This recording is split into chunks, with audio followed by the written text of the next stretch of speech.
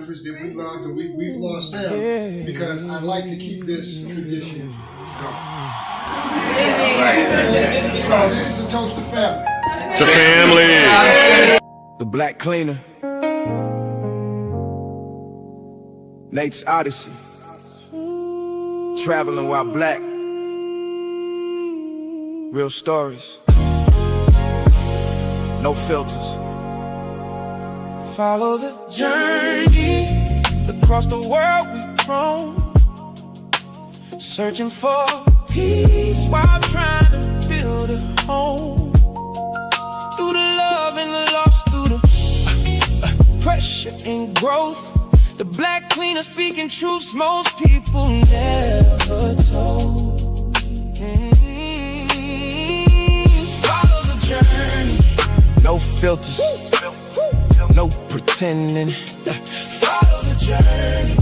Real stories, never ending. From Panama nights to Cartagena views, trying to understand life from a different point of view. Conversations get deep when the camera's cut on. Talking purpose, pain, and trying to stay strong. Traveling while black in a world full of judgment. Trying to find freedom while escaping the dysfunction. Some people chasing money, some searching for healing. Others just trying to understand what they really feeling. Nate's Odyssey, every episode authentic. Talking real life lessons, people scared to mention. Relationships changing, friendship fading slow. Trying to find your purpose while still learning to grow. Follow the journey. Across the world we roam, searching for peace while trying to build a home.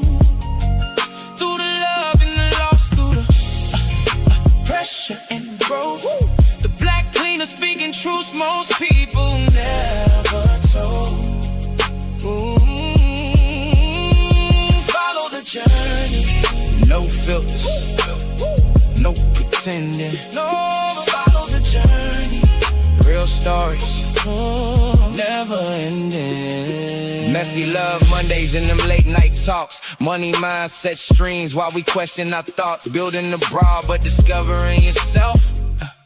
Learning real freedom ain't just wealth. Black fatigue conversations hit different at night. Trying to carry pressure while still chasing the light. Every live stream feel like therapy sessions, helping people navigate pain and direction. No fake flexing, just honest reflections. Travel stories mixed with life confessions. The beauty and struggle of the global economy, trying to elevate beyond survival mentally. If you ever felt lost, if you ever needed change, if you ever question life, this journey might feel the same.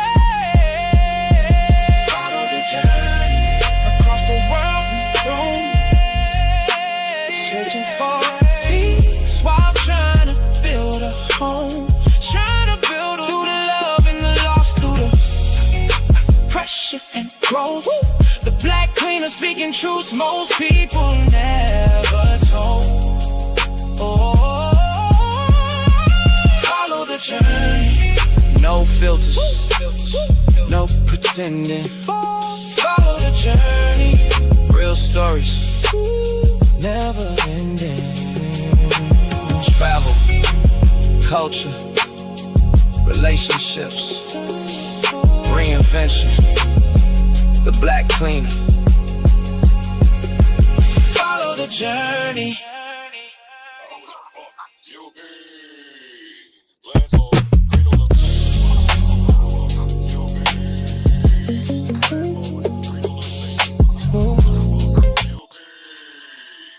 Welcome to The Black Cleaner presents Real Talk with Nate. And today is Family Issues Monday, and we're going to have a family meeting, because today I want to talk directly to my YouTube family. See, family doesn't mean we always agree. Family doesn't mean we always like what somebody else has to say. And family damn sure doesn't mean we won't argue. But at some point somebody has to look around the room and say, hold on, what the hell are we doing? Because our YouTube family is in disarray right now. We're fighting each other. We're building content around each other. We're picking teams and choosing sides. We're celebrating each other's failures, and we're doing all of this on somebody else's platform. Think about that. We're fighting each other over digital territory none of us owns. And meanwhile, every argument creates another video. Every response creates another live stream. Every live stream creates more comments, more engagement, more watch time, more data, and more money flowing through the platform. So tonight isn't about telling everybody to hold hands and sing Kumbaya. It's about asking ourselves a serious economic question. Are we building something for our people, or are we just making the plantation more profitable? Because if we're going to participate in this creator economy, we need to understand exactly where we stand in it. So before we talk about what's happening inside the Black YouTube and Black travel space, we need to understand how we got here. From the hunter-gatherer economy to the agrarian economy, to the industrial economy, to the consumer economy, to the knowledge and information economy, to the gig economy, and finally the creator economy. Because the technology changed, the economy changed, the names changed. But one question has followed humanity through every one of them. Who owns the land, who works the land, and who gets the harvest? Let's talk about it. Yo, welcome. Happy Monday. I'm here. Surprise, surprise. Welcome. This is The Black Cleaner Presents Real Talk with Nate. And I'm your host, The Black Cleaner. And I'm your co-host, Cool King. What's going on? Happy to be here, man. Also, too, I need to give myself another shout out. Today, it will be 3 years that I've been living in Panama. So today's my Panama-versary, or Paniversary, as they call it. 3 years to the date today is where I first touched down in Panama. So I'm not going to be on here this long. Don't have me on here this long. I need to go out and celebrate. But anywho, how you been doing, Cuzzo? I haven't heard from you in a minute. It's all right. Everything's all right. You know? Yeah. Sorry about last week. I had to take a sabbatical. I had to battle an earthquake. That's why I call it a sabbatical. Yeah, and it was crazy because, as I said, I've been telling the stories and I've been showing, videos. So anybody wants to see any of the videos, you can check the channel. I done put a little bit of me dealing with, different shorts and me talking about it. But it happened at 7:30 in the morning, so I was in the bed knocked out. And here in Panama, we have tremors, but they just be minor. So I just thought it was just a minor tremor. So of course I just continued going to sleep. But then it kind of lingered on for like a couple of minutes. I'm like, oh, we didn't have no tremors this long. So I'm just sitting there just holding on to the bed, and then all of a sudden it went away. So I was like, all right, cool. And I went back to sleep. So then, at noon I woke up to go get something to eat. And that's when I went downstairs and I noticed that they had a plaster on the floor and, all this little debris in the hallways and in the lobby. I was like, oh, shoot, this one was a little bit more serious than I thought. So then I left and I walked to the mall because the mall was right around the corner. And then the mall was closed. I was like, oh, shoot, what the hell's going on here? And then one of my friends called me, my tour guide, shout out to Orpha. If y'all watched any of the videos while I was in Cali, Colombia, she was the one that was giving me the tour. We watched an actual hip hop battle go on in Cali, Colombia. Then she also took me to the Petronio, the start of the Petronio Festival Parade. So we went there together, and then she called me and asked me if everything was okay on my end, and she said that she got sent home from work. So I was like, oh yeah, everything's fine. And then I just ended up I couldn't go back to my hotel because they were saying legally they're not allowed to have anybody beyond the 5th floor. So I had to go find me another hotel. So I ended up, going to another hotel, and they was able to find me a room. Shout out to Plaza Norte. That was the name of the hotel in Cali, Colombia that I was able to stay at. And then, you know, I just stayed there for the night. And then the next day, they told us that Petronio was canceled. So I just caught the next thing smoking back to Panama. So I ended up getting back to Panama like at 8 p.m. So I was happy to be back here. Everything was good. But in other news, today is Family Issues Monday. You know, it's the third Monday of the month. So this is where we, you know, I bring the family to the congregation. So, but it's not my family. It's my YouTube family, my YT family. I'm bringing all y'all to the congregation. We need to argue this Monday. I don't know if y'all can see my shirt, but you know, if y'all can see, my shirt says Digital Sharecroppers. That's what's going on. We over here being digital sharecroppers, as y'all can see. And I was, you know, learning a lot about what they call the creator economy and what the creator economy is all about. And I'm gonna show some videos pertaining to that. But the reason that it made me, you know, do a little bit of research on it is because I started seeing how a lot of these YouTubers out here started coming into the Black travel space, causing drama.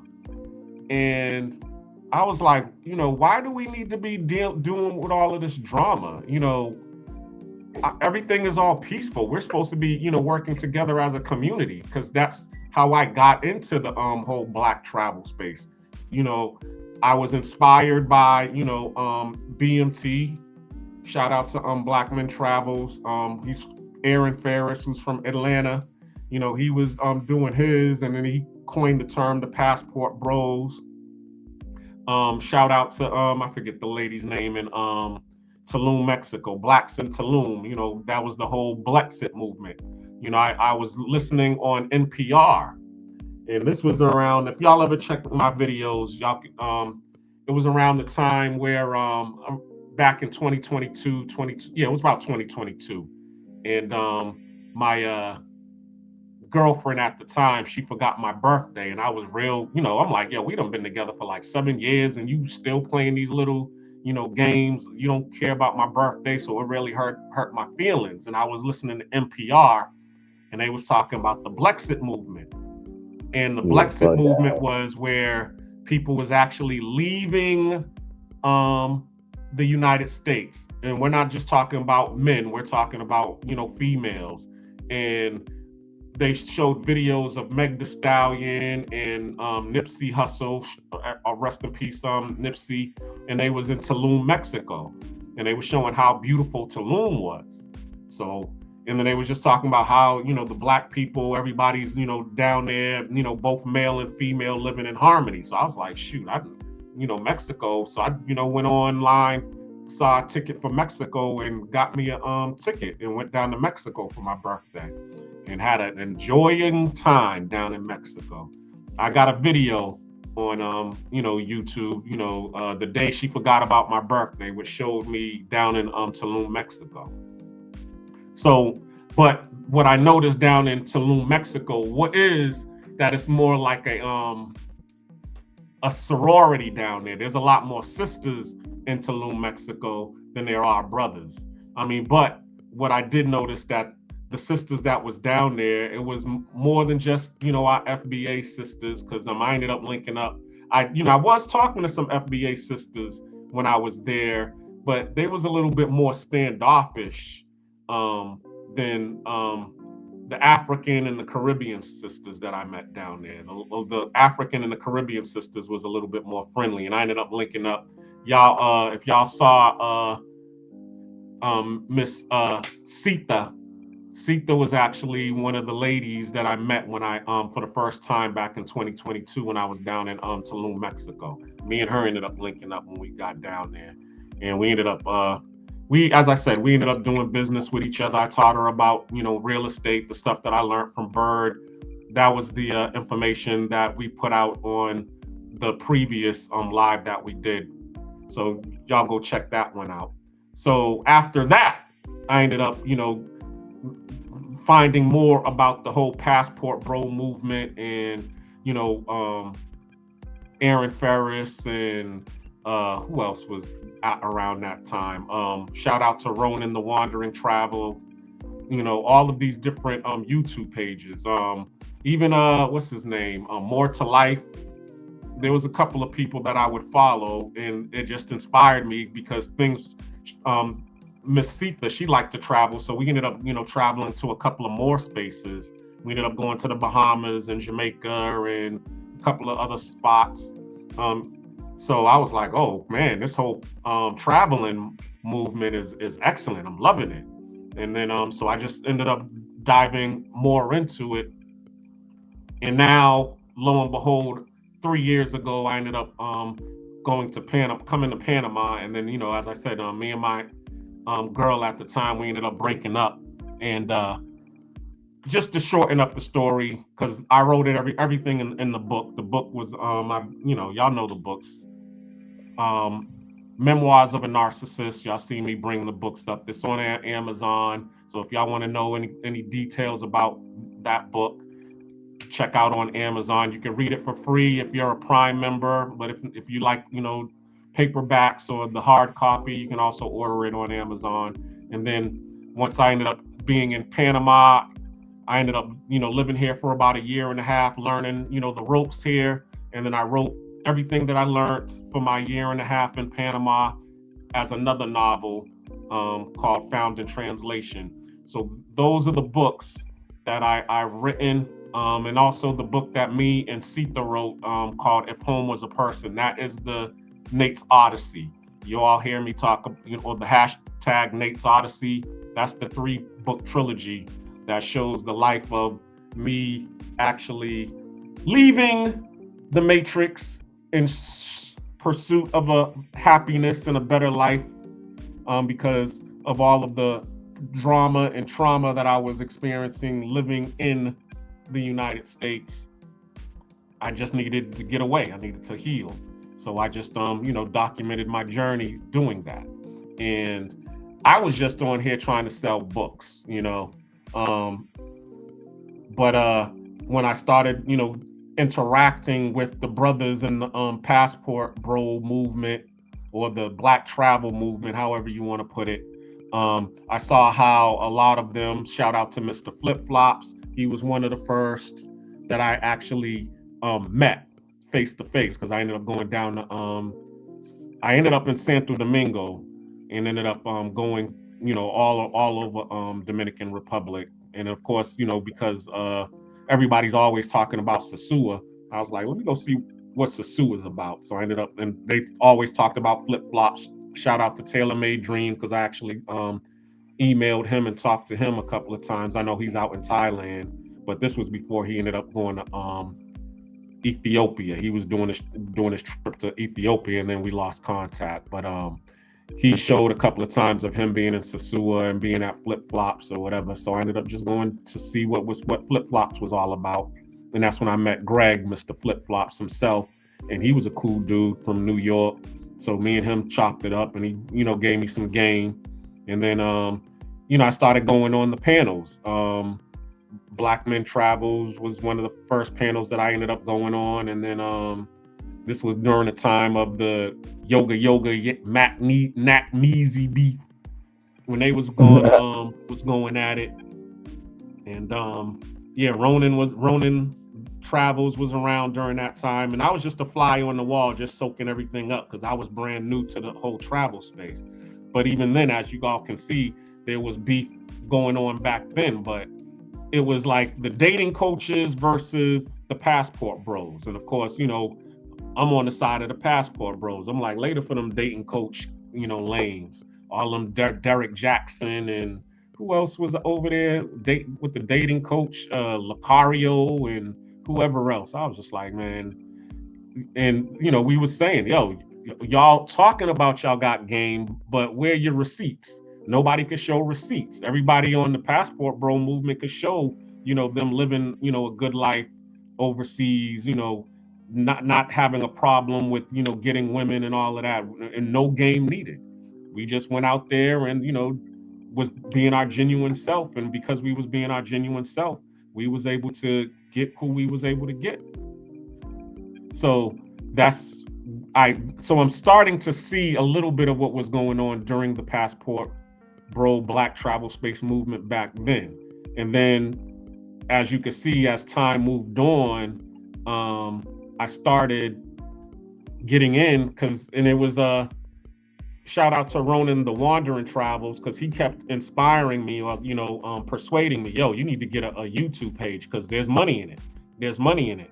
And also, as you can see, my cousin, me and him was talking about it, because he was saying he wanted to do a YouTube page and he wanted to be on and just talk, you know, about some real ish. You know, the brothers need to get together and just, you know, talk how we talk. So because of those two people, I was like, you know, something, I don't got nothing else to do here in Panama. You know, I'm just sitting here retired because I do have, you know, disability benefits due to me being blind. You know, legally blind, of course. I can see, my central vision is blurry. So that's why when y'all be seeing me trying to read, I be up on the up on the laptop like this. What that say? Because you gotta change your font size, cuz. Man, it don't work.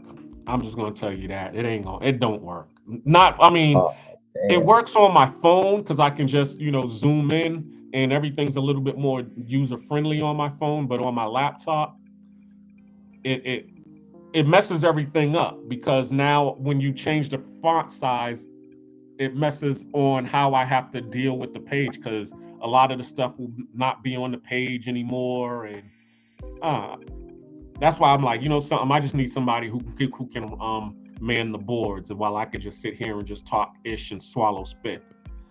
Because doing both, it's just crazy. So you need to definitely sign up and get your StreamYard account, because then once you get your own StreamYard account, then I could just simulcast on you, and then you can run the boards.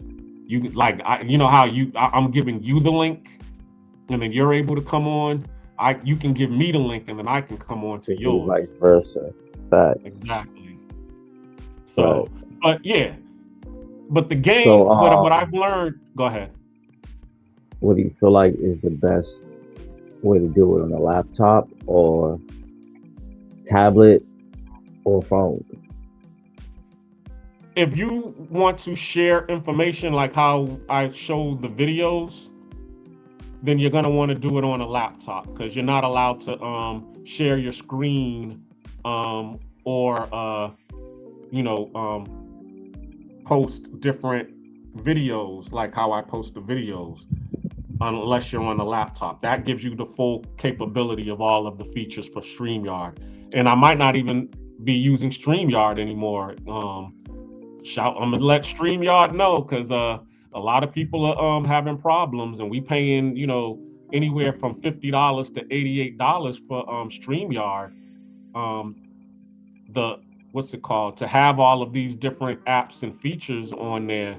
And, you know, we're getting a lot of problems with the sound quality, and, you know, so a lot of people are actually moving away from StreamYard and using other streaming decks or apps. You know, I was just on, shout out to K9. I was on K9 yesterday. Say it again. I just got to get this back to good standings, and we could. Yeah.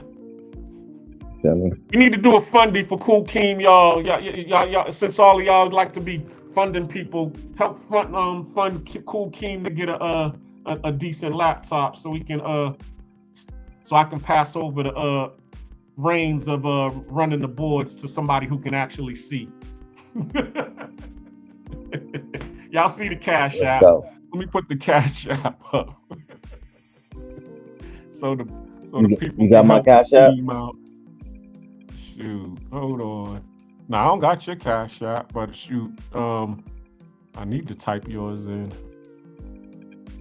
Nah, we'll worry about that later. But yeah, I already got a spot to go to wipe it out and clean it out and, you know, get it back right. So that I trust. I got you. But yeah, this beef that is going on, you know, I was just, as I said, I know it's been here before I even got here because, you know, initially it was the dating coaches versus the passport bros. Now all of a sudden it's, you know, a lot of the passport sisters. And I'm not just gonna pick on Mariah because it's not just her. As I said, there was a couple of weeks ago, I'm out in Casco Viejo, and you know, this chick, she's standing outside the bar and she's trying to, you know, catch the brothers out there, you know, peeing for peeing. Pay for playing out there. So, you know, she had her little hidden camera, or her and her friends had their meta glasses on, and I'm sitting there next to them, and you know, she's trying to hold the camera like a fan, and I'm like, oh, what are you, hot out here? What, you going through menopause or something? And she's, you know, of course she started playing along, and then I started asking her questions and stuff, and then that's when she, you know, decided to go back inside the club instead of stand outside and politic. But for me, I didn't care. I mean, I've been in Panama for 3 years, and I've been doing the club thing all over the world. As I said, I was a club promoter in Japan. Shout out to the Adoria crew, Mobile Club Adoria, rest in peace to Kobayashi. So the whole being in the club scene or the nightlife scene, I'm just comfortable with. It's just that here in Panama, okay, just like in any nightclub scene, you're going to have your, what we call the club fixtures, the regulars, the people who are going to be there every day that you show up to the club, okay? Right. And a lot of times the people who here in Panama that are going to be regulars and show up to the club are going to be the females. Well, I'm going to say the night workers, because that's their work. You know, they trying to pick up, you know, the guys who are, or the tourists that are new to Panama. So they either work the club, the nightclubs, or they work the casinos. So you being here and you seeing these people every day, you're going to get to know them. So for me personally, you know, I know these females, and you know, we are friends and family out there because I see them all the time. It's just like being on any block, okay? And let me say this, because I've been wanting to say this for a while to get this off my chest. I don't want to segue, but I have to say this.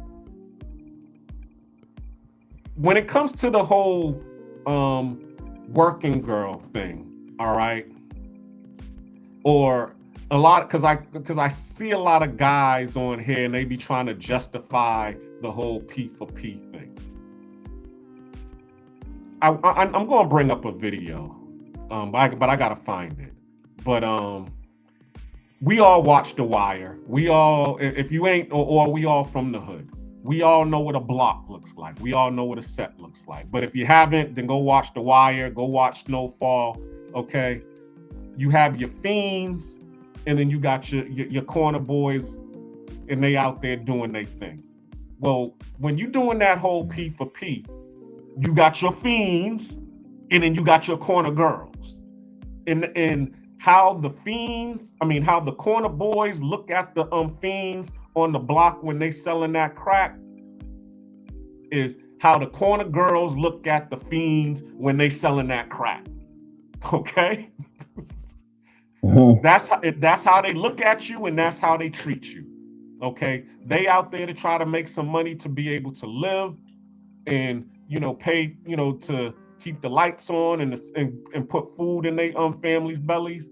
And once they see you and you coming to them as a fiend, that's how they gonna treat you. You's a crack fiend. You're always my black queen mama. How's it go? Even though you's a crack fiend mama, you always be my black queen mama. Well, it's reverse. A lot of you cats out here is looking like bubbles when you come on the nightclub scene and you be dealing with the corner girls. And that's how they treat you. Whoa, so did you say bubbles? For real.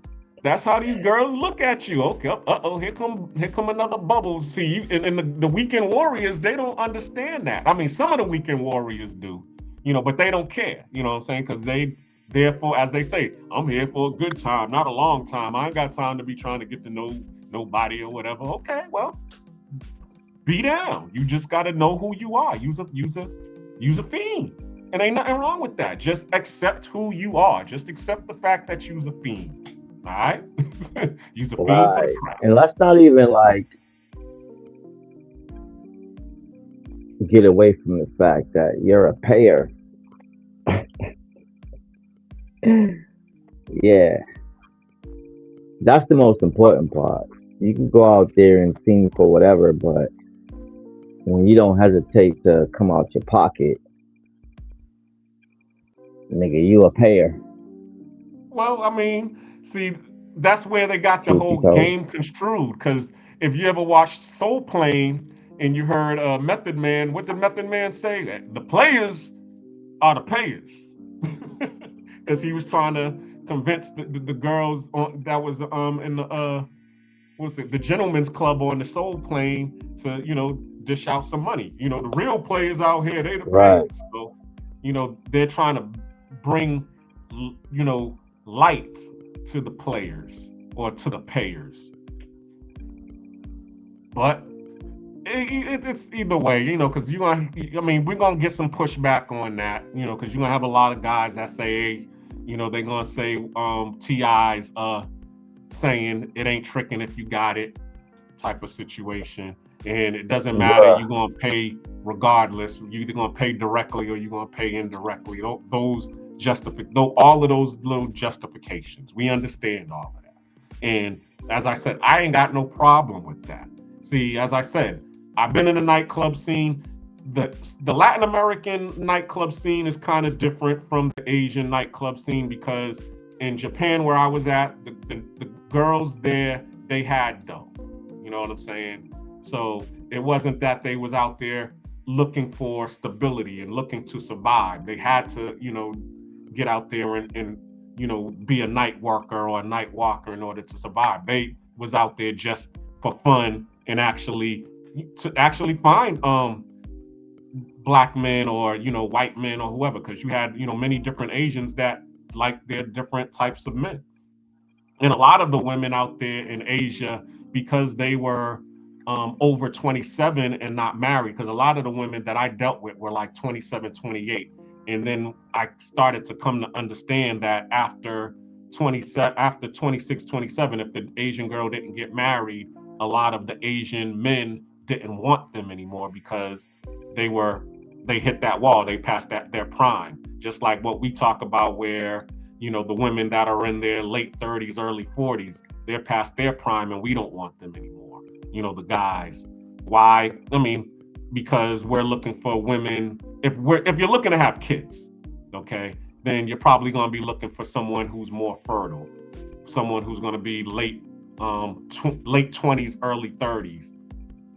But once you start to get past 35, 40, okay, we already know that they're getting in that stage of not being able to have children or not even wanting to have children. Because I remember when I was in my late 30s and I was asking girls, do you all want to have kids? Most of the ones that were the same age as me was like, nah, I done had my kids. I'm one and done or whatever. So they're like, my kid already is about to graduate in a couple of years. I'm done. I'm not trying to, repeat that anymore. So that's why me personally, I started looking, towards the girls who were in their 30s. And then I was surprised that when I came to Panama, that there was girls in their late 20s that was trying to talk to me. Go ahead.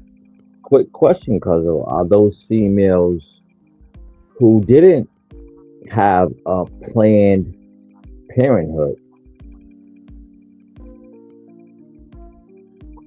What do you mean, the women who didn't have planned parenthood? Elaborate. Like, if you're having a child that wasn't planned, you know what I'm saying? Are you financially stable at the moment? A lot of people don't plan parenthood.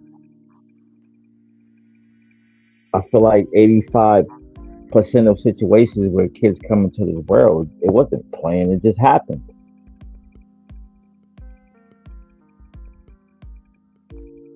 You're right, because a lot of us was out here in these streets early, and having kids early, as they said, babies having babies. But then even the ones that were planned, they were planned after college. And now you're in your late 20s, early 30s, and now once again, because even the ones that are in their late 20s, early 30s who done had kids, now you're in your 40s, you're basically saying the same thing. No, I don't want no more kids. Or you didn't have any kids, and now you get to your 40s and you're thinking, well, nah, it's too late for me to have kids because I don't want to be no old person chasing little John and little man around at my age. Oh, hell nah. True. So what do you feel like is the perfect setup in life to plan parenthood? Because like I just said, it's 85% of the times it's not planned. Give me the setup that you feel is proper to go through life with, setting your life up with job and you know what I'm saying. There was one And reason that financial I had my status. child when I had my child, and it was an Easter. It was like Easter, and it was the Saturday before Easter, and all of the my nieces and nephews and cousins were in Levita's house. Shout out to LV because we was over there and we was doing the Easter eggs, coloring the Easter eggs, and all of the kids was in the kitchen, and Charlie was Right. there.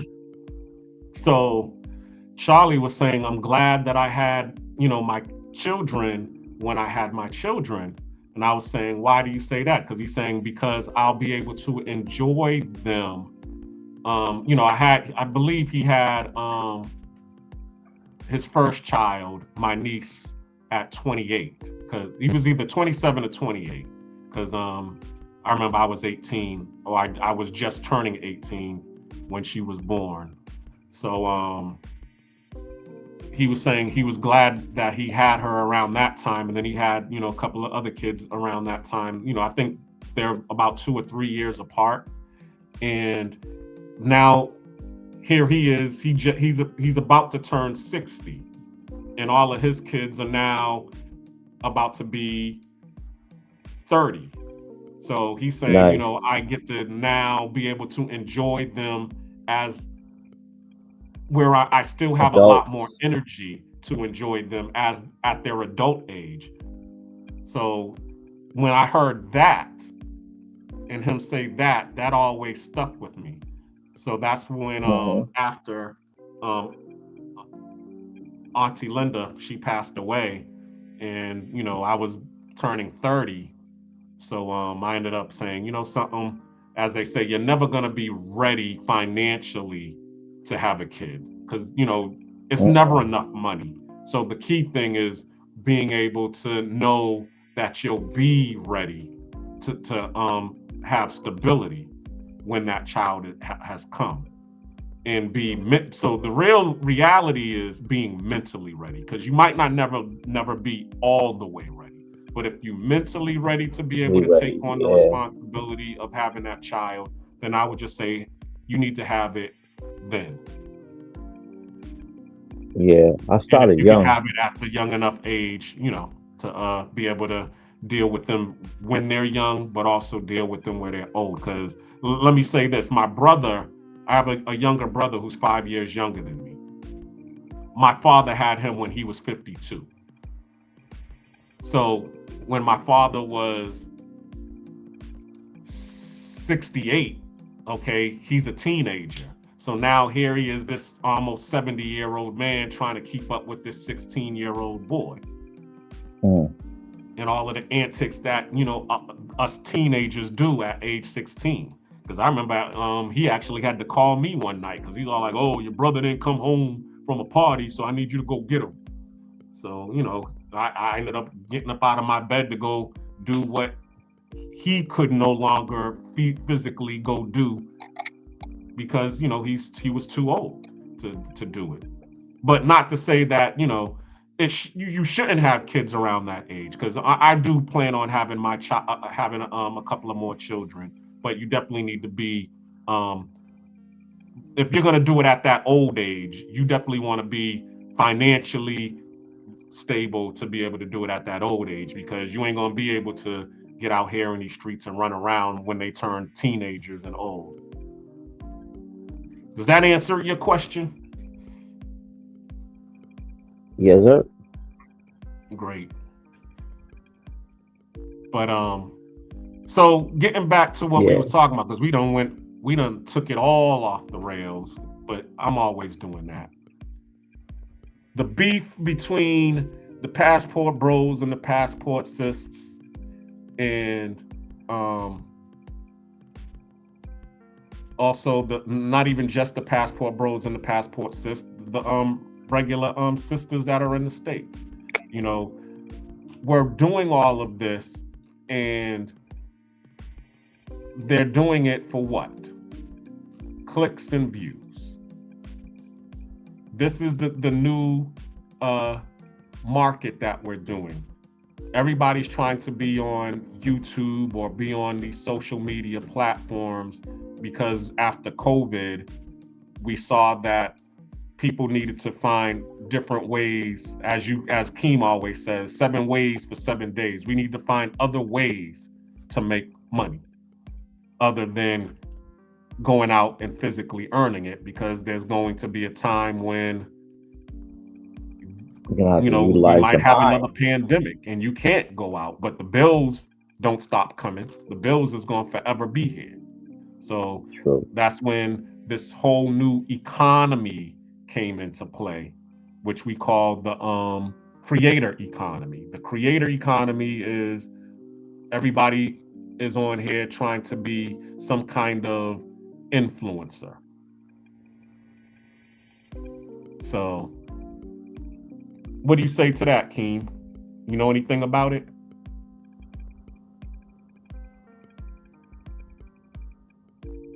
Hold on. You didn't really like ask me a question. You made a statement. Yeah, I was asking you, are you familiar with the creator economy? Yeah, because I'm a creator myself, bro. You already know that.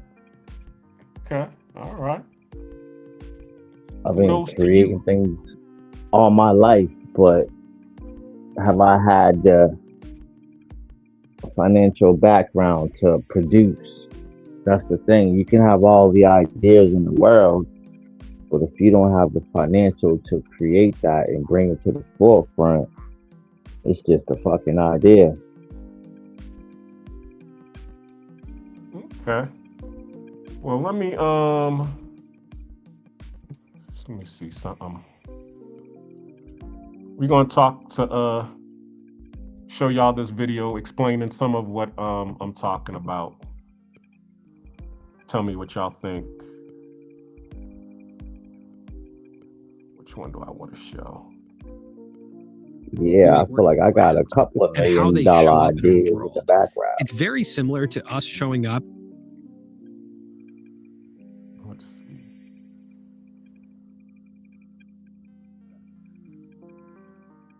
Say that again, Keem. I can't hear you. I said I definitely got a few $1 million ideas. Okay. Let me show you. Before Instagram, before TikTok, before anybody knew what the people or the platform. Are we becoming digital sharecroppers? Before there was YouTube, before Instagram, before TikTok, before anybody knew what a subscriber, follower, algorithm, super chat, or viral video was, human beings still had to figure out how to survive. And we survived because we figured out something very important. We needed each other. During the hunter-gatherer age, everybody wasn't the hunter. Somebody hunted, somebody gathered, somebody made the tools, somebody knew where the water was, somebody protected the children, somebody knew which plants would heal you and which ones would kill you. Everybody had a role. Then we entered the agrarian age, and the most important economic resource became land. If you controlled the land, you controlled production. Then came the industrial age. Now the factory and the machine became sources of power. We moved into the consumer economy, where companies learned how to mass produce products and then convince millions of people to buy them. Then came the knowledge and information economy. Suddenly, information itself became valuable. Then the gig economy told us, you don't need a boss, work for yourself, drive your own car, rent your own house, deliver food on your own schedule, be independent. And now we've entered another economy, the creator economy. And once again, we're being told, work for yourself. Start your channel, build your brand, grow your followers, monetize your audience, become a creator. And technically, we do work for ourselves. But there's one little problem. We don't own the land. YouTube owns the land. Meta owns the land. TikTok owns the land. We plant the content, we cultivate the audience, we harvest the views, but we're farming on somebody else's digital property. And that's why I use the term #digital sharecropper, working somebody else's digital land. And that brings me to the black travel content space. We already occupy a relatively small niche. There aren't millions of major black travel creators, so why are we spending so much energy destroying each other? Why are we fighting over pieces of land none of us actually owns? Because here's the uncomfortable part. There is profit in cooperation, but there is also profit in conflict. There's profit in war. There's profit in disaster. There's profit in outrage. There's profit in somebody else's downfall. And on social media, sometimes the algorithm will reward the fight more than it rewards the fellowship. Creator A attacks Creator B. Creator B responds. Creator C reacts to the response. Now everybody's audience picks a side. The comments explode, the live streams multiply, the views go up. And while we're arguing over who won the battle, somebody else owns the battlefield. So Monday night, I'm not asking everybody to agree. I'm not asking everybody to like each other. And I'm definitely not saying we shouldn't challenge bad ideas. I'm asking something much more important. What are we building? Are we building an audience or a community? Are we building individual channels or an ecosystem? Are we creating something our people can actually own? Or are we spending our time fighting each other while making somebody else's platform more valuable? Because every economic age has had workers, and every economic age has had owners. The question for us in the creator economy is, which one are we becoming? The people or the platform? Tonight we're going to talk about it. Build your audience, own your community, control your story. Welcome to the Black Cleaner. Okay, so that's really what the topic is today. Are you choosing the people, or are you choosing the platform?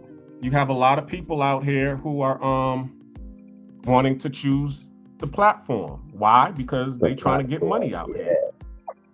Yeah. You know, me, there's definitely a lot of that. Say it again. There's definitely a lot of that. People choosing a platform. Yeah, I understand it. I understand the game. As I said, we're all out here trying to survive. We all need, we need money. We need money. So what do? And we're trying to make the easy dough. Nobody wants to go out there and make the hard dough. Nobody wants to get out there and touch grass. Shout out to Black Men's Travels.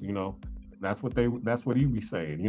We need to get out there and touch grass. And for me, I can understand it too, because I don't have the tool set right now to be able to go out into Panama to go and get $1 like how I normally would go into the States, and nor do I have the capability.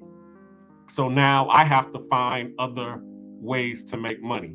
So that's why I'm on here, but I'm not on here for the platform. I'm on here because of the community.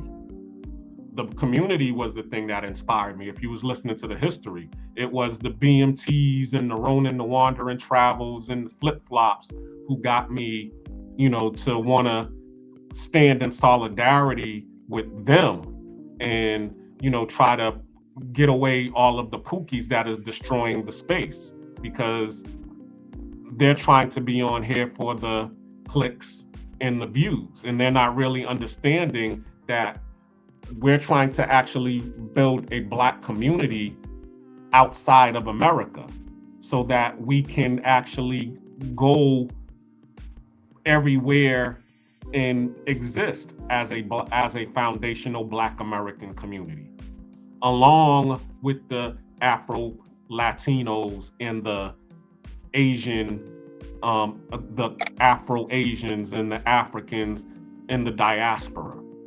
That's what, when we are going out here, that's what we're doing. When the whole Passport Bro movement started, that was the objective, is to go out here and to use our mindset, our skill set, our tool set in order to build a community in all of these other countries. Basically, we're taking a page out of our Asian family's book, because anywhere you go in the world, see, I thought it was just in the United States, but then now when you leave the United States and you start traveling all around the world, you start realizing, guess what? Everywhere that I've touched ground, they got a Chinatown. They got a Chinatown in Japan. They got a Chinatown here in Panama. They got a Chinatown in Colombia. They got a Chinatown in Boston. They got a Chinatown in Atlanta. You see what I'm saying? Every place that I've done been, there's a Chinatown somewhere. Okay?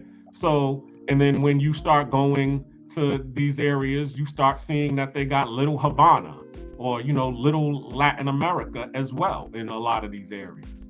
But when you go around the world, you really don't see an FBA community.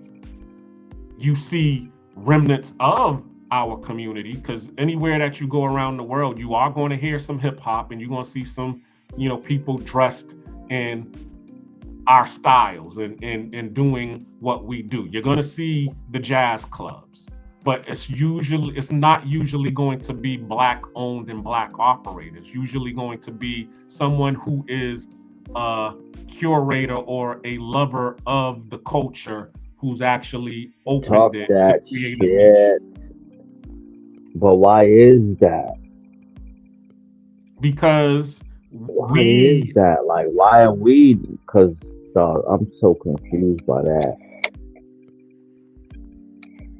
Because a lot of times we don't got the resources. We have the know-how, because I've heard my father say it a couple of times when I'm driving with him, all this place needs is a rip joint and we'll clean up. That's my daddy. Hey, you get a rib joint around here, we'll be able to clean up, get some ribs and some soul food.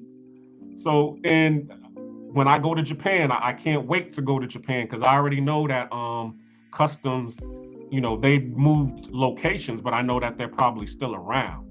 And that was actually a soul food place in Japan that all of the Black Americans and the Japanese who loved Black American music and Black American food would go. They would go to customs to go enjoy themselves. It was a bar. So yeah, well, it was not owned by a Black man. It was owned by a Japanese man. Say it again. We need more of that type of shit from the Passport Bros. Like, at the end of the day, I understand that's a thing, and you guys are putting out how you're moving in the world and being able to travel, but what's your purpose? What are you actually really doing with this thing that is supposed to be about positivity? What's really being done with it? Because all I see is you niggas looking like a bunch of payers. And I'm not saying, let me rephrase that. All I'm seeing is a bunch of Passport Bros looking like payers. Yeah, because that's what they want. And that's another thing too, what we need to get to. That's what they want to show. The people who own the platform, they want to show the Passport Bros or Black people, period, in a negative light. Why? Because that garners, that demonizes us and also takes away our sponsorship and support. If they see us in a negative light, then ain't nobody gonna want to support any of our movements.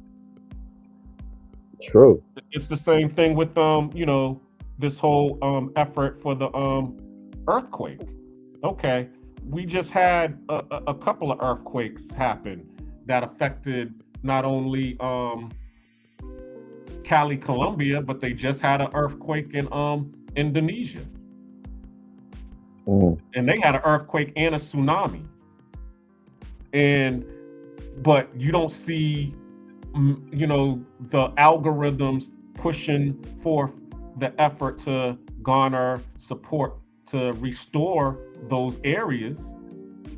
You don't, you know, when you look on your algorithm, what do you see? All you seeing is a whole bunch of negativity. You're not seeing anybody saying, hey, you know, there's disasters going on in this world. We need to stop what we're doing, stop bickering, and start helping these people that are in Buenaventura, in Cali, Colombia, in El Choco, in Indonesia. You don't see that. All you seeing is in other news, and FBAs and Haitians is beefing against each other. Passport bros and, you know, the sisters is beefing against each other. You know, that's all you're seeing. Because, you know, as they say, negativity sells. So, and that was another thing that I wanted to bring up too. And I'm gonna drop the link right now. Anybody who has their opinion on this, I definitely want to hear it.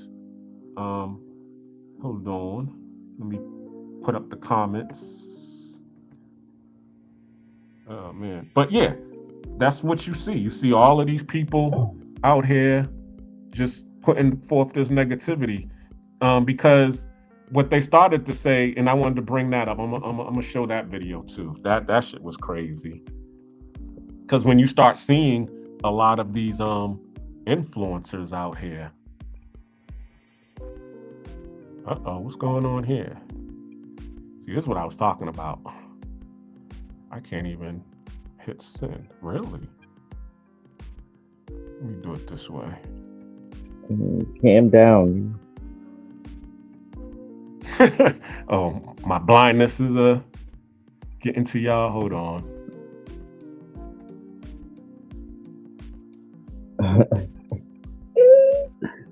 It's all good. Sorry, y'all.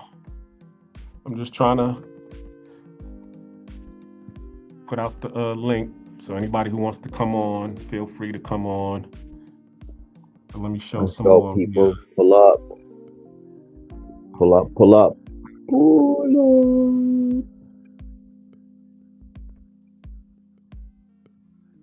Let's get it going.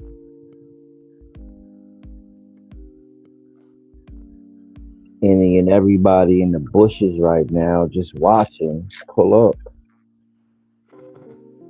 I know you love the dialogue. I used to be a digital sharecropper. Now I own the I do.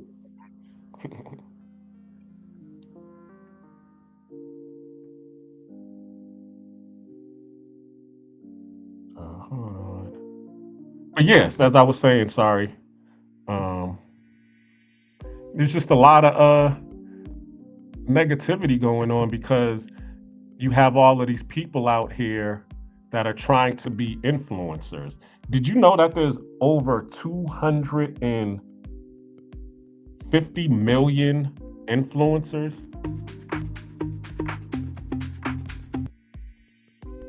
Team?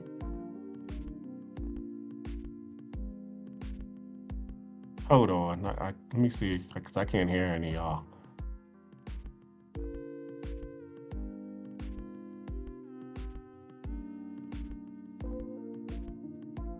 All right, let me bring this. No, my fault. I just muted up real quick. No problem. I'm gonna show this video, explaining what I'm talking about. Hold on. All right. Let me know if y'all can hear it.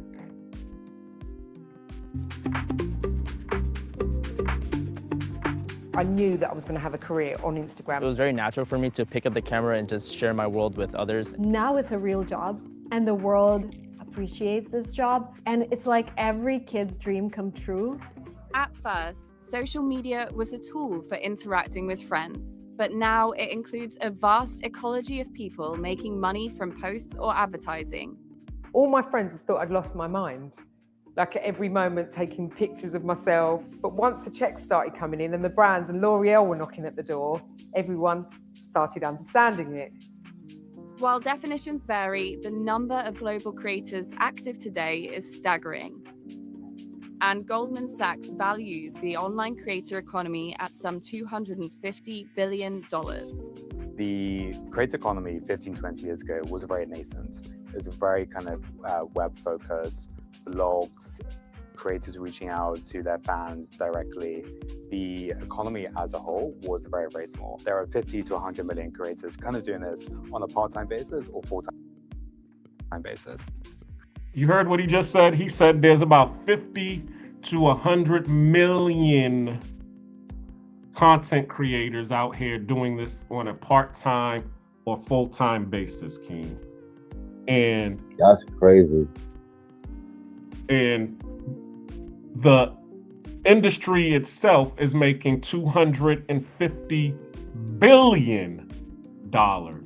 But guess who's not getting that $250 billion? Mm-hmm. The content creators. They ain't getting. They said that there's only about 2 million of the out of the 150 to 200 million content creators that are out here doing it. There's only 2 million. So that's only pretty much 1 to 2% that's actually making 6 figures in this game.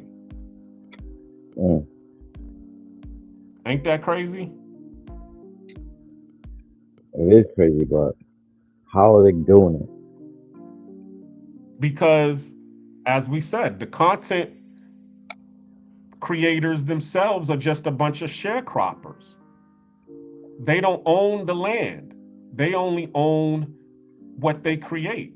Same as back in the days when, you know, after slavery, okay, you had the people who, you know, saved their money or had skills so they could go out there and, you know, do something in order to get some money to buy their own land. And then when they bought their own land, they became what you would call dirt farmers. A dirt farmer is a person, they own their own dirt and they get out there and they farm their own dirt and they make 100% of the money from the harvest that they did. But then you had the people who didn't have any money or didn't have any resources, and all they was doing was they was looking for a job. So they would become sharecroppers. Sharecroppers is you don't own the dirt, you don't own the materials, so you're just gonna get out there and you're gonna do what you was doing in slavery. You're gonna get out here, you're gonna pick that cotton, you're gonna, you know, pick those fruits and whatever crops that the farm is actually growing, and then whatever the master make, he's going to share it with you. But once you put the crops on the back of the master's truck or your employee or your employer's truck, and he goes to the market to sell it, you don't know how much money he actually made. You got to go by what he's telling you. And then when he come back, sometimes he'll treat you like a peon. You know, have you ever heard the term peonage?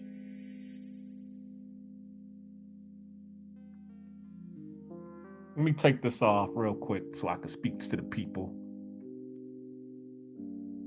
some more. So yeah. So they had the term peonage, where they would treat you like a peon. We would watch the cartoons where they, you know, where they would count everything, and I'd be like, 1 for me, 1 for you, 2 for me, 1, 2. I'm sorry, I done messed it all up. 1 for you, 1 for me, 2 for you, 1, 2 for me, 3 for you, 1, 2, 3 for me. So that was how, when you was a peon, you were peonage. You didn't understand what was going on. And what the master would do was, since you was sharecropping on his land and you was using his seeds and you was sleeping back in his shack and you was using all of his supplies, now when he would say, oh yeah, I done made, you know, $100, you know, from the crops today. So you thinking you getting $50. And he's like, yeah, all right, yeah, $50 for you, $50 for me. But now you got to pay me rent.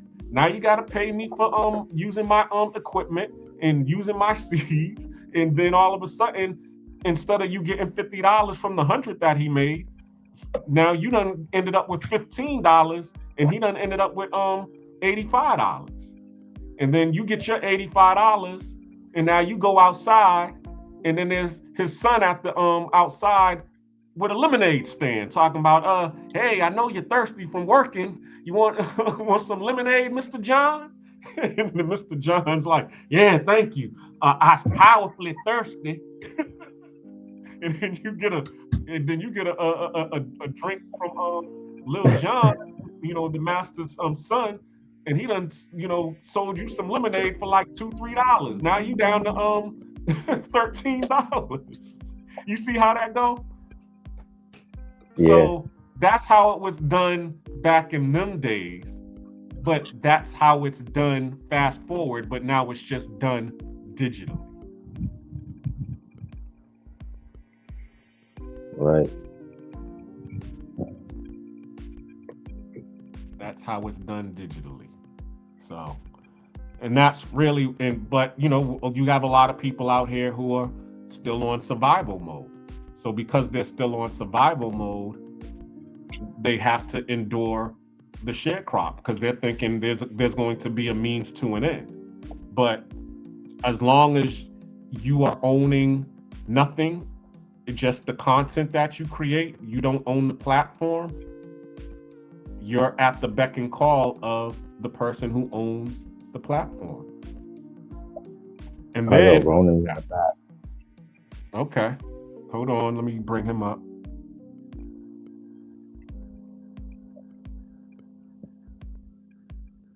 Where you at, Ronan? Hold on.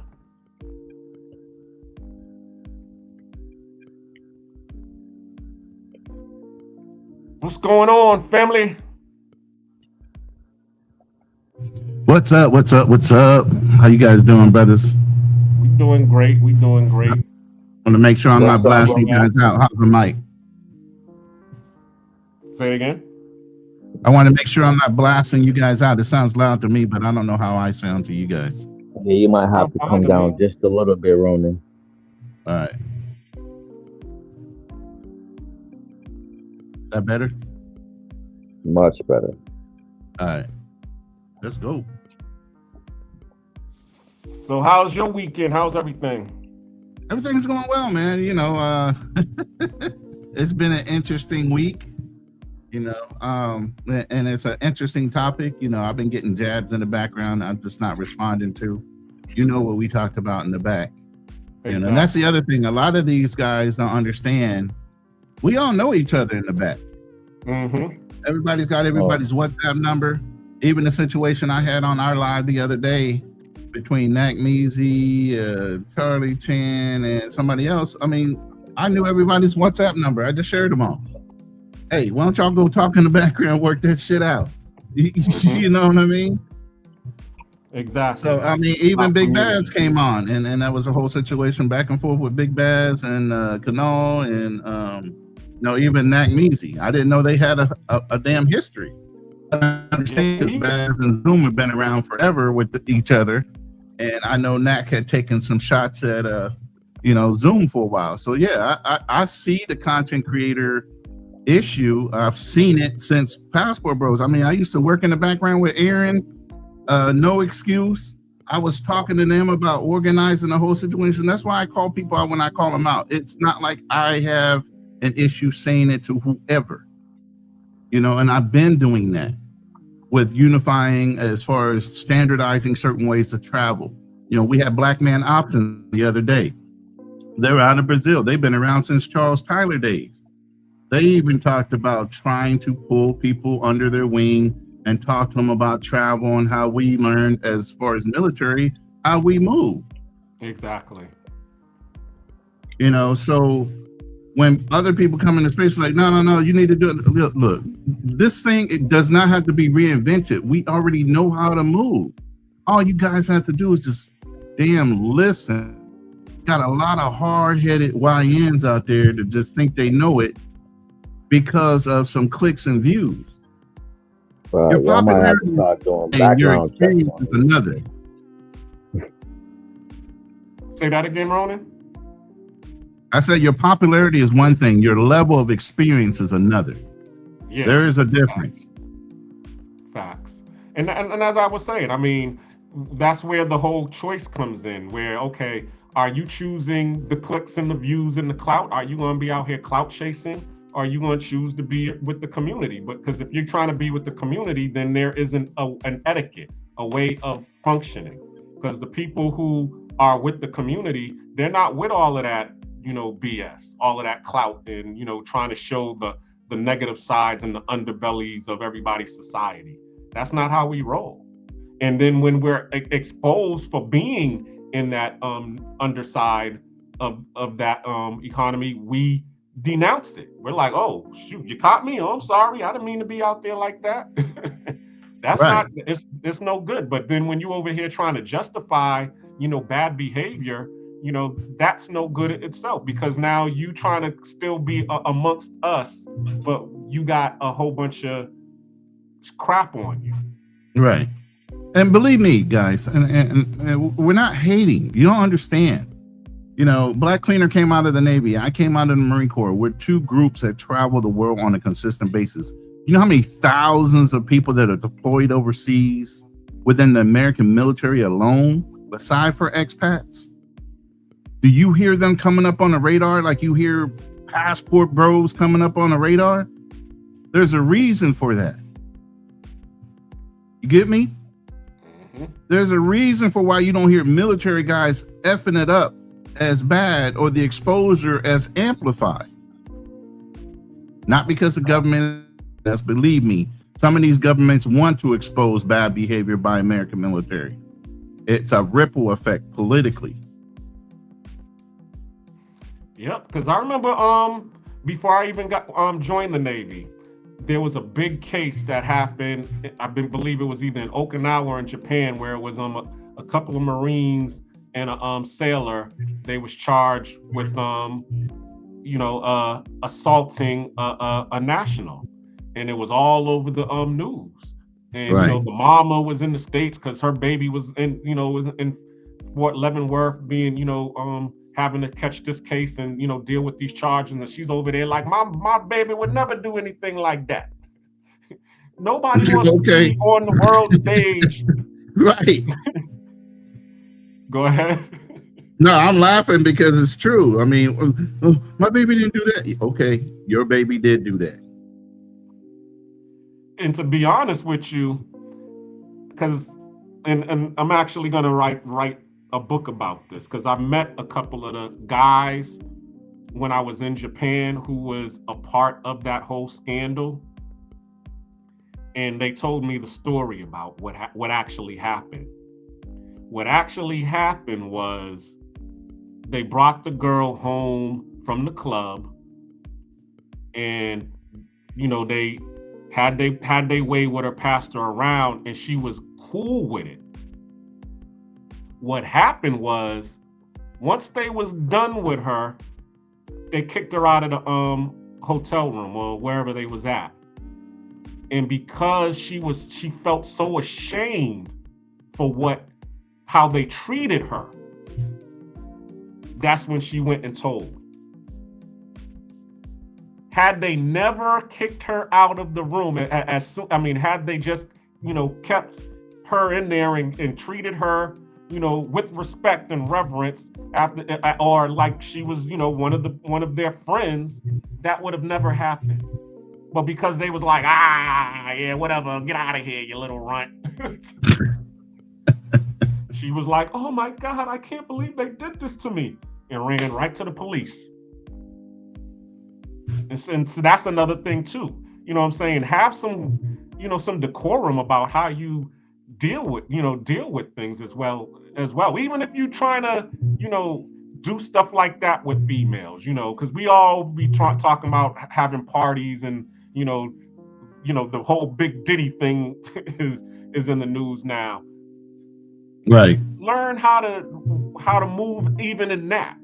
Because there is a certain way to move in that. There's people out here that are swinging and doing a whole bunch of, debauchery, but, you'll never know about it because they move a certain way. Chalupe up Okinawa, man. Come on, man. Leave that alone, man. That's nobody supposed to know about that shit. What do you say? He said, as long as you keep Marines out of Okinawa, the military guys don't make the news. Hey, man. Now, there's plenty of Marines in Okinawa. They was trying to kick them out when I was in the military back in 95. That's the whole thing is they don't understand Marines are wound tight. High-end units are ready to crash out at any moment because the flag could go up. They're kind of wound a little tight. So when it comes to relaxing, they can get a little crazy when they get some alcohol in. Mm-hmm. You know, when they need to blow off steam because they got rode real hard all week, you know, about any or whatever, to keep them in that mindset. Yeah, when they blow off steam, they do some irate shit. You know, that does not need to be caught on camera, does not need to be publicized. You get what I mean? Y'all think y'all act wild and crazy. You have no fucking idea how the American military tears up some shit in the background. Oh, yeah. You'll never see it. Well, I mean, because, you know, we do self-policing. You know, we have, you know, what they call the shore patrol. And that's a good word, self-policing. That's a very good word. How come men can take that shit, but then you go and flip it to the civilian side and everybody got a fucking ego or personality where you can't tell, bruh, iron sharpens iron. If you can't take constructive criticism without getting your feelings hurt, then maybe you need to break that son-husband role that's going on in your fucking brain that makes you feel like that. I agree, but at the same time, too, you know how they say within that there's a certain class that comes with that, because you have some people who will say that's low class, and they'll separate themselves from that. The ones who are okay with showing ratchetness. Oh yeah. But you know, just like I know, whatever is done, everybody is included in that room. Everybody doesn't have to do it. It only takes one for everybody to get lumped into that. And it's not even just, it wasn't located to like somebody in the Marine Corps did it. Everybody from the Army, the Navy, and the Air Force got it too. It wasn't just the Marines that got, because the Marines fucked up. Everybody got it. Whole units would get shut down. Liberties would be called back if you were all in the same area until shit got straight. Because then they didn't want another incident to compound the issue that came out. Yeah, I remember in Japan there was so many liberty incidents that happened that they had to anchor the aircraft carrier out to sea. Because the captain of the ship was like, yo, one more incident, y'all gonna be in the middle of the ocean. Y'all ain't gonna be looking able to go from afar what you could be doing, but can't. Exactly. Yep. And that's what happened. So, yep, you get pulled in the check real quick. Or you watching everybody else step off the ship and you got NJP and all kind of extra office hours and shit you got to do. Yep, you're scrubbing the side of the deck. You know, they got you doing some outlandish shit while everybody else is fresh to death, fresh cut, and going out and getting one again. So, and this is really what's going on in this space right now. You know, you got some people that are wanting to self-police and, you know, keep the community drama free, but then you still got the pookies out there that don't want, you know, they're trying to get the clout. Because, as I just said, the numbers show that there's more money in the drama than there is in trying to create the community. Oh, most definitely. But what they fail to understand is that once you create the community will then be able to support you, minus the clout. Once you establish yourself, once you root yourself in the community, Because I mean, look at all of these places that are out here amongst us. I mean, they was just talking about one guy in Thailand who had three restaurants. He started with one restaurant, now he got three. Yeah, you're talking about culture. Yeah. I forgot the brother's name, but yeah, he started off with one in Pattaya, then he opened up another one. Now he's got a big version of it in Bangkok that he just opened up. So he's doing exceptionally well. And I would even know that about the Philippines. They don't even know about seasonings, man. I'm teaching my lady about seasonings here. She's going back and showing her family. They ain't never tasted shit like that. They actually got flavor.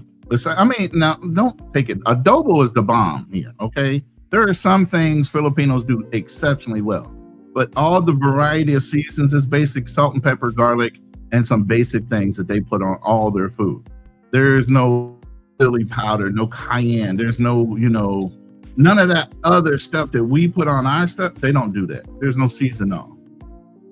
So when you start introducing them the way we cook, oh my God, it's a whole nother thing. So yeah, if we came over here and just opened up restaurants, you'd make a killing. Salute to Travel POV, you just popped on. What's going on, family? What's going on? I'm gonna be on here quick. What's up? Shout out to Cool. Shout out to Black Cleaner. Shout out Ronan. The only thing I have to disagree with you with is I don't think they're being that as popular. Meaning, yeah, they'll talk about them. They'll get little money here. They get their little fundraisers here, but they're all hitting the ceiling. They're all hitting the ceiling. They may be getting maybe 15,000 subscribers, not even less.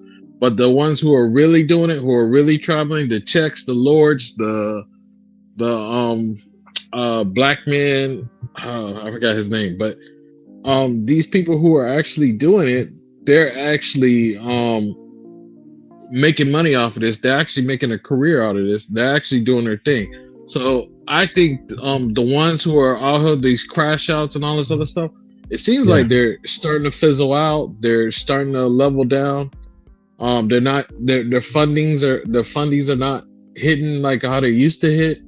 So I think they're not doing as well as the ones who are doing positive. So that's what I wanted to say. I might tend to agree with you there. Yeah. Yeah, I was going to say the same thing. I definitely agree with you because you have three aspects of this creator economy. You have the creators, you got the platform owners, but you also have the brands, the marketers, the people who want to use you as their poster child. And of course, they want to make sure that you're on a positive note because they want to be able to, get to your audience. But if you're, as you said, number one, negative, and also you're only, I mean, it's some of them do want to be in a niche following, but also they want, that mainstream audience. And if you're just out here crashing out, well, guess what? You're not going to be able to get access to the mainstream market. So therefore the brand, you're not going to have any access to those brand deals. Exactly. You know what? Exactly. The big thing now, YouTube just came out with the content creator monetization rule change. You got to have 8,000 viewing hours. That shit ain't easy to maintain. I'm rolling about 11,000. And you got to understand, once you become monetized, it's a rolling view count every month. Say you had a great month last year, the same time this year, right? And you're not doing so well this month as far as your viewership and people looking at your content. You lose those hours at the end of the month, and you could dip down below that 8,000 or 4,000 that you were mandated to. So if people just hit 4,000 and started coasting and they didn't push, they're still not at 8,000 view hours on a regular basis. Yep. So a lot of those guys are going to drop off if they don't have 8,000 view hours on a consistent basis. And like I said, every month reevaluate you because you lose that month. If you haven't replaced it with new content and new view hours, you lose it. Yep. Yeah, exactly right.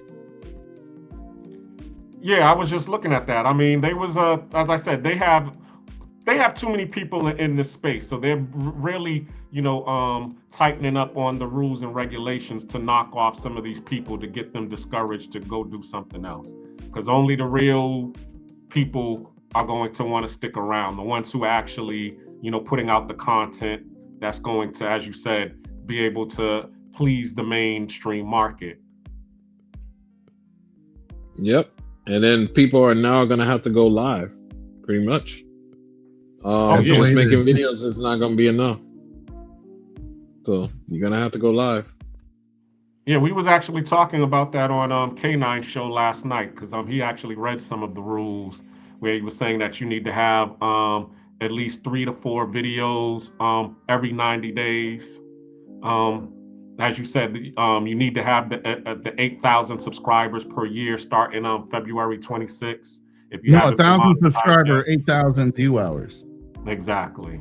That's crazy. 1,000 subscribers, starting February 26th. Right now, you could have, 1,000 subscribers, 4,000 within the year.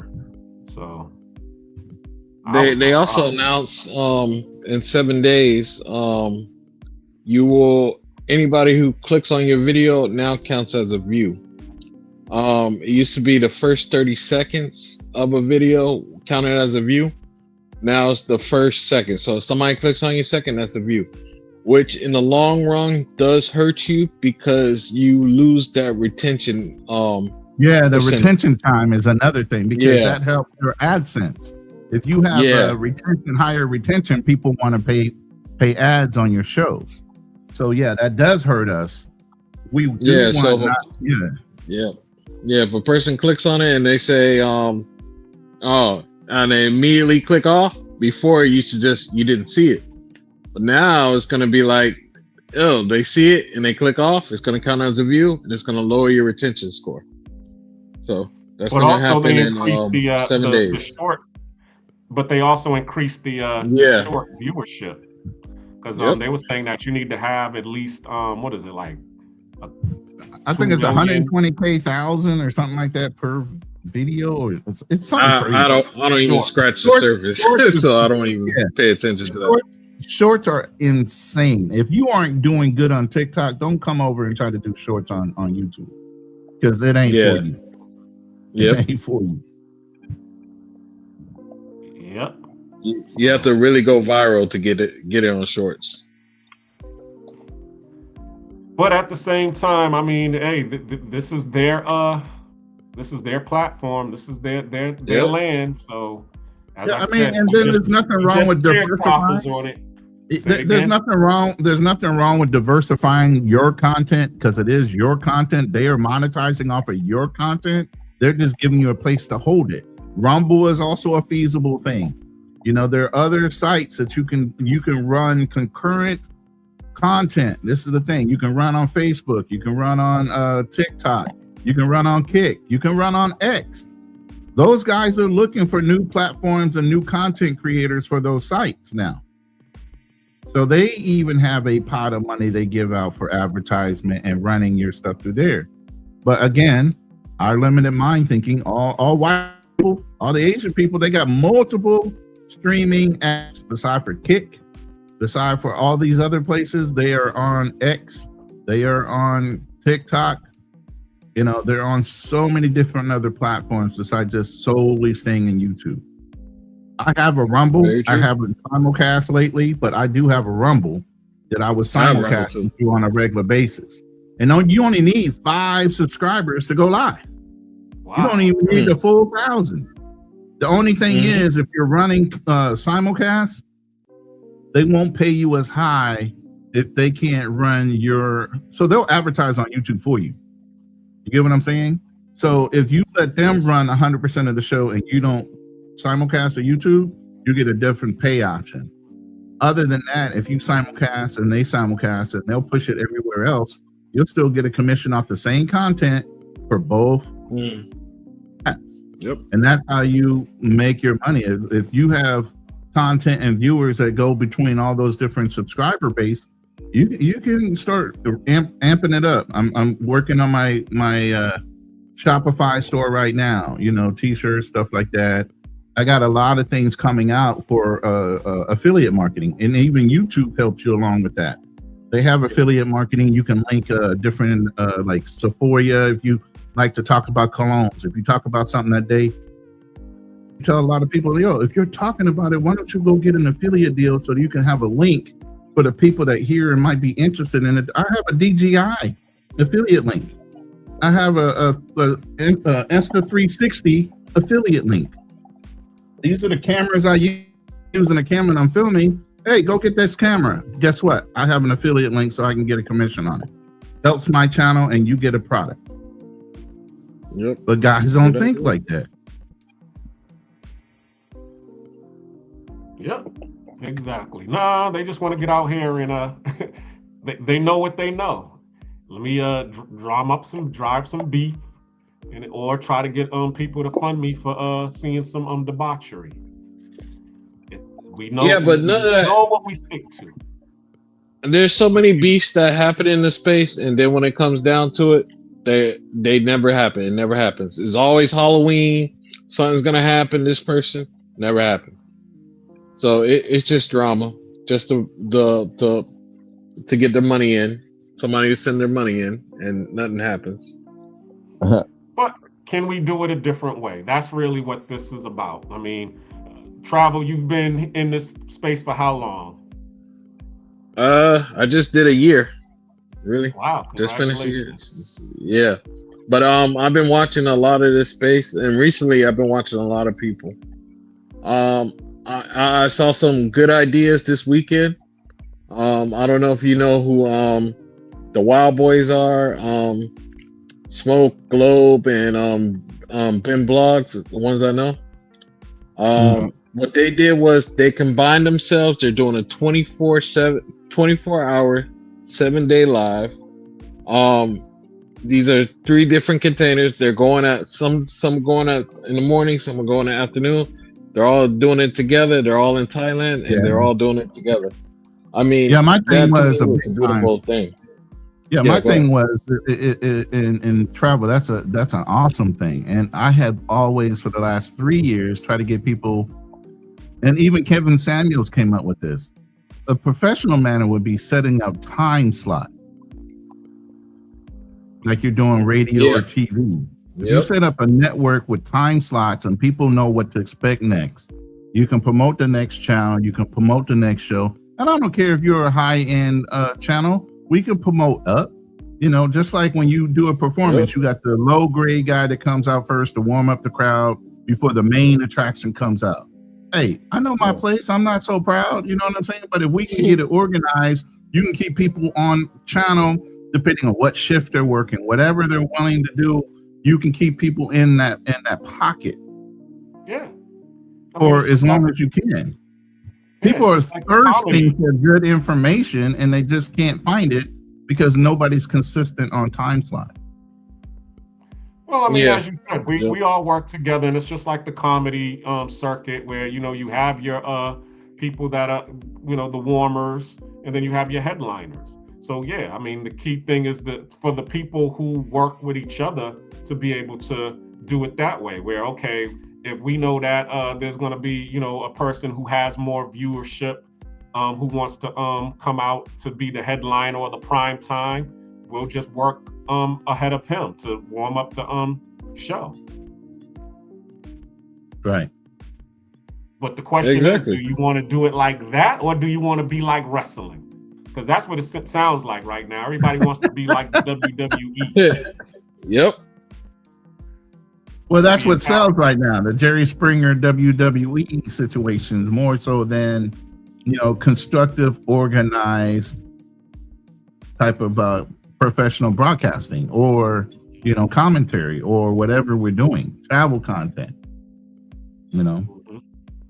And then at the same time, too, you also got to ask yourself, who are you in the space? Because you have, you know, you have your educators, the ones who provide education. You got your entertainers, the one who wants to, you know, promote the entertainment, the jokes, the drama, and all of that. Then you got your influencers or your inspirers, you know, like your Gary V's.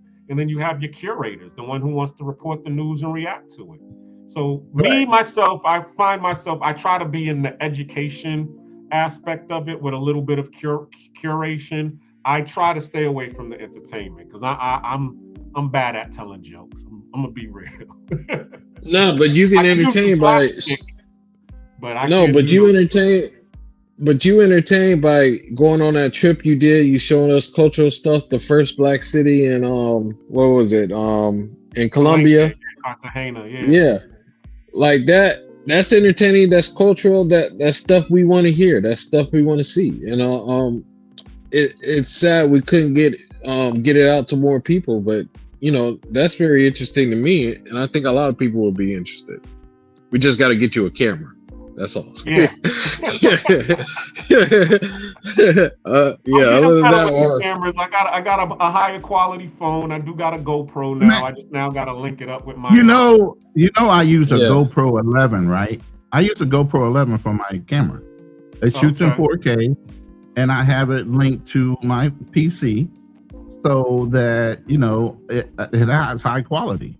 And I can also hook up my Insta360. I was going to do that if I ran OBS. I could hook this up as a secondary. And if you wanted to look around the room doing a live, I was going to allow people to pay a fee, and they could have access to my second camera running in my room so they could see what was going on around me, kind of thing. You know what I mean? But I haven't done get that that Action 6. You gotta get that Action 6. Well, you have no idea how the camera equipment. Okay, you got a GoPro. There you go. As long as it shoots in 4K, you don't really need it. It doesn't really. A camera I haven't even broke out this bad boy right here. You know what I'm What's saying? that? This drone? That's a new DJI 5, the drone 5, the mini 5 Pro. Oh, okay. Yeah. I got the 4K mini, so you're ahead of me on that one.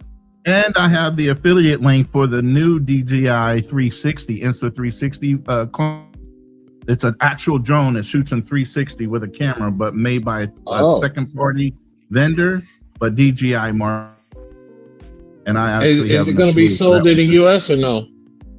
Well, see, that's the other thing. DJI now is now outlawed, but that company isn't DJI. It's a German company. Oh, okay. So they found a way to get back in? It's a German company that's just contracted with, has a similar thing with Insta360, but Insta360 is not the one that's banned, it's DJI. Yeah. So Insta360 is trying to catch up to DJI using this German country. I'm gonna promote the drone. I need also to look into there. I think there's a new ban coming for drones. There is next month. There is. Yeah. Yep. So that's something. A lot of drones that were grandfathered are no longer going to be accepted. Yeah. So you didn't already have. Roland, we got to work on a show for that. We got to talk about these things that's going on. Yeah, if you're a tech guy, man, I'm down with that. All right. If you're into the technology and want to talk about camera equipment and the DJI stuff, and man, we can definitely do that. I'm a big DJI, but we can do it. All right, guys, this is where I go. It's my bedtime. But I'll be watching in the bushes for a little bit. All right, brother. Nah, keep doing your thing, Black Cleaner, man. I need to be on here more. You do Monday nights, man. View hours up, man. That's all. Hey, you gotta get them view hours up, POV. You gotta keep them hours up, man. Oh, you know what I always do too? I want y'all to know, even if I go to sleep, you're on my other TV, so your hours will keep counting. So I keep your hours counting. So, all right, no problem. Y'all have a good night then. I'm still watching in the bushes though. All right. Keem, you there? Yeah, I'm here. You see anything on the comment section?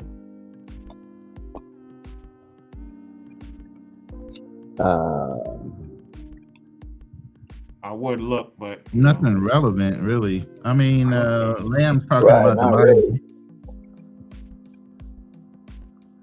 Chalupe's lighting up the chat. Yeah, Chalupe was. I'm gonna have to give that boy, that brother, a wrench. Since he's in my chat all the time. Shout out to him. Let's see, does he have one to my room? I don't know what Danny H don't have one, but he's about to get one. Let me check this out real quick. But there it is.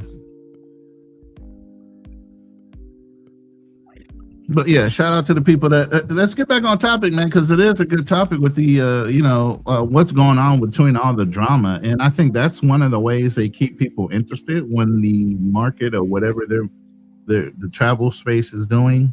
They figure out a way to drum up drama in between, downward turn. In order to keep the interest high on their channels, but that's only can last for so long. You can only keep on doing crash out content for so long. There's always somebody younger, somebody newer. I mean, Jay Rillo found that out with NYC The Future, right? Jay Rillo had a little, guess who jumped in the mix? NYC The Future. Even with Austin Holloman doing a certain type of content, eventually he had to learn how to migrate his channel off of one thing to another. Even when you talk about females that come to space, how many females have we seen come and go in this space? They get popular for a while and then they flame out because that's not the original content that people want to hear in our space specifically. I agree. There are especially with the females, because number one, as Travel POV was talking about, I mean, the content that you're doing just gets old. How many times can you sit there and talk negative about what's going on before people are like, all right, well, what else do you got? Right. They call that being a one-trick pony. You got to be able to diversify your content. And I was actually looking at this one lady. She's actually a lawyer. Let me bring her up. And you could hear her. Let me see what she was saying. Hold on. Because in this calculation that buyers are looking at, your YouTube channel should be a small fraction of that. The client that I'm working on with the $100 million exit, if his channel were to go down tomorrow, yes, it would hurt, but it's only a small fraction of his revenue. Interesting. His community, his courses, his newsletter, his tech app. So the tech app, this app is something that can be sold and rolled up for $30 or $50 million. So I want to take you back a little bit about this journey with this client. So about 18 months ago, we took him out to market because he said to me, Tyler, I want to sell my channel. Can we see how much it would be worth? Yes. What's the valuation? So we took him out, spoke to 4 private equity funds, and they all gave us a range of about 30 to 35 million, which is a very healthy, great number. Yeah. But I actually said to him, I said, you know what? I think we should wait. I think you could hit 100 million in probably three to 5 years was what I said. But in the meantime, we should do these things. So this is what I do through Creator Arc. I actually sit down with creators and I go down the next 2 years with them, 3 years with them, or 5 years, to get ready. To get ready for that. It from 35 mil to 100 mil plus. So we look at diversifying the revenue stream. We look at making sure their corporate structure is properly structured. There's a parent company, there are subsidiaries holding like the YouTube channel, the community, the products, so that if one company got sued, the other assets would be safe. We make sure their IP portfolio is clean. Did you catch that? That you own everything. Woo, that's big. Y'all better be taking notes. Exactly. Because they're treating this actually like a piece of digital real estate, and they're exactly. And what they're doing is actually they're renovating the intellectual property. Yeah, and they're putting it into holding companies so that no one parent company owns all of it, so that you have shelters and you have layers to your business. We talk about this all the time. O2O, myself, and others. We talk about layering your business. This is a business, and you leave yourself wide open when you don't put the proper actions in place. And she's sitting here talking about it, and she's talking about YouTube. Yes. But she's talking to it like it's a major corporation. This guy's business right now evaluated for 34 million. Exactly. That's insane. Exactly. And yeah, so as I said, I was just sitting here and I was listening to her and she was talking about it, and like what you're talking about, I was like, here we are, you know, we're just getting it, we're just at the tip of the iceberg. We haven't even touched, you know, how big this thing could really be if we were to actually farm this thing out, because that's what we're doing. We're farming this thing out. And if we was to actually come together as a community, we could be in that evaluation of 100 million where everybody could eat. That's how I see it. I don't, you know, I'm not trying to be over here, like I said in the last one, trying to get my couple of extra butter biscuits from the master's table and later for everybody else. Not the butter biscuits. I don't look at things like that. I'm sorry. I look at, you know, us figuring out how we all can work together as a community to be able to get a meal to everybody can eat, versus just one person and he's over here like, nah, all he gave me was this and I'm not giving it up. So, but we all got to choose on how do we want to pursue it. Do we want, I mean, because hey, as you just said, there is money in the WWE. McMahon is making a lot of money off of his soap opera narratives and the whole wrestling thing. Right. But we have to let it be known that's what it's going to be. If we're going to do it like that, okay, cool. But I would prefer it to be done the other way, where everybody's, you know, coming together as a community and we're doing what Tribal POV was talking about his friends, or Ala Folke in Latin America, the 24-hour house. There's many ways that we could be doing it and everybody could be eating, to where it now becomes $100 million conglomerate versus, okay, you're just over here and you're just one of 250 million not making anything, and I'm one of 250 million not making anything. Me, I don't care. Whether, you know, because as I said, I'm on here because of the community, just telling my story, just documenting my journey. I'm going to tell you a story. I'm going to tell you a story about a year and a half ago before I came out here. My brother knows a lot of people. His name's Jerry. And he knew an executive that worked for, I think, CBS. And the executive was looking to break away from CBS and started at an internet network of already established shows that he could market and then put through, what is that? Not Rody, or it begins with the R, that everybody has on their TVs as a streaming app. Oh, Roku. He was going to run some stations through Roku that had the content creators and shows that were already being produced and everything through YouTube, through Roku. So then it would have been time slotting. And this is where I came up with this idea. It's not something brand new. It's something that's being discussed by multiple different people. But the guy also, he got brought out. Let's put it that way. And instead of him stepping away, they offered him so much money he couldn't refuse and stay. But had he broken out, this whole thing would be a whole bunch of, because I was looking at recruiting certain people that already had established shows, that had fellowships. I was already looking at that, you know, almost 2 years ago. But because the guy took the money instead of pushing the Roku thing, but there's always ways that you can set that up. Everybody can stream into a certain site, and then it could be marketed, branded, and commercialized through a app like Roku. You know, but nobody wants to take the lead, and then we all have trust issues. People have infighting, egos. That's the whole thing. You don't think the movie industry has egos? You don't think the NBA has egos? The NFL? You don't think none of these guys have egos? But somehow they're able to get business done because of management teams and everything else to do what they need to do. You know, branding deals, all that shit. I definitely agree. The whole Roku thing, what I found out is, you could actually add your own channel onto Roku. It's not difficult to actually do that.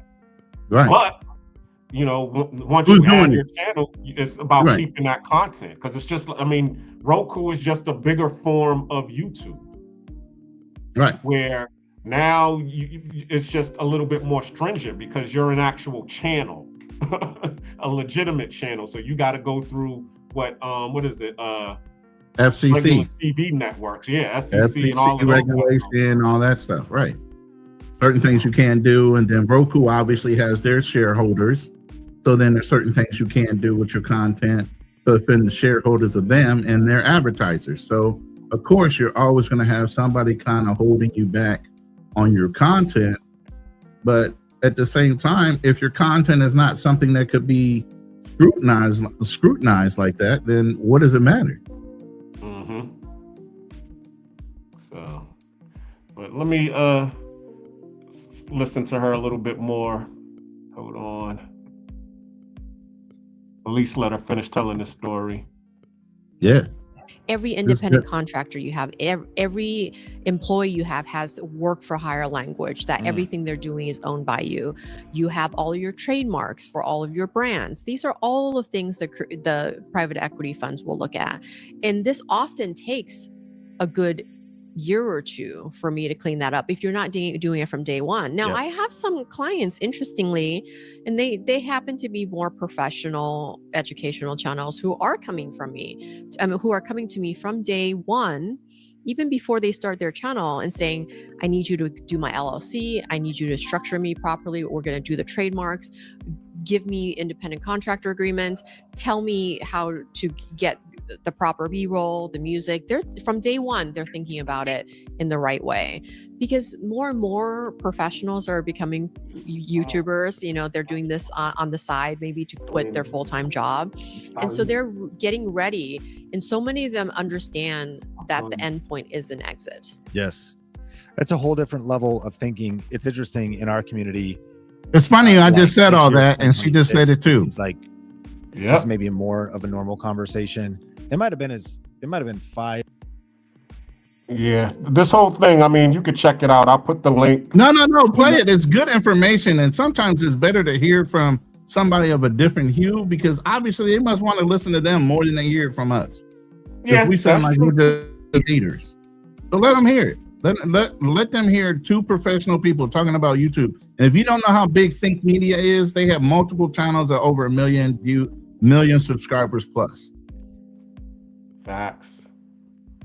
Hold on, let me finish this point. 7 years ago, there was an 8-figure exit of one of our students, and now multiple, maybe not quite 10, but more than 5 of our students have exited their YouTube channel. Interesting. And who are the buyers? One was a kids brand. They took over a female's channel and hired her back, and then started adding other creators to the channel for kids products. One overtook like you'd call it like a e-commerce service business for like countertop stuff. And there was already a big e-com thing. They figured they could professionalize it and scale it. Nice. And the YouTube channel was the engine of these businesses. It's the marketing arm. Yeah, it was the marketing arm, but there was, other things there.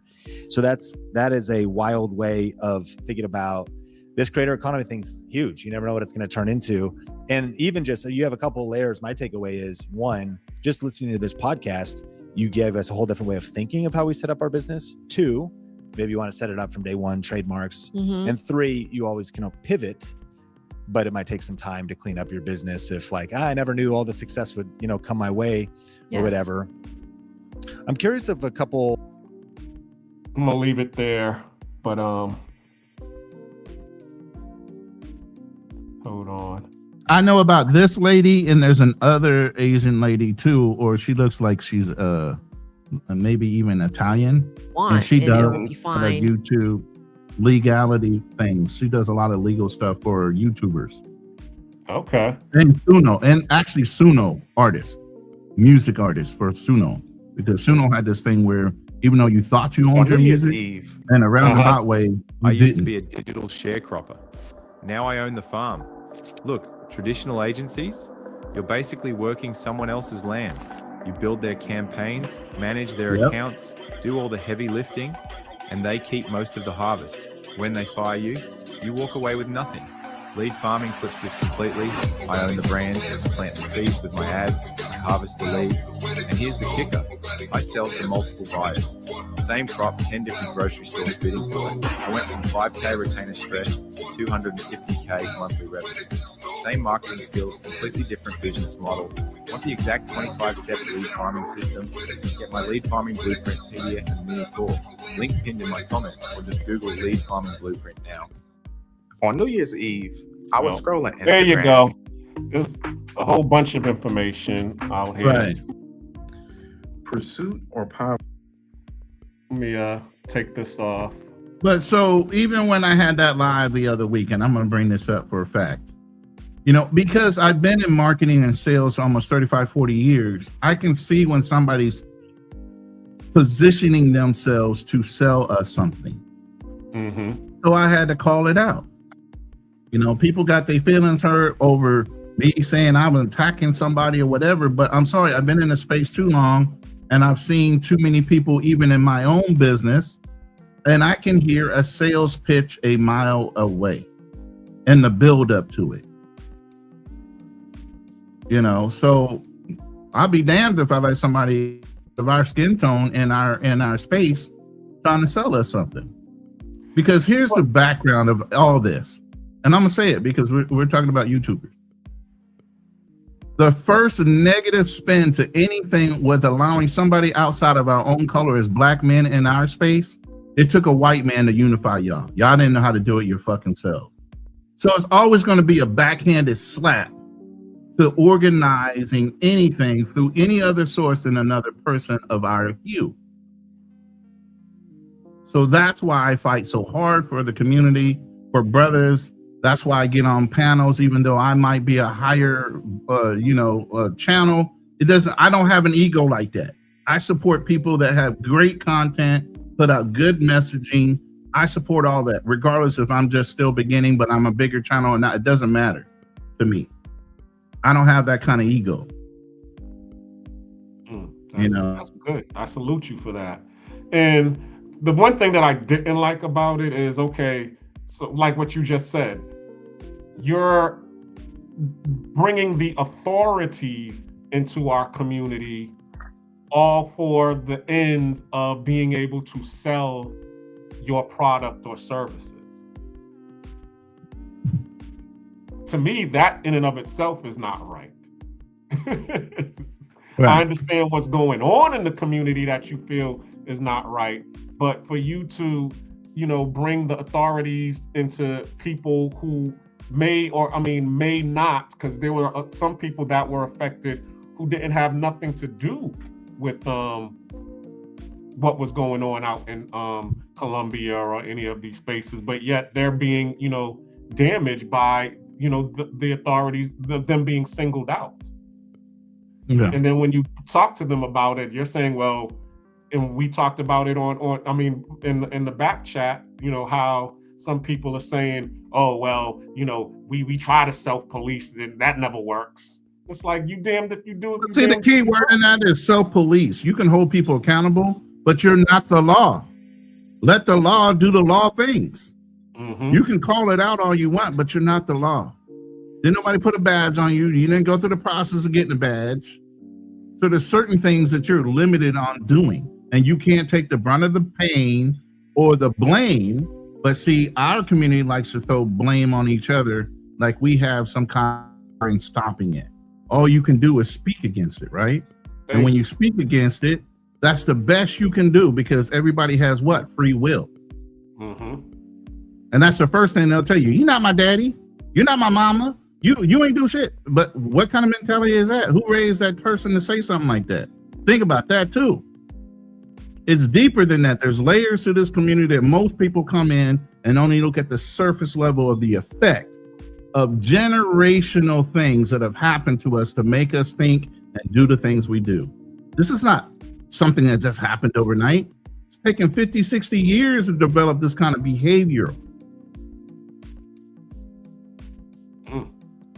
Yep.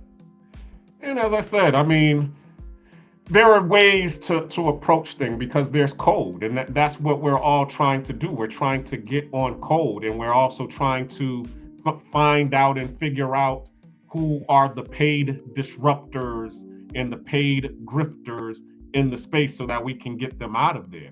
So when we see, disruptor activity or grifter activity, we're going to call that out as well as the Pookie and the Ray Ray and the debauchery activity that goes on. All of it is encumbering and needs to be removed, because as you can see, there is profit in, creating a community, but there's also profit in war, and there's also profit in disaster.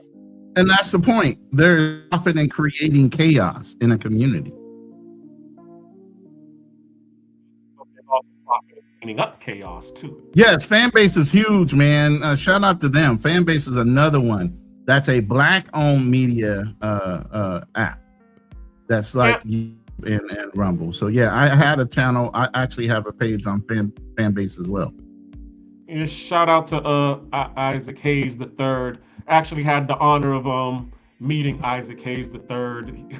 Me and him actually talked when I was working for Stanley Steamers. He actually has a townhome in Atlanta, and I had to go clean his carpets. He has a tri-level townhome. A lot of sneakers. He got a lot of sneakers. And he has a little shrine in his garage paying homage to his father, where you see Isaac Hayes, because I didn't know who he was. I saw his name on the invoice, and I'm like, I'm going to see Isaac Hayes is dead. What the hell are you talking about? So then I go to his house, and he's there, and he got one of his boys there, and they chilling, and then then all of a sudden I go in his back room, and he got this little shrine where he got this big picture of his father and candles and all of this stuff, paying homage. So I was like, oh, okay, so this is just, and then me and him got to talk, and I told him how he inspired me to, his father inspired me to look into Scientology. So, and then he started telling me a lot about, the stuff that his father told him about Scientology. And I was like, oh, really? So, but salute to. So are you still a Scientologist, or did you elect to step away from that? Yeah, I'll say this about Scientology. I love the information because they break,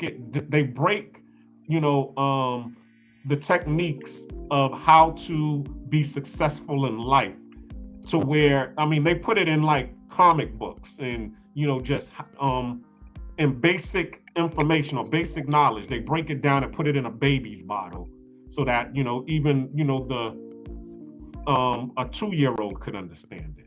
And that's the one thing that I did like, because there'll be sometimes I'll even look at some of their videos that explain different things, how to organize, the emotional tone scale.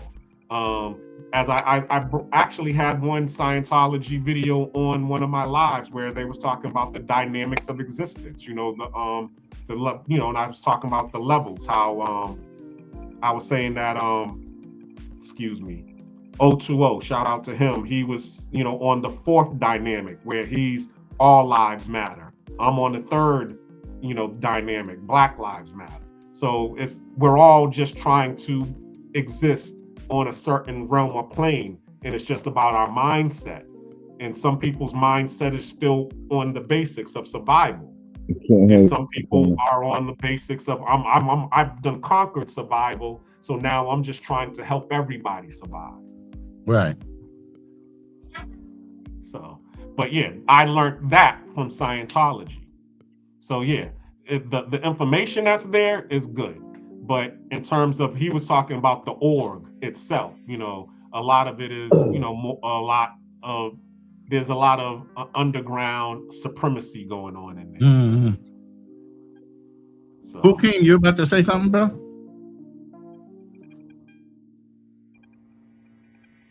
Sound like you was ready to say. Black know. No, okay. By the way, the channel is open. The live is open. The panel is open. I did drop the link into my chat. It should be to the top. Hit the subscribe button for the Black Cleaner. I also dropped that in our chat. So support the channel and let's get involved with this conversation with the people or the platform. Who you guys with when it comes to it, And I can tell you this from marketing and being in sales, people buy from people. So at the end of the day, people are going to support the people they easily identify with, you know, and I've been able to do that for almost 35, 40 years, where it didn't matter what type of product I was selling. If I was in a procurement office for government sales, I knew the buyers. They gave me a shot to bring over whatever commodity it was. That buyer would listen to me and either say, you know what, I want to support you with that. The prices are right. Let's go ahead and do a bid, an initial public bid. And if you can beat the current pricing, we'll entertain you. You know, I always had that option. So even when I got an insurance is where it really got flipped, because I was representing an insurance agency that sold multiple products, but they were using their branding for me to hang my license on. Now they're getting percentage, but they're not doing any marketing for me. I had to go find my own clients. I had to build my own brand. I had to build my client base. I trained my own agents. You know what I mean? I did everything for their brand name, where I hung my insurance hat. But once I caught on to the business and what was going on, why should I have to do that? I can go get contracted with those individual agencies myself. And that's exactly what I did. Once I figured out the business, I stepped away from working for that agency and started my own brokership. Yeah. My agents are still my agents. I still got a commission off for training them and everything else. And when they got to a level, because I train people like in the military, you train somebody to replace you so the mission gets accomplished. There's no, I'm going to protect my position and never train somebody. So when I got out in corporate America after being in the military for almost 8 years, I still had that mindset. A lot of people are like, no, you need to protect what you know so people can't take your job. You can't be me. I don't give a fuck how much I train you. I'm me. You get what I'm saying? At the end of the day, you can mimic me, but you can't be me. You don't know my experiences. You don't know anything about why I pull from what I pull in order to sell or talk about something. We all had different life experiences. Agreed. So no matter how much I train you, you'll never be me. Agreed. And I've been able to pull that from one person to another person, from one company to another. I've reproved every time. You cannot be me. Yeah, they said it. What's meant for you is meant for you. Point blank, period. You know, so there are, and as you said, people do business with who they know, like, and trust. That's the rule. So yeah, you might be able to mimic, his techniques, Ronan's techniques, but you're not Ronan, and that person might like Ronan for a certain reasons that you might come in there doing the same thing, but he doesn't like you. He doesn't like your character. So he's going to go with Ronan. There's been plenty of customers that I was able to, get, that who likes me, who liked my personality. And then I was, with my brother, me and him did a business together. We was, when my father retired from the pest control, and I was able to get this client, and he was one of these very witty tiny hat people. I'll just say that. But he owned a lot of property in Boston, in the Beacon Hill area. So anybody who knows the Beacon Hill area, that is, pretty much where the State House and everything is at. And he owned a lot of the properties behind Beacon Hill. And he was very witty. He had that that Rodney Dangerfield. Right. Oh shit, not him. Yeah. I like Rodney Dangerfield. He was funny. Yeah, he had that kind of personality, and I couldn't match wits with him.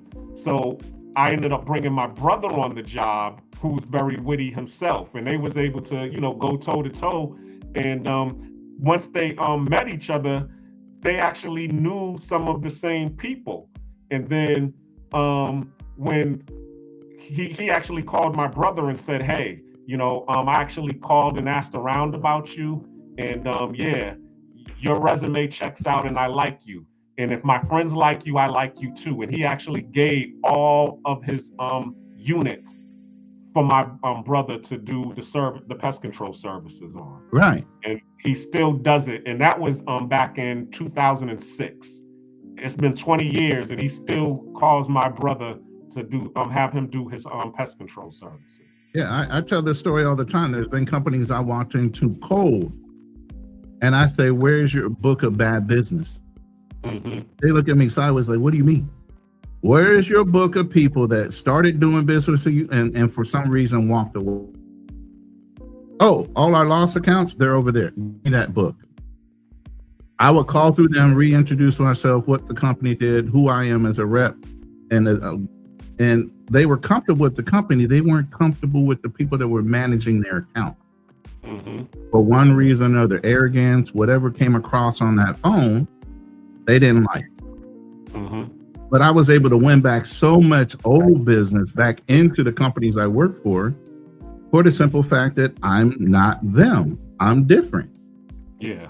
You know, and everybody comes across that way. Like these YouTubers that are sitting here telling you how you can make millions of dollars on YouTube. You can make 130, 140,000. You aren't them. I don't give a fuck how much training you got from them. You will never be that person. So will you ever be able to replicate 100% of what they do to get that kind of money? Depends on who your personality is. Whether you can allow yourself to talk and be free and be yourself, or whether you put this persona on or whatever it is to make that kind of money. But remember, these people can turn it on and off too. I can turn on sales and I can turn it off. Depends on what I'm talking about. You know, and some of these guys have that gift and some don't. So even though you might pay for this course and think you're going to get the great results that you think you're going to get, you're not. Because you're not that person. So stop buying off into these get rich, because I call them get rich themes and get rich quick schemes. Yeah, they can sell you exactly this. Does it mean it's repeatable? No. But he gave you everything you're supposed to have. He did that part, or she. But it's not necessarily repeatable because you're not that person. Shout out to you, Kang. Salute nephew, Burt Ross. But yeah, you're not the same person. So no matter what you're doing and no matter what you see from somebody else, when they start marketing something to you, is it something that can be replicated? It depends on you.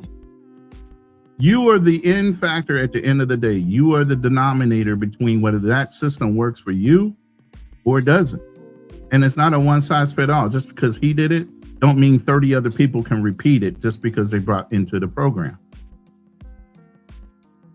Facts. I mean, because you see it all the time. Like, I mean, as you was just saying, there were people in the business who they didn't like, so they ended up, you know, severing ties. But right. It's also that what happens with business as well, where, okay, let's say you've been doing business faithfully with this one company for up teen years, and then all of a sudden they get bought out or they get sold. And then the management change, management comes in, yeah. And what happens? They're like, oh, they change management. Okay, well, I don't want to do business with them. And then they and sometimes you go look for that old rep. I wonder where that rep went. Is that rep still there? Did they go somewhere else? And you'll go try to find the person you had great relationship with to see where they went. Yeah. Because even now, I mean, I'm over here in Panama and I still get phone calls from some of my old clients asking me, man, I still got my 951 area code. If anybody's from California, you know 951 area code. I still have my 951 area code. I've had it for 30 plus years. I get clients calling me all the time. Still on that number. Even though I'm not even in the business anymore. I turned the majority of my book of business over to other people. Yeah. And then some of the people that I do business with, the people, like what you said, I try to turn them over, but then some of the people, they don't even want to go do business with them. They're lazy. They don't have the work ethic. They don't have the attitude. They don't have anything when it comes to dealing with them. And when you had a taste of a good salesperson, a good service, you're spoiled. You're almost attached to them by the hip, because when you know you're going to go there, you're going to see that person, you're going to feel that warmth, whatever it is that made you attracted to that person to want to buy from them, always going to be there, and you're going to notice it when it's gone. And most of y'all can say that. You'll notice when services change. You'll notice when a restaurant changed their recipe. All those things. There's something you really love. You're going to notice that little bitty change that's going to turn you off from wanting to continue to go back to that place again. Facts. That's true. Because I remember Keem side story. You remember the silver slipper, Keem, right? Keem's gone, man. I don't know if you realize that King done dropped. Like he's in the back. 15, I'm sorry. Is he? Yeah, I forgot Yeah, to put him back. man, you know, left your cousin in the back. Nah, dog. Yeah, Keem, he gave you like a man. He teach you like a redheaded stepchild, bro. What's up with sorry, that? Cuzzo. I didn't know that it was. I saw it gray, but I wasn't paying attention to see that it wasn't dark yet. So, you know, I'm always looking for the light, not the dark. So what was you asking me real quick, yo? I was saying, you remember Silver Slipper, right, in Dudley? Yeah. Now you don't do. Well, of course you don't remember when the Trini's was owning it, right? No. So there was a Trini family that used to own that, and then after 9/11, they sold it to somebody else and took off. So now all of a sudden you go up in there and it's, you know, as they said, it was a change of management, and nothing was the same because the people who used to run it, it was an old diner, you know, it was a hole in the wall diner, but the food was excellent. As soon as they changed it over to new management, the food wasn't excellent anymore, and they didn't change anything to improve the diner. They just didn't put as much love into, you know, the food, so they started losing business because everybody's like, this is not like how Lenny and his wife used to make it. Right. So yeah, it's always like that. What's meant for you is meant for you. You say that all the time. You was telling me about that a couple of times where somebody was trying to, you know, move in on your girl and got mad because they couldn't get her or get someone like her. Correct? Oh, I lost them. Okay. Yeah, brother. Yo. Yeah, I hear you now. I'm here. Man, you falling asleep over there? You falling asleep? Cool. Is it past your bedtime? Nah. Do we need to serve you up some milk and cookies by Uber? Nah, I was just muted because I'm you know, I'm sponging right now. I'm listening to you guys. Sometimes I do that. Right. Don't mean I'm sleep. Don't mean I'm sleep at all. You're just absorbing. I got you. Yeah. So what do you? Because I mean, me and you've done had this conversation in the back channels. You like the controversy, and you think controversy sells. So Yeah, you rather do the WWE format? I mean, we don't got to necessarily. For the platform, or are you for the community building? We don't necessarily got to be WWE, but we got to also think in that mind frame, like, because controversy sells. And we need a little controversy, even when we trying to teach and enlighten. Because it's entertaining, bro. As long as, you know, ain't nobody talking about, yeah, where you at? And them pull up and, you know, and no nonsense happen. It's all in good fun. But it leads there. We was on, could you bring up that Andrew show that we was on, Ronan? Which one? What were the you one that talking we about? was just on what was it, Sunday, where Big Bass and everybody was beefing, and Hold on, let me was see only the talking link. about Thailand. That's all, and then all of a sudden it just went totally left. Cuzzo, I done pulled up. Where Charlie Chan at? Charlie Chan, pull up, bro, because he was on K9's channel with me, bro, and yeah, it be like that over there, bro. Like, I say it all the time, like, I'm about that life, nigga. I know how to put my back on the wall and punch back. You know? So, I'm not mad at the controversy at all. And even on Saturday when we did the live with you, Ronan, in the Lions Den. That was Friday, right? Yeah, man, believe me, my days be blending together too. Don't feel that. Yeah, it was Friday. We did Lions Den, and then I just did the thing with Andrew the other day. Yeah. Yeah, because I'm gonna drop the link in the back chat. Hold on. Charlie Chan, where you at, brother? Pull up, because 9 times out of 10, when you're over in that space, That's the link. They ain't really no content. They ain't talk about nothing. Everybody just talking shit. But you said when Gans pulled up specifically? Say that again. When Gaines or Charlie Chan? I'm trying to get the timestamp so it'll be quicker. Okay. Which one? Which one were you talking about? Cool King? What situation with Andrew show? Nah, we was on the panel. I think it was talking about K9 show, but the Oh, okay. Because I had Big Ass, I had Mac Measy, and Kanal were all going around and around while you were sitting up there. That was the Andrew show. That's what happened there. Mm-hmm. And then I think Charlie Chan pulled up a minute. Yeah, so that was damn. Yeah, I want to ask Mac Measy, like, when I pulled up on the panel, he made a comment like, "Oh, this nigga here."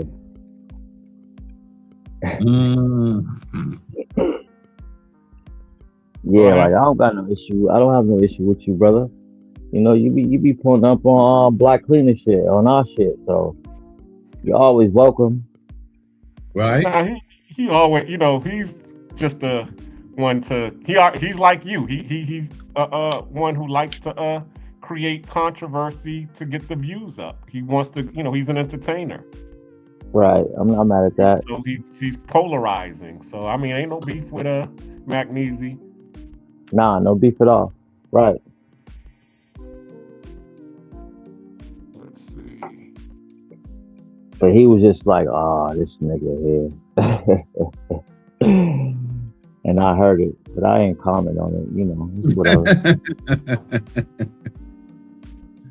Hey, and that's a big thing to say, even Cool King. We say this all the time. There's a lot of brothers that get their feelings hurt and can't take a conversation, even if it gets a little heated. We get loud, we get a little passionate about what we believe in, but some dudes take that to a whole nother level with their egos. And even at the end of the day of that show with Andrew, Big Baz wasn't hurt, Kanal wasn't hurt, Nagmeezy wasn't hurt. None of them were upset to a point where they were losing their minds and came out of character, beside for just the show. They understood it was a show. It wasn't real life. Nobody's lives were going to get lost that day. None of that shit. You still going to have that FBA on Thursday? Because that was another. We're not doing that one yet. I think Kanal's got something going on Thursday, but we're going to start Thursday night therapy sessions next week. Okay. With Troy. But as far as are we doing it this Thursday, FBA versus the Haitians? No, we're not doing it this week. Okay. I was just wondering. Plus, we still got to do the health, the men's over 40 health show too. Yeah. Me, you, Fearless, and LJ and Mike, the elderly guy. That's well, he's not elderly. I gotta stop saying that because he's only in his 60s. You know, and I'm getting there, so I can't keep saying that word like that. Oh, you damn sure can, especially if you knock it on Helly's door. Yeah, I'll be 58 this year in October, bro. 59. Yeah. I'm sorry, 59. I see. I keep lying.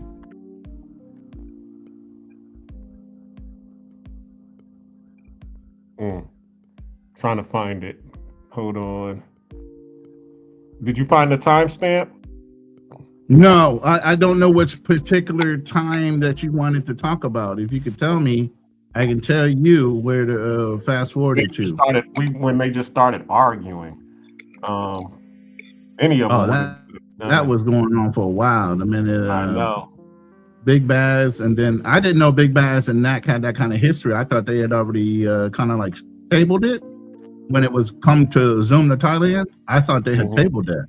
I didn't know that shit was going on. And we need to probably be just dedicated night where we just allow people to come up and talk shit for no reason. I don't want the negativity. See, that's the thing. Because, I mean, like even what's going on between all of the females, you know, and I kind of felt some kind of way about that because it was like, you know, what made this person all of a sudden just want to wake up and say, hey, I want to, talk about this on my show, and then just go in. Same thing with I understand, the whole Rob and Mariah situation where, okay, they was watching Misha's live, and of course, everybody wanted to know our opinion on Rob and Misha in the travel space, and we said our opinion, and they thought we was being fake and insensitive about it. But and then her coming to do the rebuttal, which of course at the same time too, as I said, I didn't like her doing the rebuttal on that, because she could have as we said, been an adult and just approached us in the back channels and talked about it, because we really didn't say anything negative. We were just saying, hey, we're going to keep an eye on situations. Right. And by the way, I sent for people that don't know. Oh, Charlie Chan's in the back. Okay. Pull him up. But, right, but by the way, that same message I sent to. Sorry, go ahead, Cool King. Charlie Chan, ain't Misha married? Yeah. She has Rainier. So that's a different situation altogether too. Rainier and her are a couple. Right. So they have a different experience when marriage, and nobody should question that. Like, leave her alone. I actually like her vibe. She's a good conversation. I speak up for her all the time. Absolutely. But the biggest thing is with this is look, and everybody heard me say keep your friends close and your enemies close. Everybody heard me say that, and obviously they amplified that. But that's what you call an idiom. If you guys look up the idiom, the definition, it doesn't mean that every word is being spoken means that word literal. But it is a phrase that you keep your people that you don't necessarily know and trust 100% because they've just been introduced into your circle. You keep an eye on them. Mm-hmm. You don't, just because we did a show or two together, think I'm going to trust everybody I deal with. I'm 58 years old. You know how many close persons I have? 3. I have acquaintances. I have a ton of acquaintances. But close personal friends that know a lot about me, 3. So when you get your feelings hurt over some shit and you don't know how to call somebody, now, by the way, me and Rob have each other WhatsApp number. So the minute that show went off, and you know what? I didn't get on the show. I approached Rob directly, and everybody that knew me and knew that situation, I forwarded them the same message I forwarded to Rob. Man to man. If you want to talk to me about something I might have said, instead of you getting on a female's channel and having her defend you, why didn't you call me? We could have talked it out. But see, I test people to see how they react to things. I said that out loud for a reason, even though when Gans asked me and I said it out loud, I kind of said I really didn't want to say it, but I did say it. You know what I'm saying? But it was a test to see if he would approach me as a man and talk to me about what I said instead of do it for clicks and views on somebody else's channel. He never called me. In the room that I shared it in, I have a witness because Shannon Clifford is one of the people he introduced me to. We still talking. We still talking about collaborating. But he saw that I had approached Rob directly and said, hey, if you got a problem with the way I said it, let's talk about it so you understand. I told you when I first met you and brought you on my show, when white people usually show up in a black space, it's to sell you something. It's not like they're there to help you. Now, if you're different, let's see. Let's give you a shot. Yeah. But then when you go back after somebody says one negative thing, and instead of you challenging me man to man and let somebody else defend you, then I got a problem with you man to man. Ronan, especially when you got my number. A lot of guys out here don't have that mentality. Like, let's me and you go around the corner and have a conversation. We gonna have a real conversation, or it's gonna turn the fuck up, and one of us is gonna walk back, and one of us ain't. A lot of men are scared of that type of shit, bro.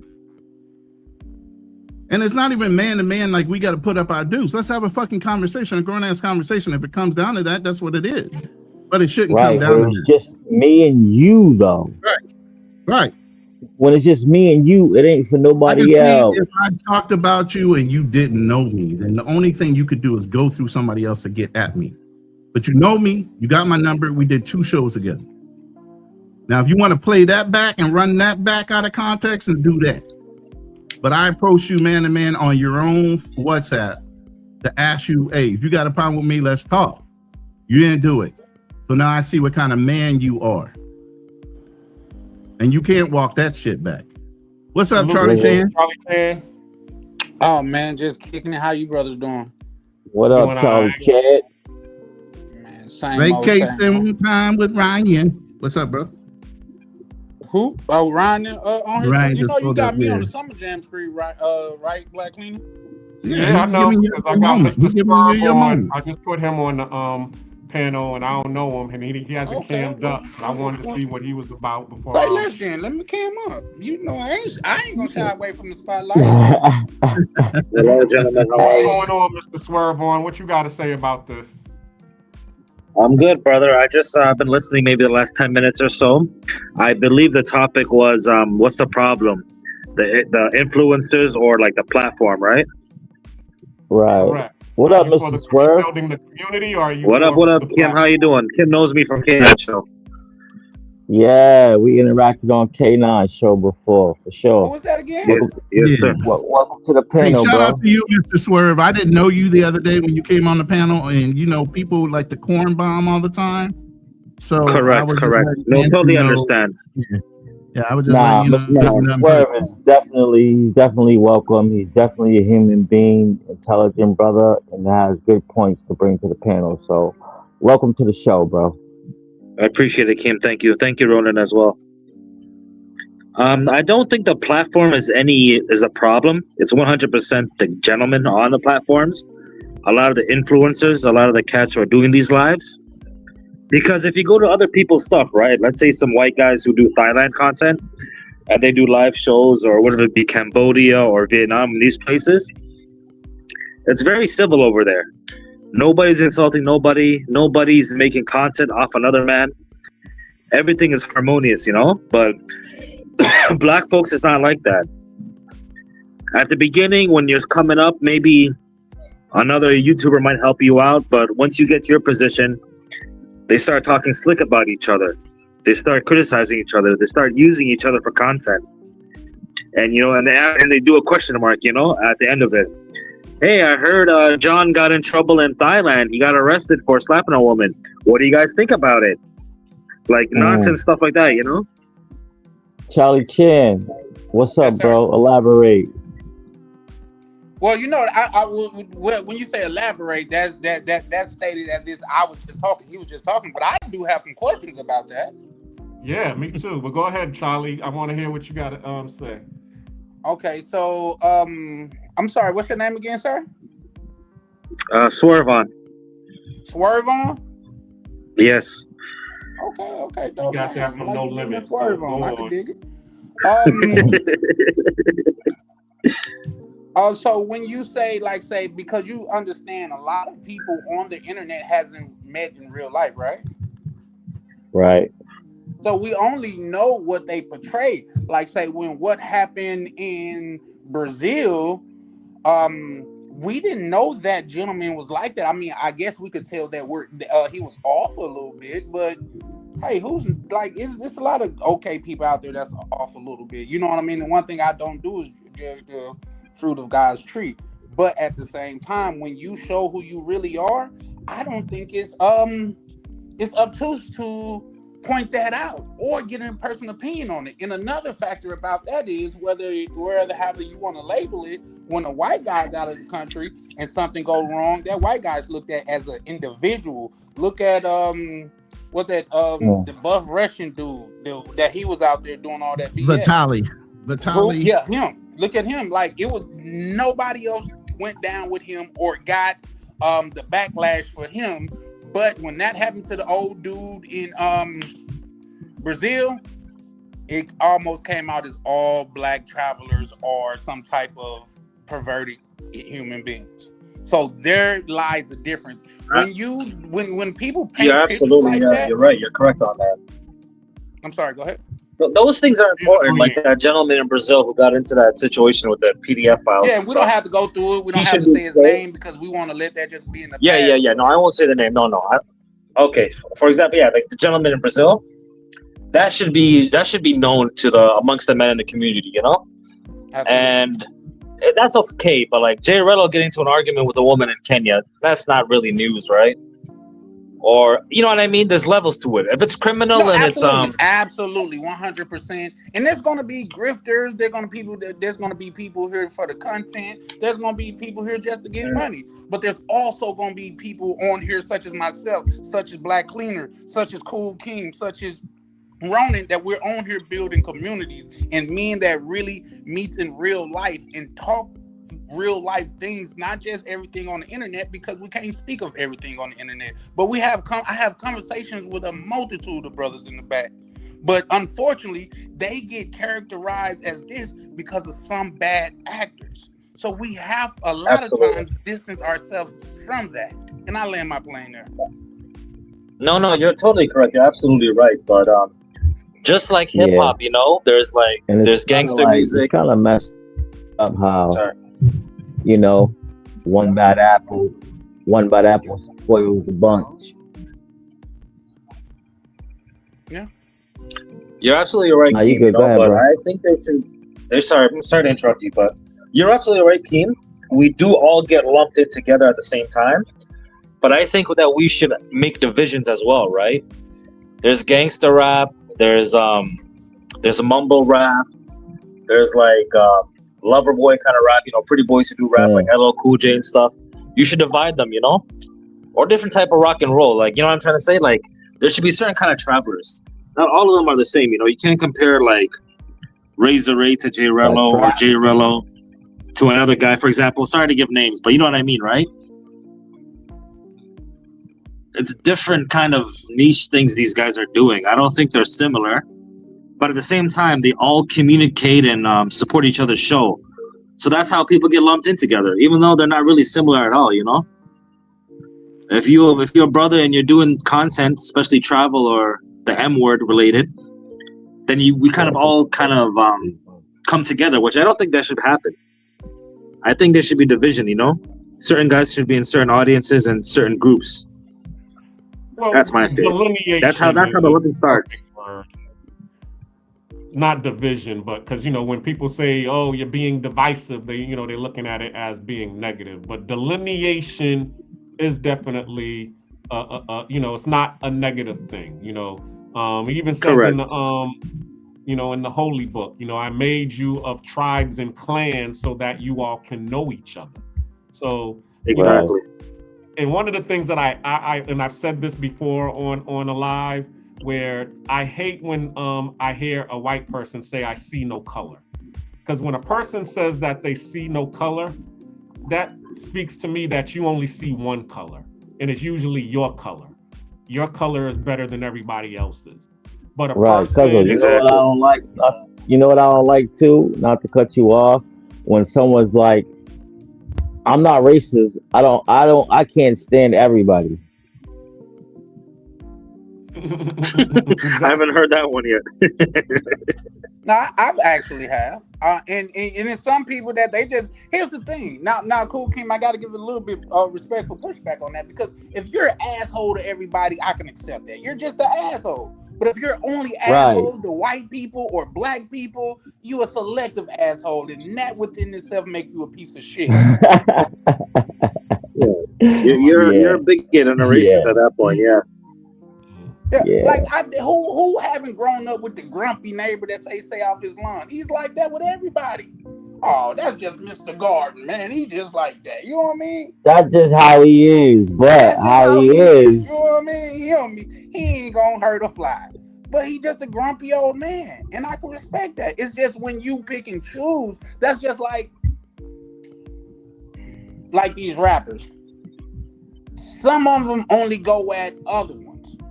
But some of them don't care who it is. Like 50 Cent, he don't care who it is. You say something bad, he coming at your neck, whether you white, black, a rapper, a singer, a pastor, anybody. He coming at you full-fledged, and that's something I can respect. Facts. Absolutely. You're right on that. But yeah, I've been, as I said, I've been overseas, so I respect, my Asian community.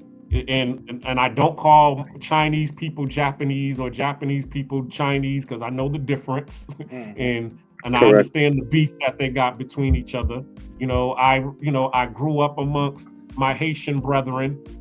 I've actually, my mother, we took, a family in, back in the days when we first got to, when she first bought her house in Boston. A lot of our neighbors was Haitian and Jamaican. And notice I'm saying Haitian and Jamaican because I didn't just all lump them in as just one big West Indian, conglomerate. There's a because they're difference. not. Exactly. Just like, going to Brockton and hanging out with my cousin Keem because he lived in Brockton. There was a whole bunch of Cape Verdeans out there. So we used to hang around with the Cape Verdeans. So the key is what I'm saying is I see every color and I respect every color and I respect every nuance that they bring to add to the community, in the building of the community. But when you say, I don't see no color, it's like, okay, so you don't see Chico over there, and you don't see Juan over here, and you don't see, Thomas over here, and Pierre over there. Really? You don't? Well, cuz I can kind of speak on that and solidify that a little bit because, I'm not racist and I don't see color, cuz I see individuals. I see people. And I don't care what your skin color is at all. Never have, never will. I see individuals and I see people. Period. But seeing the people and seeing their culture and their skin color actually adds to the nuance itself because it's what makes them. My Japanese girlfriend is different from my Zimbabwean girlfriend, and is different from my Colombian girlfriend, and is different from my Panamanian girlfriend. All of them, I could say all of them are different individuals, but their culture is a part of that individualism. Mm-hmm. So I gotta agree respect with that. the culture, and I gotta respect the color as well. Totally, I agree with that. So let me spin the block again. Charlie Chan. So are you for the community or are you for the clicks or for the clout, for the clicks and views? Well, not only should you, I'm guess you not only should you already know. Shout out to you, bro. Man, I'm just looking at your subscribers, bro. You like 4 away from surpassing me. So shout out to you, man, because that grind you've been putting in is consistent, man. So shout out to that. But not only, what I tell people is I don't just judge people by what they say. I primarily judge them by what they do. You see what I'm saying? Because y'all done seen Black Cleaner. You have seen for yourself. I could have been let that drummer go on my channel and probably been monetized by now. Still, like some of my best streams to this day was those streams to where it had the most drama on it. And I worked hard as I could to get away from that because I don't want that to be what pull people in. I want people of substance. I'd rather take the mighty 300 than the 3,000 gardeners. And I've said once before, and I'll say it again. Well, a lot of times before, but if I said it once, I said it 100 times. One thing I hate is a fence straddler. Pick a side, man. You know what I mean? And I clearly picked my side. So I'm here for the culture. I'm here for the people. I'm here for the community. And I'm working in the back office to even build and grow that even more. So for me, that's an easy call. Okay. Did you get a chance to see the beginning of the show where the I did not. I was kind of getting some work done.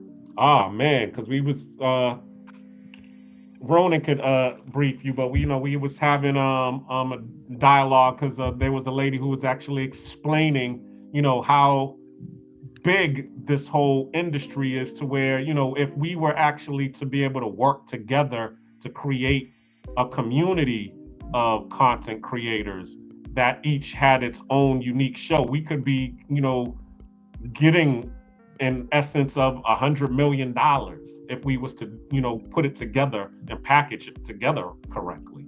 Absolutely. I was reading and I didn't, when I first came in, I was reading some of the chats to see what, like, say, how the conversation and stuff is going in Chalupe. Shout out to Chalupe, man. A good brother that's in this thing of ours. He said Charlie Chan was trying to get the time slot thing last year.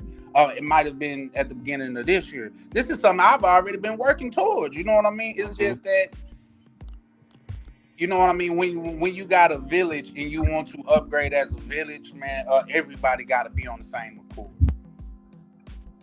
True. I can't want more. That's what I was like, as an adult, I'll fight. I mean, as a child, I'll fight for you. But as an adult, I will fight with you, which is to say, I can't fight no battles that you yourself don't want to fight. So, Charlie, yes, sir. how is you feeling about the whole situation with the panel that we was on? Oh, we're on that. Cam up, Ron. Yeah, we gotta bring you to the front of the congregation. He's talking about the one with you and K9, not Ronan. Oh, okay. Okay. Well, Right. my good brother K9, man. I bring K9 run a dope show over there. You know what I mean? You do. Like I say, when I go over there, man, like I say, it feel like a cookout in the backyard, man. They just be kicking it. It's just that last one that I was on, it wasn't like say, and we all pivoting and learning in this game, but it just wasn't what I was used to. Now that's his panel. He get to run it how he run it, and I'm gonna support him either way, long as like say he stayed like us, like-minded and stuff like that. Not like us, like we got to think of it, but long as, you know, we all on the up and things of that nature. Because one thing I'm not going to do, I'm not going to hold you up and you're wrong. Not saying that he ever did anything wrong. I'm just saying I'm going to support him for as that goes. But that last live, it wasn't like the usual I be on there, man. They be on there cracking jokes, telling good stories, and, you know, just kicking it, man. It feel like a family reunion over there. But it's just the last time it was a little bit something different. That's all. Yeah, bro, I've been over there a few times, and it's been like that. You know, this is my saying. Just involved in that way, and if Man, that's the way that he say his show. I've been on. I actually, Charlie, I've been on a few panels where I gotta put my back on the wall and punch back because I'm getting jumped. Yeah. And they think they're gonna run a nigga off. And it don't happen like that, and it'd be like 2 hours later, I'm still at a panel, and now you know, now you want to leave me alone and take the heat off of me and start talking regular. I've been on a few panels like that, bro, and it's like that when you go on, you know, you go in new areas. The funny thing about K9, because I was just on there last night, and when there isn't that that element on it, it's corny. When it's just, you know, a whole bunch of straight men and everybody's just talking facts. It got to the point where K9 was like, man, this is corny. I gotta go to work in the morning, y'all. Y'all ain't interested. I'll talk to y'all tomorrow. You know what I'm saying? I mean, elaborate, Black Cleaner, if you don't mind, when you say like if they're not talking about what the stuff that, like, say me and King was just referring to. Yeah, when there's you no actual, that, you know, that element where there's no actual content and conversation, bro.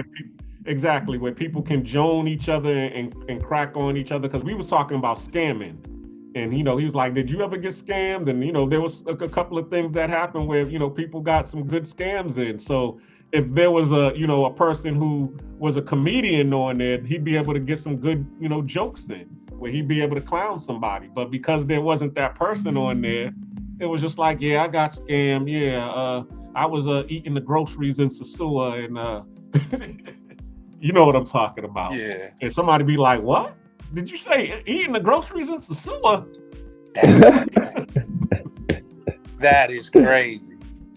But yeah, no, I like to say the lives that I've been on, bro, they've been lit. Like in K9 be, you know, and he got a good following, a good subscriber count. So I'm sure what he's doing, his people is watching. But the ones that I was on, bro, like I say, it felt like, y'all remember on Poetic Justice when what's that poet? Yeah, with Mike with Tupac and Janet Jackson, and they just went to the cookout and everybody was treating him like family. Right. Family.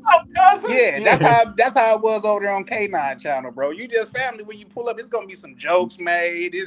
Hey, dude said he was gonna punch me in my stomach, and he came up with a illustration of a dude getting punched in the stomach that said "oof."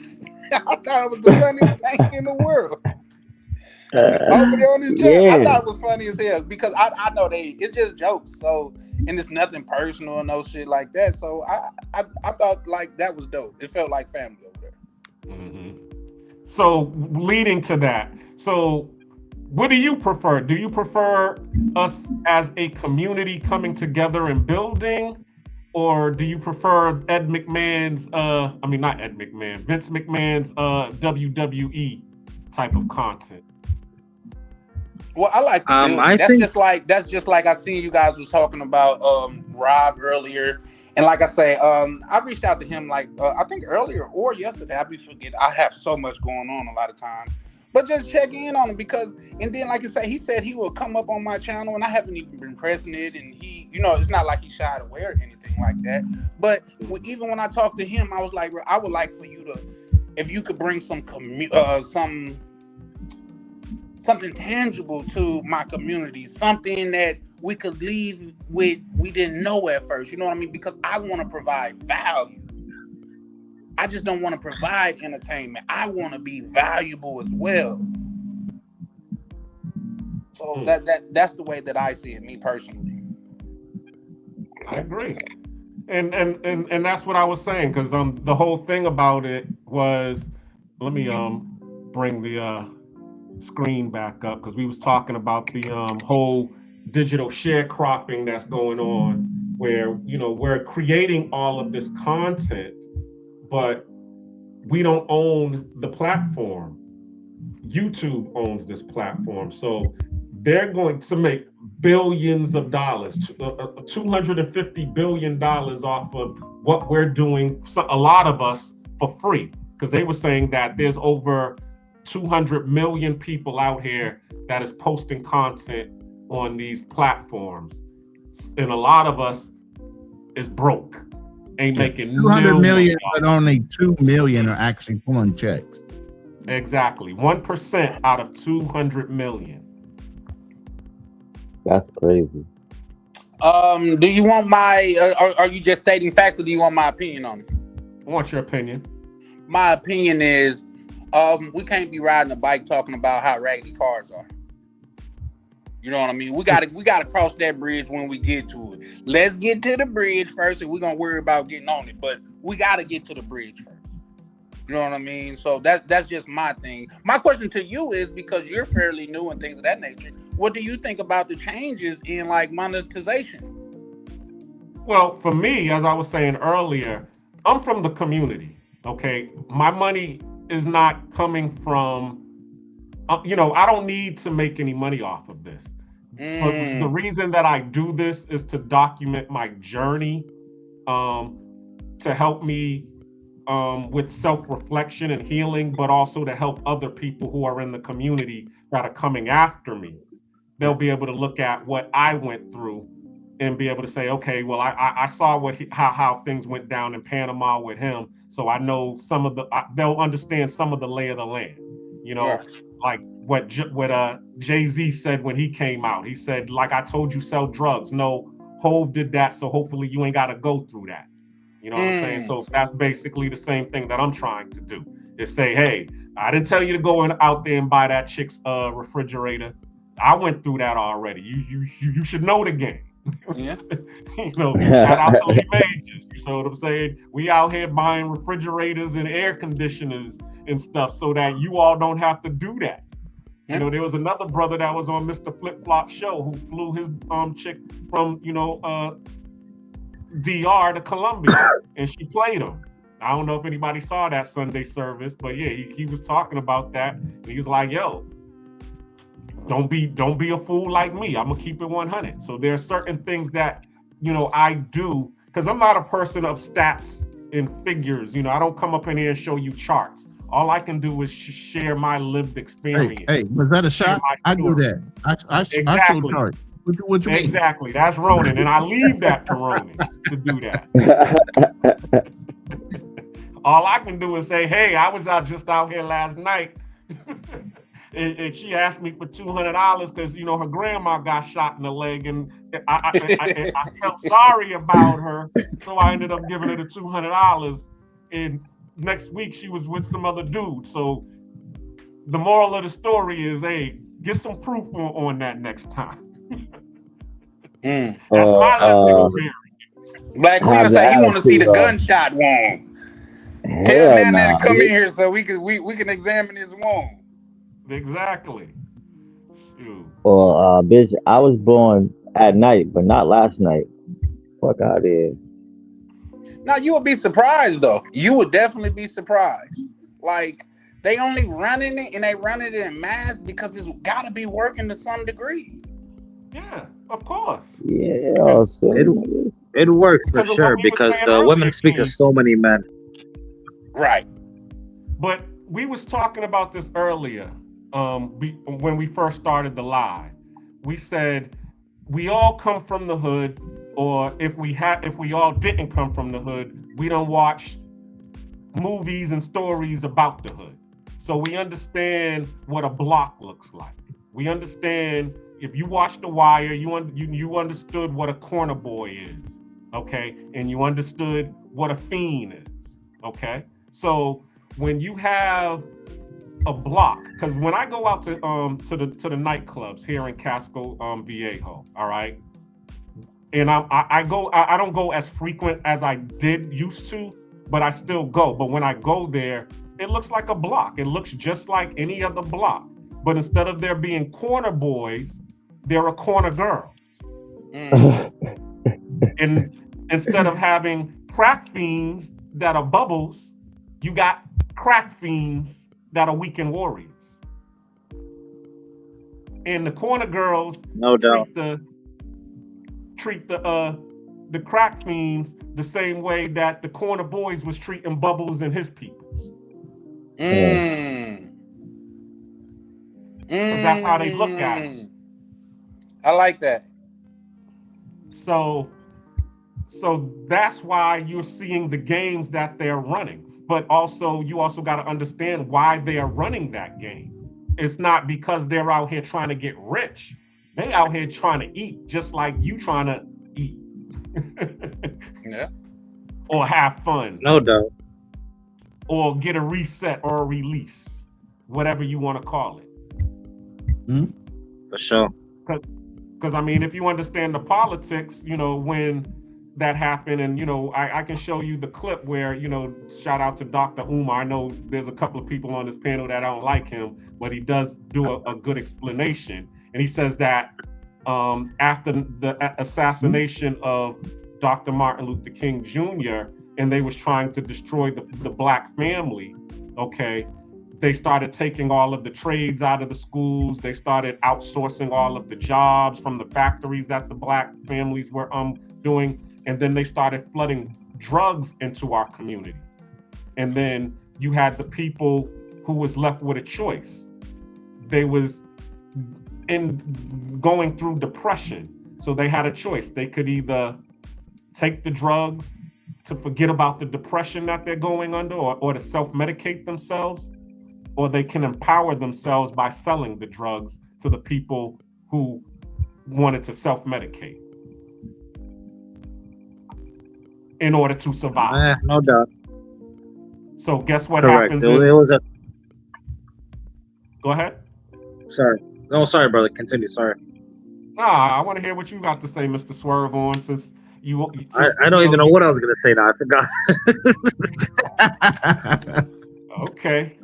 Yeah, so what I was about to say, so that's what, but instead of them trying to get rich off of them, serving the drugs in the community here in Latin America, you're seeing them trying to survive.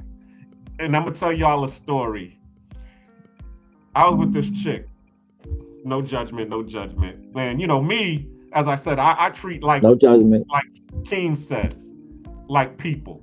So I'm sitting here and I'm talking to the female. She's trying to solicit me. We're talking, and I always do this when I'm out on the block. I'm cheap, so you need to you need to ask your friends about me, because I'm very cheap. You're not gonna get me for what you're talking. Okay, so she understood. So we just started talking. So I was like, so how long have you been out here? So she said 4 months. So I'm like, all right, so how much money have you made so far? So she said, I made a lot of money. So I'm like, a lot of money? What's a lot of money to you? She said $2,500. I said $2,500 in 4 months. What the I started fuck? doing the math. I'm like, yo, that's $600 a month. That's the median but you everything is important in context. Everything is important in relativity. Like, we only know that 2 is 2 because of 1 and 3. You see what I'm saying? She's $2,500 to her in how long you say 4 months? Is probably a lot because she probably come from a family to where they was making $200 a month. But what I'm saying to you is this. $600 a month is the median income here in Panama, okay? Meaning you can go work at Popeye's Chicken and they're gonna pay you $3 to $4 an hour, which is going to amount to $600 a month. And so in my eyes, $100 difference. Yeah, I feel that. That math. So in my eyes, I'm like, well, you're out here every night taking chances with your body for $600 a month. Girl, you better go work at POPO. But how much she gonna get at POPO though? But what is she gonna get for that? How much is she gonna make there? See, that's the problem. A lot of people don't want to put in the work to make the money. They rather get the quick cash. Exactly. Well, here's the thing. Right. Although I want to say some shit, but I don't want to violate. I fall into that category, but you can violate whatever. Well, I mean, come on, Cool King, talk your shit, man. Well, whatever. I was making more money than my teachers. Hey, combined. That's because she's still thinking in that mind frame that she was raised on. If she had a motherfucker putting her foot in her ass, she would have been making $600 a day. Factoid. Damn. Factoid. Church. Y'all some slave driving motherfuckers, man. What the hell y'all talking about? Nah, here? you just a light skinned. Oh shit! Here he comes. Yo, man. See, why is it always gotta go? Why is it always gotta go to our? Hey, why is it always gotta go to the melanation levels? Why? Because Tony is I just wanna know. I just be giving you shit, bro. Let me live, bro. I just be giving you shit. I mean, I said it. I agree though. But here's the thing, though. Let's put that into context. That's why it's a such thing called P's and H's, because the P's was the orchestrator. That's why we can see so many chicks in the DR that literally do get money, because don't fool yourself. Those chicks get money, but you see them out every night drinking. You see them squander their bread for the most part. Now, I can show you two chicks that got popping stores now. When I was down there, they was busting it open like a bag of Doritos, but now they got stores and stuff. So it's not for everybody. It's some females that they go to school, they script really to pay for education. And in which case, can you talk shit Let me about put it this way. Everybody starts off with a great idea. I'm only going to do this for a little time, not for a long time, right? I'm only doing this so I can get my degree. I'm only doing it for whatever the reason is. But the minute I get there, I'm going to quit. But the money becomes too good. It becomes too fast. It becomes too easy that even though they got the degree, they're like, yo, I can still make more money here than I can utilizing that degree. Now I got school debt. Okay. So now they got to pay down the debt to get the degree. Let me say this right. I'll say two things. I'll say two things quick. I'll be like 30 seconds. I can. And I'm sure brother like Cool King will know why. Okay, go ahead. I say that. Go for it. Reason why I've never touched dog food in my life, because I'm scared. And I'm not scared of going to jail or whatever, because that come with the territory. I'm scared of the bread that come with it. Well, I was scared of the bread that come with it, because what I tell people, one thing I've never seen before, and I've seen a lot of things, is a rehab for niggas that get money. Because that's more addictive than the drugs. When you can make it depends on how you get the money. $10,000 in a weekend, and somebody wants you to go work. Listen. Let me say this. I'm gonna say this real quick. Let me say this real quick. It depends on how you getting that money, and that rehab could be you being in the ground 6 feet under. Yeah, let's get real. Because we can talk about that fast money. We can talk about that fast money. How many motherfuckers get out of the game before going to jail or getting laid down? I know one. Not too many though. mean, I'm not The gonna one say I that know is like the only you know. important one. Goddamn it. I can't say that I got rich off that shit, but you know, I dabbled. I have my hand in that, and that whole world, that shit is different, bro. It's different. It's way more scarier than slinging hard and girl. Yeah. It's way Oh, I different. get it. Believe me, my brother was in that game. Way more scarier, bro. My And they're brother was giving you way more numbers for that shit. They're giving you way more numbers for that. Yeah. Y'all know what they mean when they say they giving football And for numbers? me, Blue, 32, I never 48, 29. right. You going to For hell? me, Fuck jail. You gonna for die me, in that Pano, for me personally, heroin. I don't know if I'm allowed to say that, but Nah, keep it like what he said, dog food. Keep it at all dog right, food. right. The dog food ruined my family. It ruined my childhood. So I would never, ever, or never wanted to interact with that due to that situation in my life. You know, but you know, I saw it on everything else. Yeah. Well, here's the thing. I know a brother that went to listen. jail. He got out at the beginning of summer. Before the end of summer, man was driving a new, I think it was like a Lexus or a Benz or something. All off of that. You know what I mean? You gotta know there's different levels of that shit. You know what I'm saying? And some at the lowest level, you're not making that kind of cake. Let's put it that way. At the lowest level, minimum wage workers make more. Right. Because my See, brother. but here's the I think that's the thing. Let me finish my story. Let me finish my story. Okay. Now my brother got out real fast, but the whole thing is got into it. He had a friend of his that was an Italian, so it was mob connected in Canada. He had mob permission, meaning he had cops that worked for him. He paid off. He worked it out of a store. Had connections to high schools. I mean, shit was organized. You get what I'm saying? You get your ass beat for $20 that was short type of shit. I've seen all that. I still never wanted any piece of it. And eventually he got out of it too. It's just not worth it. Absolutely. If I can circle back. What Jay-Z say? Discreet school us to spend our money foolish. You see what I'm saying? So I get it, and that's like, say, you know, a lot of people experience, but that wasn't my experience, bro. My experience growing up, I was damn near like, I was coming up like Money Mitch and him. I literally, I could get people on the phone and tell you this, bro. I was literally like 16 in an adult club. Like, not only was I in an adult club, but I was essentially in VIP, which was behind the bars to where only rich niggas was back there. Now, mind you, I wasn't back there on my own merit. It's only two brothers on this earth that I call big homies, and one of them was there. Both of them was millionaires when I was in my teens. But he was the one that got me behind the what's the name, and nobody dared not say anything to me. So it's different when you live in that life, especially when you come from obscurity, like to where, bro, me and my people, we was reminiscing. Like probably about a couple months ago, and he said, bro, I never seen a lobster in real life until I became an adult.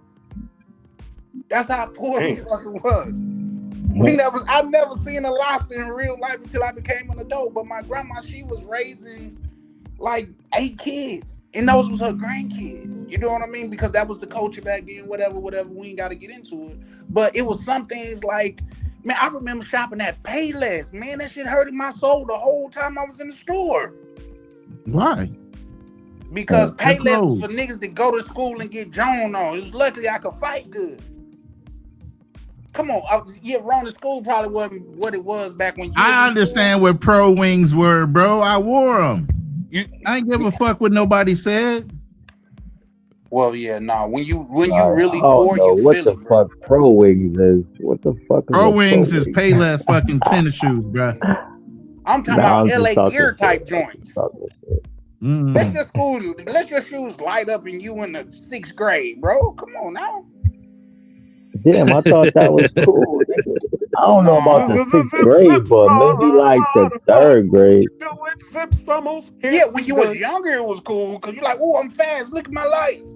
But once you got older, Right. bro, come on, man. Salute, Elham. Drive safe, brother. Don't crash this shit laughing. Salute to, I don't think I sent my good brother Ron a proper shout out, man. Salute to Ron, shout out. Y'all, this weekend. Time with Ryan. Yes. Because yes, for sure. Y'all, this weekend coming up, we're gonna have a super stream. And it's gonna be a lot of people that's gonna be in DR. That's gonna pull up. Oh, that's going down this weekend? That's this weekend. What? Word? Yes, That should be, On y'all what gotta YouTube collab channel? on that. Yeah, y'all all gotta night, promise you know what I mean? Black Cleaner, he What do you pull mean up, this so he gonna weekend? pull up. He pulling up. What'd you say, Black Cleaner?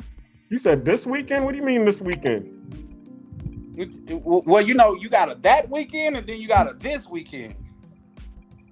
So what's going on this weekend? Because I might take off this weekend. I didn't know there was something going on this weekend. Yeah, no, it's just a super stream. You can do that from anywhere, brother. But A stream. Oh, okay. Yeah. I thought you were talking about the link up where we was actually going to go touch some grass. I thought you were doing the stream in DR. The who? The stream in DR. He was talking about like the Ale Foke.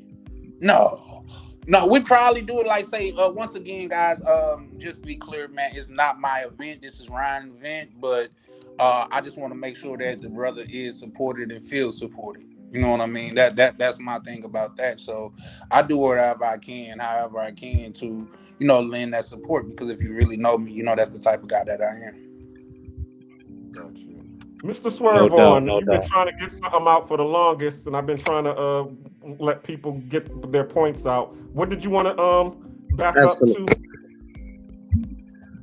Yeah, but I think we've kind of passed the conversation, so I'm not sure to bring it back up. But the ladies of the night, you know, like the ladies of the night, as Keem was saying, they're not applying themselves very well. You know what I'm saying?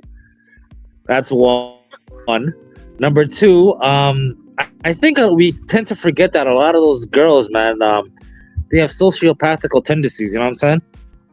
Damn, he went sociopathic. So they get kind of, they do. Using up big words around. And I think like a lot of people make the. All right, I toned it down. And as well, like a lot of them, I don't think the poverty or the economical issues in their country really necessitates them doing what they do. I think they just see it as easy money, you know? I think there's very few places in the world where there's no choice to do that. I think a lot of them want a certain lifestyle and they just do it for that reason. No, I have to give you some pushback and disagreement, because I mean, as I said, I was in the night industry, the nightclub industry. Right. So, and being in the nightclub industry, you know, when you're out at the bars, you start to run into the same people over and over and over again. And I was talking about this earlier. A lot of those females in Latin America, now in America and in Japan and these places, they have an infrastructure where they have a government safety net. So if you are homeless or if you are hungry and you're a citizen of that country, you can go and petition the government and apply for food stamps, housing, and all of these things. In Latin America, they don't have that government infrastructure where you can go and apply for these for that safety net. So the safety net is you need to go out there and, you know, hunt and gather and kill what you eat. So, and what happens is a lot of times, because I've seen this too, there is a family member, like a mother or an aunt or a grandmother, who will tell, you know, the person, hey, you know, resources is limited in this family. So you're gonna have to get out there and do what your mama used to do, you know, and shake a tail feather in order to get some food up in the house. And they'll turn them on to somebody that's out in the streets, and they'll bring them along with them to the club or whatever, get them an outfit or whatever, and tell them to go take a date and do what you need to do. And that's what usually happens. They'll get turned on to the girl who's the veteran out in the streets, and then the veteran will show them the ropes, and they'll see the veteran getting some money, and they're out there. And as in the sales world, as Ronan, we know if you studied sales, timid salesmen have skinny children. So you got a lot of timid saleswomen out here who are too afraid to sell the product. So they're just sitting out on the corner. And as I just said, like the homegirl that I was just talking about, they're not getting a lot of dates. So they're getting 6 people a month. So you done been out there 30 days, or you done been out there 4 or 5 weekends, and all you've gotten was a date. I mean, one date for the whole weekend. Meanwhile, you got your children up at the house starving. And the only reason that I know this is because, as I said, I've lived here in Panama for 3 years now. Actually, today is my 3-year anniversary. So, these women have actually, brought me into their homes and shown me how they're living. Some of them are living in rooming houses, and they're paying $150 a month for this rooming house, and they got 2 or 3 kids in this one room. You know what I'm saying? Some of them are living with their family, and their family is living 5 or 6, and they're living in a 1-bedroom apartment paying $250. And 2 or 3 of the women out there are going out to the club to go to work, because they call it work, to go make some money to be able to keep the lights on and to feed the kids. And then you have like what you all was talking about, and I wrote about it in my book. I got a shameless plug. I got to bring up the book, because I wrote about all of what goes on in Panama, the good, the bad, and the ugly, and found in translation. But I wrote it and a lot of the girls, because I actually have a Spanish translation of this book that I actually sell here in Panama, okay, to the Spanish community, so that they could actually read it. And a lot of the girls, they love the book because I'm telling the story for real from their end, so that people can understand this. It's not no joke out here. These girls out here, they're not wanting to do this. They're only doing it because they have no alternative. They can't go. Well, really what it is this, okay? We understand this creator economy. We understand the gig economy. And if anybody doesn't know what the gig economy is, that's, your Ubers, your TaskRabbit, your Thumbtacks, where you can actually go online to these platforms and go provide, whatever services, repairman, putting together IKEA furniture, these gigs. So there's people out here that are actually their own boss, providing, services to make money on these platforms. Or if they got a car, they can go out there and do the gig economy. A lot of us, because these economies have been created in America, where you can actually go on a platform and go make some money. Or you can create a YouTube page and get some money. They don't have that luxury to do that. We have the luxury to do that, because if it fails, then we can just go, file for unemployment, or we can go file for Section 8, or we can go file for some food stamps, and that'll hold us off till we'll be able to get our next lick. They can't do that. And that's really what it is. And to your point, Mr. Swerve, where you were talking about they're sociopathic, that's what's bred in them, because they can't have no feelings when they're at work. Even though this is a thing where you're supposed to have feelings. You're selling something where, you're selling a part of yourself. And somebody is telling you, well, it's when you go home and you're crying, and, that's why, as we were just talking about, there are P's and H's. Because when you go home and you go crying, bringing the money, it's the P who is supposed to, console you and be like, it's okay, and tell you what you need to do to be able to, get throughout your day, or, to keep doing it, to get you back out there, to keep getting the money. and I'm gonna land there because I didn't want to get long-winded, but I just wanted to, explain to you all. It's because they don't have the safety net that they choose this as their safety net or as the alternative to be able to go through, because they can't go get a job and they can't do the gig economy or the creator economy. So this is their economy. This is Real Talk with Nate the Black Cleaner. Salute to the panel. Salute at Ronin Travelers. Salute Charlie Chan. Salute. Oh man, I forgot my brother's name. Swerve. Swerve on or Ronin? Salute Swerve, right. My bag, Swerve. Appreciate it. Salute Thank you. bro. Salute the panel. Salute the panel. You must have not listened to No Limit, because anybody who listened to Master P No Limit already knows Mr. Swerve on. Mm-hmm. What I was gonna say. Oh, Black Cleaner, I got one pushback for you. Okay. It's no longer a shame. I got one too right after. It's no longer a shameless plug, my brother. It's only a plug to promote you on your show. Ain't nothing shameless about that. Come on, bro. I said shameless, exactly. Yeah, ain't you don't got a preference with that. You promoting your shit on your show, which is what you. I'm working on getting some shit right now I can promote on my show. For real, man. That's what we supposed to use it for, man. It's just not for the long time in front of the camera. We supposed to use it for. But also, I will in pertaining to what you said, because that's the only thing I disagree with. Almost not seeing this. You don't want to plug, but the book The Tipping Point by Malcolm Gladwell, he's actually speaking on that point, and I'm figuring out like he got that ideology from another book. I'm gonna look into that later on tonight.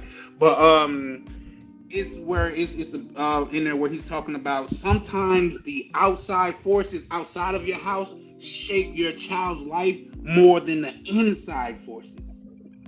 Cause my mom didn't care about shoes. The shoes from Payless wasn't cool, but I did, because I had to be around my peers. I had to go to school with this dude to where his people, goddamn decked him out. I ain't never seen him in no buddies, no nothing like that. They had a song for buddies back then. Y'all, come on, if you're old enough, you remember. They cost $1.99 buddies. Bobos. Shit. That's how we would get flamed. Then make your feet feel fine, bubbles. Right. Oh shit. I remember that shit. That was the culture then, and that's what made me want to go into the lifestyle that I did, because I didn't want to be the brunt of those jokes, because sometimes you can't fight every nigga that just make a good joke on you, man. Right. So that was my thing, but man, shout out to the culture, man. Hey, y'all, we making the culture great again, too. All right, Mr. Swerve Yeah, on. we is. Your pushback. Sorry, here I am. What's Sorry. Yeah, what I was gonna say before is I believe you said that there's no. Hello, can you hear me? Yeah, we can hear you. Y'all hear me? Yes, sir. Okay. I was saying earlier that you said that there's no safety nets for some of the ladies in these places. The major countries like Colombia, Brazil, Uruguay, and Argentina, they do have those safety nets in terms of welfare for the ladies and the children. I can't speak for any Panama or anywhere else, but I don't know. I'm not of the belief, because I used to know some ladies in that profession personally. I used to hang out with them, some of them. And I'll tell you one particular lady. She had a boyfriend, a white man from America. He was in South America. And we're talking about him. She showed me photos and videos of them together. And I asked her, does he ever send you money? And she's like, yeah. I'm like, how much? I think she's told me equivalent to $1,200 US a month. Every month he used to send her. And I'm like, do you have kids with them? He's like, no, just the kids I have with the previous gentleman, Then I'm like, if he's sending you $1,200 US a month, why are you still doing this? That's more than 4 times what you guys make out here for minimum wage. Why don't you just sit in the house or just watch the kids and stuff? And she's like, no, it's not enough money. I still gotta work, blah, blah, blah. Sociopaths, man. Even when they're getting help or getting money, they don't stop. Well, I will say this. And that's very common. I know a lot of girls like that, not just her particular. I don't agree. Although that was a good point, I don't necessarily agree with it, because if that's the case, you got to be a part of because there's no either or. You got to be a part of the ideology that all billionaires are greedy assholes. Because who needs $1 billion for real? No, but if the whole reason you got into the profession is because of poverty and difficulty finding work, then you have a lover who is paying you every month 4 times or 3.5 times what the minimum wage is in your country, and all you gotta do is be his girlfriend, then something's wrong with you. Well, let me explain some of that, because that's where you're looking at stats, okay? Because like I can tell you 8 of the girls that I know that are, if I was to go right now out to Casco Viejo, right? There's out of the 8 girls that I know that are out there, there's going to be one of them that actually likes what she does.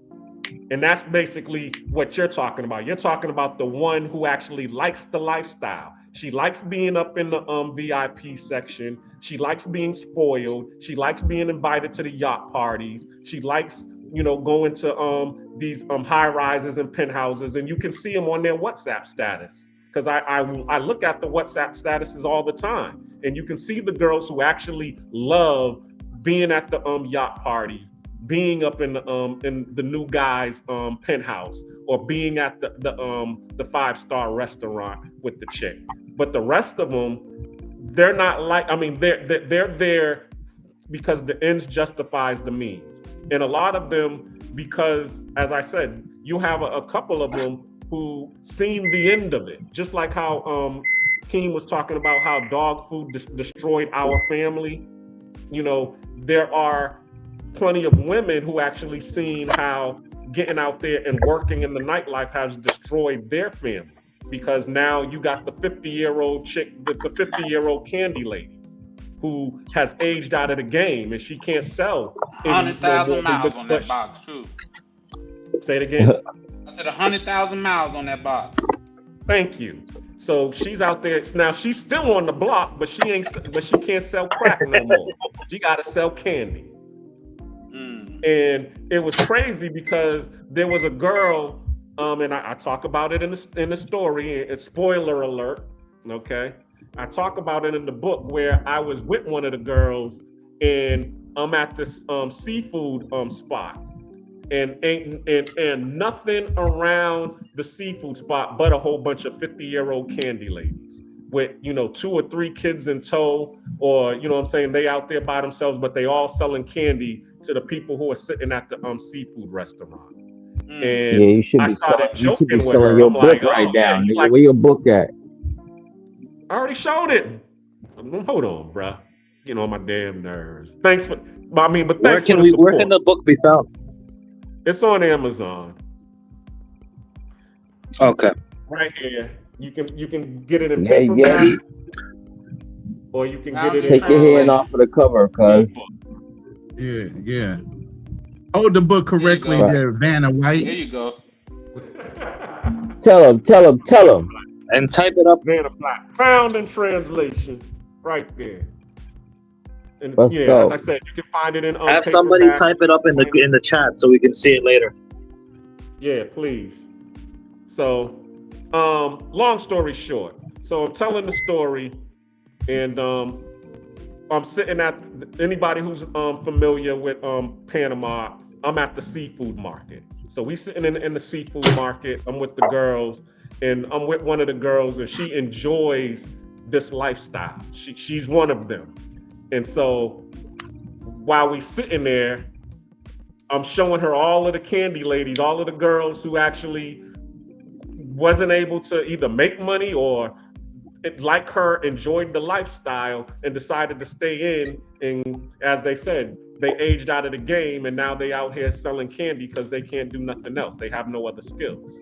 And so she started seeing all of these women around selling candy at the seafood market. and 2 months later, right?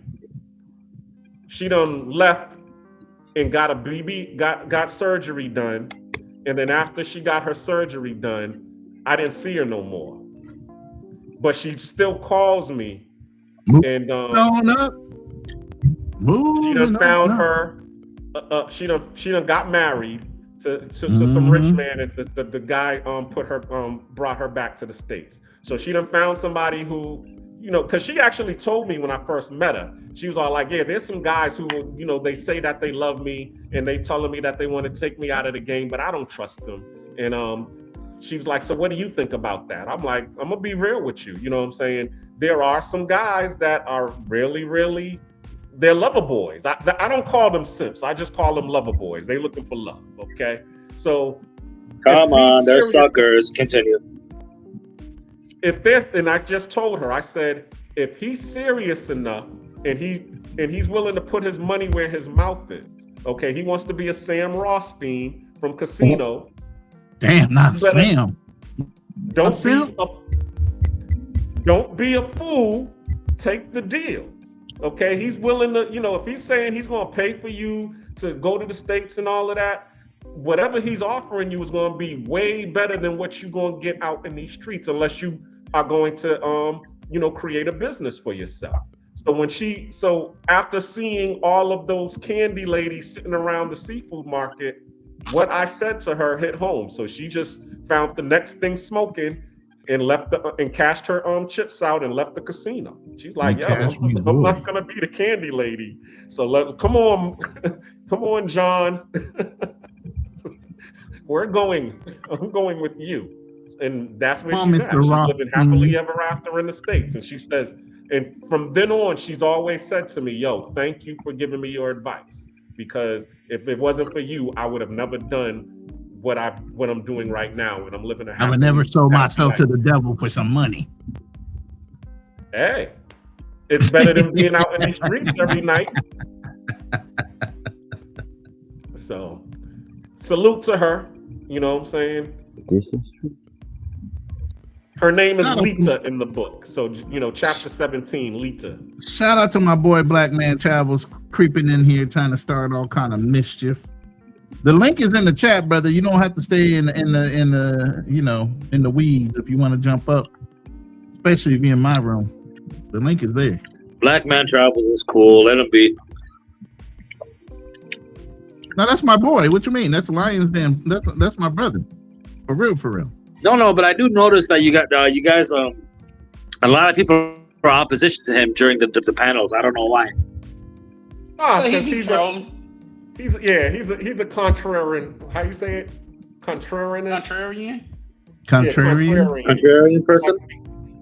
Yes, him and Fearless. I call Fearless now. I done changed Fearless's name. He's the Black Ned Flanders. Oh, Jesus. Okay. Oh, I did not know you did that. That's wild. Ned Flanders? Really? Yeah, that's Fearless. Wow. You're going to call my boy Ned Flanders? Damn. Because every time I hear him, he's always, well, what do you mean? I mean, they was just doing their job. Like, okay. The voice is out. Hey, the voice is crazier. The voice acting is over the top. But no, I told y'all, man, on our shows, man, we try to give a complete picture. So somebody, even though we might all agree, somebody's got to argue the negative. Don't get a full picture of what we're talking about. I get that. But if I may pick a bone, only you was the bones you want, bro. Yeah. Because Keem said something earlier, and I thought he was referring to the last show that I was on. So I was already on your heels, if I'm being honest. But get him.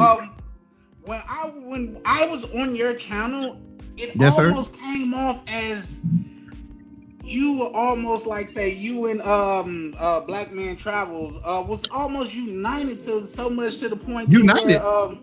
Yeah. In what aspect? No, you got to go into detail. What aspect is I united for the canal? the only way it's gonna be a conversation is to converse. Is I speak and then you speak and respond. There's no like we can't do it at the same time, big brother. Okay. But what I was saying is, it's like he would say something, then I or Black Cleaner would try to respond. And it was one time, because Black Cleaner was getting on his heels, I believe. It was one time he was like, no, keep in mind, he's a host. So it's almost like, yeah, you remember that. And it's almost like he was saying, oh no, he can respect you, but he could disrespect you, but because he's a host, you can't disrespect him. Did it come off like that? Absolutely. Then I apologize. If it came off like that, I apologize. No, you can get in his ass all you want. That's free game. You know what I'm saying? I just wanted everybody to. I think he's smart and all of that I think everybody was just talking over each other, and I kind of wanted to have, something that was more. If you guys wanted to break it up later, you could for your shorts and stuff. So I think I was just trying to get everybody not to overlap so much. Other than that, yeah, you can go at any one of us. We don't care.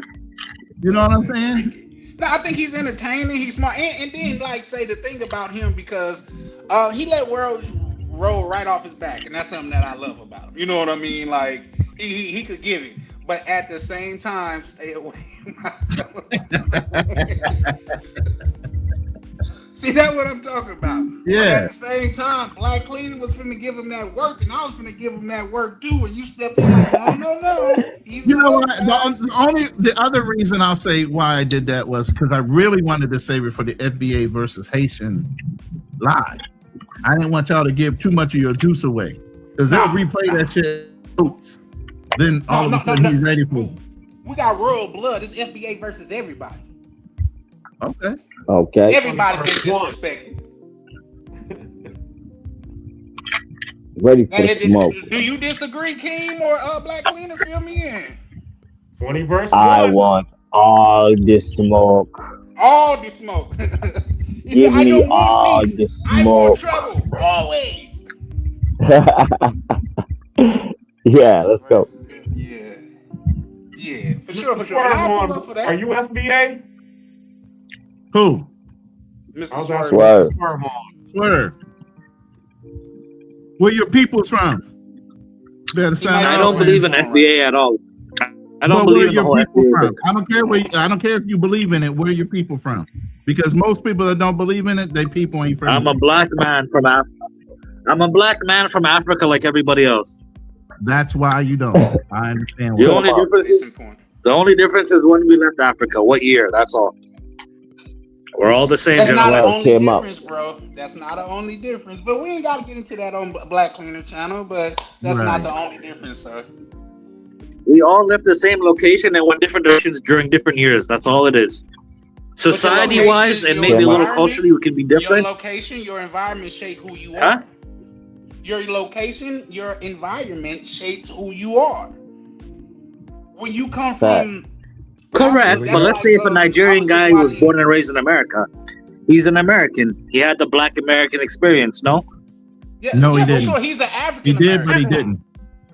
He's an African American. What do you mean he did it? He was born and raised in America, and he's a grown man. He lived the same experience as you did. No, he did. Were you born in Swerve? Were you born in America? I'm not American. I'm Canadian.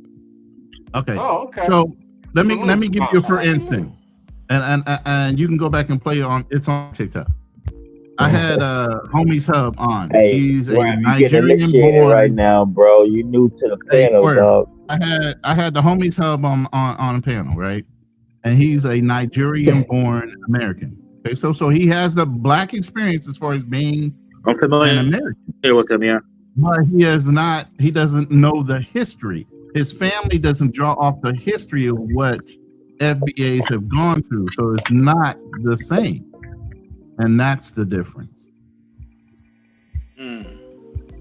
Okay. Yes, that's why we had to delineate. That's why we had to we had to delineate for that same reason, because anybody Black born in America is truly a Black American. But that does not decipher ADOS and have ancestry here that went through the struggles they went through in order to get to the point that they're at right now. Facts. Yo, y'all know what my question is. Yo, what's my question to this guy next? Because I've asked quite a few people on the panel. What I'm about to ask him. What about what? Black lives matter or all lives matter? What about the African what? Cuz you crazy. You knew what I was about to say, right? I'm just playing though, but yeah. Black lives matter. Black lives matter or all lives matter? No, go ahead, King. Well, he said Black Lives Matter. He said Black that, lives but matter. Yeah, he did. that's not a hill that I'm not. Yeah. But I don't like the Black Lives Matter organization. And that's fair. No, nobody did. Right. I don't know. Nobody That's did. the way I see it. I don't know. FBA is something that's came on the internet. Huh? No, that's not it. All we're doing is identifying our lineage. I look at Because FBA of just what- as the French thing on the internet. No. It's not really. No. That's how I And see it. here's the luxury. Here's the luxury of a Black American that has no ties to the United States like an FBA does, that can look at things like that in that way. There's no pain involved in your United States being an American. Everybody else has blood ties and pain and struggle through their attachment to the United States, where you're impartial with your attachment being a Black American being here. That's the difference. You have no blood ties, so I you don't have agree. no pain to being here. Yeah, of course you don't agree. But hold on. Well, I don't want the brother to feel like we attacked. No, but think about it, right? No. Let me say this. No. real quick. Like, let's say, Hold for on, example, hold on. right? I'll let you. Let me just say this real quick, and I'll let you interject. You can say that the FBA is just a fringe thing on the internet, and that's all well and good, Mr. Swerve on, because that's the name that you're using. Hip hop 50 Correct. years ago was a fringe thing that was just out there. Everybody thought it was a fad that it was just going to go away. But now, fast forward 50 years later, now everybody's trying to fight all over who started hip hop. They're trying to say that it was started by the Spanish and the Jamaicans 50-50. But when the FBA started it 50 years ago, it was just a fad that was just out there, and they thought it was just going to go away. So it's the same thing. Brother. FBAs is this fringe thing that just started on the internet, but what do you think is going to happen 50 years later? People are going just like, and I love what Charlie Chan always says, because he always brings this saying up. And that saying is, back in the days, they saying that they didn't what, Charlie? I could hear you. Yeah. You said back then they ain't fuck with you, but when you up, everybody say they stuck with you. Everybody want to be a nigga until it's time to be a nigga. Let's just be honest about that, man. It just is what it is, and the fact of the matter like is, Mike Jones. It's a little quiet. Can everybody hear me? Are we there? Yes, sir. We can hear you. Mike Jones.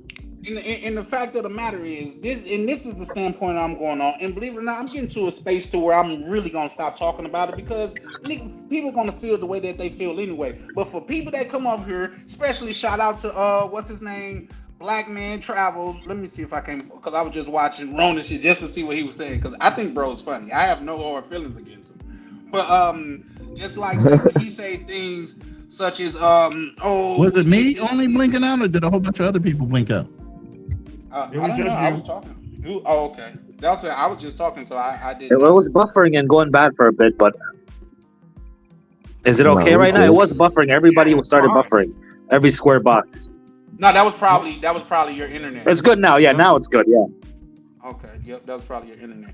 But okay, no worries. Go ahead, brother. It's when other people, for one, they jump on that bandwagon and they just try to shit on black people for just being black, but they don't shit on their oppressors. They got more smoke for black people that didn't do shit to them than the motherfuckers that's actually displaced them and went fucked over their country. How does that even fucking make sense? Nigga, we got adopted, we got kidnapped too. We was just goddamn here longer. And we need our respect for that, because the reason why you motherfuckers are over here because of the shit we did.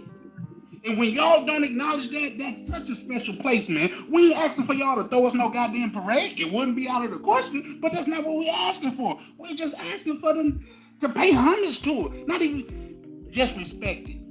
Have just as much smoke for the white man that came and fucked your shit up as you goddamn it have for us. Have that much disrespect for them. But y'all don't talk about them because guess what? They are white Jesus. Got a white man hanging on the pulpit into a church. How does that make sense?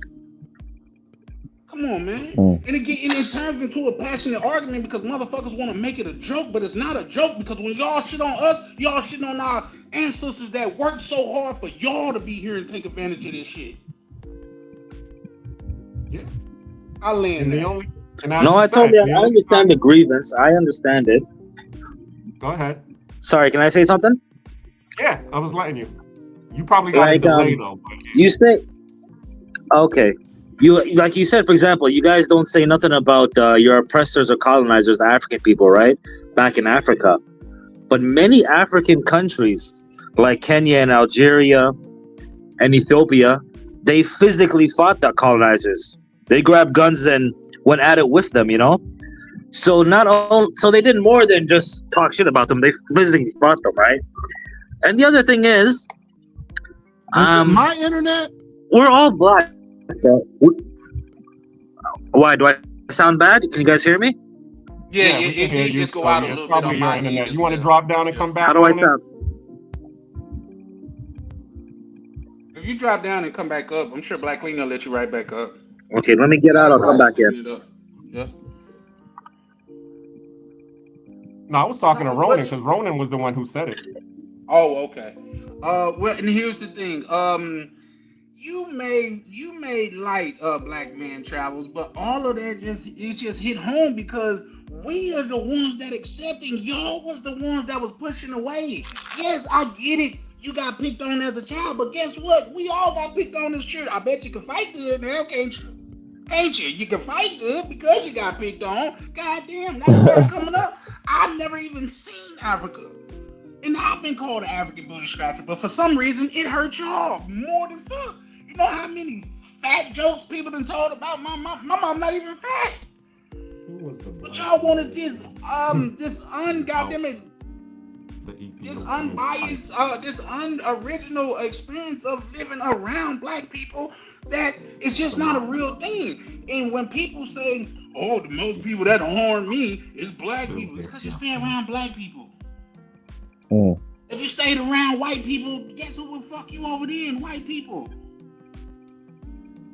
Have y'all not seen what Ray Kroc did to the McDonald's brothers?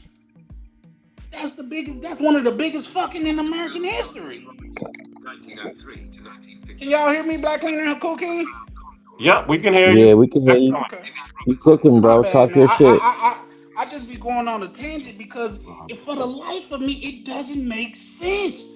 You got Indian people that hate the fuck out of Black people. Like we the one took their land. No really smoke for the people that actually came over here and did the first biological warfare was what? When them motherfuckers came over here and gave them infected blankets to them. Blankets, yep. That was biological warfare. But for some reason, let's fuck up the Black people. Let's blame them. These motherfuckers that this, that, and the third because your colonizers is too strong. At least you feel they're too strong for you to take on. That part. So you wanna pick the motherfucker that got fucked up too? It's because of them. What? Make it make sense. And if y'all want me to put, okay. I got you. I'll land, bro, because you know my ears starting to get hot and everything, man. I'll land just because we are the inclusive ones. We are the ones that accepting everybody. If you're an old white woman and you go on Instagram and do some type of hip hop dance, you go look at the comments. Oh, Granny cooking. Oh, she welcome to the cookout. No, the fuck they ain't. Because what is the equivalent of a cookout for white people? We ain't been invited to the banquet, bitch. The gala. To the goddamn banquet. Right. You're not invited to the gala. Go ahead, my bad. I don't want to stop invited to the gala. The gala. No. Gala is the South thing because we I never heard Charlie Chin swear so much on the panel. Man, my bad, man. I'm a chill. That's on me, Cool King. I appreciate that, man. But It's just the fact of the matter is, I don't understand it. You got Mexican people. Man, it was a little brother that was he was a Spanish guy. He was dropping game on what's name. I was paying for his little monthly fee because he'd be dropping some credit jewels and stuff like that. So I was paying for it. So, but he said, oh, birthright citizenship was mainly for descendants of slaves. He said, the more you know. And his very next clip was a baby monkey playing on a branch. For fucking what, you boy? I didn't want. I'm not gonna say it because that's gonna come off as hate speech. But for what? For what? Like, nigga, we didn't do that. That was them trying to make shit right that they knew they had wrong. And it was certain motherfuckers, and the law was so broad and so wide that all of y'all got a chance to take advantage of it. That's why when Donald Trump just signed a new thing, the birthright citizenship shit, that's what it was supposed to be. Because everybody was taking advantage of it. And it was exclusively for birthright citizenship for descendants of slaves. So now y'all can't do it no more. And wasn't nobody, I'm not even sure if anybody black was in the room, but y'all hate who? Black people, because it got signed. What? Make it make sense. Oh, he worked with a black pen, Charlie King. So that's why black people had fault. He had a black pen. We didn't make these goddamn changes, but for some reason, y'all on our heels like we the one did it. And then not only that, I'm finna land. Give me 30 more seconds because I just want to get this out. Not only that, when it came to ICE and stuff like that, all of these videos came out. Why you black people not helping us? Where the fuck was y'all when we was marching? We didn't already did the heavy lifting. You get to go to desegregated schools because of who? Us. They not supposed to discriminate on you for housing because of who? Us. Come on, man, and we still getting treated only by the people that been oppressed by them, by the oppressors. And guess what? We just take it in stride and keep moving forward. I'm sorry you got picked on in school, but if you lived in the black community, that's what it is. You either learn to joke good, fight good, or learn to do both. Because kids are fucking cruel. Hello, can you gentlemen hear me? Hold on one second, Mr. Swerborn. Before you I'm done. respond, I'm done, Black King. All right, before you respond, because I want to give you some information, because you said something about Ethiopia and them fighting their oppressor. Shout out to my brother K now. Can you? Shout out to Foreign Skies. Hold on. I want you to see this and let me know what you think about this information. You was talking about Ethiopia, right? All of them. Born in 1903, Carabel, Florida, Robinson spent his early years in Gulfport, Mississippi. A visionary, he pushed for equal opportunities for African Americans in aviation. Despite being denied further education due to racial barriers, Robinson's passion for mechanics and machinery led him to the Tuskegee Institute in 1921. Inspired by aviation pioneer Bessie Coleman, Robinson moved to Chicago with his friend Cornelius Coffey to pursue aviation careers. He was repeatedly denied entry to the Curtis Wright School of Aviation. Undeterred, Robinson worked as a janitor, cleaning floors by day and sneaking into classes by night to learn. What if I... Everybody is looking for heroes. Most don't know about John C. Robinson, the Brown Condor. Let's change that. Born in 1903, Carabel, Florida, Robinson spent his early years in Gulfport, Mississippi. A visionary, he pushed for equal opportunities for African Americans in aviation. Despite being denied further education due to racial barriers, Robinson's passion for mechanics and machinery led him to the Tuskegee Institute in 1921. Inspired by aviation pioneer Bessie Coleman, Robinson moved to Chicago with his friend Cornelius Coffey to pursue aviation careers. He was repeatedly denied entry to the Curtis Wright School of Aviation. Undeterred, Robinson worked as a janitor, cleaning floors by day and sneaking into classes by night to learn.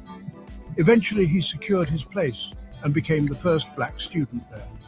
Robinson's legacy includes opening his own aviation school and initiating a program for black pilots at Tuskegee.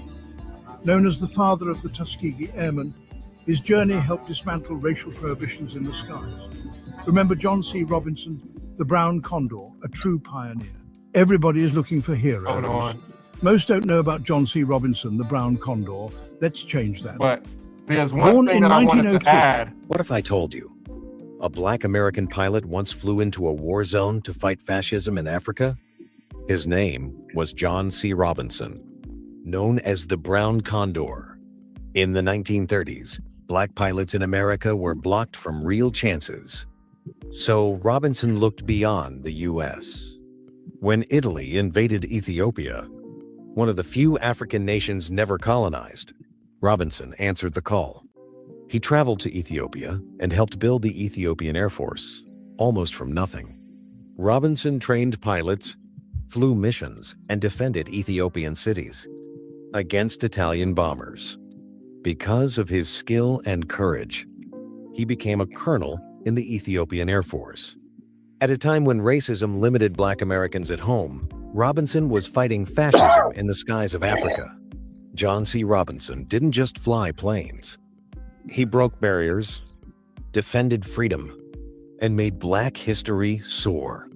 History may not talk about him much, but now, you know. Kindly like and subscribe to Yesterday Explained 247 for more unbelievable. So what you got to say about that? See, people want to talk about foundational black Americans, and what you said about Ethiopia, how they fought the oppressors. But guess who was there to help them and help them build their Air Force out of the mud from nothing to help them fight the oppressor? See, that's the stuff that we do as foundational black Americans. That's what we do. We help you all. But when it comes to us getting help from you all, a lot of times what happens is because you all feel that these people are superior and you're going to get crushed, you'll align yourselves with them because you're feeling that it's the winning side, and you'll be a paid disruptor or you'll be a paid grifter. That's why a lot of times we're like, you know something, it seems like there's some disruption going on amongst our ranks. People who are looking like us are being paid by the oppressor to come and disrupt things. So therefore, we need to separate ourselves so that we can continue to fight the good fight. And if you're a rider, then you're going to be like us and ride with us, just like how we rode for you all in the past. He didn't have to go over there to do that. He didn't have to go over to go help Ethiopia fight in World War II, but he chose to. You see what I'm saying? And I'm gonna land there because that's all I wanted to do. I just wanted to show you, yeah, you all did fight, but we was along with that fight with you. Hey, Black Cleaner, can you bring us all back up on the panel? Yep. This is a black screen right now. Sorry. Is that better? Yeah. Yep, for sure. Mr. Swerveborn, you there? Foreign Yes. Skies, what's up, Mike? Yeah, I'm here. All right, so I'm we here. got to say to that, and I'll let Foreign Skies go after. I'm familiar with that. I'm familiar with that story, and I believe there's a larger group of men who went there as well. But it's still the same thing to me, man. We're all black people. We all left the same place, just different years. The societies we live in, whether it's Colombia, Honduras, the Middle East, the Caribbean, Africa, we're all black people, just a little societal differences, possibly religious differences. Our upbringings and environments are a little different, but we're all black people. So saying we're this kind of black people or that kind of black people, or we built this or built that, or you guys are like this and like that, I don't believe in any of the division or trying to separate in a way or trying to label people a certain kind of black, you know? As I said before, a black guy who's from Nigeria, 40, 50, 60 years old, born and raised in America, had the American experience. They didn't say, oh, no, you're from Cameroon. No, you're okay. Don't worry about it. We're just going to deal with these guys in Alabama and Mississippi and Chicago. It wasn't like that. All black folks got it the same, you know? No, we... And I don't believe any African person downplays the work that the African American community in America has done ever. You absolutely do. At 100%. I don't believe. You do. Who's you? Listen, I didn't say you. I Might, said look, 100. Okay. you might be one person out of 100,000 Africans that come to this nation. Y'all are taught to stay away from us. You stay in your own little sects based on your tribes, because y'all still have tribalism going on within your own cultures. Okay, and y'all hang out amongst yourselves. Y'all don't include yourself beside to take advantage of not only the scholarships that are out there, because there's a lot of African names that apply for scholarships, but you realize that even in America right now, they changed that. You can't apply for scholarships if you're a citizen in the United States like that. He's in Canada, so it's different. Well, that's even worse. You know, he's talking about American situations, and he's a Canadian. He's not even an American-born freaking African. He's a Canadian. Well, you can discuss any topic. You don't have to be from a location. And I'm not from the other side of the earth. I'm probably 2 hours away from you guys, an hour and a half. You can discuss it, but you wouldn't have the empathy or the belief or the structure behind it. Why wouldn't I have the empathy? Why wouldn't I have the empathy? That's an assumption, you might man. have. Okay, wait.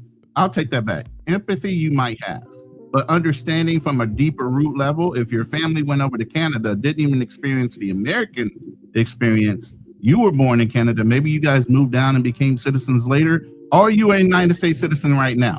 Is the question. No, he's a Canadian citizen. He said he was born there. Does it didn't say that he wasn't later come down to America? Yeah, because Ryan is from Canada too, and you know that's a very, very good friend of mine. So yeah. And he's an American. He got a American passport and a Canadian passport. At least I'm assuming. So that's the secondary question. Are you a United States citizen right now? Are you speaking to me? No. Yeah. I'm a Canadian. Okay, so just like if we as Americans, even though we pay homage to going over to Africa as the motherland, nobody that's an FBA is in denial that we aren't descendants of slaves. That's the whole point. We are. But we're far different in our lived experiences, our ancestry, as far as their experience and everything else that chops up what an FBA is versus what you guys experience. Everybody colonized, okay? We've all had different experiences being colonized and being put into slavery in one way or another. African nations y'all weren't necessarily put into slavery or bondage. Y'all were taken advantage of in your own fucking countries. We were shipped over to a whole country where we were enslaved people first. Then we won over our freedom. Okay? So there's a different experience and understanding through an ancestral level where you can blankly look over things because it doesn't mean anything to you truly. You might understand by reading, you might understand by being empathetic to all Black people, but you still don't have it from your ancestors, your roots, your family telling you stories. What you see when you grow up and how your family is being treated while you're sitting there as a child and a cop is talking mean to one of your grandparents or something like that because of the shade of their fucking skin. You never experienced any of that to have any identity, and that's why you look over shit like, nah, I don't believe that. Yeah, of course you can have that nonchalant attitude because your people ain't from here. Who said I looked over anything? Who said I looked over anything? What is the complaint? Don't deflect. You basically shined over everything we said, like, nah, I don't believe that. Like nonchalantly. When we talk with conviction. I said that an African man. Hold on, fellas. Hold on. We want you guys to continue, but can we welcome the new guy to the panel, please? Right. Mr. Foreign Skies. He wasn't introduced? Okay, what's up? Yeah, real quick, you did kind of shine off and nonchalantly dismiss some of the things we said earlier. Because you have like what? Give me an example. What did I brush off? What exactly did I brush off? He technically just said it. When you just said, technically said what? I don't believe African guys don't get paid homage to what the Black men, what the people of the Black people of America have been through. And you directly. They absolutely do. They absolutely appreciate and they understand what you guys been through. How do you know? Okay. Have you 100% experienced that in America yourself? Let me hold on. Foreign Skies, are you up to date on this? Because I know you probably got some gems, so I'm gonna let you talk about it since you haven't had to put a word in yet. Go ahead, bud. So I don't know the topic. I just kind of came in and I've just been listening. Can I just get a quick rundown of what's the topic or what's the current topic? We're not spinning the block yet. We're talking about the FBA. Mr. Swerve Somebody on just came basically in with said that like some FBAs is just background. a fringe thing that's on the internet, and Somebody might all of need us to turn their volume down. It's true, it is. We all came from Africa. We just got dropped off at different slave ports at different times, but we're all the same. So, are you asking me my opinion on that? Because I kind of do believe that, as far as my knowledge. Okay, now look, Black Cleaner, you're more educated than me. You have a deeper understanding of Black people, how we got here, how things started, etc. But to my knowledge, we're all one beat. To me, because to my knowledge, we were dropped off in the islands, and then eventually we were dropped off in America. But as far as us being one people, it don't matter if you in a Latin island, country, or you're on a Caribbean island, or you in the United States. When you hear that drum from the Latin people, it sounds like the same drum from the Africans. When you hear that drum from the Caribbeans, it's the same drum from the, you know what I'm saying, from the Africans. When you hear hip hop and rap, it's the same drum from Africa. So to me, it's all one beat. It's all one sound. It's just a lot of colorism and you know, like you say, brainwashing that separate us and be like, okay, a Nigerian is different from somebody from Barbados. Somebody from Barbados is different from somebody from America. You know what I'm saying? So I do believe that. Go ahead. Let me ask you this question. Yeah. Where did this drum come from? The drum that I'm speaking of?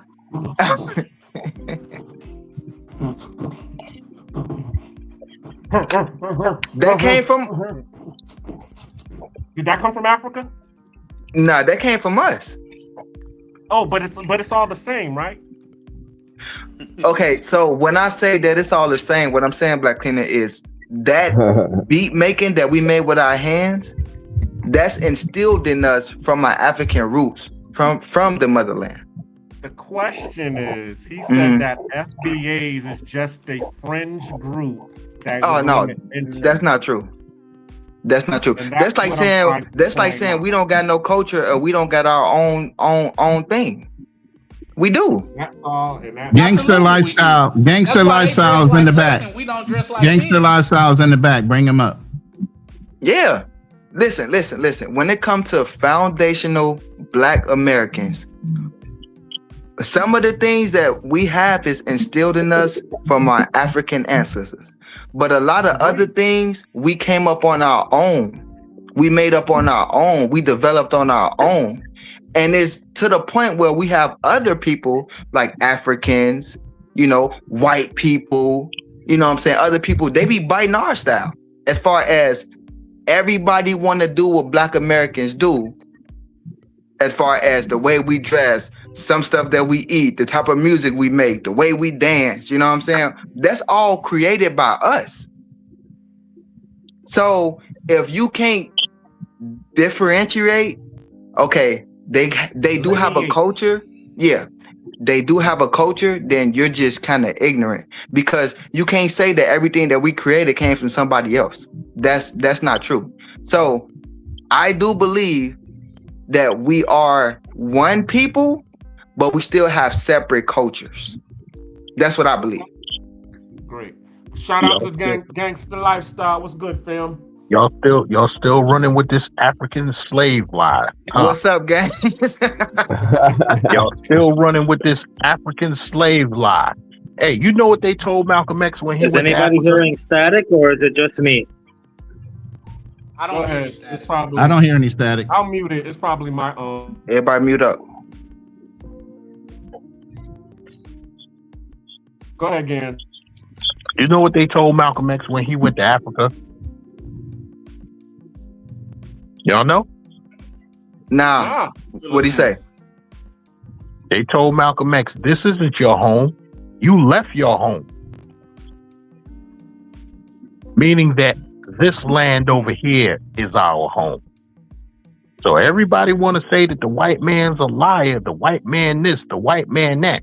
But when the white man tells you you a slave, You believe that lie. You believe the white man when he told you that you came over here from Africa on a slave ship. Knowing damn well that hold on. Knowing damn well that white man didn't even know how to navigate no slave ships. And you know that from Columbus because the Moors navigated his ships. So when we gonna stop believing this lie that we came from Africa? This is our land. The only people that came over here in some ships are Europeans. There's some facts to that, because they was talking about that. If you start looking at, you know, the census, and if you actually read the Native American history, they start telling you that before they did the whole Trail of Tears, they was telling people that they was taking over the land. Now you could go to the reservations that they had prepared over there in Oklahoma, or you could stay. But if you decided to stay, that you was going to be deemed on their census as either a mulatto or black. And if you start looking at a lot of census, because I know from my family history, in Keem's family history, there are some people in our on our census that is deemed mulatto. So mulatto doesn't necessarily mean half black, half white. Mulatto is also Native American. So Gans is saying some truth. Well, let me ask you this, Gaines. Does that change because the topic of the conversation that was coming up is the FBA factor. They're just saying foundational Black Americans. Does it change that? Say that again. Well, because the topic was foundational Black Americans. Foundational Black Americans just means that your lineage goes back on this land a couple generations. Exactly. It doesn't mean that you're a slave. No, I can get that, and I can even, because everybody let's be clear, I also want. What's more foundational than an Aboriginal or an indigenous culture?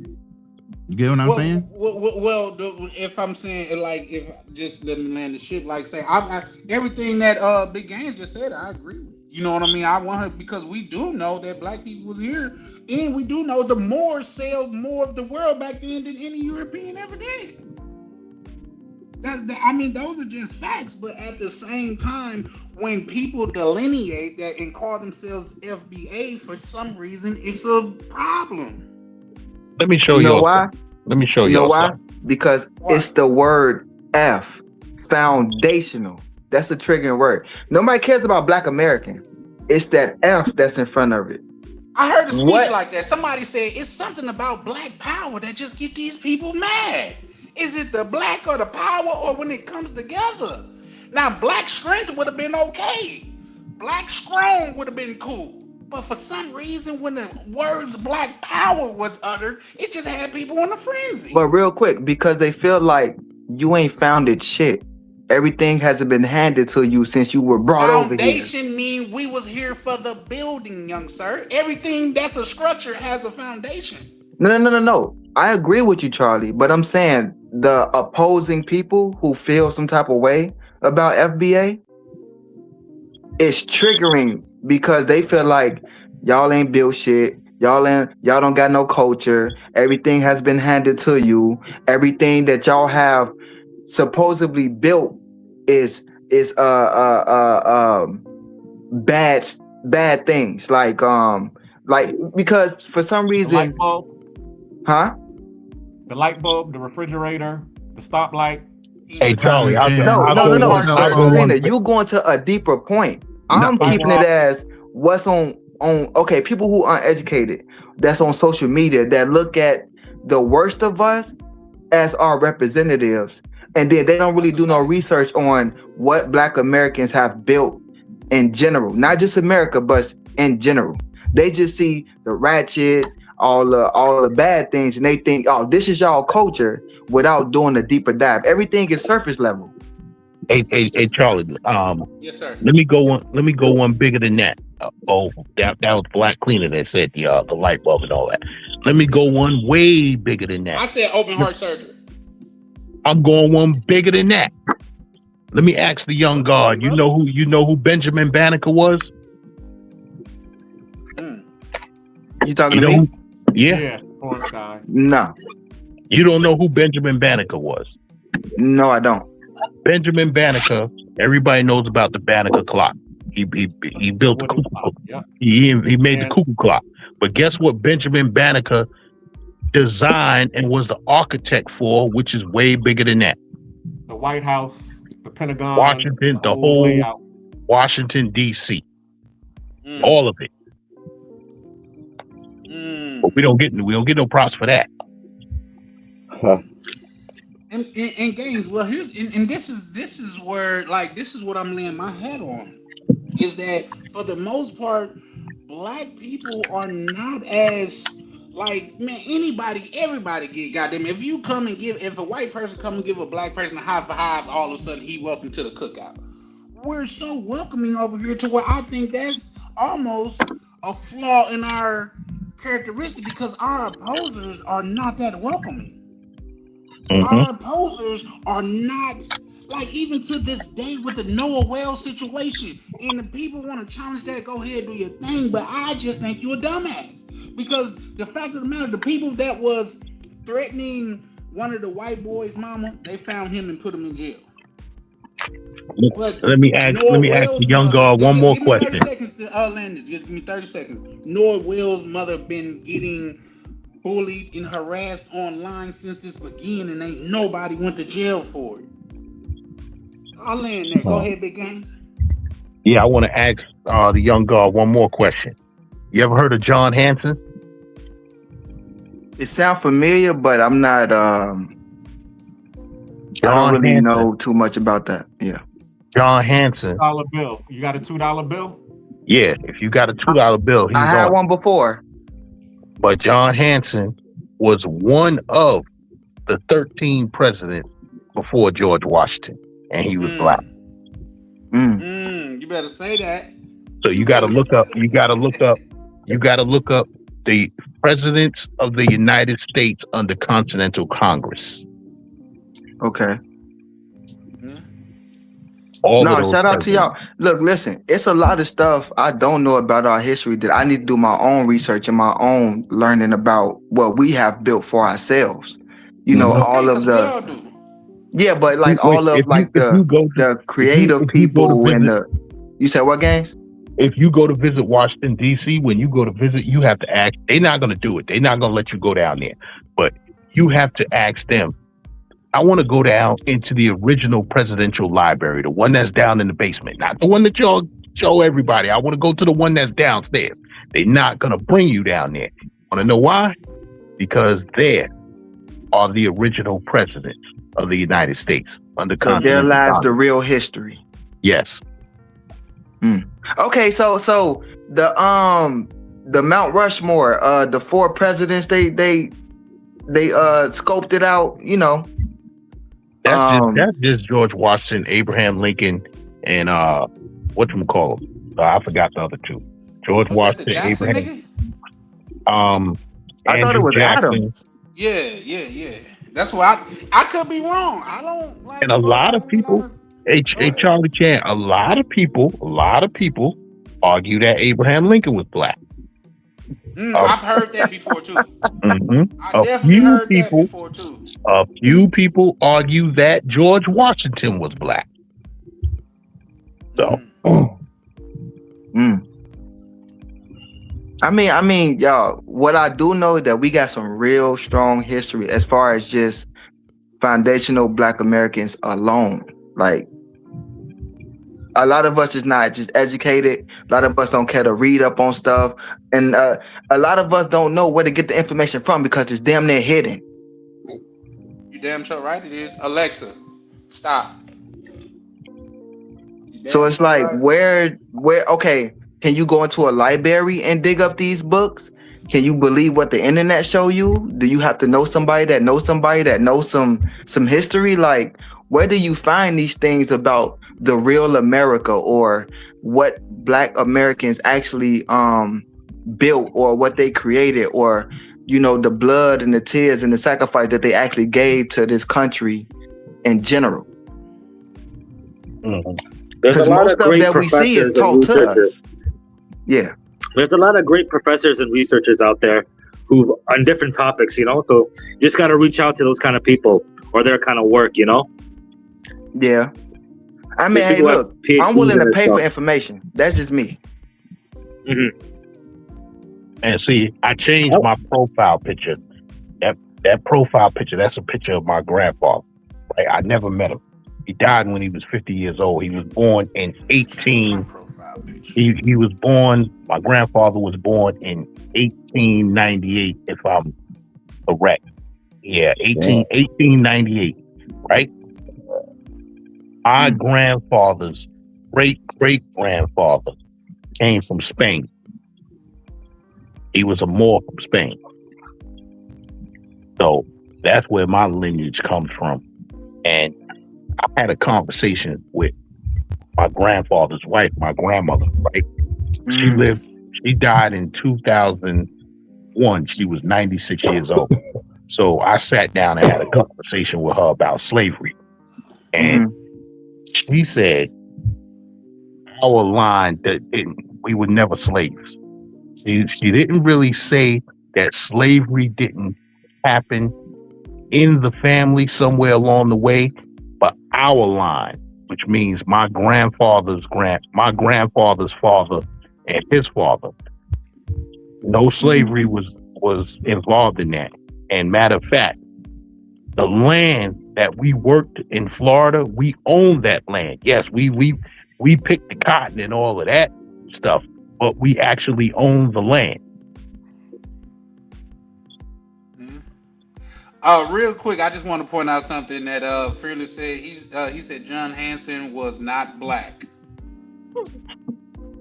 Oh Lord, Hey. Ned. Okay. Tell Ned to be quiet. Black Ned Flanders. Yeah. Matter of fact, if you even say John Hanson in the Google, a black picture comes up. So what is he talking about? What they gonna tell you is don't believe what Google always show you. Right. Well, But before Google even came about, we were studying this and we proved all the talk about John Hanson. This is back in the late 90s, early 2000s.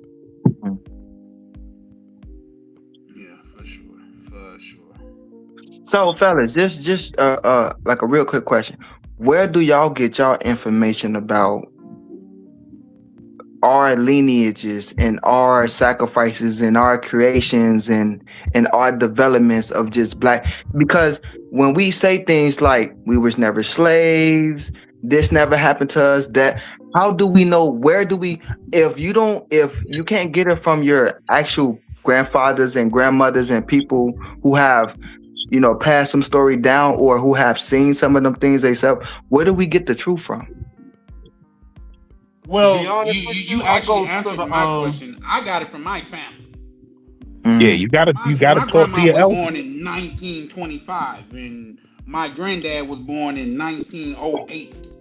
8 years from being in a whole different century, whatever the hell they call them, decade. Right. So yeah, for sure.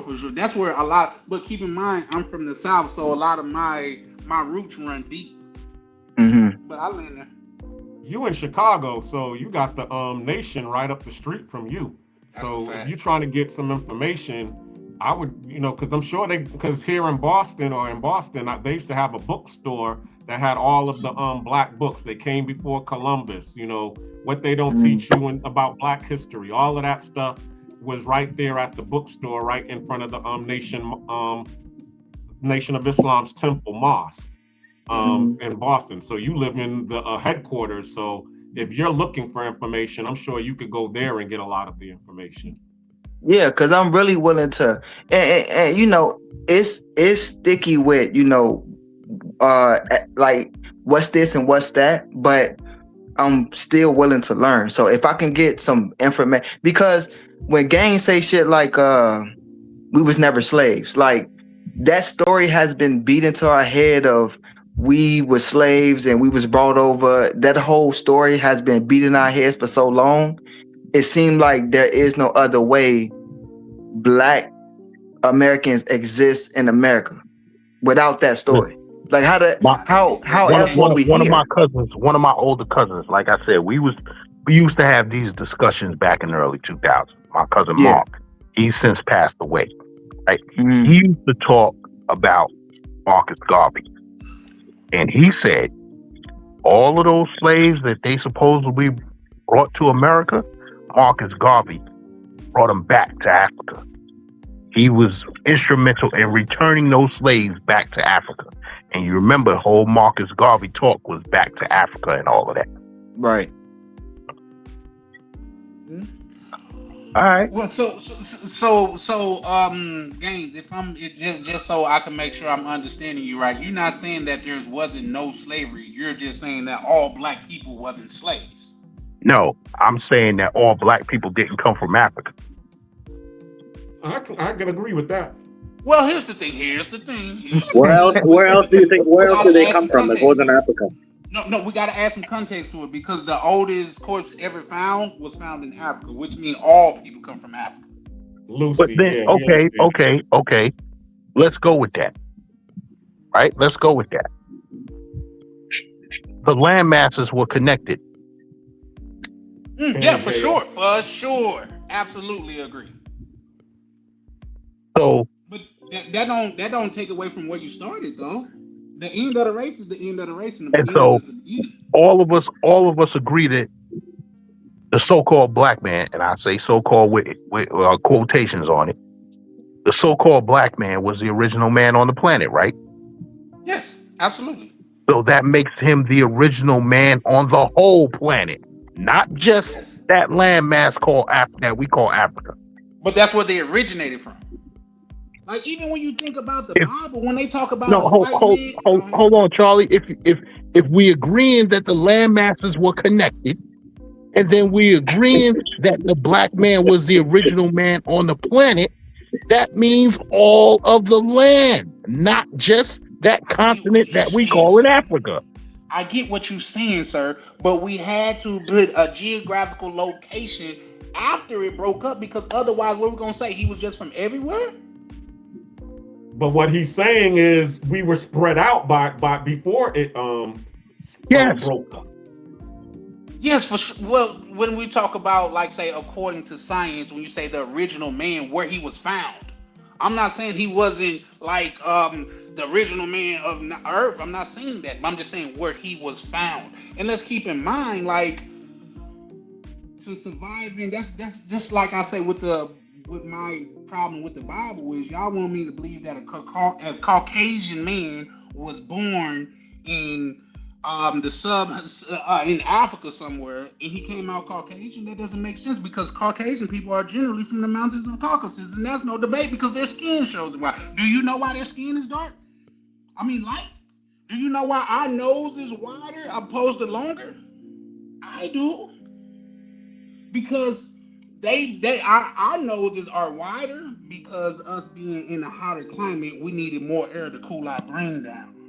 Their noses are longer and more slender because with them being in the cold climate, they needed less of it to cool their brain down.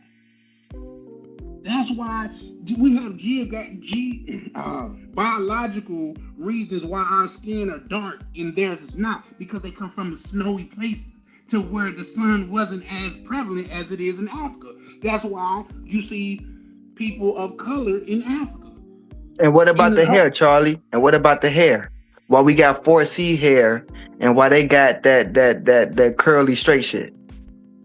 I wouldn't say good. Curly and straight is an oxymoron. Well, like, you know how they consider their hair straight. Their long hair needed to go to protect their neck.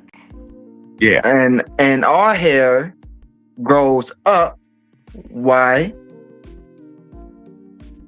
Sounds like you know the answer to that. No. I was asking. I'm not sure. I don't. To be honest. I didn't look into that.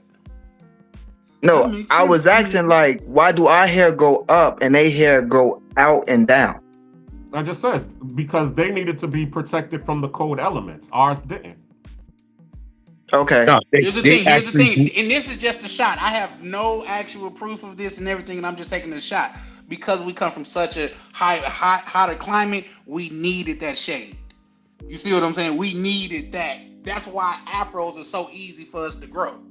Mm-hmm. You see what I'm saying? We needed that. So that's just me. But now everything else I said is can be proven. Facts. Okay, so let me ask you a question, right? Okay, so can we all agree that based on what we were taught, and you know, a lot of things is true or not, that the first black person to come to America was African and was forced to come over here? Can we all agree with that? Nope. Okay, so if we don't agree with that, then hold on, and if gangs say all blacks don't come from Africa, then why do we have African in front of our like African American? Jesse Jackson came up with African American. Yeah, that designator changed in the late 70s, early 80s. We tried to be inclusive. Hold up, we were called Negro. We were called a whole bunch of things, but then we tried to be inclusive of the immigrants that were coming over here of other cultures. So we took on saying African American, the black or Negro or whatever you want to call. We took that on after the fact, and Jesse Jackson spearheaded that.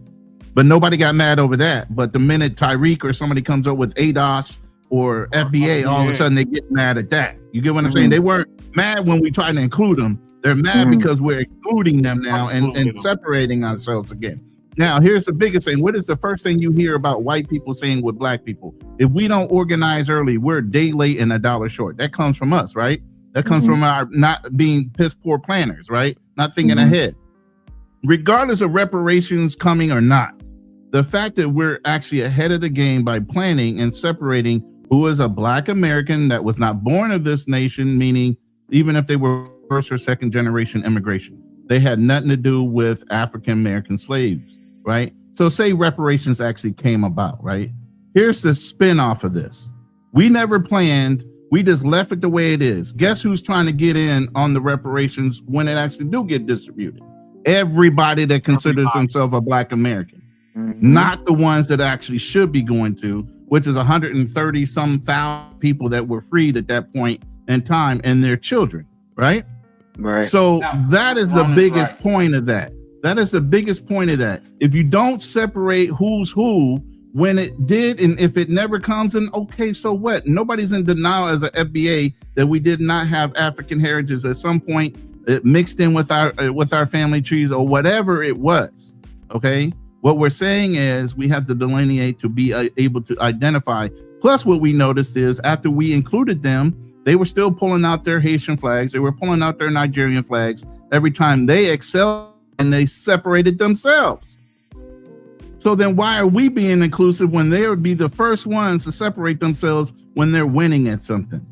They don't want to give the overall group a credit. They want to give their group credit. But then all of a sudden we're being divisive when we say we need to identify who's who. Ronan, you better talk your shit. I don't agree with a lot that Ronan say, but he could be right there. And yeah, because remember, this is not the first time that they have done this. That's where the whole term the $5 Indian comes from, when they actually gave the Native Americans reparations and reservations and all of that. But guess who got that? The white folks who was on the Dawes roll, who paid $5 to get their name on the Dawes roll, not the actual people who were the Native Americans, the people who had the $5. I mean, some Native Americans got it, but not all of them. And here's the thing. I also want to add this too, because I read somebody said that it was all over the planet and stuff like that, and I can somewhat agree with that. But at the same time, to say that all black people are from Africa, I almost got to disagree with that, because they found a tribe in New Guinea in like the 1970s that didn't even know the rest of the world existed, and they was black people. You know what I mean? They didn't even know like it was a world out there outside of what they was doing and how they was living, and they were black. So there's that. The Aboriginals are black as well. Go ahead. Let me say this. I don't want their reparations. keep your reparations. You want to give me reparations? How about this? You give me my reparations in land, and you get off my land. How about that? See, they say we'll never get it. That shit ain't never coming. They gave it to Rosewood in the 90s to apologize for the Rosewood massacre. They're starting to do reparations over in what was it, Galveston? I think California. I heard about it in Cali. They're doing the negotiations in California for reparations. So there are different talks. And as I said, there are people that are actually getting reparations as well. But they haven't made it federal. They have made it statewide. And some states are giving up reparations. Listen, they can keep their dollar bill because their dollar bill ain't worth the toilet paper that I wipe my ass with. So if you're not giving me my land, give it to me in gold. Agreed. That's fair. And I think that's a whole nother conversation, Big Gains. I feel you. I think because first we need to get to the point that they need to pay it out. Then we get to the point of how they pay it out. And here's the thing. I'm willing to lower the bar, and this is just in my head, Gains in the panel, so don't jump on me. Like, say, every black person that comes from, goddamn it, that's FBA, considered FBA, get them free housing and free college, free education. Because that's one thing that you stole from them. I'll buy my land. Yeah. If you give me enough money to buy my land, shout out to Donald Glover when he did the episode of when they paid out the reparations. Like, maybe we. I remember that. You know what I mean? There's a dope ass documentary out that came out. I watched it years ago, over a decade ago. I hopefully it's still on YouTube. It's called Rich Blacks and Poor Whites, and they talk about how the apartheid changed in Africa. And 200 black families that was going from poverty to upper class each year, and 100 white families was going from upper class to poverty each year. And it changed the whole mindset. It changed the way that now some white people wanted to fight to the death for it, but some white people like, shit, I guess it's their turn. We had our turn. Shit, it is what it is. You know what I mean? So, like, how can you get pissed at that? All right, we got a paid disruptor on the panel now. Shout out to the paid disruptor. What you got to say? Yeah, brother, I'm only coming on here just to show y'all. What's up, Phil? If y'all things was that great, you wouldn't have to make up stuff. He's talking. So y'all keep saying that I said something incorrect. So I always go with facts. I don't do the fiction. I do the facts.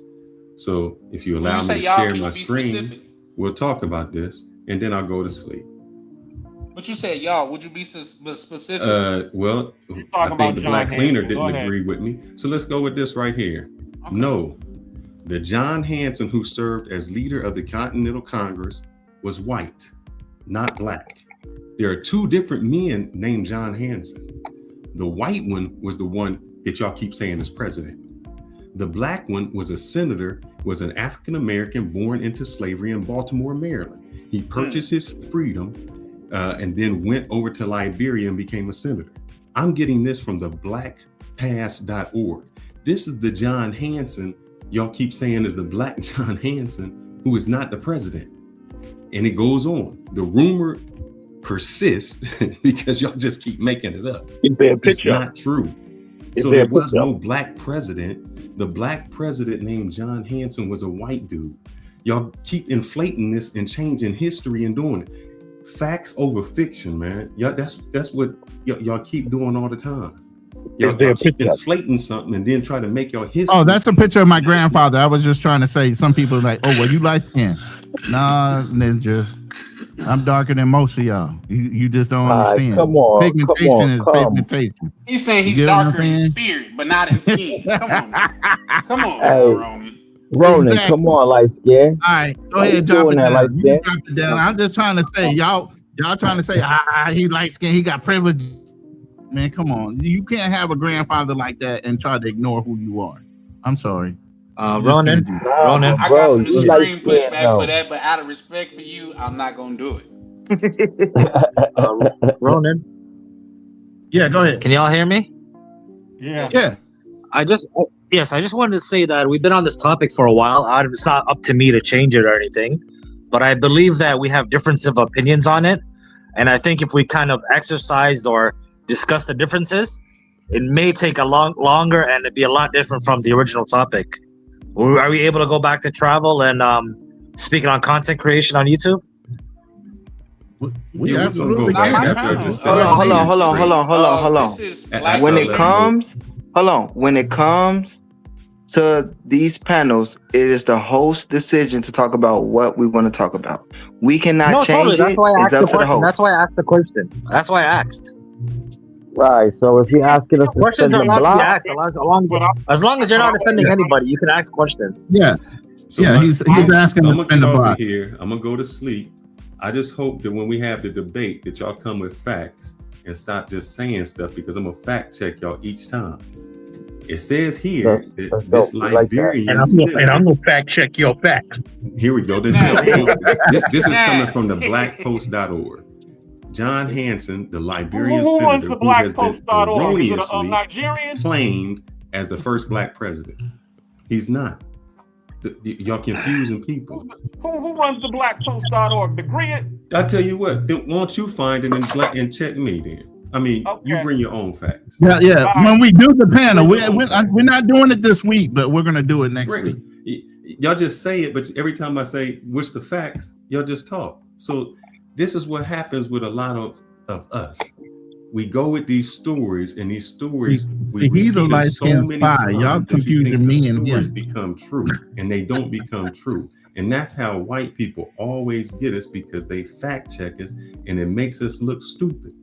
The same thing, Ronan, you wanted to talk about the debate. The same thing would happen with the black girl and the white dude. She just kept fact checking. He obliterated his ass. I was just thinking about that. Believe me, we're gonna talk she about brought the the Candace facts. Owens thing. Candace Andrew Owens Jackson. and Andrew Wilkins. Yeah, because we're she gonna talk talked about the facts, later. man. So if you want to That's debate, gonna if be you're on the going to show. do that, please just don't say something that you heard, that you made up, that goes back, that somebody told you somewhere. Please look it up and fact check it, because that's what happens to us all. And when we do it, it makes us look stupid.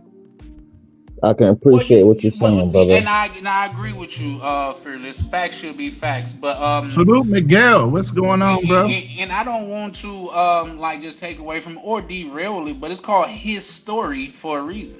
Well, tell me the real story. Show me the John Hanson. I mean, I'm not down on that bridge. I said I heard that. Okay. I didn't say for sure. And that's I'm the not problem down we on that hear. And what we never do. Let's even talk about FBA. I'm not going to go too long into it. Before 2018, there was no FBA, brother. You got to follow the money. You got to look just up. because the name. Hold on. Let me ask you this, then, Fearless. Just because the name wasn't there, don't mean the people wasn't there. Are you No, saying the people your Men man were was appointed on. to serve one-year terms as president under the Articles of Confederation. In November 1781, John Hanson became the first president of the They United showed the States wrong in Congress person. That's what I assembled keep y'all under the falling for, the Articles of banana in the Confederation. tailpipe. The real first president of the United States was John Hanson, who understood the importance of the war and was concerned. The true identity of John Hanson were great accomplishments as a leader. John Hanson was described as a man of action with great organizational abilities. He organized two rifle groups that were the first to join General George Washington during the Revolutionary War. He also appointed George Washington as General Click-like, subscribe, and share this channel. Now Fearless somebody saying it wrong. that he wasn't on the $2 bill. Listen, real quick. Why don't you look that up? He's on the back of the $2 bill. I thought we were that same man that's in that picture, that same black man that's in that picture with the glasses is on the back of the $2 bill. I think we're circling the block, right? I'm Googling. We're circling the block. We're gonna bring that back up. No. Now here's Look the at thing. No, ain't no look at me. Yeah, look at me go. I'm that nigga. Now the man on the front of the $2 bill, that's definitely a Caucasian man. But let me see. On the back, you can pick him out. No, you got to look black at man bro. You got to look at the black. You got to look at the back. You see them all. The black man he's the only one black man there. Yeah, that's what I'm saying. You could pick him out. Let me see. I'm gonna try to put my finger up under him. Boom. And it's the same black man that's in all the pictures with the glasses. If you, Mm. if it, yep. Hey, put him on the summer jam. Let me put you on the summer jam screen. Put that back up again. Cause you could, and this is a real $2 bill. I kind of collect old money. I got old coins and everything. I'm just a currency lover. Oh, but Scoot it over. okay. Hold on. Let me see what side are you on. Yeah, you was on the right side. Okay, right there. You could clearly see it's a black man in there. Damn, it's blurry as fuck right now. Your camera sucks. Can y'all see it better?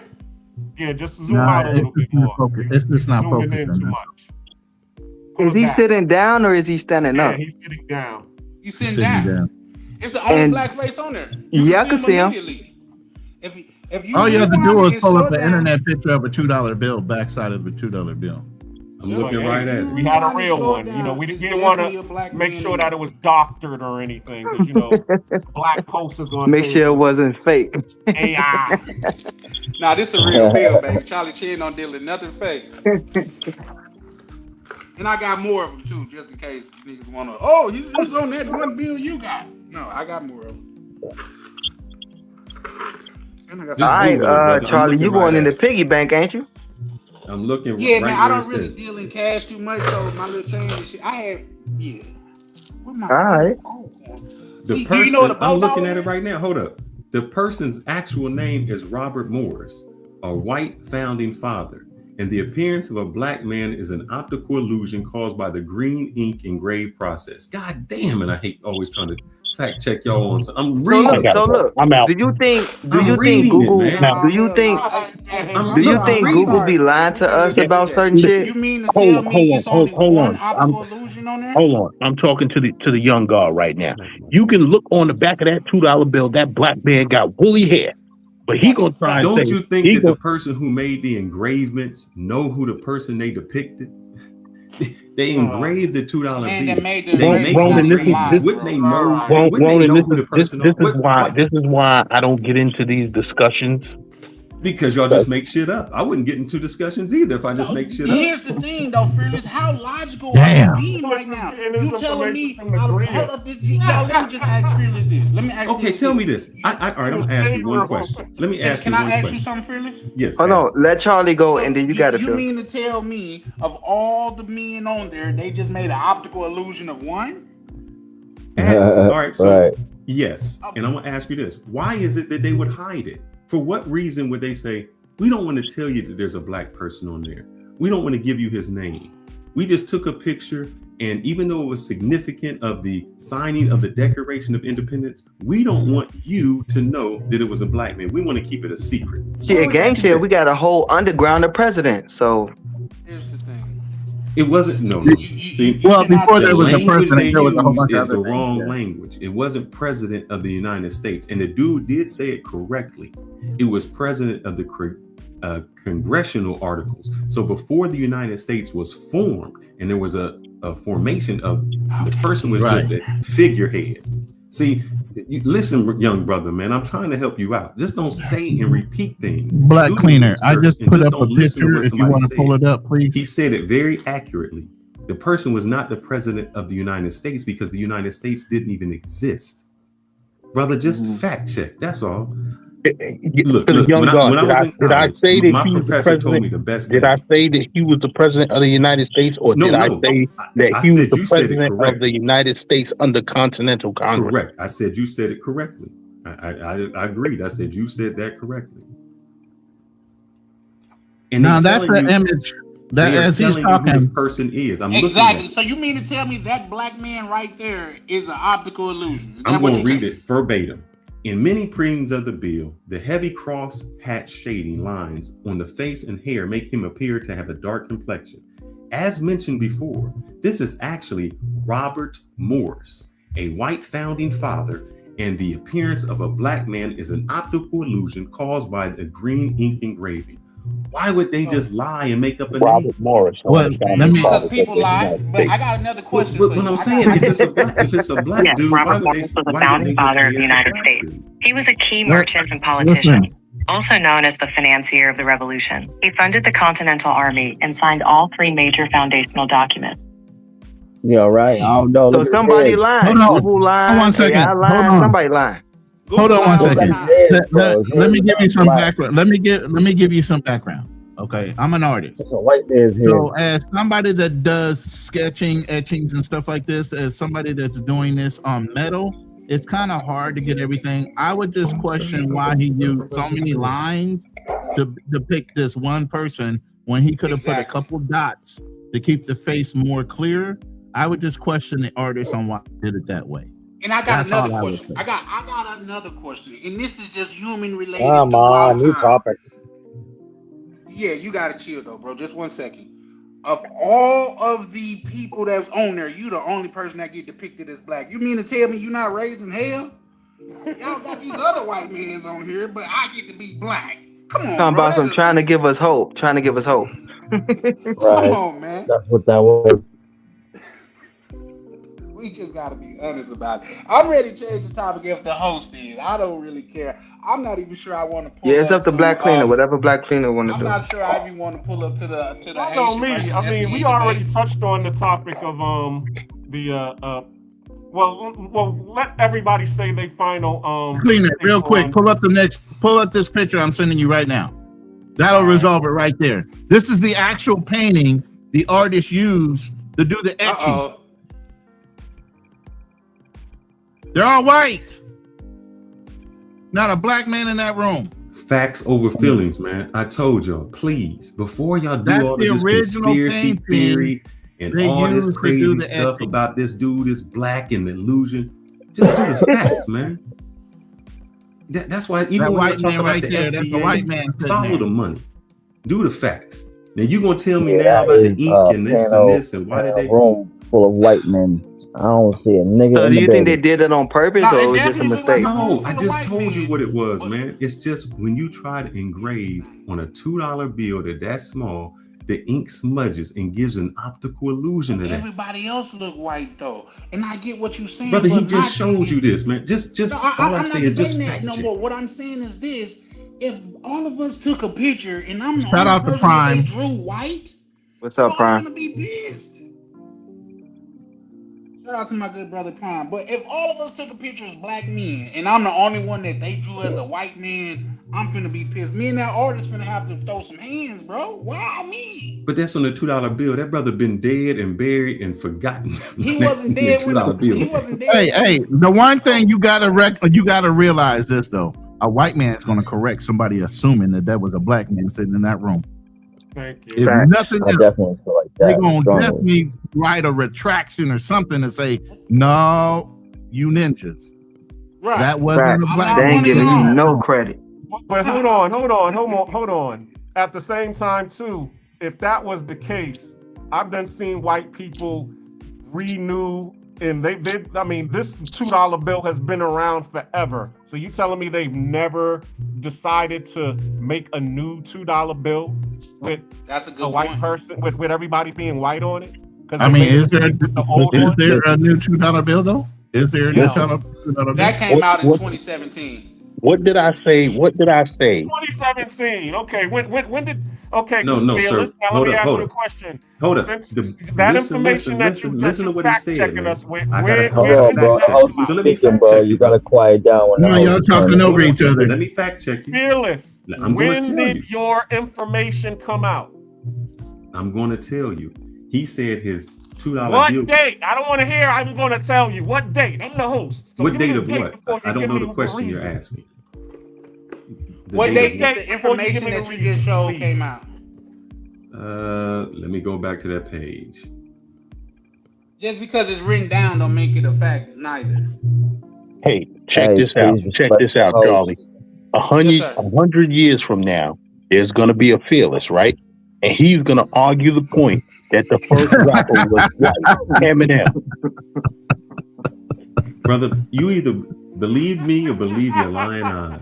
Ronan just showed you the I believe, picture. I So I guess believe, the picture, I believe my Yeah. cousin Mark the Hanna, picture is who, wrong. if he was still This- alive, Fearless, my cousin Mark Hanna would have ripped you Now, apart. somebody done went back in time, redid this whole picture just so you could prove that the dude on the I'm $2 dead. is black. Come on, man. Well, you know, maybe our Hey, I family would members love to meet sometimes is the Fearless from uninformed, or 100 maybe, you years in know. the future. And Yeah, I would to too. answer the dude's question, he said his $2 bill is from 2017. Yes, They sir. just don't change the engravings. That's all. The engravings stay the When same. did your information come out? I'm still waiting for when your information came out. Go ahead. When did you find out Robert Morris was a white man? In history class, man. I'm gonna. Do I need to go into my chat? No. Do I need to come up with my chat? Hold I'm on. gonna answer the question. When did this column come out? Let me can I answer the question? When I found out in about 2000. I'm sorry. I found out when I was about 28 years old. I said not when you found out. When did the column that you're fact checking? What is the guy's name? What is the guy's name? What is what guy? Robert Morrison. The column you're Robert reading. Morrison. Okay, thank you. Your point. Let's see about us. Let me go into here and see what they said. I'm on ChatGPT right now. I'm on it. Don't worry about it. There'll be an infographic. There'll be an infographic soon. Give me a second. They update their page. So this page was updated in 2027 to 2026. That's when they reserved their rights. 2027 ain't even here. No, I'm yet. sorry. That is really 2007. That's really 2007. from the future, Gaines. 2007.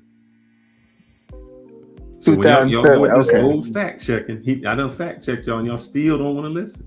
That's why when y'all go to this white dude asking for y'all reparations and saying what y'all need, he gonna laugh at y'all when y'all say, hey, the $2 bill.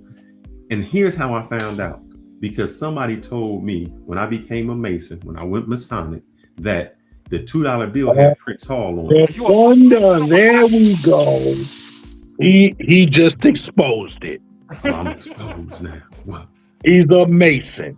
What's that mean? Oh, I guess I'm a conspiracy theory. Now there's some more stuff. No, you ain't a conspiracy. You ain't a conspiracy theory. We know them, all them secret handshakes and all of that you took. Come on, man. Okay, what's that mean? All you doing is I did the same thing when I became Kappa Alpha Psi. regurgitating What's what that the mean? white man taught you. When I became Kappa Alpha Psi, I did the same a different handshake. So what you're saying is niggas God. And it's still the same. You're still working for the same paymaster. Yes. Matter of fact, he two-time. He a Mason and he a Kappa. Come on. Yep, a Kappa Alpha Psi, baby. 1911. Them stars shine bright. Yep. We sick. Dokely. I don't even want. Damn, not a Steven. Hey, Not a Steven. You've been infiltrated twice, brother. Who that nigga on that nag? Who that nigga? Who that nigga up there on that nag? So Hey, real quick. let me ask Hey, you wait. this. Hey, Who wait. here been in a Wait. fraternity, or I'm who gonna here been in verify. a- Listen. I'm gonna Masonic? verify something real quick. Robert Morrison from 1734 to 1806 was not a president of the United States, nor was he a black man. He was a white British-born American founding father, merchant, financier, delegated to the Continental Congress, and later a U.S. citizen from Pennsylvania. It don't matter, Ronan. They're not gonna That's believe why you they because made whatever him black, information you 'cause he gave was isn't British. up to date, and it don't go with the FBA theme song. So they No, Philip, we're not saying we don't believe you. We saying it's so many different stories of Google and AI and what's real and what's not, and fact check and history and dated back to this time, and it just get a little sticky sometimes with what's the actual truth. That's all. Think about this, man. It was slavery. You think they was letting a founding father be black and sign the Declaration of Independence when they were slaves? Just They think let a about black it. man get shot. Phyllis, to do start off you the think? Revolutionary War? Crispus Attucks. Say it again, Black Lena. I said they let a black man get shot to start the Revolutionary War. Crispus Attucks. There was some black people around during that time that had contributions to the building of the United States of America in getting their freedom. Okay. You don't know who Crispus Attucks is? No. Oh, just look it up. He was a black. He was the first. Bro, look. Man to get shot Hey, brother, don't look it up on Chat GPT or Google because it might be lying. So to where, you. Phyllis? Don't do Where, that. Phyllis? Where do you go? No, I'm being Phyllis goes to the facetious, man. Bria. Yeah, he being facetious. But what you do is Okay, just- because Can I say something? He's being Yeah, go ahead, facetious, not knowing that Chat GPT will tell you that it lies. Ask your Chat GPT right now, Ronan, what is AI hallucination? Hold on, I'm in the middle of something else. Hold on. When you look it up, it should. Going over there doing some deep research, brother. This is what you do. Whenever you Google something, Fearless is going to tell you that Christmas you Adams ask was for the white references. You ask for the references because usually that's what ChatGPT is supposed to do. When it proper searches, term it's is to supposed to cite your search references. Woo! Ask for references. Hey, ChatGPT just broke out some shit. I asked, were there any before slavery in America? Were there black politicians in American history?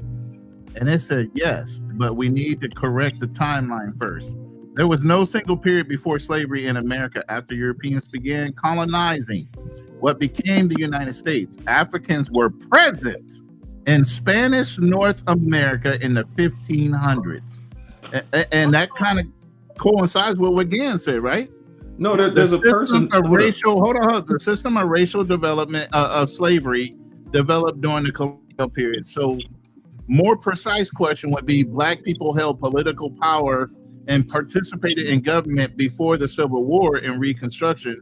The answer is yes, but their formal access to elected office were severely restricted.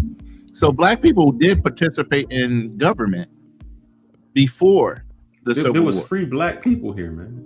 Everybody came over in the slave. There was free blacks. Also, Gaines already covered that. He said that earlier. Yeah, because he said he's part of the Spanish North Americans. And they've been here since the 1500s. So, Ronan, can you do me a favor now? Can you ask ChatGPT what is AI hallucination, please? Yeah, I'm writing it right now. Brother Light Skin. Brother Polite. Come on, Ronan. I gotta lighten up the show a little bit, brother. Come on now. I think, listen, well, here's the thing, man. This is not my panel for sure, and I'm always gotta pay respect to the host, but man, always. Like I say, we don't have. Well, in my mind, it don't have to be always. We this and that. Oh yeah. I know what that is. Yeah, AI hallucination. Remember, I told y'all the story I had to teach ChatGPT about index universal life plans. Yeah, okay, so AI hallucination. Can you tell us what AI hallucination? I'm going to tell you. AI hallucination is when an AI produces information that sounds confident, coherent, and plausible, but is actually wrong, unsupported, misattributed, or invented. So AI will come up with a confident sounding answer, but could be totally wrong. And like I said, I had to teach ChatGPT about a policy called the AI or IUL. So yeah, it doesn't know everything. It's still learning. So with that being said, that's what I'm gonna start calling fearless. Fearless's information is fearless hallucination. I'm as real as those reparations you're gonna get, brother. Oh, I got my reparations. I'm 80% disabled. Dang. Booyah. Hey, I don't think that's called reparations, bro. That's called disability. Shots are impeccable. Bro, I'm about as real as them. As long as they cut the check to this black man, I'm good. That was a good one, Fearless. I ain't gonna lie to you. That was a good one. I don't really, yeah, that was funny. Snappiness of it for me. Yeah, that was funny. Hey, it's late night, man. I get better as it gets dark. Like Batman? Exactly. Except that's not right, man. No, that's not right. Okay, we can circle back the block now if you want to. I mean, that's up to you, Black Cleaner. Yeah, you don't just hold it up, circle back the block. Where's that at? You mean spin the block? Right. Brother, I'm gonna bid you guys it's not my show. That's Cool King's line. I'm not trying to take some of us gotta go. All right, brother. You have a good one, brother. It was a pleasure. Spin the block, King. I will see y'all on whenever Ronan sets this up. And my parting words is this, man. I think black people have contributed enough to this society that we don't have to make things up to make it sound like we better. That's all. And with that, I will say good evening. Hey, I need your goddamn schedule where I got you on a live. This brother think he trying to be Don Cornelius or somebody. What's wrong with you, really? I forgot how that was. What was it? Soul. Peace, love, and soul. All right, brothers, man. Good night. And I send it to you. Hey, Phyllis. Yes, sir. You should invite me on one of your panels one day, bro. You know, because I fuck with you and Ronan, what y'all got going on over there. But I never been on one of your panels. Man, it's He don't really do lives like that. It's a little. I see. No, it's not, man. This is all I'm gonna tell you this truth, and I'm getting old. My first time in college, I took a class that had a black professor, and we said something about Alexander the Great, and he said, "Why did you call Alexander the Great?" And I said, "Well, that was just in the book." He said, "Before you call somebody something, understand that he maybe wasn't great to your people, and to always look at the fact check everything that you get, because people just say things." And so I started always flipping the script, trying to see it from a different perspective, and say why.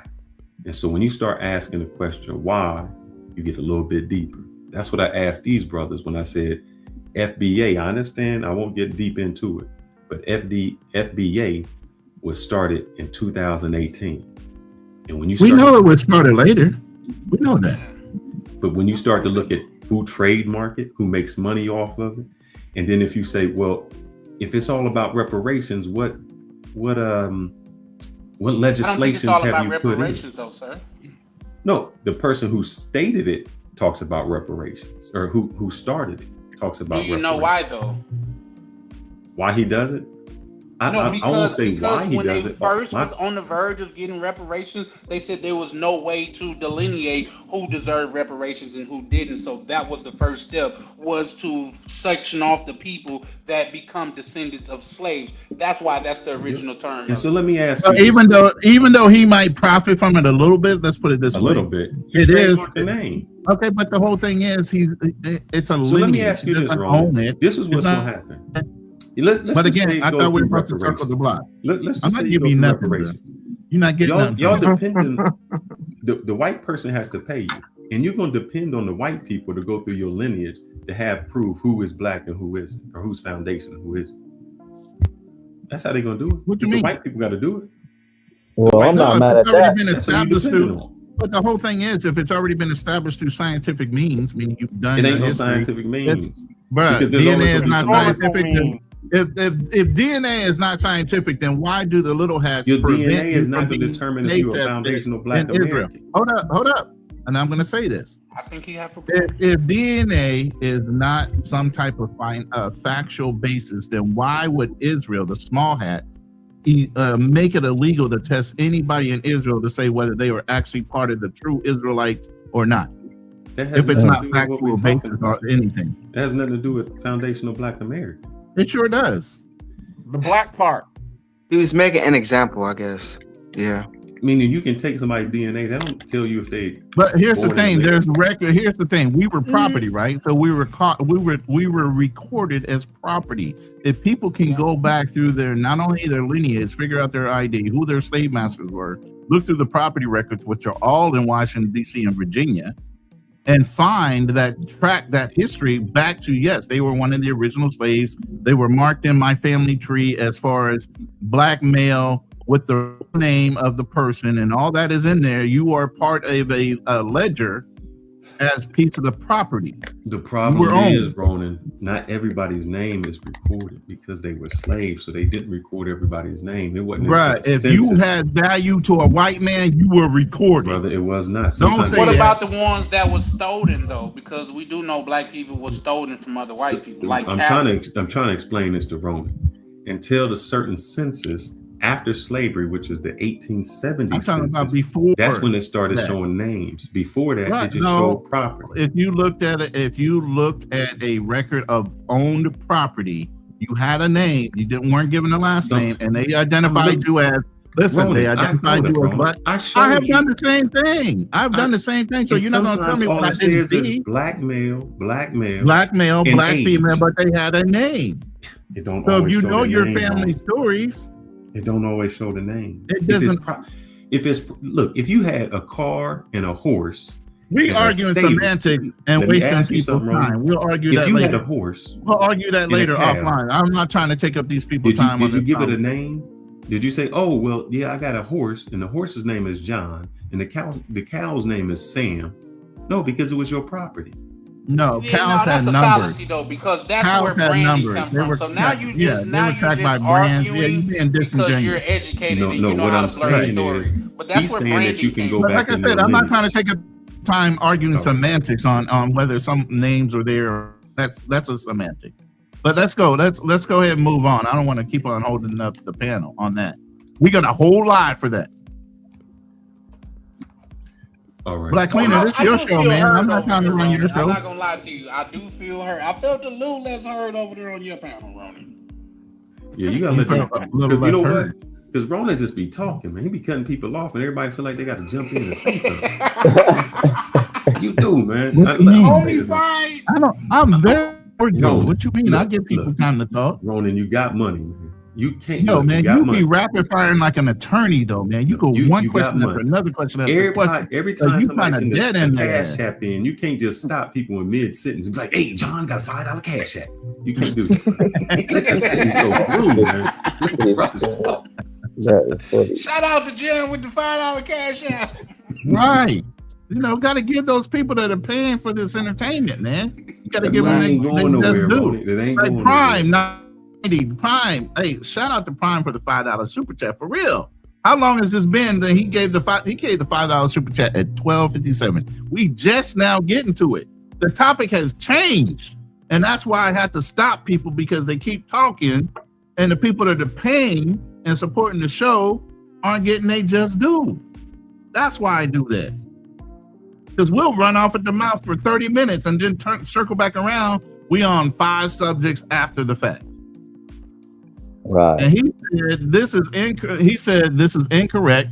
The brother Fearless is correct. They confused the two Hensons. A YouTube video is not facts. I could have created that.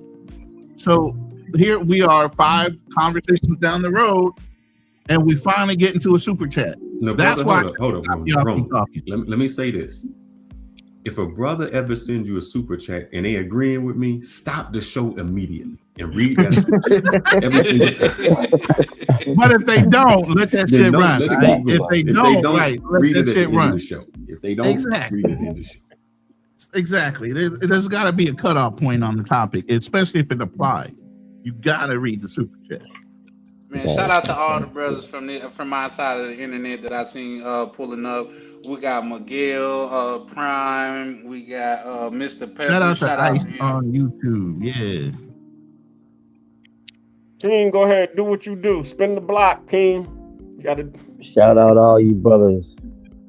But yeah. We want to spin the block or what? What we doing, man? Yeah, you Definitely sound gotta spin the block. You sound like you gassing out over there. Are you gassing out over there, Cool King? We got to give you a caffeine injection over there. You good? Nah, I'm good. I was just rolling up, so I just had to tune out real quick. But what we doing? We talking about the people or the platform? Yeah, we can circle that back around. Let's do because it. there's a lot of Yeah, people on this let's panel right do it. now. I ain't got that input. Yeah. So Mr. Swerve Yeah. on. Yes, sir. It's on you. So are you for the people or you for the platform? We'll start with you. I like the platform because the people are different, man. The people are not who you think they are, right? People on the internet and a lot of cats, when you meet them on vacation in some of these locales, they're not who you think they are. You know, they can. You didn't grow up with them. You're not friends with them from their city, so you don't know how they truly are. What you're getting is the facade. You know, I'm all with the platform because the platform is more pure. So you chasing the system and the clout. No, what do you mean? Content creation? Yeah. Yeah. No. I'm not. Absolutely not. I don't have a YouTube channel, but I'm definitely absolutely in the next few months really considering going into it and doing travel content. But in terms of like a conglomerate of a lot of the creators coming together, I don't know. I don't think that's going to work now or if it's necessary. Because right now we're in a downturn as it is. And there's like a small group of people who are doing it. there wouldn't be enough to even do a conglomerate. You know what I mean? I call cap. Shout out to the link up that's coming up in October the 11th. We are linking up. We have linked up, and I have met a bunch of you brothers in real life. Shout out to you guys, man. Continue. Because that's just not factually true. A bunch of people is linking up in their spaces. And I got a theory, Mr. Swerve on. Sometimes your day 2 is more important than your day 1. Because your day 1 was thrusted in your life by proximity, or by neighborhood, or by school. But your day 2 is the person that you choose because you're like-minded. You guys are of a kin, of mindset. So that's my only pushback with that. But go ahead, brother. Yeah. No, that's me. That's my opinion. We can rotate anybody else. Fear of Foreign Skies. Are you for the people or are you for the platform? I say I'm for the people because I'm getting more and more into traveling. I'm getting more and more into, different aspects of Black people, Africans, culture. I'm very curious. There's a lot to learn out here. And also I'm for the people because just because of the crash out people I see on YouTube, or the degenerate people I see on YouTube, or just the people who got a platform, that don't represent the majority. There's way more people out here who travel, who don't do none of that nonsense, who are upstanding brothers, and who can actually teach you something. You just not in them locations to meet those people, and you only seeing what's on YouTube. So just off of that, I'm more for the people because there's a lot more ahead for me to learn, people to meet, people to learn from, and just learn more about culture in general. Okay. Let me play this. Let me see. Put this on the big screen. Tell me what y'all think. Where is it at? Here it is. Let me know if y'all can hear it. I had to, because Mr. Swerve on is on here, I had to go to his OG.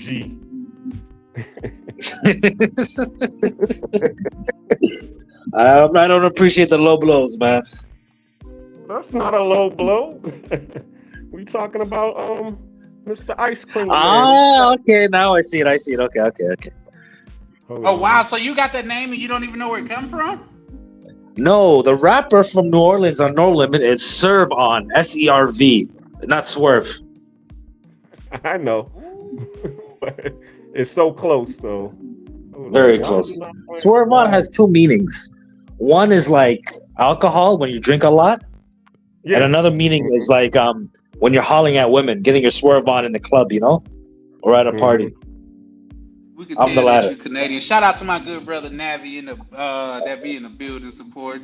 What up? I'm finna say swerving mean when you like swerving your car right and left. I see we got different meanings. When you drinking, that's what he's saying. Or or getting at the girls, like just hollering at girls at parties and stuff like that.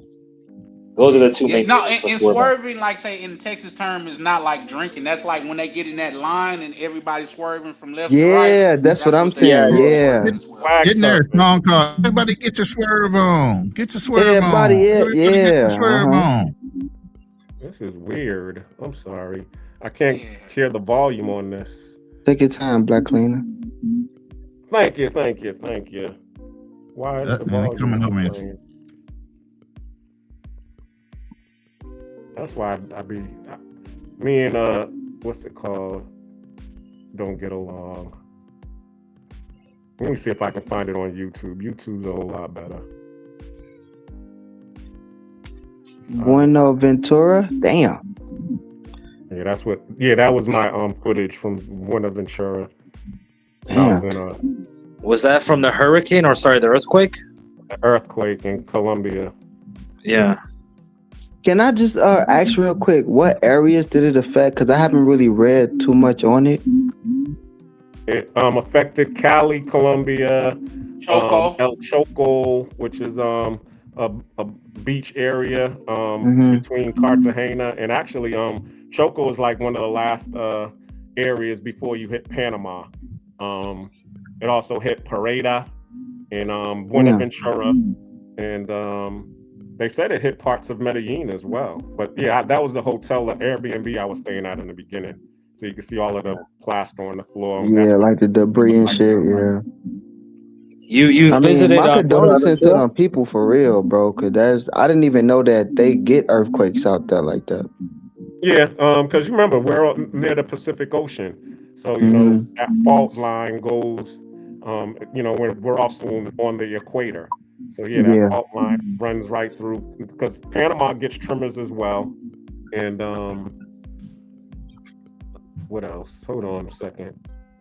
Why you Did look? it, Is it just me? It seems like all the most beautiful places have these dangerous, like natural elements. yeah, that's a fact, Charlie Chan.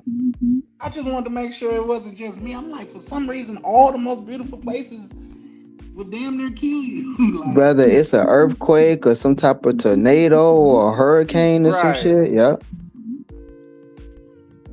Was it a crazy death toll out there, or most people just got hurt? They said 178 were injured. Okay. They might be in the thousands right now for death. Yeah, because that was when I was there that Monday. You visited that city, Buenaventura, before? Yeah, I've been to Agua Blanca. I've been to Buenaventura. I've been. you're a I was brave in man. Cali for the. I was there for the Petronio, and that's how I was. As I said, I was there. Saw the parade on that Sunday when they came in to start Petronio, and then Monday the earthquake happened. Monday morning. And the crazy part is, you can see when a hurricane or the tornado coming. You can't see when the earthquake coming. That shit just happens. Correct. And you could be anywhere and the shit just fall on top of you. That's crazy. It's nuts. Yeah, but my heart go out to them people, man, for sure. Like, Definitely. should be sad when shit like that happens to people and they can't do nothing about it. And then does the infrastructure, okay, because we're talking about Colombia, does the infrastructure, okay, let's say we had an earthquake in America. Do you think our buildings will fall or collapse easily, like how some of these places do overseas? Even more so than a lot of these places. Our homes are built of wood and nails for the most And part. bricks and shit, yeah. We already know how to mob fuck New York. A lot of those places haven't even came to fruition yet because they was using cheap material with cheap labor and charging the most for it. In my opinion, absolutely yes. But that's just my opinion. Well, let me put it this way. My background's in architecture, and in certain areas where there are fault lines or knowns, there are building standards, right? So here in the Philippines and other countries, they don't have necessarily set building standards and certain things.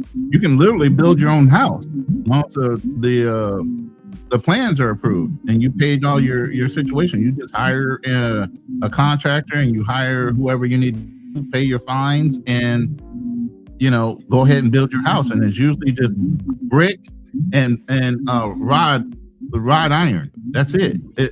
There is nothing utilizing your bases. They don't lay like a cement base. They don't harden the ground. They don't put shock absorbers in knowing that there's supposed to be flood. They don't preempt any of that, and nobody's watching. So they build how they build. So when there's a shake or something that is not normal, the shit's gonna fall. Yeah, The but last some American- of them, go ahead, brother.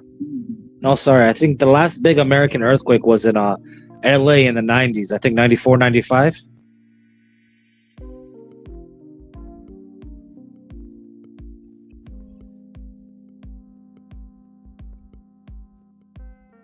No, Y'all heard me? Quakes.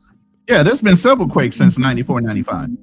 I was in. Okay, I that's was the one in that had the last California number. then, yeah. I mean, you had the ridge crest or ridgeline quake. You had all kind of little quakes, and so I'm used to that shit. That's why I knew the longer it is, the heavier it starts to shake your body, and it starts to hurt after a while.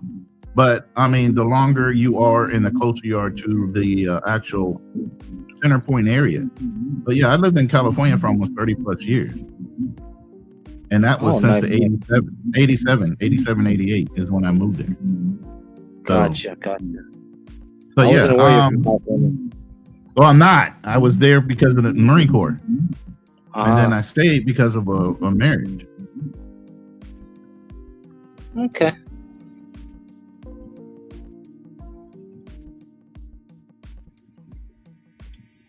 Really? Okay, February. No Limit Soldier. Out the trunk of my car, and I'm gonna go to every city, every hood. I hear from Atlanta to Texas to Chicago to New York, and I start selling my CDs out the trunk of my car.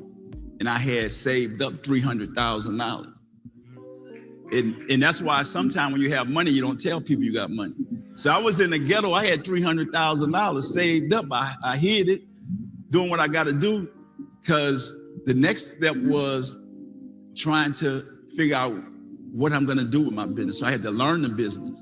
And so I found it. I said, who was the biggest artist in the world? It was Michael Jackson at the time. So I said, I'm going to call Michael Jackson attorney. So the guy talked to me. He said, "Who, Master P, what do you want?" Michael Jackson is my client. I said, well, look, I want to find out what kind of deal Michael Jackson have. He said, that's going to cost you $25,000. I said, $25,000 to talk to you? I said, okay, sir, I'm going to give you the $25,000. That was the best money I ever spent. So investing in yourself. And so I asked him, I said, what's the deal bigger than Michael Jackson? Michael Jackson was getting 22% of record. And I'm like, he owned Neverland. He got 22% of record. This got to be crazy. So I said, what's the next deal? He said, you can get a distribution deal, but you're going to need $200,000 marketing money. That's the only way you could get it. But he don't know I was already selling CDs out the trunk of my car. And so that's why I tell y'all, you are your best investment. And so all I wanted after that date was a distribution deal, because the distribution deal is you own 85% of the company and they own 15%. It never been done before.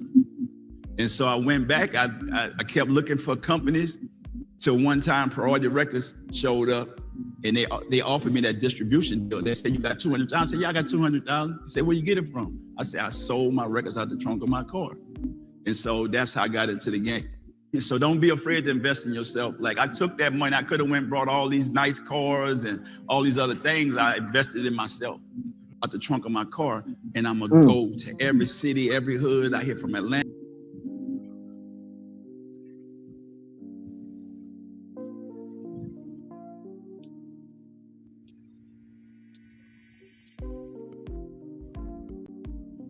You want to bring us back up, Black Cleaner? Yeah, Black Cleaner, you got a black screen. Okay, there we go. Hey, it's unique that you played that, not just from what I'm doing right now, but my overall next 12 to 24 month plan is, for one, I'm downgrading my apartment. I'm more than likely going to probably get out of my car that I'm in, and I'm actually going through some accelerated shit right now to where it's supposed to take my business like a 10x. You know what I mean? And you know how sometimes when you go to church, you feel like the pastor is talking to you. I feel like that was damn near for me, because as I'm filling this out, I'm like, why would he play that? Can y'all hear me? Did I have my mic unmuted? Because I'm on here talking and shit. Like, damn. So, man, shout out to you for that, man, because signs and symbols are the mark of a conscious mind. They say self-investment is the best investment. 100% agree.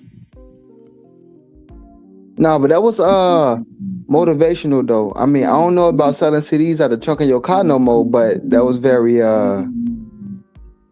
telling as far as believing in yourself before you start investing into others. The most important thing in business when it comes to having success is risk. You got to take risk. Really? Yeah. You want to elaborate touch on that? Yes, please. But you need a backup plan. No, let's let him elaborate on that. Like, you just got to take a risk in your business, right? Whether it be the location of where you're operating, what kind of business you're in, putting every last nickel you have into it.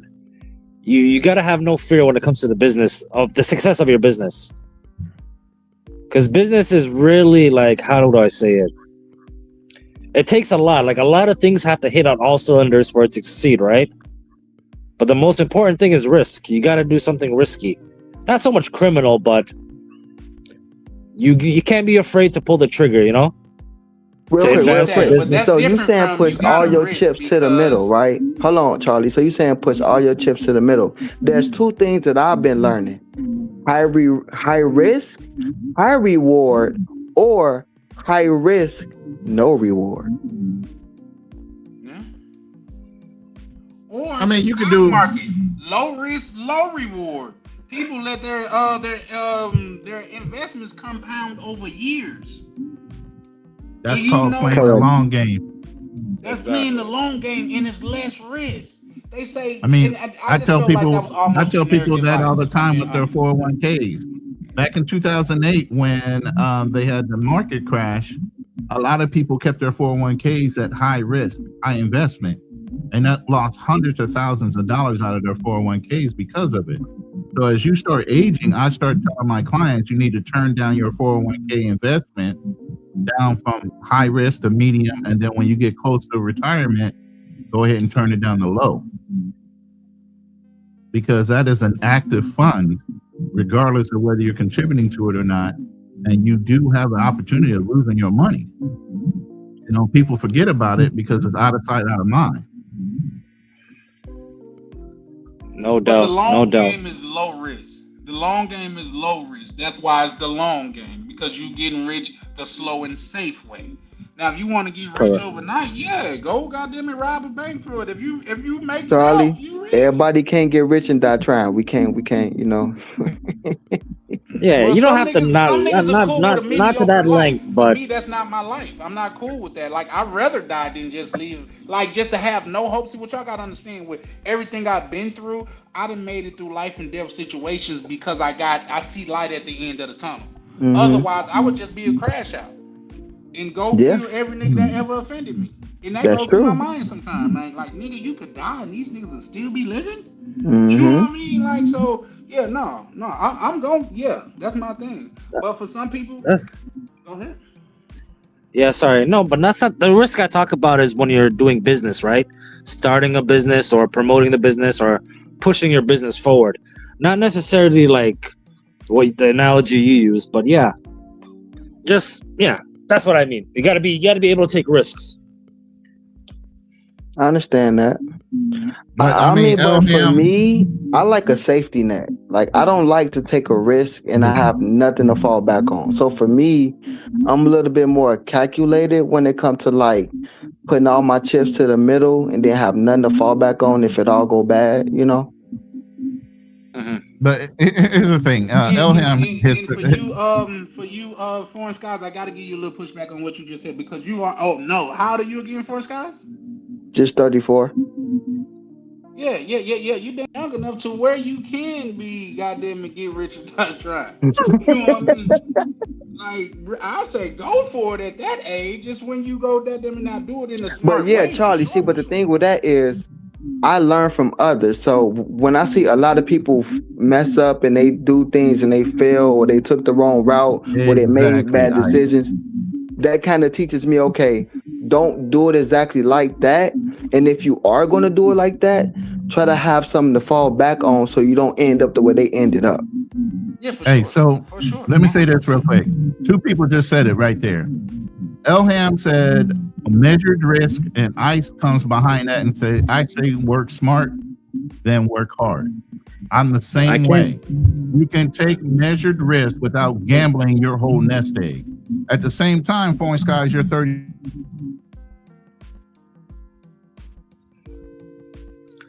Did he pause or was that me? He froze. Oh, okay. Whew. Sometimes you Put gotta up the take comments, I measured. can't see him. Pause for a second there, Roland. Sometimes you gotta take measured risk and take leaps. You're gonna take a couple steps back in order to take that next giant leap. But be measured about when you decide to take risk, you know, and then be very smart about it. You know, both of them said it in a similar way. I've always been the kind of guy to learn a system, then apply it to myself as I see fit. You know, so working smart is a big thing. It's not how hard you work, it's how smart you're working. Are you gaining, you know, and then reinforce that ground before you take that next leap forward. I agree with I agree No doubt. 100% I with want to that, know what Roland. financial, what I just figured out Excellent this point. week, and I come up with all of this shit in my head. So excuse me if it sounds crazy, but financial literacy is an example of this.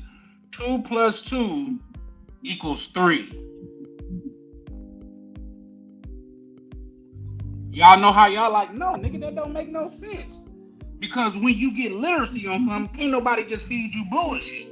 You understand how it works. You understand, no, nigga, I'm not finna get a 50% return in a month on an investment. That shit don't really work like that all the time. That's what financial literacy is. Like understanding, like, this doesn't make sense. You know what I mean? Like, shout out to the young brother KB, but I put him on a call with another brother, and he went through everything anecdotal. And I'm not saying it turned out that he was more right than wrong, but you could tell he was speaking from a place of financial literacy opposed to feeling and buying a dream. So shout out to that. I'll land there. For sure. All right, let me post this. Tell me what y'all think about this. I want to hear y'all comments. We're gonna talk about digital sharecropping. Here we go. Digital sharecropping. What? Here we go. I get what he mean by that, but yeah. No ideas. Full screen it. Yeah, there's something like, huh? You can't see that? We can see make it, it but it bigger. ain't playing. We don't hear no audio. Oh, Yeah, we on. don't hear no audio. That's a fact. I don't hear none either. Oh shoot! Hold on. I just took it off. Hold on. Gotta put it back on. Darn.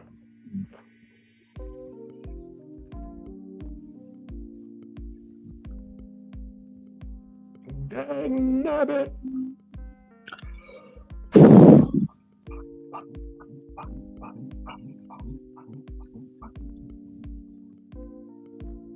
I wanted. What's going on with King? He keeps on bouncing off and bouncing on. This is not our home. What's bouncing? The internet? Social media is the same way. You are renting space, and the landlord has a say, especially on Facebook. Any content that you create and you post to Facebook, they have the ability to use that, just like the landlord did in feudalism. They have the control.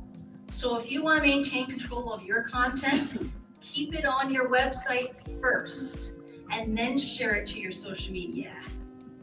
Okay? Your website is your asset. You have control over that. I like that. I like that. Facebook can't control it if it's already on your website. I like that. I like that. She was popping her shit on that one. Shout out to MTR, one of the big homies in the space. But no, I like that. She was just spitting some gospel. So how do y'all feel about digital sharecropping?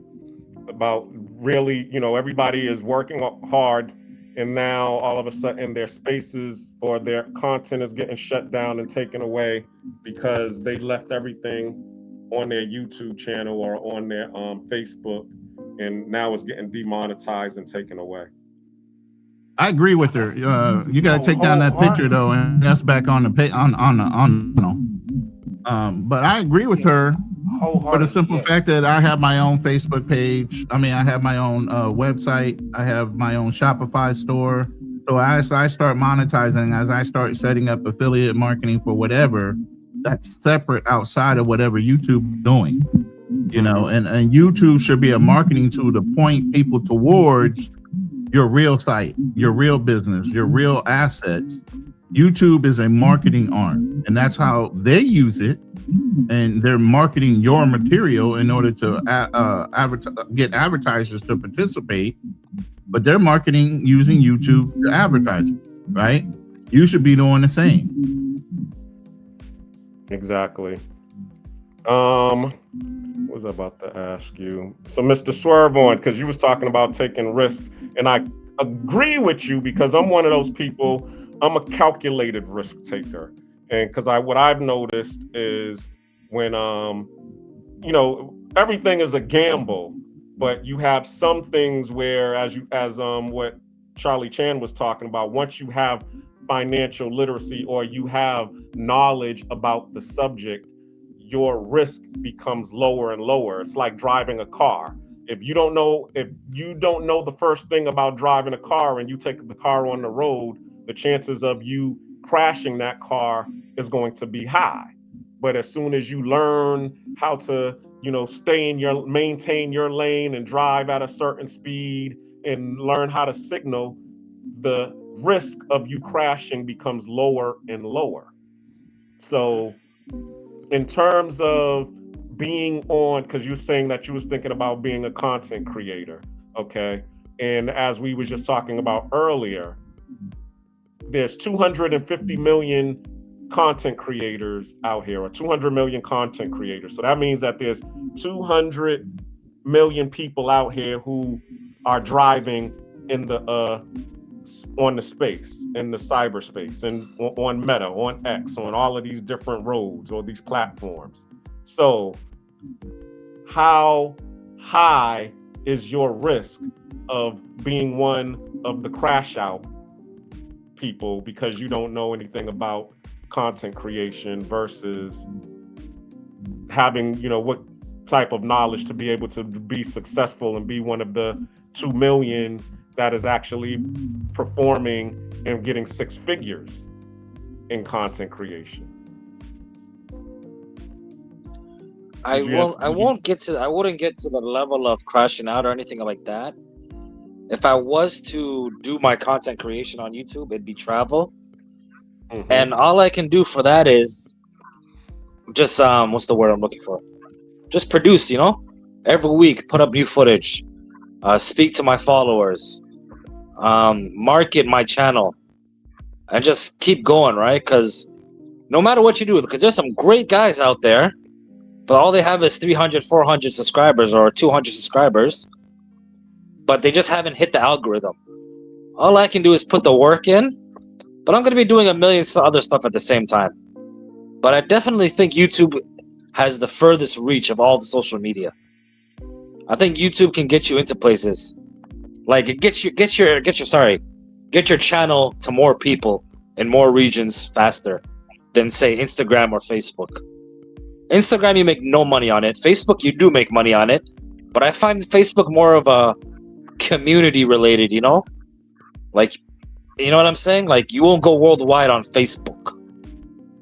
But you could go worldwide on YouTube. That's how I feel. Okay. So basically you understand that, okay, you want to get into the travel space.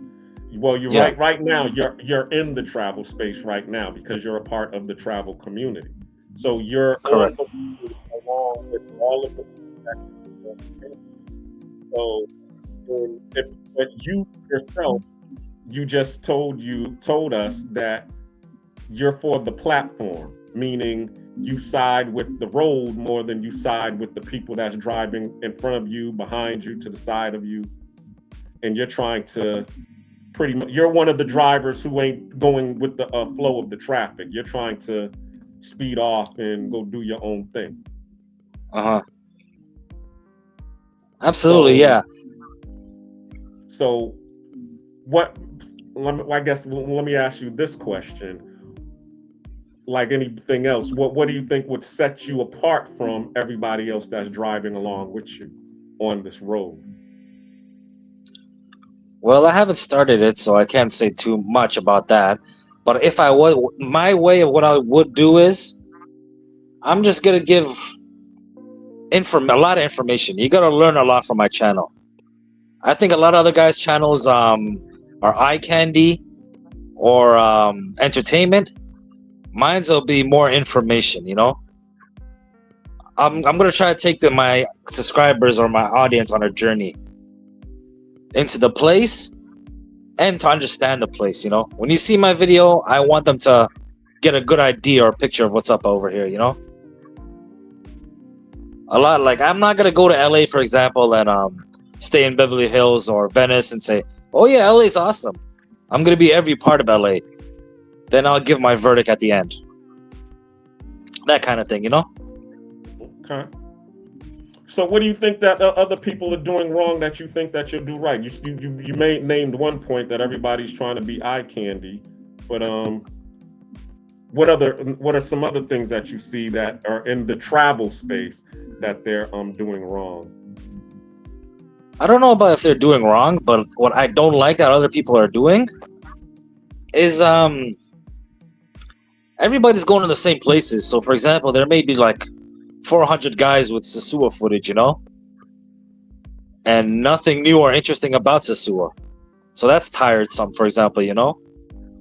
Or like one guy's channel is talking about everybody else's channel. That's all he does. He just presses play and just starts talking about the other guys, you know. Or other people, you go on to their channel, but you go to their live section when they have live. The whole thing is just nothing but decisiveness, you know. And nothing really new or interesting. And the guys who are doing the lives a lot often, who are talking the most of them are not even traveling. So I don't know. That's what I don't like. I won't say what they're doing is right or wrong. I'm not into it, and I think it just makes it doesn't reach its full potential. You know. Okay. That's me. That's my thinking. I'm liking your answers. I'm taking notes as well too, because you are the audience, and that's one of the things that you have to understand. Okay, when your audience is talking and giving suggestions on what is wrong with the travel space, you got to be mindful of it and and do it. Who else? Let me see, because I'm trying to run the boards at the same time. Keem, are you there? You keep bouncing off. Is your phone all right? Yeah. You can hear me? Yeah, we can hear you now. Yes, sir. Jump in here. Yeah, I had to go do my nightly thing real quick. I ain't started my car in like a week, so I had to go start the caddy up real quick too. So I was in the car, but my phone data's kind of low, and I was away from the internet, so I was going in and out. Oh, okay, that's what it was. Yeah, you my haven't phone been data. driving your car in a minute. That's why you got to start your car. Okay. Yeah. Gotcha. No door dashing? Nah, when you got options, you ain't gotta hop in the same thing every day. That's a fact. And real quick, just to add, Oh shit! Cool Team is 100% right. The worst thing you could do for a car is just let it sit up and do nothing. Cars are built to run. So yes, for sure, for sure. Shout out to Cool King for knowing that. Yeah. That's what was going on. That's why I was going in and out. But what was we talking about? What's going on? We spin the block on anything yet, or what? What's up? The block already. We was talking about the travel space, and Mr. Swerve was giving his pointers on what the travel space what they need to do to improve the content, because he was saying that a lot of people are traveling to the same spaces. Some people aren't traveling; they just talking about the other travelers.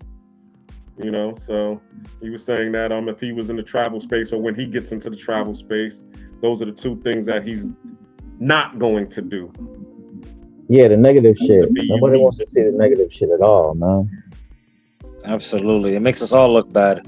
And there's guys who they say they're like allies of the travel space, but literally all their videos about it is just mocking and shitting on them and just nothing positive about the space, Then some of them will come on the panel and just talk, hey man, yeah, back in the day I was one of the early guys of this and that. Just snakes and serpents, Hey, you sound like Rob. Who's Rob? Rob? DC Rob? The white boy, the Fed. I don't know who that is. Who's that individual? Yeah, DC Rob, yeah. DC Rob's a light-skinned black man, no? No, that's not DC Rob. Like he said, that DC Rob is a light-skinned black guy. He the one that do the news, like on Colombia and things that's going on around the space. He was actually one of the first ones that I heard talk about how Colombia is turning men around at the immigration or whatever. So yeah, okay. DC Rob and the Rob that you're referring to, Black Cleaner, is two different Robs. With that being said, because I can't let this screen go by without saying this, I have been talking to Rob and things of that nature, and like I said, I'm still asking him to come up on my channel, just because. Listen, guys, if somebody can provide good information, it's good information, bro. You know what I mean? I was talking to one of my friends. I could call him a friend because I've known him for 20 plus years. But I was telling him about a book that I read. He was like, man, them white folks that be writing them books, man, they racist as hell. I said, nigga, I don't care. The information's not racist. Not saying that Rob is racist, because he do content on white people too. Let's just get that out of the way. He do content on white people too. But I don't care about the author of the book being racist. I'm applying that knowledge the same way that I apply it if I heard a black man book, which is another good book, is Why Should White Guys Have All the Fun by Reginald F. Lewis. Go check that out. That's a real dope book. But I'll land there, guys. Not only bring up Rob because somebody else brought him up, but at the same time, I'm into looking into things and judging things as I experience them. I had a homeboy back in Mississippi, and he was a real rough homeboy. Like everybody that, like, when I go out, for one, he was so like on that shit to where people, when people see him with me, they thought I was paying him for protection or some shit like that. Like he was my bodyguard. We were just cool. I never gave him a dime to be around me. But people would see him with me and be like, bro, man, don't you know that man shot my cousin? Or he broke into my house and stole my TV or my stove, or goddamn, he shot the boys down the street. I'm like, bro, I've never got none of that energy from him. In fact, I trust this dude more than, speaking about my homie from Mississippi, more than a lot of dudes that's be around me faking in front, because he didn't show when it comes to getting down. If he rock with you, he gonna rock with you. So the experience that you had with him is not the experience that I had with him. And I'll land there. Right. Chill out, K9, No Fair Entertainment in the chat. We'll see you, bro.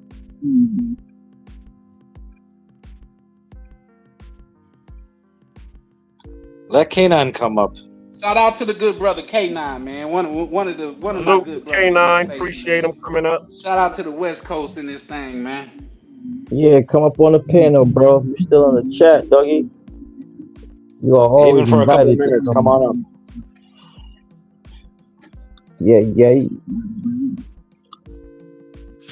why am I getting, y'all hear me echoing in the background? Yeah, there is a bit of echo. No, I don't think that's echoing. I think somebody's playing something in the background that we could hear. I don't think it's an echo though. It may be, but from how I hear it, it just seemed like somebody got their TV on or something on in the background. Right, it ain't me because all my shit is muted. I done turned the AC off and everything around me.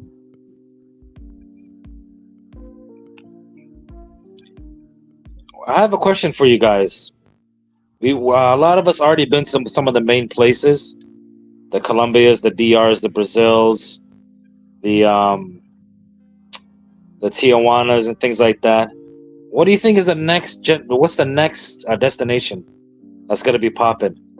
Thailand's already there. For me, Costa Rica's always been popping. My first stop is gonna be Panama, bro, because it's already set up for me. Yeah. To go see my cuz out there, like my expenses will be minimum because he's already set up. I don't gotta pay for hotel and all that. I know he already know the local markets, and like I'm not big on eating out. I'd rather go home and cook some shit and save my dollar. You know, so that would be my first stop. Hey, fellas, why we not looking more at Europe, like places like Germany, Poland, or Africa, going places like Uganda, South Africa? Like, why we not?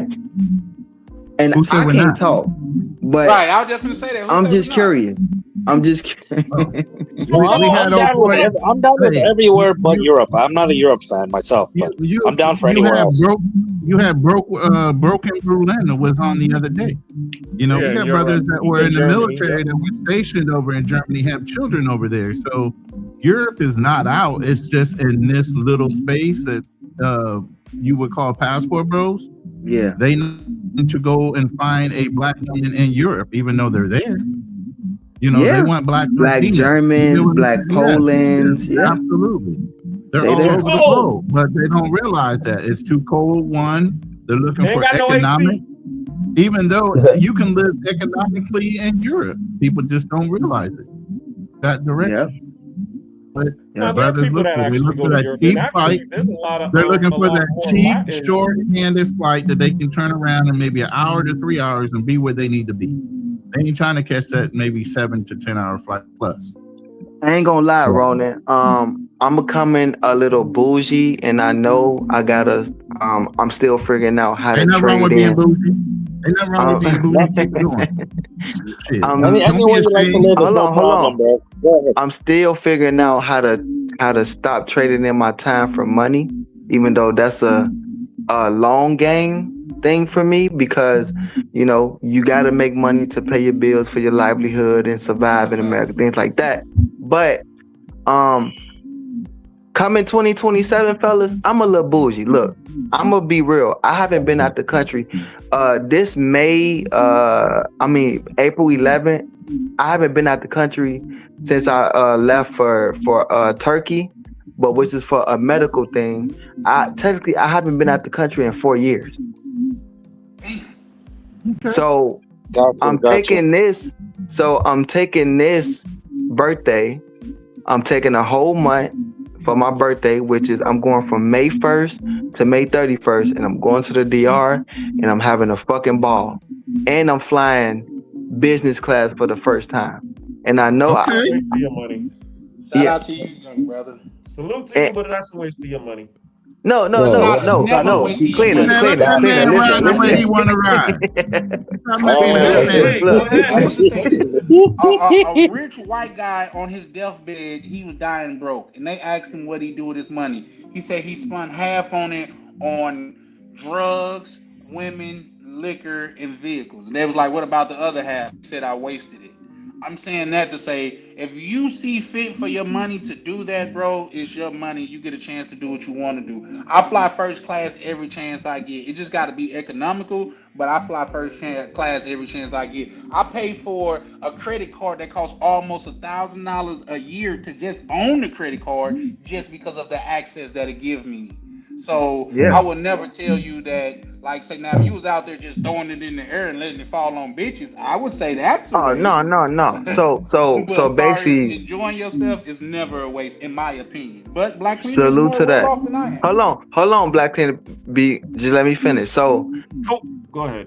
As far as flying, I have only flew economy since I've been flying. I don't know what it feel like to fly business. I don't know what it feel like to get on the aircraft and go to the left instead of the right. I don't know what it feel like to get them perks. You know what I'm saying? So it's more about an experience rather than that's just my new setting. You know what I'm saying? But another thing is that I really want to, because fellas, remember, I'm moving to Florida in May. So all of the countries that I kind of want to, huh? I said, you pulling the trigger on that? I thought you were just talking about you wanted to move to Florida. No. I have a plan that May 1st, I will be living in Florida. My birthday is May 6th. So the same day I move to Florida is the same day I fly to DR for a month. So basically my plan is to switch everything over, get my apartment, get all that figured out, get my license switched over, get all that switched over. And then once I'm fully a resident of Florida, I just go to DR and just have a fucking ball. And then when I fly back, I'm flying 2 hours home rather than 6. But this would be my first time flying business class from Chicago to the DR, because I want to get that experience. And plus, I done saved up all year. I done did what I had to do. I done tuck my tail, put my head down. I feel like I deserve that. And it's the start of me really getting out. One of the reasons why go ahead, Ronnie. That's a nice little flight from Chicago to DR direct. That means you're going to get some value out of that flight. Yeah. Flying direct? Yeah. Oh shit! I didn't realize they had. That's at least a 4-hour flight. Yeah. No, it's 5.5 hours. Yeah, that's a good use of a flight for business class. Yeah. Listen, I've been looking up the perks of a business class. Listen, you get on that motherfucker first. When everybody else in the back and the economy trying to figure out their seats and all this chaos, they already pouring you a drink. Yeah. It's shit like that I want to experience. Thing about it. That's a Right. fact. You get to sit down and drink while people still going to their seat. Brother, now I'm gonna tell you the upside and downside of it, young brother. Are you ready? Yeah, go ahead, Charlie. Now the downside is if you don't like it, you can always go back to economy. The upside is kind of the downside is, and this is something that I've adopted into my life because I figured, like, say for me, it rings true. Luxuries once tasted become necessities. I can tell you, when I was flying in economy and they would close that little curtain, I'm like, bro, we still on the same plane. That curtain don't divide us for real. Hey, that shit used to offend me a little bit. You can't see up here. For real. But here's the thing. It wasn't until I got in the first class, I'm like, hey, Smith, you gonna close the curtain? Because the curtain open. You gonna close it because they looking at me. Like, it's gonna and then Charlie is mostly it's quiet. I'm not saying that in business in first class people don't have babies, people don't have this and that, but it's more chill, more sectioned off, a little bit more private. In economy, anything goes. Yep. You don't know who you sit next to, how no disrespect, how big they is. If you got somebody who booked it. No. No, it was the no disrespect part. Yeah. I'm a big nigga, and I don't want. They had me in a row full of big niggas. Like I'm big, the nigga beside me big, and the other niggas big. I'm like, y'all gonna punish us for not spending that extra money? You know what I mean? Charlie. I had one flight.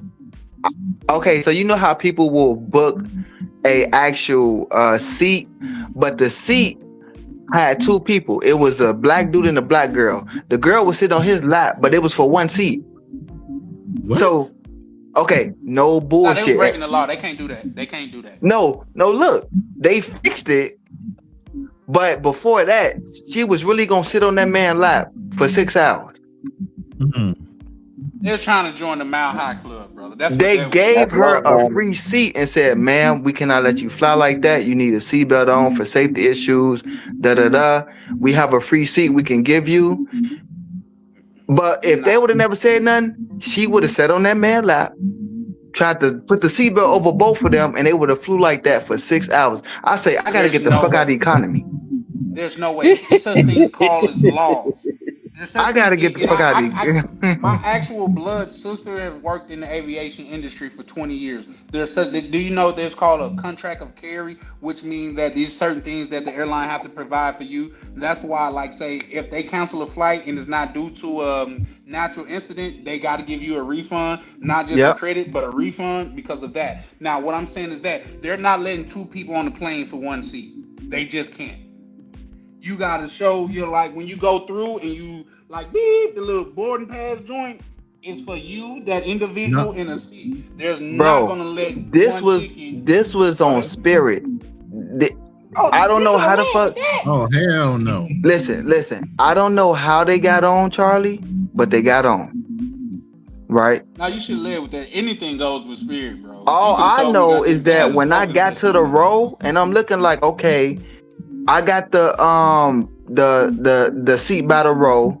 There's somebody in the middle, and then there's a black dude with a black girl sitting on his lap as one seat. And I'm like, okay, this a little weird. But they kind of looked at like, they probably bought a ticket for $82 or whatever. I wasn't really judging, but I looked and I'm like, y'all really finna, I'm thinking in my head, y'all really finna try to fly like that? Then that's when the flight attendants noticed, like, hey, where's your seat? And then she was like, this is our seat. And they was like, no, ma'am, you cannot fly like that.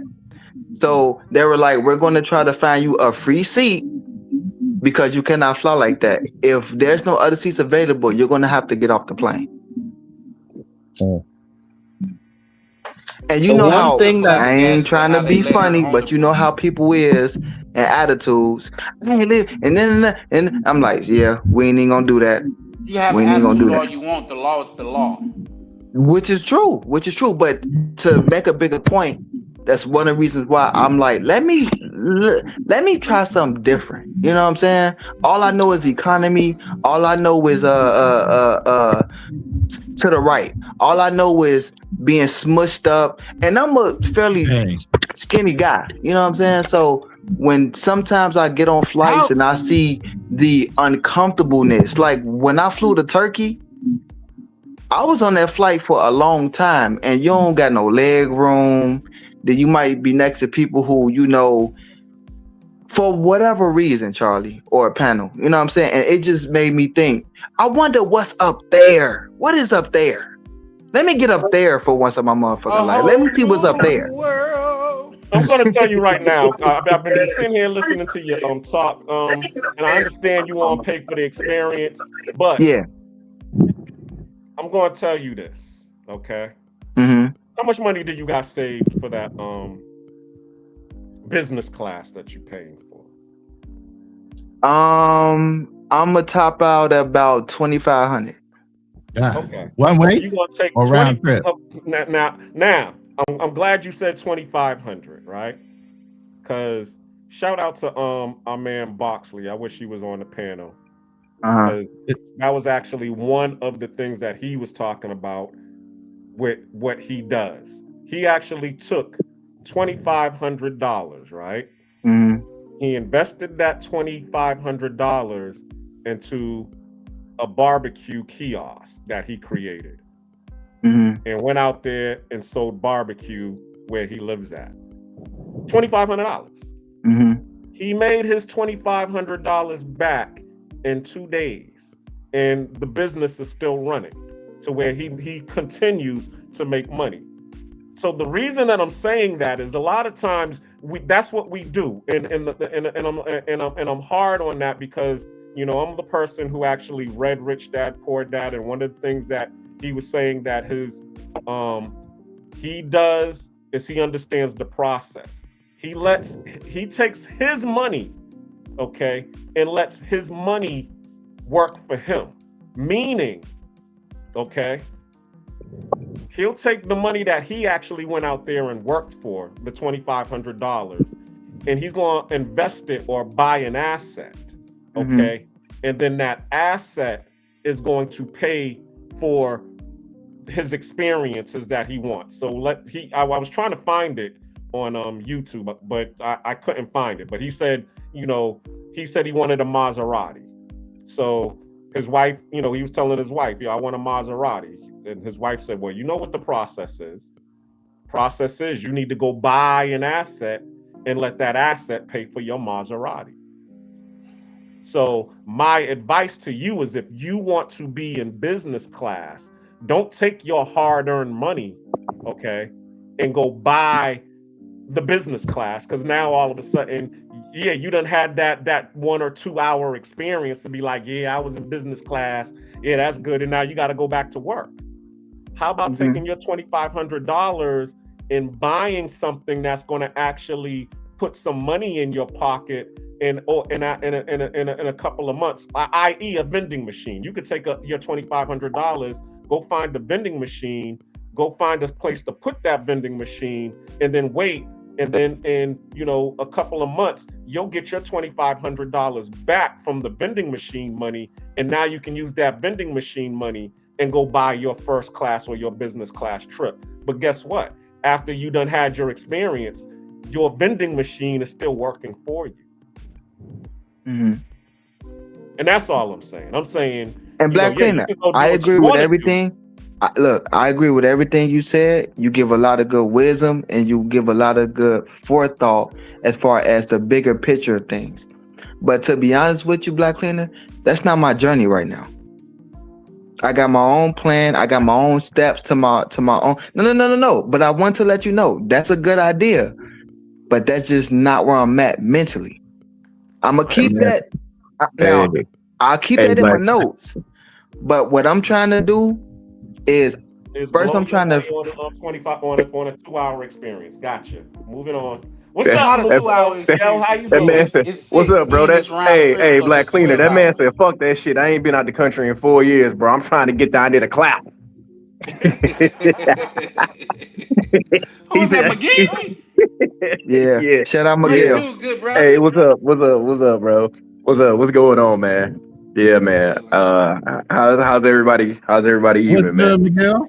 Hope it's steady.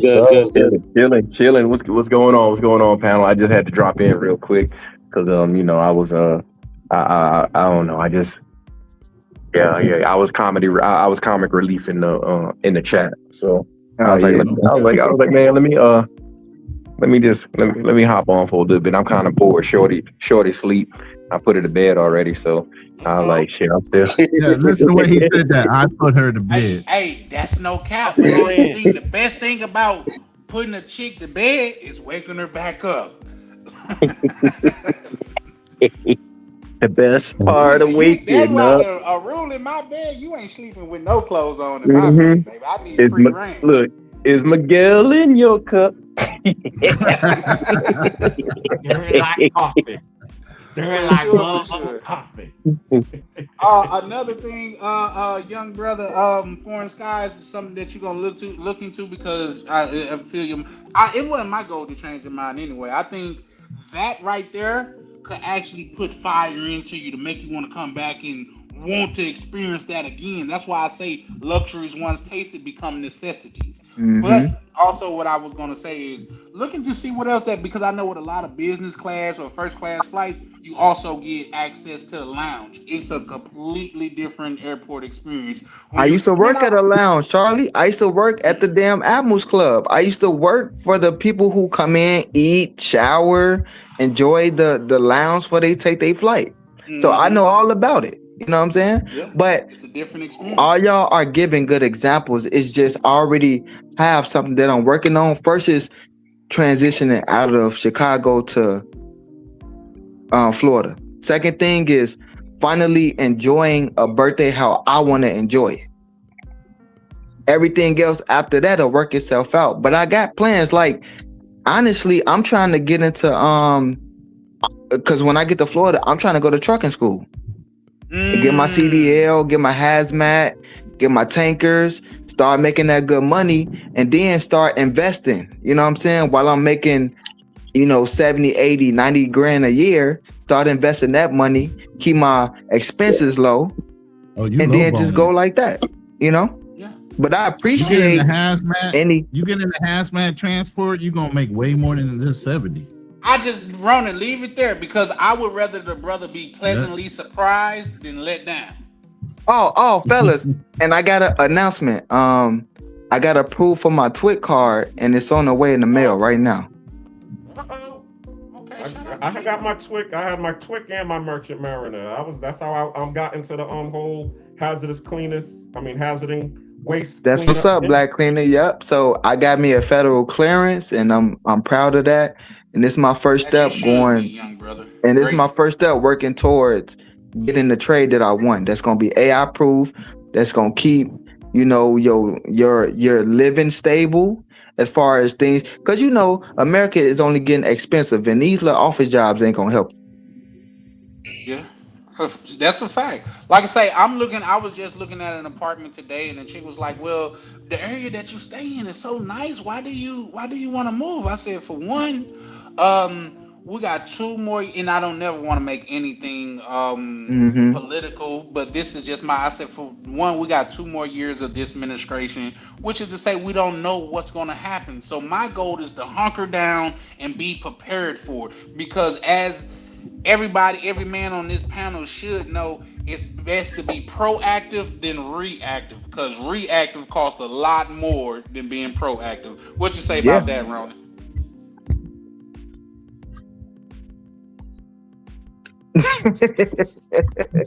I mean, what you want me to say? What you want me to say? I mean, you're right. Being proactive is always a great thing. No. Being proactive is always a great thing. What do you mean? Okay. Understanding, but and let me shout out old boy for Foreign Skies for knowing what he wants. Not letting nobody talk him out of it. You got a plan, go ahead and work it. Even when I flew over here, I had a choice between business class and premium plus, right next to each other, same comfortable seats, all that, right? Mm-hmm. The premium plus, and the reason why, and once I got on the plane, were giving the business class, they were giving to us. I put $1,000 extra back in my pocket.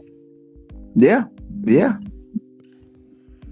You know, it was a one-way ticket. You might as well. Hey, all I know is if I'm gonna fly 17 hours, I need to be goddamn comfortable. Yes. You get what I'm saying, foreign skies? Nigga want to lay down. You know what I'm saying? Yeah. You say you lean. I'm 6'2.5", bro. I am not to be. Listen, Ronan. When I found out, and Charlie, when I found out that the food they give you is different than what they give in economy, you can lay down. You know what I'm saying? It's more comfortable. You get more privacy. The menu that you pick from is different. You know what I'm saying? You don't get a menu in the economy. You just eat what they feed you. Right. You get a menu up front though. They just pull up. Look, nigga, pasta or chicken, nigga, pasta or chicken. What you want, nigga? Pasta or chicken? That's the only choice you get. You get pasta or chicken. Like, damn, I was like Chris. I was like Chris Tucker. Listen. I was like Chris Tucker. I need the kosher meal, please. So just seeing these perks, it's like, you know what? It's not just because what I'm tired of. It's the experience plus me going to Dominican Republic for my birthday, you know, having a good time and being out the country. Really, I'm not really counting my little medical trip, 4 years. It's about that time. You know what I'm saying? I didn't wasted a lot of time. I didn't, you know, each year I was supposed to go somewhere. I didn't. And it's like 2027 is my time to get back outside and really start traveling again. So when I join these panels, I have more experience to speak from rather than asking questions. I don't want to be the one that's always asking questions, and I don't have no feedback to give based off my own experiences. Everybody else is more well-traveled, and I'm still in America talking about what I want to do. How my name Foreign Skies, and you ain't going through no foreign skies. Get it right, young brother. Get it right. Nah, shout out to you, bro. He's trying to live up to his namesake. That sounds like a smart goal to me. I want to give Foreign Skies his credit, man, because he's been in the space for a while. But I have had the pleasure of seeing the young brother grow and mature, man. So shout out to you, young Skies, bro. I think you have a bright and bold future ahead of you, and the fact that you didn't already play, like in just saying that, I'm not talking out of my ass. I don't know if you probably wasn't on, but I said I got a plan for the next 12 to 24 months that I'm gonna implement for myself, because if you fail to plan, you plan to fail. Yeah, no, you fail to plan. You fail to plan. You plan to fail. Yeah, right, and that's what us men should know. So shout out to you for that in your journey, hey, bro. Miguel. Hey, what's up, bro? And I still want to come out there, you know what I'm saying, support your company and support what you got going on. Come stay at the nice hotel, all these things. But at the same time, I'm getting a little shooken in my boots because all the shit that's going, not the earthquake stuff, but like all the stuff that's going. Remember when I asked you last panel, like shaking in his boots, not the earthquake, not the earthquake, not the earthquake, but all the stuff that's going on with the Medellin and the Cartagena, and okay, the same thing that happened to the DR happening to Colombia. And it's not really stopping black men from going down there to experience the country, not just the mongrels or the ladies, just overall the country. But at the same time, it just seemed like there's more changing before I even set foot down there than what it used to be. You know what I'm saying? Yeah. That's what you're thinking? You said what?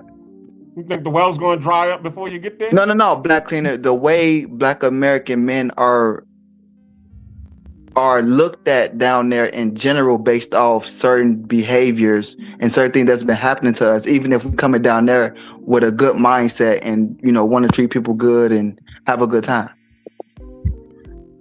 Oh yeah, for sure. It's definitely a case of a few bad apples gonna spoil a whole bunch. That's definitely what's going on down here. But the other part to that is me and my girl, we went out to Central this weekend, Friday night. Bro, when I tell you it was empty from the fact that, from the standpoint of what it normally is, and all the people, Central is like the wall city in Cartagena. Oh, Cartagena, okay. Yeah, Cartagena, the clock tower. So yeah. So that's normally packed. And I want to say that was had to be less than 20% capacity out there. Like when you walked into the wall, that's where the majority of the people was, and it wasn't even a lot of people. I was like, we were both looking like, yo, what the hell? So we went walking around. That's the first time I ever been out there, and I saw like empty, like we literally walked down empty streets, and I'm like, yo, anything can happen to us out here. Like it ain't no people in it, you know, in the back streets, because we just walked all around. Like that's what we do. Like I really don't have to say it, but you know, my shorty, she in shape. Like we hit the gym, we walk a lot, we do a lot of obviously we get a lot of cardio in doing you know, horizontally. but you know what I mean? Yeah, man, we exercise, man, and like we just walked around, and when I tell you, man, we walked from like Boca Grande. If anybody knows where that is, like we was down in Boca Grande, then we went to the movies. We walked over to the mall. We went and watched God damn, I'm having a brain fart. The Odyssey. We went and watched the Odyssey. So we went. Was it good like everybody said it is? Yeah. It was good. The Odyssey. What's that about? I think you would like it, Ronan. Yeah, the aftermath of the Trojan War. So it, you know, okay. Yeah. Odysseus and his travel, home. Mm-hmm. Yeah. You know, King Menelaus and all that good stuff. So, yeah, they did. I think they did a pretty good depiction of it. It was pretty good. So yeah, it was. I mean, it was damn near 3 hours, and it was like, yo, the time literally just flew by. So after that, like we walked from there. If anybody knows the area, we walked from that mall over to Central, bro. When I tell you, we had, by the time we got home, we had over like 18,000 steps. Cause I got, you know, she got the smartwatch, where she, you know, and tracking every step. So, yeah. So we definitely got it in last night. And this was Friday night, and it was dead out there, bro. Like comparatively to what it normally is dead out there. So that's. Do you have any idea why it was like that? Yes, that's the other part of what's going on. So it's like that. You got a couple of factors. You got immigration doing what they're doing, and don't let it think. I don't want anybody to think that it's happening in mass. So this is what I tell. This is what I tell everybody. Like you got YouTubers are doing the same shit that they did to get this reaction from the local people. They putting everything out on Front Street. Do you know the amount of people that were stopped last year coming into Colombia is less than 1%. I did the math. It was like 0.003% of people that they stopped. Bro, that's not enough for me to give a damn about. So that's why anytime I see anybody talk, I want to hear this shit. Because it's not worth my fucking time. It's not even a percentage point of people that they stopped. So all of this shit, all of this stuff they got, they doing it just to get a reaction. Oh, Colombia don't like black people. They this and that. They stopping black people. No, they stopping everybody. If you are on that angel watch list, or if you acting like a damn clown. I said it before. I saw two people. They took them in the back and they told them you can't enter. Because when you go to that back, it ain't no coming back. It ain't no lie, because they was cutting up. The one dude, he must have been at the back of the plane, and his party was up at the front. So he went and cut the line, and the girl told him, she was like, "Nah, you got to go to the back." And he was like, "Nah, but my people here." He was arguing back and forth instead of just, bro. We was the only plane that was there, bro. Like it wouldn't have been that long. You know what I'm saying? So the dude saw the immigration guy saw what was going on. He came from behind the glass, and he told him, "Nah, come with me." He took him to the back. I know what that, bro. When you go to the back, they putting you on that next damn plane. You getting up out of there. You're not getting into the country. And then the other time I saw, it was a dude. They was already lit. Him and his group, they was already lit. But this genius, he popped open you know, like the small alcohol bottles, you know, like the little small that you normally get on the plane. Yeah.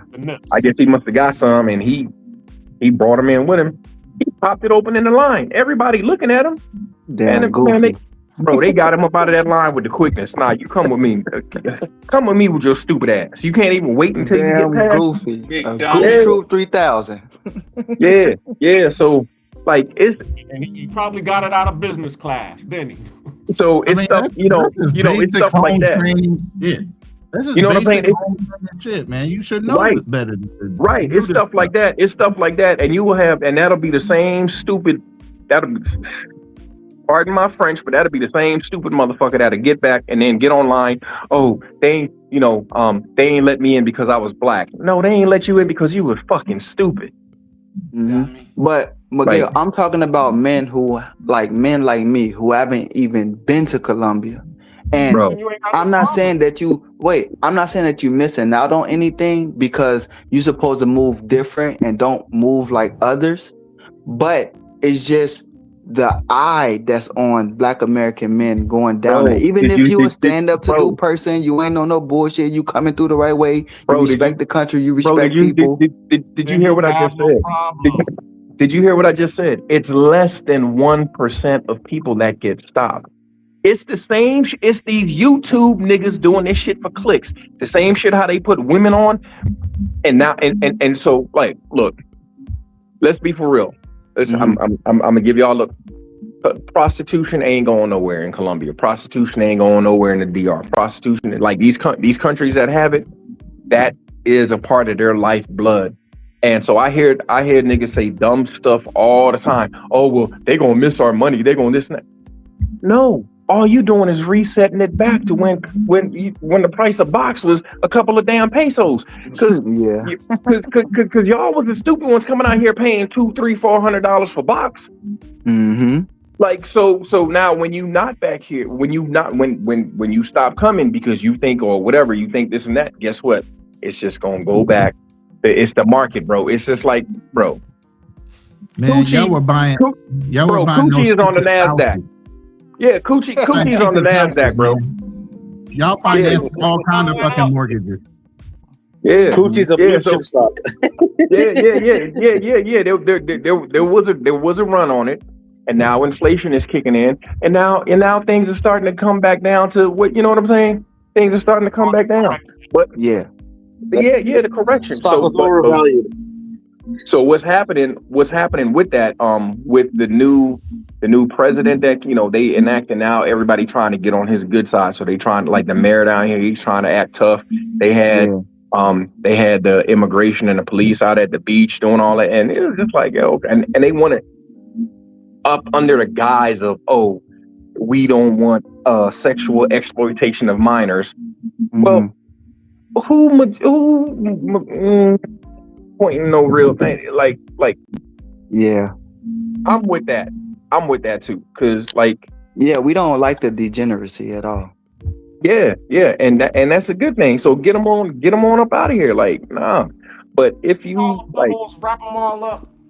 So Miguel, do you think these things that are happening simultaneously at once, do you think that is the Black American man? I'm not talking about a passport, bro. I'm not talking about a degenerate. The Black American man who choose to come down there. Hold on, pause, guys, because I can't. I hate when people do that. Okay. Uh-huh. And I'm gonna say this, okay, and because Aaron Ferris was the one who coined the term passport bro. All right. Aaron Ferris is an FBA. People shit on FBA just like they shit on passport bro. Two things that an FBA created. So I don't like when people try to separate themselves from that, because it was a good thing that that was created, both FBA and passport bro, because number one, if passport bros was not created as a term, okay, yeah, we already know brothers would be traveling, but because that whole thing came out, it popularized and actually encouraged a lot of people to want to travel overseas. So when people be like, I ain't down with that FBA ish, or I ain't down with that passport ish, it's like, yo, That's okay. Well, as I said, y'all wasn't down with hip hop when hip hop was just a fad and it was going to slender out. But 50 years later, guess what? Now everybody's Everybody fighting rapping over. it. Yep. Yeah, everybody's fighting over who made hip hop. Oh yeah, hip hop was started by blacks and Hispanics, 50-50. Okay, so this is the same thing that's going to happen with the FBA term, and it's the same thing that's going to happen with the passport bro term. So Black Cleaner, I'm not separating anything. I'm just talking about the labels that we have. Like when we call out like the crash out Pookies or the passport Pookies, passport bros, just in general. But my overall thought was black men that's traveling down to Colombia. Do you think all of these, Miguel, do you think all of these things that are happening is putting a bad taste or a bad light or a bad eye on Black American men in the country in general? No. Yes. No. Yes, it absolutely is, because like I said earlier, it takes one bad apple to spoil a bunch. So what happens is you will get certain people and they will get on YouTube, they'll get, and they'll have a video. Like I saw a video, this ninja was down in Central in the broad daylight and had the girl talking on the mic in the middle of the damn day. So she talking on the mic. For those of you who don't understand the vernacular, he was getting a blowjob. Yeah. I'm just saying for anybody here, Yeah. So she talking on the mic in broad daylight. Another chick came, took his phone out of his back pocket. Now, the video pulled up right when like he jumped up. Somebody started recording. They was like, "What is he doing?" Yeah, and you see the girl like she was bent over, like, and this, bruh, it was terrible. So yeah, that's diabolical. When you have stuff like that, so I saw that. Then he wanted to fight. He wanted to fight the girls. Like, bruh. First of all, what are you doing? Like, that's just bad on all accounts. Then I saw a video about 3 years ago. A dude was on a boat. Clapping cheeks out on the Rosario Island. Bro, you got a whole boat. They got the bed under. Why are you doing that on everybody recording? He out at Rosario Island. Then like when the first first year I was down here, right on in the clock tower, they had a dude busting a shorty down on the balcony. And the people downstairs cheering. You know what? The police went right up and got him. Like, so you have, yes. So when they have stuff like that and they have little, you think anybody showed any of the clips when we had like a Christmas toy giveaway or something like, for all the single parents and all the single mothers in the barrio? No, they gonna run with the controversy. You gotta look for shit like that for real. They gonna run with the controversy and the bull. Like it's so yeah. So yeah, it absolutely is staining the reputation. But Miguel, the government and the locals should know there's few far in between, and that should know or should do that we shouldn't be treated as if we're because. Scratch that. They're gonna look at us as all as one. If this person is being a degenerate over here, this person was doing this over here, you coming through the country, it's already kind of like a little bit of a bad taste, even though you could be an upstanding brother. And it's the same thing going on in Kenya, which we got certain dudes going down there getting arrested, fighting the girls, not treating people right, treating the locals. And then they down there saying the same thing. These Black American guys coming down here exploiting the women in the country and And it's like, it's some brothers who ain't even been down there. And it's like, damn, it's already tainting how we're viewed before we really even get to the country en masse. Oh, bro, let me, news flash, update. It's a wrap. It is a wrap. I'm telling you, it's a wrap. It's a wrap because you have the perfect storm. So what's going on right now? Let me tell y'all what's going on down here now in Colombia. So what's going on? You got inflation. And inflation is like the last time I checked, it was like at 6.8%. 6.14% inflation, which is crazy. So, and then you had the outgoing president over here. They only have one term down here. They do one term for 4 years. This outgoing president, this socialist clown, did not listen to any economic advisors. And over the course of his presidency, he increased the minimum wage a total of 53% over the 4 years. This last one was like, I think the last increase, I think it was like a 23% minimum wage increase. You know what the hell that does to an economy? So on one hand, people are like, oh yeah, we got more money. But on the other hand, guess what? You actually, you only have more money on paper, because now you got to pay more for the same goods, for those same eggs that you got yesterday, maybe for 5 pesos. Now exactly, because guess who's paying the cost for that? And not only that, you had people who lost their jobs because guess what? The mom and pop places, let's say, or the mid-level size companies. Let's say a mid-level size company was something with like 20 employees. Now, where I might have been paying, and I'm not going to do pesos, I'm going to do dollars so everybody can get the idea. So, the average Colombian makes about, let's just say $500 a month. Yeah. So, a 50% increase, you go from paying your staff of 20, each one $500 a month. Now you got to pay them $750 a month. Man. Come on, man. So guess what happens? You being priced out. Well, not only that, so now where you had a staff of 20, now you got a staff of probably 12 or 13. Because you can't afford to pay everybody. So people lost their jobs. The price of everything went up because they wanted this feel-good story. Oh, look what I did. Look at me. I increased the cost of the minimum wage, but you also increased the cost of living. Now everything went up. And so the locals, the people here, they want somebody to point the finger at. So now they're like, oh, well, it's because all of the tourists who are down here, the tourists are causing the prices of everything to go up, to skyrocket. That's not the case. When you look at who actually owns, like tourists own less than 10% of the shit over here. So how is it possible that we're making anything? No, it's your flawed economic system and this whole socialism. Like, I don't understand how people, for the life of me, I don't understand what the hell is going on in New York with this socialist asshole that's up there. Because show me one country on this planet where socialism worked.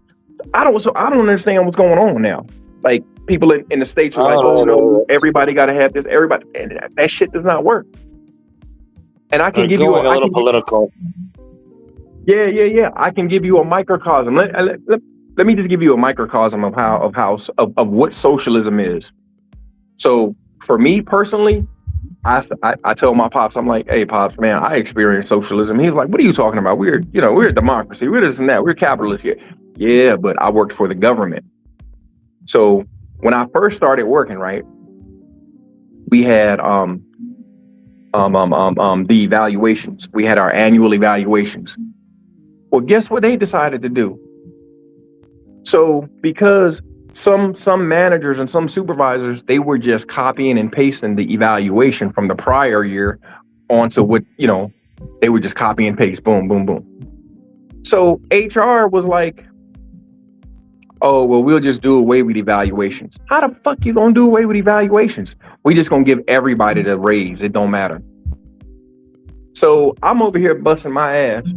You got other people who ain't doing shit, but they getting the same raise as me. I'm busting my ass. But we getting the same raise. It don't matter. So guess what that does to my enthusiasm for that job? Now I turned into a government employee, and that's why the government is so fucking stagnant. It's because the government is a microcosm of fucking socialists. everybody gets treated the same. You're gonna get that same increase that everybody else get. But our expectation is for you to work your ass off. I'm not fucking working my ass off. If I can see this, bro, we had a dude, this nigga used to curl up on, he had an air mattress. Dude used to curl up on the floor. I bullshit you not.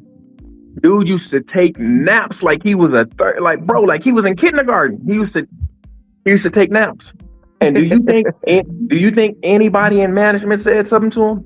Ain't nobody said a word. Nope. Hey, Nobody counties said just that. like that too. Don't hate the player. Don't hate the player. County government employees, same thing. It's hard to fire them. So Yeah, they well, go to county yeah. so they know they can get their retirement. Yeah. Yeah. So I mean, I'm just saying it just to, just to give everybody an idea of what goes on and how that affects everybody's mindset. So why should I work hard if I'm gonna be the only one out here busting my ass? Mm-hmm. And ain't nobody else doing nothing. Motherfuckers getting the same participation trophy, but then put in half of the work. You know what? You know what working hard got me? This is what I realized. I realized this about, I worked for the government after the military. I worked for county government for like 23 years after I got out the military. You know what working hard got me? More fucking work. That's the only thing it got me. So I got to looking around probably at the 10-year mark, and I was like, you know what? I'm not doing shit. I ain't gonna hold you.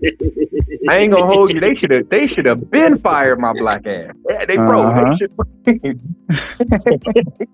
should. Because what? And hey, call me slow, because it took, like I said, I looked at, I was like, man, I called my parents. I was like, man, y'all lied to me. Y'all told me to get my education, work hard, do all this. Y'all, nah, that shit don't. Nah, it's about who you know. Hey, Miguel, real quick. So, how's based on everything that's going on in Colombia, how's business down there with you and Unc Jay? Okay, so as far as bookings, that absolutely sucks. Because here's the thing. Dudes would be like, oh, well, yeah, like when we had the project, when we were in the initial phases, oh yeah, I'm gonna support. It's only, don't get me wrong, people came out, people supported, but not in the droves that we saw our brothers after the hotel came, we was like, yo, you down here? Oh yeah. Well, why you ain't staying at the spot? Oh, I wanted to stay closer to the beach. I wanted to do, and then we had excuses. Yeah. But then them same brothers would complain. They would call us like when we would see them out and about. Man, they charging me for every girl I want to bring in. Good. Nigga, don't miss me with because that Miguel, low key, you the plug. Even though ain't shit free, you still a plug. So in times like this, it will like how Misha and them did it with y'all, Misha and Rainier. That was perfect.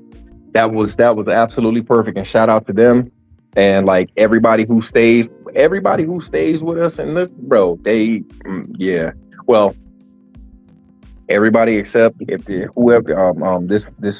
we got a couple of people, they know who they are. I ain't gonna say no names. Put them on Front Street, yeah. Yeah, I ain't gonna put them on Front Street, but they know what the hell they did. They did some fuckery, but pretty much I want to say about 95% of the people that stay with us, man, anything they ever need, if they they can always call me, and if they got any questions or whatever, you know what I'm saying? Like, they got my number, they can reach out to me anytime, man. It ain't no thing. I'm not charging, my information, because the shit that we went through, my information is free. Like, I just don't want nobody else to experience. And like building down here, that was, bruh.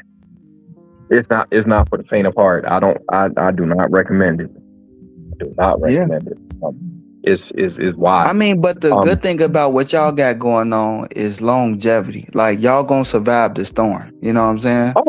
Because the for motherfucker sure. always gonna need somewhere to stay, and y'all got a nice business going on, so it's always gonna be an attraction, even for the locals. You know, you might get Bro, some Colombians that come through there. that's You know, what might, bro. That's the thing. That's the thing that's driving. So the business right now, it's going good because of the local support. So because everybody wants to come through and have their birthday, have a party, do some, throw some sort of event.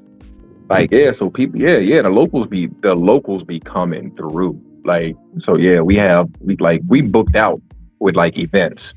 So that's what's really keeping us in the black and keeping our staff paid, you know what I'm saying? So we're at the point now, I mean, it's not making a ton of money, but we're not losing money. It's taking care of itself. It's keeping all the utilities on, whatever repairs we have to make. You know what I'm saying? So then, we was just like, so we was just like, we just gonna let it ride out, and we had already had this plan that we just gonna pay dividends out. You know what I'm saying? Like every 3 or 4 months, we'll just look at the account. You know what I'm saying? Look at the bank account, and then based on the percentage of what we invested, that's what your dividend will be. On the total. So that's how we handling that. But yeah, it's really the locals, man. The locals been doing right by us, man. That thing damn near sold out with an event like every weekend, bro. Ooh, bro. And the ooh, Lord have mercy, man. The women that be coming through, oh my God. Straight out of magazine. You don't even understand. So like, what I've been telling guys, I'm like, if you plan on coming down here for any length of time, or if you plan on traveling down here a lot, get your Spanish up. Even if it's just like the basics, the basics. Get some Spanish up. Get to the point where you can hold maybe like a 1 or like a 2 minute conversation. And the way that I do that is I tell people, hey man, you take control of you the man, and this is what they expect you to take. The women, they expect you to take control anyway. So you take control of that conversation. Build yourself a script. Memorize that script. Hey, you know what? However you want to rizz her up. I like your smile. Me gusta tu sonrisa. I like your eyes. Tu ojos hermosa. Whatever. Like, just your hair, your pillow, man. Rizz that shorty up, however you want it. You know what I'm saying? Like that's how I did it, and I was like, all right, cool. Beyond talking shit to these shorty, like I was like, I don't know no Spanish. They'd be like, oh, your Spanish is good. No, my Spanish is good when I'm trying to get in your drawers. Yeah, I know. You know what I'm saying? But it's like beyond that shit. So, but I'm to the point now, man. I travel all around the country, so I can get, I can go get on, get me a bus ticket, plane ticket, whatever, man. You know what I'm saying? So I know how to get in and out, and I can get around, order at a restaurant, and you know what I'm saying, just the basic stuff. But like, once the conversations start going long, and so I'll be like, oh. Hold up. Yeah, you lost me right there. You lost me right there. Yeah. I'm like, yeah, I'm not I'm not there yet. So yeah. Real quick. Don't mean to cut you off, Miguel. I want to ask Black Cleaner a question real quick. Can you hear me? Black Cleaner. Why does Panama seem so low key as far as a travel destination for Black American men? I don't hear nothing about Panama. I don't hear like the stuff that's going on with DR and Colombia. I just don't hear that with Panama. And I know Panama got some good things to offer as far as traveling, but it seems very low key as far as a destination. Can you give me some feedback on that? 2 words. We're full. Can I get some contact? Black Cleaner said, we don't want y'all. Thank you. We don't. Who's that nigga on that nag? The point is that Panama does not make their money off of tourism. They make their money off of retirees. because the retirees, And they banking. got, and banking, exactly, and the Panama Canal. So you have three things that are here that allow them to make money to where they don't have to rely on, tourism as their main crop or their mainstay. So, do they have that here? Yes, but it's not an open market. Miguel can attest to that. I know Miguel probably done went down to the club districts and everywhere, and you don't see what you see in Cartagena. We don't have a Parque Yeres. We don't have a Sosúa Beach. We don't have any of those things. You go down to Casco Viejo, you're gonna see the same raggedy 15 females walking around Casco Viejo, and that's it. That's all you get. Okay, you go. I mean, so that's why when people come here to Panama, the guys who do come, they don't want to come back because they're like, "Yo, this place is lame. Y'all ain't got there's no action out here." Because that's not how they do it here in Panama. Panama is here for, as I said, the retirees, for the excursions, for everything else but that. So, and you have more females that come to Panama than you do. You got the females and you got the retirees. So those are the people that come here as tourists to enjoy Panama. Okay. Don't get me wrong. Panama got some honeys. But the thing, like Black folks, the thing is, you got to put in work. Like you just can't, it's not like you said. It ain't no Parque Yeres or no Hollywood Beach or nothing like that. You got to put in work. So. Okay, cool. Yeah. But don't be discouraged. Like I said, I seen some. When I tell you, man, Panama got some head turn. They got some stunners out there. Yeah, Miguel, I had seen that because of DCPRT had went out there on some of his YouTube videos, and he was showing like how Panama looked, and it made me intrigued as far as like the scenery, certain places he went, some of the food he was eating, some of the honeys he was with. I'm like,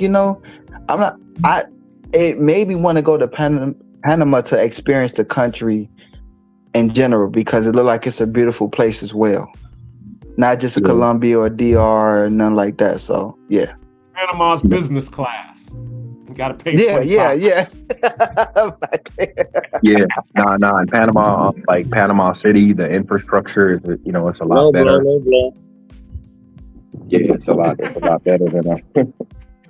Okay. Hey, Ronan. Yes, sir. Ronan, can you hear me? Yeah, I'm here. Yeah. I got a question for you. Same question. Do you think, and this is regarding even countries that Black men don't even frequently go to travel or to experience, but do you think the way the Black man who travels, do you think the way we're viewed is changing based off countries watching how other countries feel about Black men, and then they're kind of having their own judgment before we really even get to that country en masse? Do you think the way we're being viewed overseas in general is changing more negative than positive? I mean, because of the advent of social media, small things are amplified with the magnifying glass so big that small thing makes it look bigger. And so we're included in that because we are painted with a broad brush. I went over this with Rob.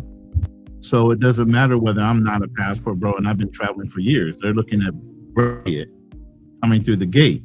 In certain areas, there's no effect at all. You're not going to be treated one way or another different. On those high traffic areas, Colombia, some other places, maybe you are. Maybe you need to dress a little bit better. Maybe you need to have a better appearance. Don't smell like weed like you're getting off the plane, just because it's legal to smoke in your country. Prep yourself a little bit better. But I mean, we as a whole in the community, I went over the numbers, is basically 2% of out of 2.5 million people that have passports that are of voting age traveling that are Black, and that's male and female. we're very, very, very, very small space. But it seems like, the ones that are acting out, it's kind of got a ripple effect a little bit, and yes, you are flying while black now in certain countries. Certain countries that are used to having you go there and have your shenanigans, they're looking for you. So, I mean, all you have to do is dress a little bit better, carry yourself a little better, stick your chest out. You're a black man anyway, and you got a blue passport. You got all the advantage in the world. You got to go there acting stupid. Mm-hmm. And that's global. But are we perceived a certain way? A lot of women love black men. That ain't changed. That ain't. They can't. They can't openly say it because their men's are haters, but they love us. Okay, you get them in the right situation, and they all down. But again, they got to look out for who's looking at them. Like I said, you're being watched no matter what. They know you're an American. Obviously, you're black. You're either African or you're American. The minute you open your mouth, they already know what you are. You get what I'm saying? So I don't care how fluent you are in whatever language you are. Once that blue passport comes out, it's all over. They running you up as best they can. Okay. I appreciate all three of y'all for the wisdom, for the feedback. My phone about to die, so I got to get off. Black Cleaner, thanks for having me again, brother. I appreciate your panels. Ronan, I'll see you on the next one. Miguel, shout out to you. What was your name, brother? I didn't. King? Swerve. King man's probably asleep.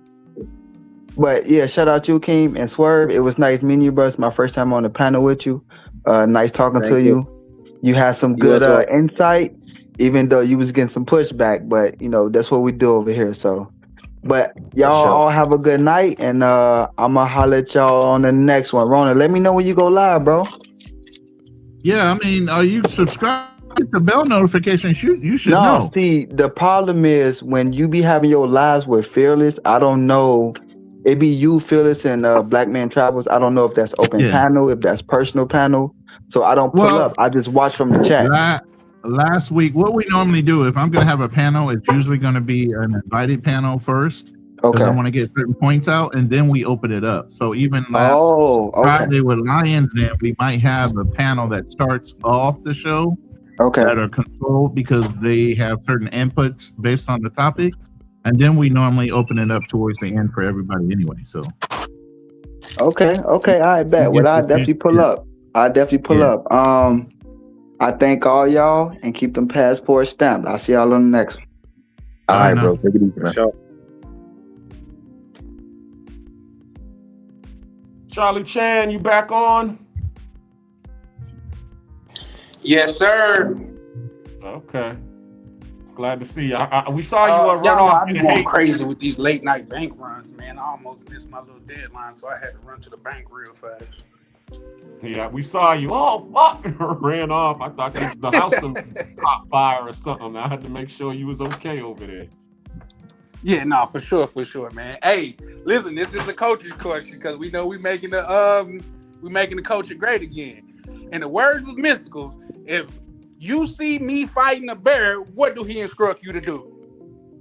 Help the bear. Help the bear. You damn sure right, man. Hey, Ronan, Yeah, I was shout thinking out of to- one just for you because you couldn't get a lot of them that night. Say it again. I said I was thinking of one just for Ronan because he was like, "Damn, man, that's not really in my area." But I got one for you, Ronan. Okay, I'm listening. One straight line. You ready? You gotta look at your camera. I'm looking. What they do now? What? Black Cleaner got it. Black Cleaner got it. Miguel probably got it. I didn't hear what you said. What did you say? What One they more got? time. What? What they do now? Would you enlighten them, Black Cleaner? They smile at your face. All the time they want to take your place. Black Okay, Stab. I got you. I think he grew up listening to like Catholic music. Hey man, I told you my memory is short, man. You got to keep my attention. Damn, I had that. The minute, listen. Within 15 seconds of the song, I know what it is. But right off the bat, the first couple of words, unless I hear the melody, I'm not gonna get it like that. I'm not. Black Cleaner and Miguel picked up on it right away. That's why Miguel was over there laughing. And that's why y'all tease me and call me an elderly. Okay. And I respect my elders, so I'm taking your black card, though. I'm sorry. Yeah. Okay, I got one for extra couple words in there. Oh, how can I put if I say that you You be trying to trick me. No, those are straight up things, and these are culture songs. Howard saying what they do now. Like you already know, like you could hear the song in your head when I say it. You see what I'm saying? Oh no, that's an old one. My mama probably killed me if I said that one. Cause I'm a butcher.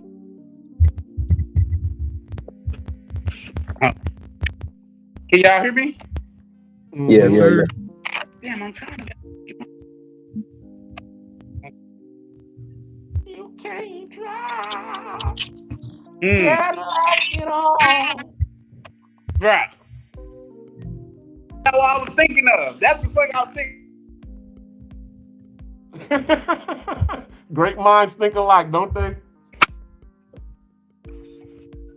Damn, this motherfucker don't want to work. My headphones don't want me to be crazy. But yeah, man, it's my goal to make the culture great again. Back when goddamn it music meant something, when music was culture. Now I could get in deep. How long did Lenny Kravitz watch TV? Oh man, until television went off. Until it went off. He just watched until it wasn't no more television. Oh, that's Lenny Williams, not Lenny Kravitz. That's my bad. Kravitz. Right. You damn so right. But Miguel called it. I was wrong. Lenny Kravitz was a dope artist too, but Lenny Williams, he just watched TV till it just went on. You know? Uh-huh. Mm-hmm. See, they don't even know that TVs used to go. Yeah, I remember when the little color block used to. Yeah, I had no choice but to cut that bitch off. We didn't even have the color. We had the white noise. Listen. Thank you for watching. We have ended our viewer day. Our broadcast stream has come to it. Yeah. See ya. Play that Star Spangled Banner.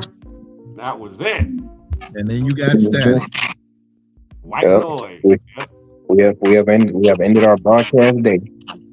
Right. That's back when shit used to mean something, man. When goddamn it, man, when a man sing and he still was a man. You niggas can't tell me that goddamn it, nigga, you were gonna try Teddy Pendergrass or Al Green like them brothers ain't look like they had hands. Sugar Ray Leonard and Al Green damn near had the same build. Come on, man. Come on, man. That's culture right there. Listen, I got it wrong and Miguel still got it. I said the wrong name and he got it. For real. That's when it wasn't all about this twerking and shooting people. You know what I mean? That's when goddamn it shit means something, man. And that's where I'm trying to at least point the culture in that way, bro. This is what this music used to be. Music was life. Fruit chocolate. You see what I'm saying? Right. I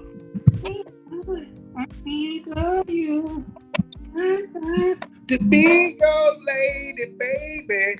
If your game is on, give me a call, boo. Come on, man. Come on, man.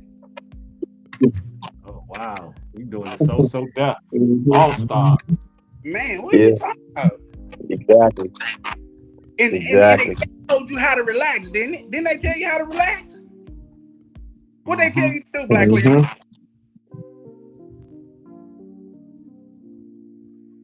I know I got that name right. You talking about so you really do you know that one? Hey, Charlie Chan, you really do need to put a game show together about those songs, man, like that. Yeah, you need to Escape do a told little you game kick show. off your shoes and relax your feet, and then you party on down to this Escape. That she gave you instructions and ways to get there. Come on, Yeah, man. you need that game show. Yeah, You need we to have the can game kick show it. going on. I can't hear you, Miguel. Say that again. I said, yeah, and she said, we can kick it. I'm telling you. For real, man. Listen, that's what it's about for me. Like, remembering, I guess I'm becoming an elder too, Ronan, because these are the songs that I grew up on. You know what I mean? These are the songs like on Sunday, because Sunday is cleaning day down. Well, south. see, you're an elder with a memory. I ain't an elder with my shit be like, what? And then I have moments of brilliance. I'm long and hard about that. What I day? have moments of brilliance. You get what I'm saying? Mines are fleeting. I said this Ronnie gonna get this one for sure. This is like a layup. You know what I mean?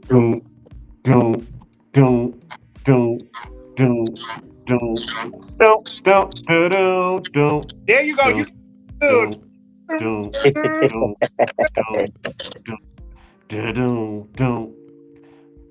Ronan, you know that one? I know the melody. Give me a word or two and I'll probably tell you the song.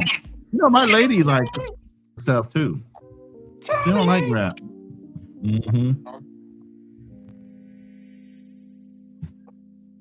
I just gave it to you, Jenny. Signing up for other platforms so I can play the music in the background, and we could. Yeah, you can do it on Rumble. You can definitely do it on Rumble. You can't do it on Rumble and Twitch. Yo, King, did you see that that interview with DJ Chubby Chub? Benny and the Jets. Yeah. Did I see what? King said he was putting him one together, so he probably dozed off. Oh yeah, brother King, man. Get that Hey, blunt and just- I pull up on the panel like, well, he over there making a sandwich. over there kicking it, man. I said, oh yeah, King took to the community very nicely. He over there having a sandwich after he yeah. I saw him on Misha's live with you all last week. I was like, oh okay. I'm glad he was able to find somewhere, because I know he felt all lost. He's like a lost kitten. Yeah, King did pull up. Yeah, he did pull up. Yeah, shout out to man. I love to see that, man, and I preach that this is a welcoming community. Shout out to the young brother Foreign Skies. He's saying like he never traveled, but we never shunned him, and we won't never. At least on my channel, we will never shun him, bro. Pick up you some game. You know what I mean? That's what we here for, man. I love the young brothers that when we spilling game, they soaking it up, man.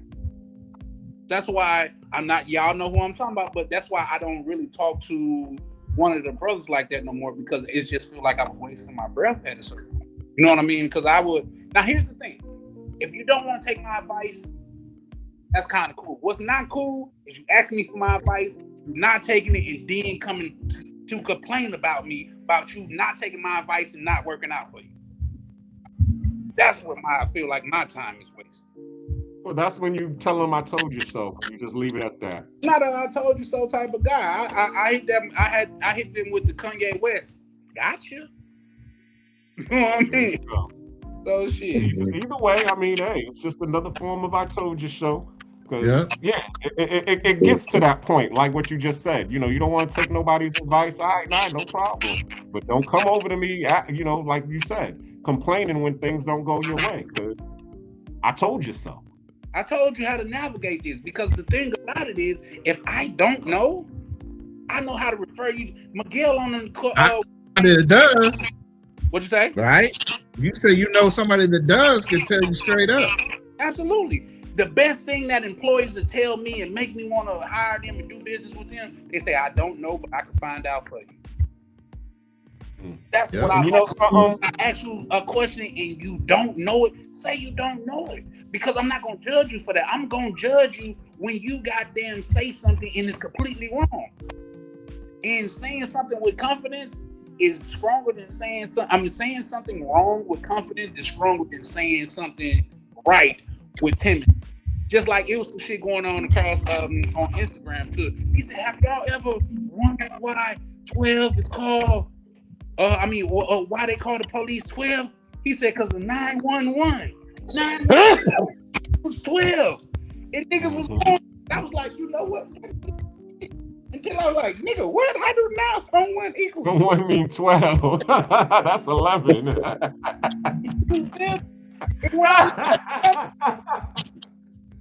When I looked at the comments, everybody was like, nigga, he fool too. You know what I mean? So I was like, yeah, no.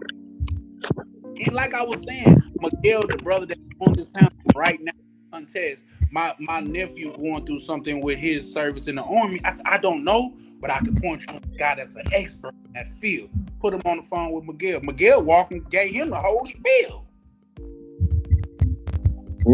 Am I lying, Miguel? Not at all. Not at all. And that's why I say, man, any look, I can only tell you, I can't just like you was talking about with that person who shall remain nameless, you know, kind of like Voldemort and Harry Potter. We shall not speak his name. But we got, like, you look at this panel right here, we got years and years and years of knowledge and game to. We got over 100 years of experience with us. Yeah. So, Ronnie, that's a safe number, bro. Because Black Cleaner 40 something, I'm 40 something. Hey, you know what? You know what? Look. I will take 100. If I look like this at 100, damn it, I will take it. I will take it. So he's adding all the parts together. Yeah. In his 50s, I'm damn near hitting 50, and he's in his 40s. So I mean, yeah, there's about over 150 years of experience. Yeah, I'll take that. Actually, shoot, if Keem was awake, he's 52. So yeah, you got 200 years of experience on here. Yeah, shit. Today, I call brothers all the time. Man, I look like I don't know everything, but I'm always willing to learn, and I'm willing to listen. You know what I'm saying? And you know, another thing, what I tell people a lot of times, you know, that the game is supposed to be sold, not told. And now I start to realize why the game is sold, not told. Because you can talk to your blue in the face, and people ain't gonna listen. But as soon as they have to put their money up, they damn well stop. I said that a bunch of times. People then don't they pay attention. Yeah, they get for free. They don't value that. You know what I mean? So when you charge them, you make them put some equity into it. Now they take it a little bit serious. Yep, they got some skin in the game, as they say. 100%. 100%. So, Ronan, I'm kind of got a question for you. Yeah. What type of music did you listen to growing up? I told you, Molly Hatchet, Led Zeppelin. I was a drummer, man. I played everything from bands like jazz music, you know, big band music. I played orchestra music. I played everything. So being a musician, you basically have a large catalog. What were my favorites? To tell you the truth, it depends on my mood. If I was drawing, like I'm an artist too. So if I was drawing, I'd put on Beethoven or Bach and I'd fucking turn that shit up. Next thing you know, 3 hours later, my whole fucking drawing is done. And I'm talking like a big ass charcoal drawing.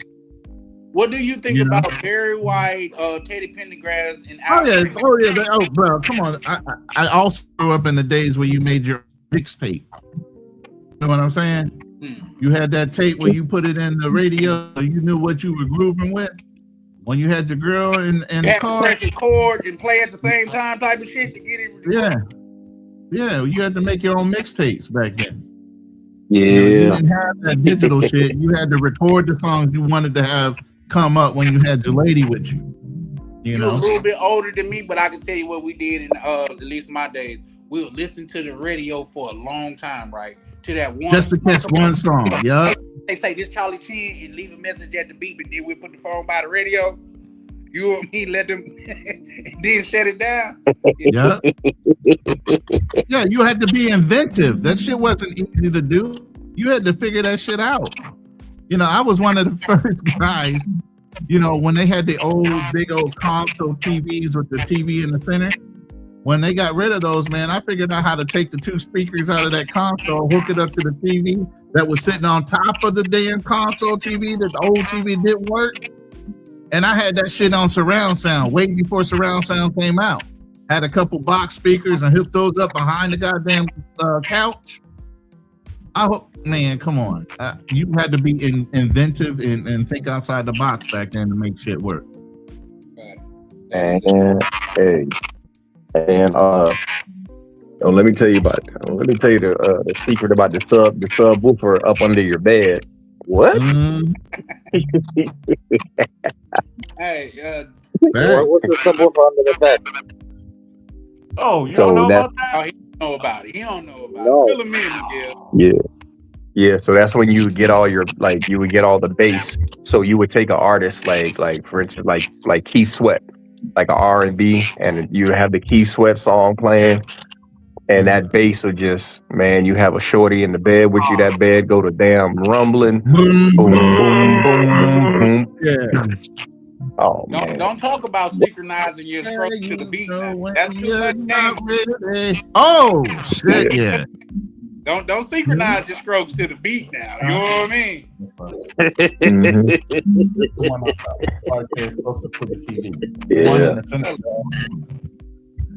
Those are all clean. Yeah, Keith Sweat and R. Kelly, them niggas owe me child support. One on this side, two chairs. Especially R. Kelly. Especially R. Kelly. Like I realized like this all clean. Birds Nation. Keith Sweat say you might because I see him in your arm. I thought like as an adult, I'm like, that's kind of creepy. You know what I mean? And that's the thing with R. Kelly, how men could separate like the man from the music. When people find out, I don't know what they said. Luther Vandross like he liked it males or whatever, and he liked males when he wrote those songs. You know what I mean? The songs that I grew up to, he ain't like them songs wrote for bitches. I'm sorry. You know what I mean? Yeah. The thing about the R. Kelly situation is, I don't like that they can tell us not to listen to him because all the music industry and all of Hollywood is corrupted and fucked up, you know? Yeah, they can't tell me nothing. R. Kelly is still heavy in my playlist right now. R. Kelly is still heavy in my playlist. Right now, what's your go-to R. Kelly song? Everybody on the list. What's your go-to R. Kelly song? No, there's too many. You can't pick one. You gotta pick one. Oh man! Play one song and you finna get it on. What you going to? Because two songs come to my mind telling me no. That's one too. What you got? For me, I like so many of his songs. It's too hard, but the song I was listening to a lot the last week was Gotham City, the remix, and Homie Lover Friend, the remix. Nah, I'm gonna tell you, this is an old one. How you say you in your 40s, right, Swerve? What happened to Bump and Grind? Nobody said nothing about Bump and Grind. No, a Bump and Grind's amazing, but that's an easy answer. That is an easy answer, but that's a penny getter. I'm gonna tell you one for sure. Songs, if I'm playing R. Kelly and I don't got, it's probably, and I'm about to get it on. 12 play. Damn. Oh, for sure. For sure. Come on, man. 12 play. Come on, man. If I'm gonna get it popping with a girl, the first R. Kelly song I'm playing is "Script for You." Script for You. Which man. Script for You. It's on the TP2.com album. Now you talk about TP2. Let me tell you something.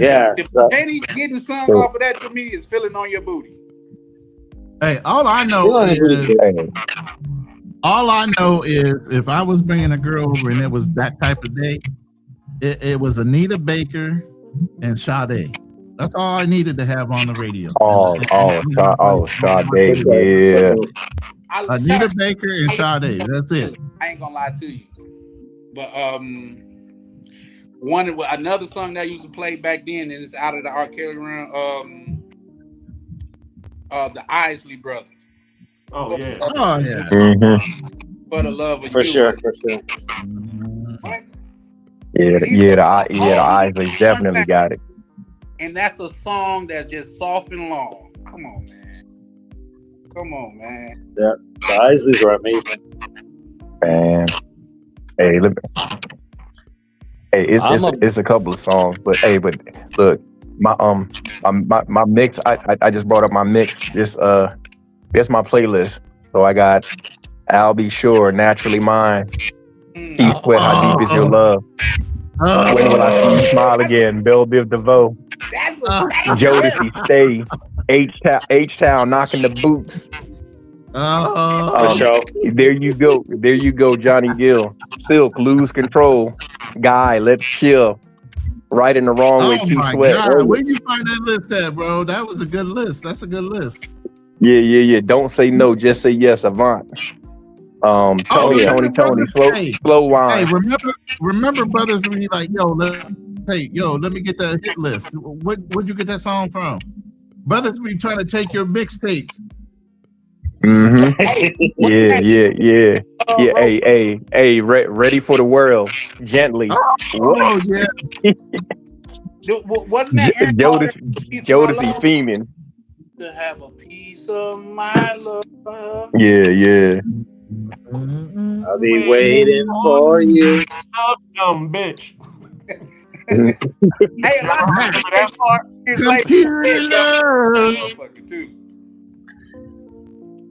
Got a piece of my love, dumb bitch, for you. Y'all never heard that part? Oh yeah. Hey, they pointed it out in the song. He definitely said that. I never. That's we need to ask Aaron. Aaron needs to give us the truth. Fearless is gonna come on here with his Fearless hallucination. Those who originally wrote He did not say that. That was right. That was incorrect. Oh yeah, there was some begging dudes back in the day, man. I mean, especially what's his name? I can't even think of his name right now. I'm flabbergasted at all the songs that Babyface wrote. The bars? Oh shit, yeah. Babyface. Oh yeah. The bars, yeah. Oh, True? Oh man, yeah. True. Wait. Keith Sweat begging ass. Hey, would just beg you right after a panel. When he started the song out, you may be young, but you're ready. Oh shit. You're a woman. Bro, I remember when that came. What was that like? I think that was 86. Oh, not the Luther. Hellas brought out Luther. Keith. What was it? It was Keith Sweat dropped, and then damn, not Alexander O'Neal. What was the other boy? Alexander O'Neal was a bad joint too. Alexander O'Neal was a bad boy too, what was the husband and wife group? The husband, he wasn't with Shalimar. He was with somebody else. The husband and the wife duo that used to sing a lot of songs. Renee and Angela. Angela Weinbush. They sing. Renee and Angela. I'm trying to think. I love you more. All that a woman should be in a yeah, that's it. Didn't they sing you, me, and me? Yep. Had quite a few here. Ashford and Simpson. Thank you. Yeah. Oh yeah, Ashford and Simpson. Yeah. What's it all about, baby? Yeah. Song got around the because I feel like it's more of a southern song. But no, he was an international star. But I wish he didn't trust me so much. Oh yeah. Bobby Womack. Solid as a rock. Yup. Man, that's when music was great, man. And I feel like we got to inject that into the culture. Like, shout out to you wanted to hear my R. Kelly song, Charlie Chan? Yes, sir. You ready? Uh-huh. Let's hear it. Quincy Jones, yup. Secret Garden. Mm-hmm. I'll Be Short, yup. Barry White, Barry White too. Can you hear that? Your music in the background kind of flooding it out. I can't hear it too well. Oh, we kind of want you to flood it out though. Yeah. You don't want to play too much of it. I think they say like 8 seconds or some shit. 8 seconds. That's what I did. Illegal. Yeah. It was the download remix. I mean, to tell you the truth, that's how you can get on the show. Hey, to tell you the truth, that's how you can get away with the show. You only get to play, like you make a bet between, you got two people on the show, right? And they can say, I can get the song in 3 seconds. Or I can get the show in 5 seconds. Or I can get the song in this. You give them a time limit. Anything under 8 seconds. Cool. That's right. Oh, that's what's up. Sign me up. I'm there for trivia. Listen. Music trivia night.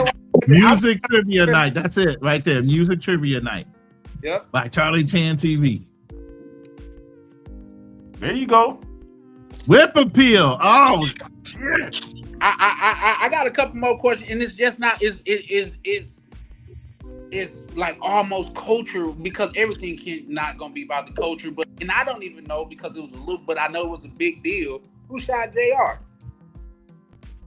Yeah, Dallas. You see what I'm The saying? Dallas series.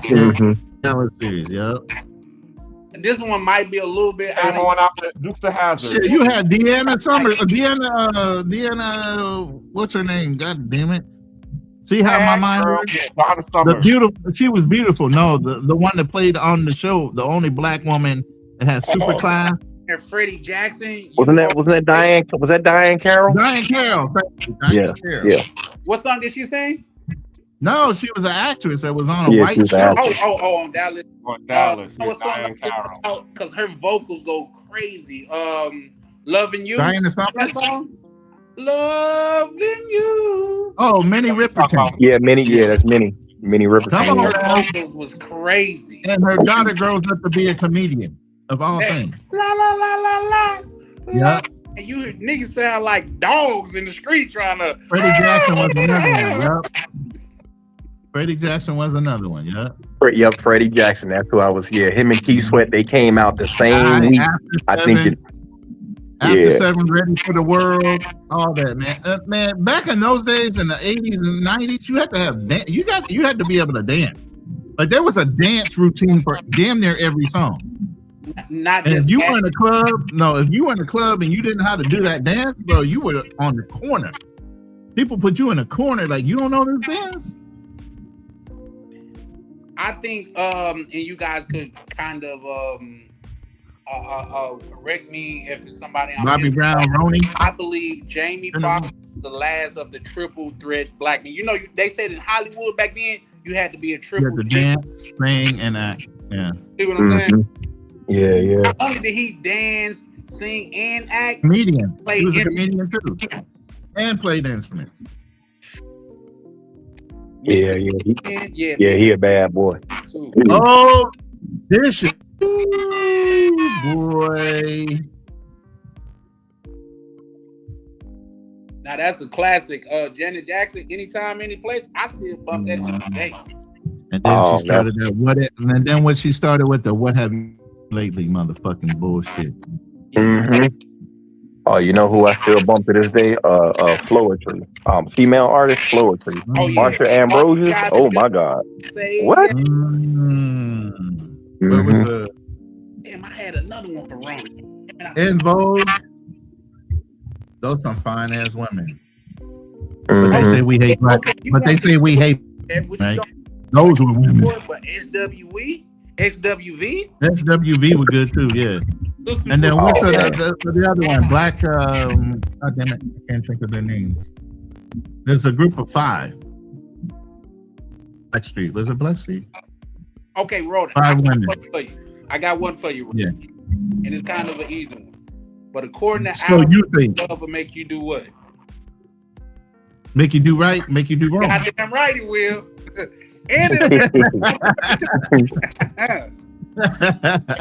There you go. I knew you. Yeah. I mean, once my mind starts going in that direction, I can think about it. Sometimes I have to do brain dumps, man. Johnny Gill too. My. Yeah. Show look good tonight. Him and Ralph Tresvant when they did that thing. Oh man.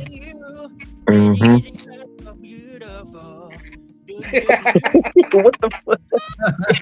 Man, we're gonna get copywritten right there. That's it. That's how we're gonna get copyright. Turn it off. We're gonna get copyright, man. Anytime you play anything from South, you know what? We're gonna get a copyright strike.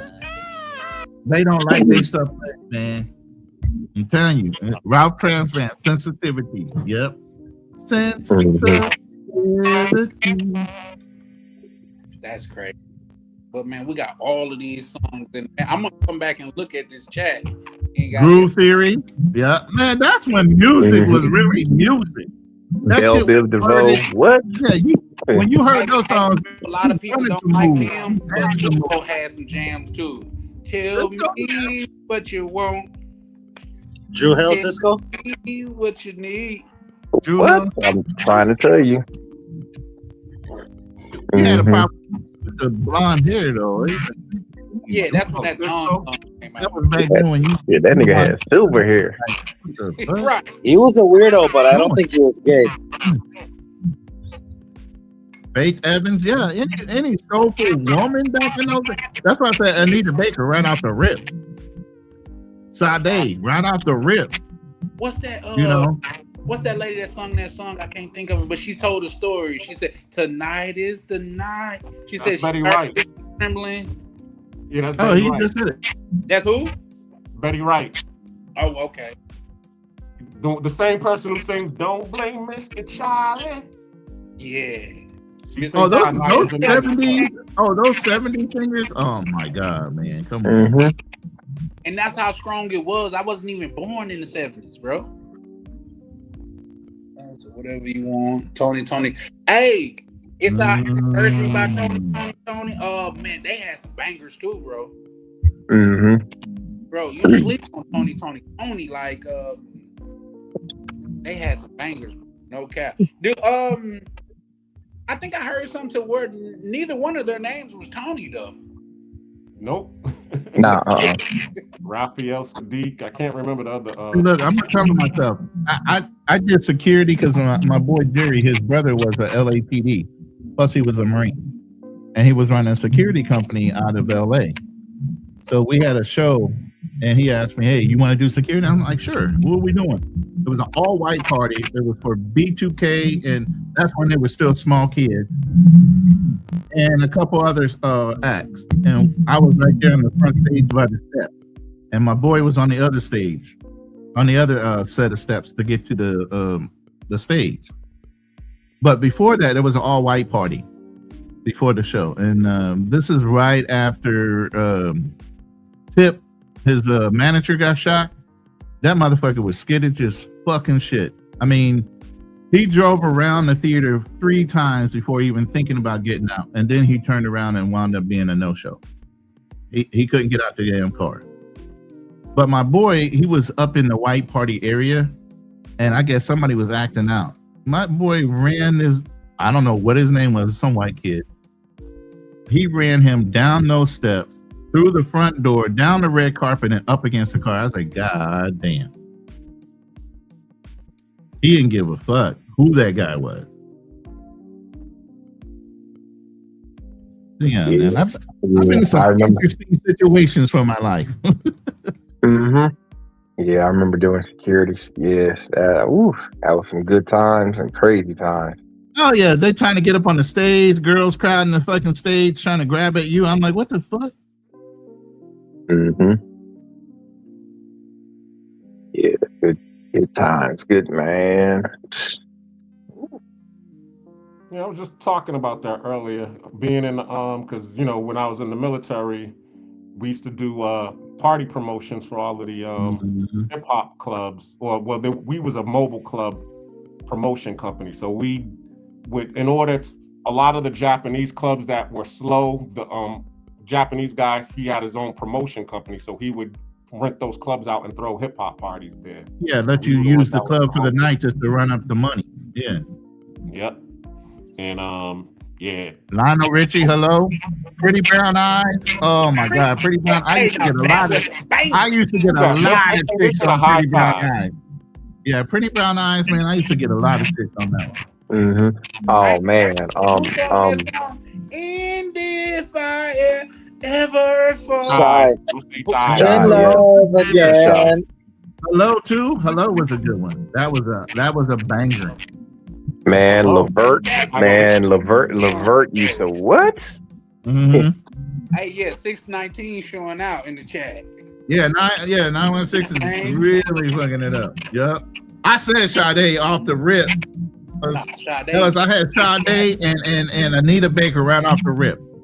That'll take them both. They'll take them out. Esther Williams too. Who was the girl that sung As We Lay? Shirley Murdoch. As we lay. Shirley Murdoch. That was Shirley Murdoch, right? Yeah, Shirley Murdoch. It sure was. Her cheating ass. Hey. That's what the song was about. She was cheating. Telling the nigga, hey, it's 6 o'clock. You better get back home, get home to your wife.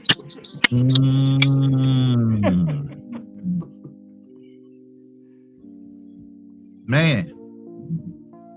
Yeah. You belong to someone else. That's what she said. Okay. As y'all slept the night away. Okay, y'all better get your ass home. Or you be trapped in that closet. I think that's what I'm gonna do. I'm gonna curate a trapped in the closet type of where I'm gonna The take Lady all in My the Life, songs Michael and bring Jackson. them all together where they tell a story. So many good songs back then, man. You listen.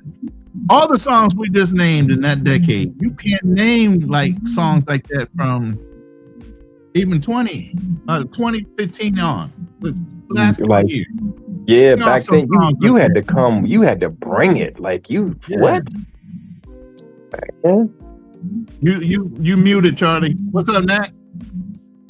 Stevie Wonder, lately. I mean, come on. These guys have hits. These were not one-hit wonders. These guys were laying down all kinds of tracks. Mm-hmm.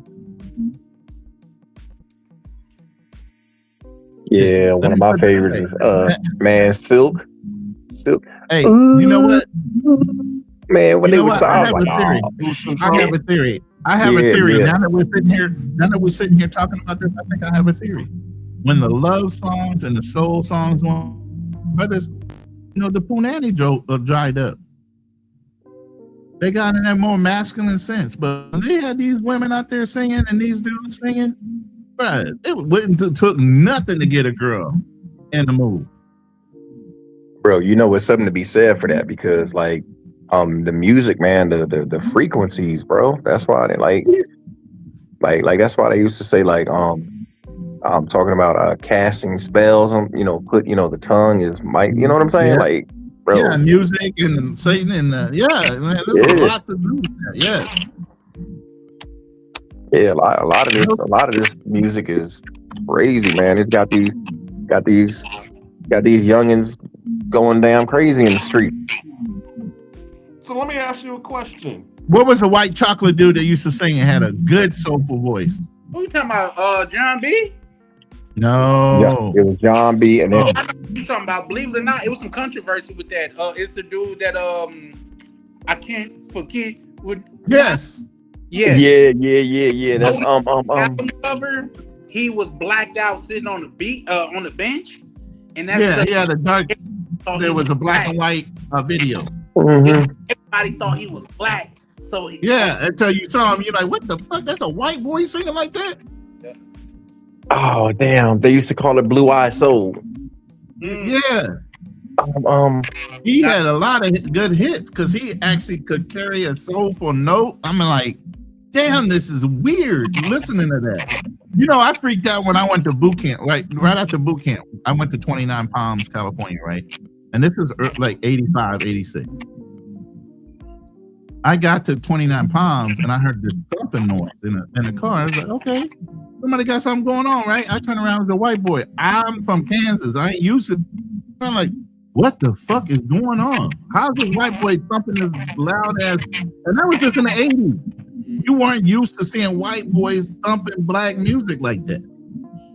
Here's the thing too. It's not. 916 put in there. He said, Dionne Warwick, That's What Friends Are For. That was a banger. That was feel good music. Oh, Whitney Houston, all of them. Man. Come on. Give me a catalog now that equals that shit. There ain't one. You'll be hard pressed to find it. You'll be hard pressed to find it. I'm not gonna lie to you. They got all this shaky booty music. Like I be telling bitch, if you got time to twerk, you got time to work, bitch. Go get a job. For real. Damn. What? I'm damn. Cannot remember the name of the damn artist. I'm singing the song in my head. Yeah, I thought it was All in All. Yeah. All in all. Yeah, it was McDonald. McDonald. Hey, real quick, did Machiavelli make it to y'all side of the United States? Machiavelli, Tupac? Machiavelli. Every woman needs her own Machiavelli. A man you could call Michael McDonald. That's who it was. Michael McDonald. Yeah. That's what I said. Y'all ain't get that? He had the song.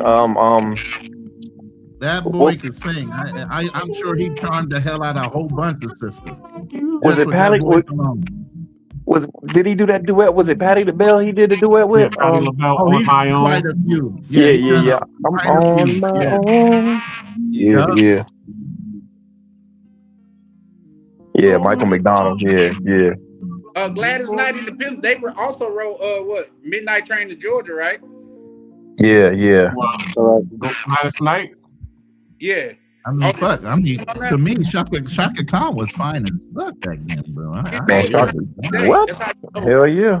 Black don't crack unless black is on crack. Man, every time sometimes even that, it was still no crack. Damn, she was on crack and didn't crack. Or she was on something.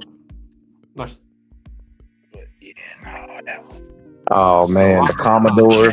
I still remember you talking to Chad. I remember you saying Sundays. Yeah, Sundays was the day to clean up, and man, but it was basically Saturday for us. It was the weekend. You know, you turn on the music, man, and I still remember Lionel Richie and the Commodores. Man, what? Smokey Robinson. Material things I thought had so much value. Hellas, what you doing? Going through your record collection, bro? Because you hitting them all, man. Okay, he definitely. Hellas probably got a whole bunch of crates sitting there with albums. He's just sitting there going through the albums, pulling every damn song. Memory Road. Probably a DJ. Look, probably a DJ. Yeah, because you pulling them all out. Gladys Knight. Ah, damn. Marvin Gaye. Oh, the Bee Gees. Yeah, the Bee Gees. Yeah. Yo, when's the last time you heard of a Budweiser Superfest? You remember those? Yeah. Yeah. Actually went to one in Charlotte, North Carolina, and it was three of them, bro. Who was doing it. Yeah, I went to three different ones. Yeah, I'm like, from ones in the Midwest, and then I found my one was in the LA Coliseum, a Budweiser Superfest. Hey, real quick, have y'all noticed that we ain't named one shoot 'em up song? Nope. One. That's how good. Yep, he did say I'm a DJ too. Yep. Okay. You still got crates of fucking albums. I know you do. I know you got crates full of albums. You ain't throw that shit away. Fuck that digital shit. I'm gonna go back when I get back to America on another record player. It's gonna be hard to find them records because they actually the price of the records done went up. I don't give a fuck. We had to start one by one. Diamond in the back, digging the scene with the gangster lean. We say you may not have a great big Cadillac. You know what I mean? Come on, man. You may not have a car at all. Curtis Mayfield. He didn't have a car at all. He wasn't shaming. Come on, man. You may not have a fancy car. But remember, you can still stand tall. Come on, man. That's the music. Hey, I'm about to get my AI music disco going on and pull some of these old kind of like songs out and revamp them. You said some of those harmonies, man. Some of those harmonies and everything. God damn. Shout out to you, Hellas. But that was definitely all vinyl. Yeah. That's a fact, man. Like, I know you got an expensive collection if you've been collecting that long and you're an old DJ. I'm not real live. Like, say, I'm not sure I got a lot of cool in the game, but I can tell you what, like, even as Cool in the game was this what? I just didn't get. You got to keep in mind, like, say, I wasn't a lot of these songs. I wasn't alive for, Ronnie, but I can guarantee you this, bro. We could go down to Mississippi. Stephanie Mills, come on, man! I had a crush on Stephanie Mills. Isn't she the one that was like super short? Man, that beautiful chocolate woman, What? Yes, Stephanie Mills. yes. Stephanie Mills was fine as hell, man. Yes. I like Michelle A. Nah, Hey, Jody shout out Watley. to, Hey, if you're gonna talk about that era, it was Jody Watley all day. Shout out Yes, to yo. I know about Black Function. that right away. I said, what was wrong with Michelle A? Black Lynn said it was something in her heart. Something in my heart. And her real voice sounded like it wasn't even a joke. It was like really high pitch. Yeah, she had the dwarfism going on, or the nasally voice, high nasally voice, sounded like a chipmunk. They got me hooked on you. So yeah, man. I know about Confunction. Y'all know anything about Confunction? Oh yeah. What? Man. Sheila E. Yep. Sheila E. Mm-hmm. Yeah, for sure. You guys message everybody but the SOS band. Oh man. Oh, them two. There Tell you go. me. You got one out. Yeah. I love the SOS You band. had to look that one up, bro. Tell me if you still care about me. That's SOS. Amazing. Yep. No one's gonna love you the way I Let do. the music play. Yes, let My the music question to play. you, That's a was good one. they playing those songs in Canada? David Bowie, Let's Dance. Oh. Swerve, was they playing those songs in Canada? Yes, sir. When I don't live in Cambodia, man. Yes, they played it. I said He Canada. said Canada. He said Canada.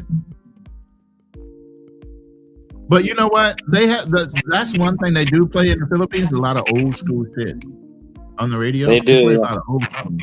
Back when music was real, man. I heard they Earth, love Wind, and karaoke Fire. over there. Earth, Wind, and Fire. Oh yeah, everybody's got karaoke on the holidays, on the weekend. You hearing people streets all over the neighborhood, bro.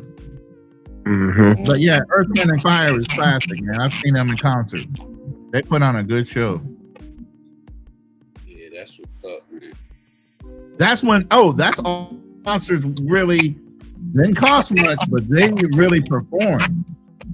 It was like an all-out affair when you had a concert that you went to, man. They really performed. They went out every night. Yeah.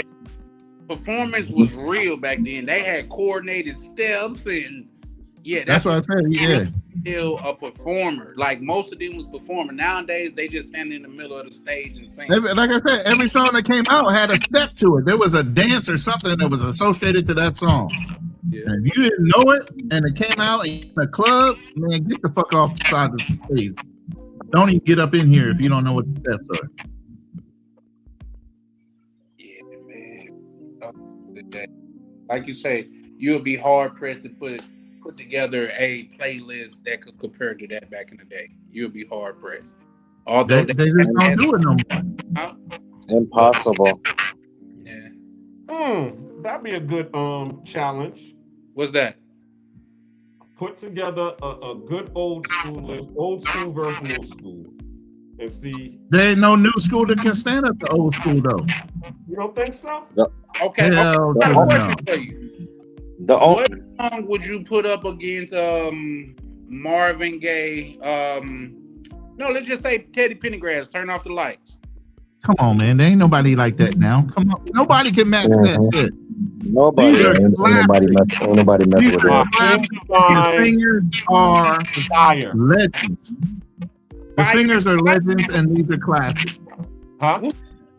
There's only two good modern singers. Or okay, you said turn off the lights. Dwele, dim the lights. Ooh, what song is that? Dwele, look up Dwele. Who is that? See, that's the problem. Some of these people you naming ain't even that popular. They're not even legends. Look up Dwayne. Dwayne's famous. Okay, famous for right now, not legendary. He's legendary. You want to know why? Why? Name of Kanye. He's on Kanye West's. He's the singer on Kanye West Flashing Lights. But who the fuck is Kanye West compared to all that fucking catalog we just went over? All of them people are billionaires whose catalog we just went over. But think about this: if Kanye West that came out in the '80s versus everything that's going on from the '80s moving forward, he couldn't have stood toe to anybody that was out there. He just happened to come out at the right time where his shit was fucking translucent or whatever the fuck you want to call it. But if he had come out back then, he would have been a nobody. Now that was a fire banger too. Something wrong with my line. That was a fire song. Oh, you know, one of my favorites. Girl, I'm leaving you again. And I thought I'd tell you. Yeah, New Edition, boy. I mean, come on. This is when people were coming up with their own chords. They were playing their own music. They had their own like instruments they played. They knew music. These guys barely know how to put a damn beat together. As I said, there is some neo soul. See, I listen to neo soul a lot. So there's a lot of neo soul cats. Like even when he was talking about Marvin Gaye, there's October London. October London sounds what's my big girl's name out of LA, out of New York or Philly? What's her name? Philly, Jilly from Philly. Angie Stone. Not only Angie Stone, but the other one, Jill Scott, Jilly from Philly. Jill Scott was the shit too, though. I ain't gonna lie to you. I ain't gonna lie. I don't care how big Bill Scott would have been. I still would attack the hell out of They that. said Tyrese lately. I think Tyrese banger is Sweet Lady. I ain't gonna lie to you. Shame on Me. I like Shame on Me. Montel Jordan, Tyrese. Yeah, what's the other one? Oh no, I think that's Teddy Pendergrass. Was Somebody Love You Back? Yeah. Yeah. That was a damn good song. Yeah. Well, Montel Jordan. Yeah. Oh, yeah, because Teddy Pendergrass, you can put Teddy. Who got the big burly voice? That's the new Tony. Yeah. Who got the big voice? Like Jennings, AOU. Well, even before that, Christopher Williams, he came out and he was like kind of like a Teddy Pendergrass type. Pretty rich motherfucker. Yeah. Yeah, that was he's the one old boy killed. What's the Snipes had to kill his ass on film? He was so jealous. Mm-hmm. I never liked your pretty ass anyway.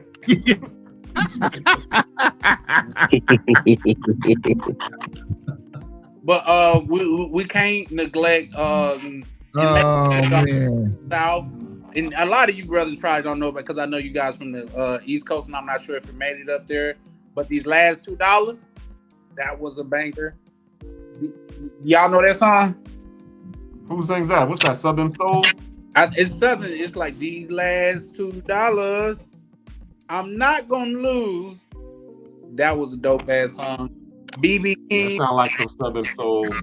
BB King went crazy. He had an opening line on one of his songs. He said, "Don't nobody love me but my mama, and I think she could be jiving too." I said, "Oh, that boy, goddamn it, on some shit." You know what I mean? Yeah. Mr. Swerve on left. Shout out to BB King. Mr. Swerve on. What's that one song by Sir Charles? Do y'all know who Sir Charles is? Yeah, sir. Yeah. Good down south song. Oh, If I Ever Fall in Love.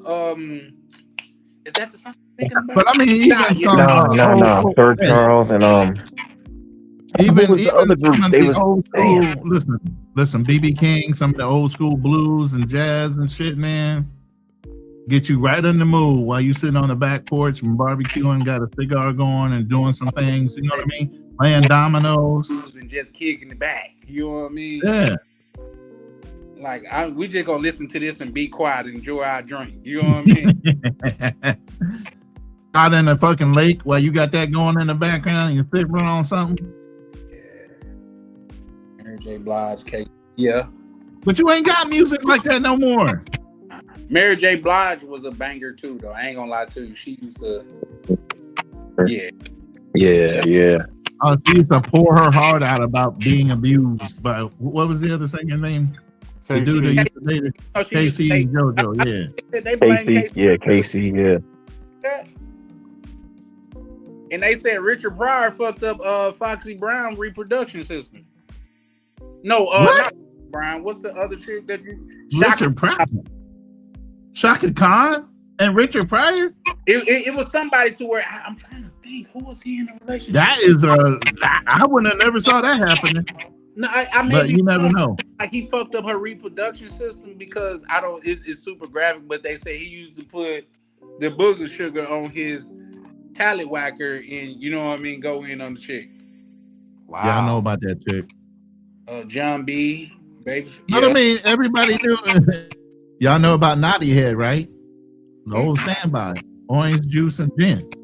Gin and juice. Talking about Naughty Head. You talking about Seagrams. Naughty Head. Yeah, you need nothing. Seagrams and orange juice, man. You be straight for hours. That Stevie Wonder, I just called to say.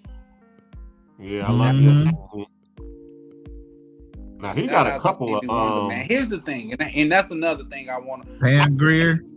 These national treasures will actually pass before we give them their flowers, and that's another series that I want to run. Like every Friday, I want to call it Friday Flowers because.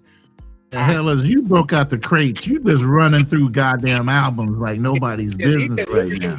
Yeah, he broke out the crate and just started flipping albums out. Mm-hmm. Yeah, Jodeci.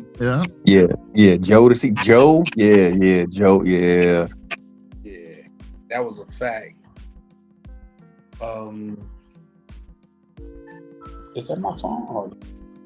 But yeah, no, bro, that shit was fire. Yeah. Joe had some bangers. Joe had some good. Joe. What was Babyface's wife's name? She had a couple hits, but then he pulled her right off the stage. Pebbles. Pebbles. Yeah. Now, that was another fun one too. Bro, you brought the Genuine and you didn't say My Pony? Oh man, only if you're lonely. My pony. Only if you're lonely was my jam. Yeah, Black Cleaner, you gotta let this stay up so I can run back and look. Man, I think people done put probably about 30 songs in the chat, bro. Like I said, Hellas broke out the crates, man. He's pulling out albums right now. Yeah, for sure, man. Like I say, y'all gave me a lot of material to work with, so I definitely appreciate that, man. Man, Aaron Hall when he went solo. Oh yes. The Brothers Hall. Yeah. When you need me. That brother voice was crazy. And we said his name earlier, but we didn't say this particular song that Bobby Womack, If You Think You're Lonely Now. I used to play that. I probably played that song. Waited you tonight, girl. Like I said, those songs had girls ready to just drop their panties and just get it on, period. You played enough of those songs, it weakened her. She was like ready to go. I'm just telling you. You put a couple of those songs on, you talking a little nice, y'all sipping on a little something, man, it was over. That's why we had mixtapes for a reason. I'm trying to tell you, and listening to that music, they were in the mood. But bro, you remember how they used to the intros to the song used to do it for you, because the intros you ain't even had to say nothing. Yeah, they lose it on their own. They gonna lay the game down for you. Exactly. Yeah, the intros, man. What? Hey, listen. Not one rap song, not one rapper. Singers. Yeah, all singers. R&B singers. I don't want to bring up like violent music, although that's somewhat a part of the community, but we had so much love. Man, Can y'all imagine how many kids was made to Babyface? Goddamn it, I got him. What you mean? Marvin Gaye. I got 4 sons. 4. Have y'all tried to do that with in Latin America? Hella say, play these I kind think of I'm done, songs? fellas. Next time we'll do rap. Well, Nah, no, we won't. well, for me, it gotta be like not I like, played. now that's another thing that brothers got. Miguel, let's just see before anybody else asks, because I asked it on the other panel. What was Crucial Conflict doing in the middle of the barn? Oh yeah, Miguel. I'll let Miguel answer that. What was crucial? You got me. You got me. Black Cleaner, what was they doing? Smoking hay. Yeah, you got a lot of bangers, bro. You muted, Black Cleaner. Hellas got, yeah, you got the crates, bro. Hellas, definitely. Black Cleaner, can you hear me? Oh, I think he dropped down. Okay. Ronan, this is a question that we already went over. Oh, can you hear me? Say something. Smoking hay. Yep. What was they doing in the middle of the barn? Smoking hay. Can you hear me? All right. Smoking. They were smoking in the middle of the barn. Yeah, for sure. Yeah, there was a Bobby Coltrane say, yeah, smoking hay in the middle of the barn. Yeah, like that. But that's what I'm saying. When you hear these kind of songs, memories instantly come up. Trying to tell you. Situation, time. You are literally transported in time backwards when you hear these songs, because you remember the first time you. And what day of the month was it when Bone Thugs and Harmony wanted you to wake up? It's the middle. It's the first of the month. First of the month. Wake up! It's the first of the month. Oh, okay. Shout out to who remember? Yeah, a hell of a music collection. So shout Hey, out to who remember Big Bub telling these stories? Oh, man, what you talking about? Why are you getting funky on me? Yeah. Tell me, girl. Yep. Today he was in the group today. Oh, I remember today, man. Yeah. On me. Her on me. It was him on me, but I know. I switched it for the girl. Like everybody, I can't say everybody, but for the most part, man, people in my neighborhood and even Miguel, if we had a cleanup day. Now you're supposed to clean the house throughout the week, but on that Sunday or Saturday is a cleanup day. That was a deep The Sundays you were in church all day. Yeah, I got something on my. Yeah. I can't stand that. Sunday school at 9 o'clock and then service at 10 o'clock and then 4 o'clock fellowship. And your mom was out there cooking a roast the night before, so that when you got back home, you were ready to eat. The crock pot. That roast gonna fill up the whole house as soon as you walk in there. Oh man, pot roast, fresh potato rolls, all that shit cooked from scratch with the carrots, collard greens, cornbread with the ham hock, or with smoked turkey now. Wow, your mom knew how to cook all that? Yeah, my mom could throw down, bro. Yeah, and she made everything from scratch, biscuits, all that. I was just gonna say them. Well, I don't know if everybody used to do it, but say them homemade biscuits, we'll put a hole in the top of it, put some butter on it. Oh man! See, my mom took it a whole nother level. When she was making them, she had the hole right. She already had them in circles. She take a pat of butter, put it in there, and then fold it over. Then let them rise again. And then she would butter the tops as they were baking. So not only would they just come apart, they already had butter in them. They were buttered on top. They were ready to go. That's what I'm talking about. They weren't those Pillsbury dough ones that you got out of the freezer that was in the can, huh? It was the ones that they made from scratch with the flour. Yeah. Some short and all of that shit. So man, come on, man, we got to get back on why our culture is beautiful, man. I think it's because of big media and stuff like that. We done got so far away from it, but man, it's still within grasp. It's still right there. I mean, here's the thing. Back then, those were the days with an auntie or big mama involved in the family. If the dad wasn't there, you know what I'm saying? You had that auntie, that big mama, or aunt that was sitting around. Yeah. Making Here go one. Here go one for you, Chan. Here go one.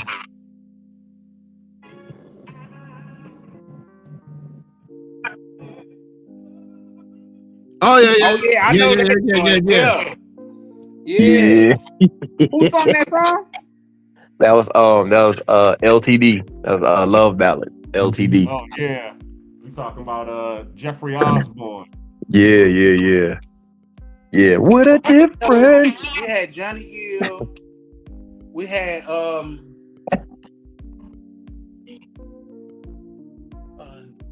remember the group LSG, right? Yeah. Yeah. Ralph Tresvant, Johnny Gill, and I think it was a big boy. What was his name? God damn it! You just said him earlier. Gerald Levert. He said Levert, right? Levert and Johnny Gill, not Ralph. Didn't Ralph come in later? Ralph did come back in later. He came. Ralph Tresvant joined LSG. I didn't know that. I think he did for a little while later. He wasn't at first. That's interesting. I have to look that up. And who's I'm gonna have to fact check you on that. Where's Fearless at? Was it Tyrese? yeah. ChatGPT and ChatGPT that shit. Yeah, we fact check here. We come with infographics. Who was the group of LSG? Keith Sweat. That's what the S was. The Sweat. Yeah. Sweat. Oh, Keith Sweat. So right. His begging ass, but hey, that nigga had. Hey. Yeah.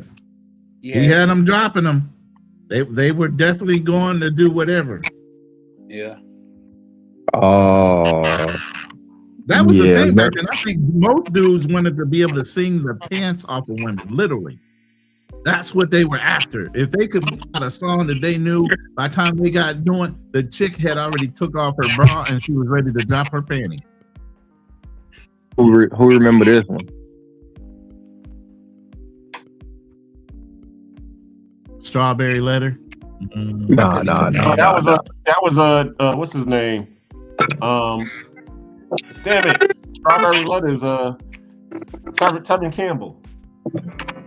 Yeah, I was gonna bring him up too. Hey, Tevin Campbell. I was just thinking about him. He was back then too. I got one for y'all, and I'm gonna play this whole.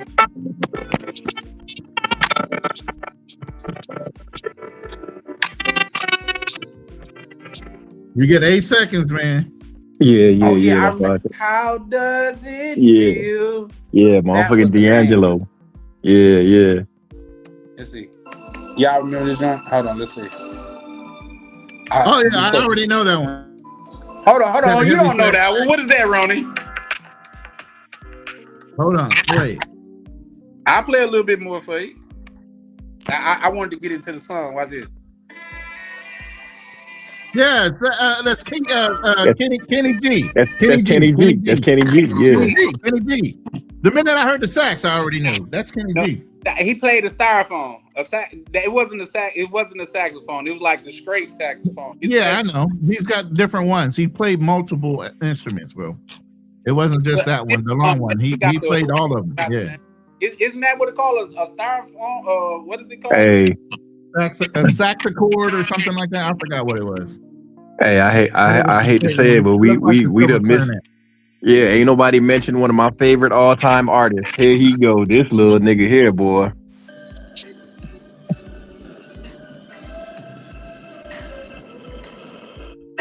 Oh,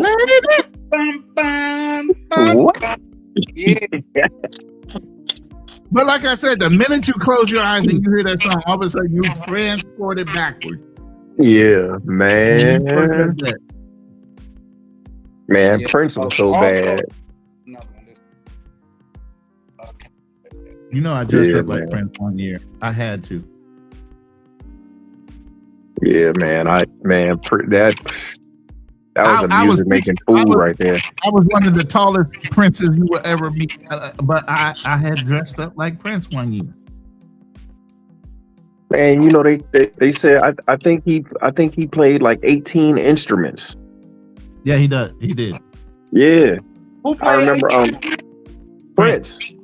Oh yeah, Prince was a bad mamma jamma. He was Did y'all a know bad boy. he was bad? Did y'all know the opposing gang was supposed to be led by Prince? When they was like doing, is that who? Yeah, who's bad? When they was in like it was the little street. The opposing gang was Prince. Y'all know they was beefing back then, right? Mm-hmm. Who was beefing? I mean, it was Jackson. But it was like on competition. Yeah, like they wanted to. Yeah. You know, Michael Jackson whooped Tupac's ass, right?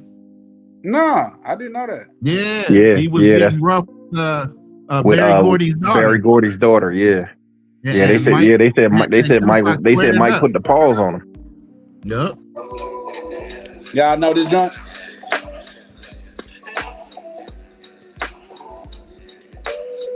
Yeah, I know the song. I just can't. I play. That's brown sugar, ain't it? Yes, sir. Yes, sir. Yeah. All it takes is a couple notes. Hey. See, this is what uncles do. We be sitting in the background drinking, listening to old school songs, talking about the moments that we knew what chick we were dealing with, what was happening.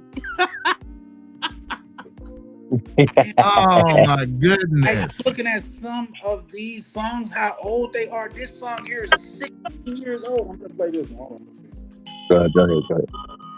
If y'all ain't got that by that little intro, y'all ain't gonna get it. Mm-hmm. That's Maxwell. You damn so right. You damn so right. That's that Maxwell. So much good music. Pretty Wings. So much good music. Yeah. Here you go. Here go one.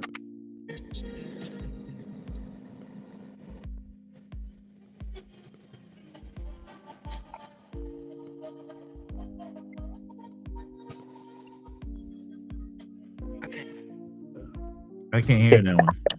Oh, you ain't here? Oh, my bad. Hold on.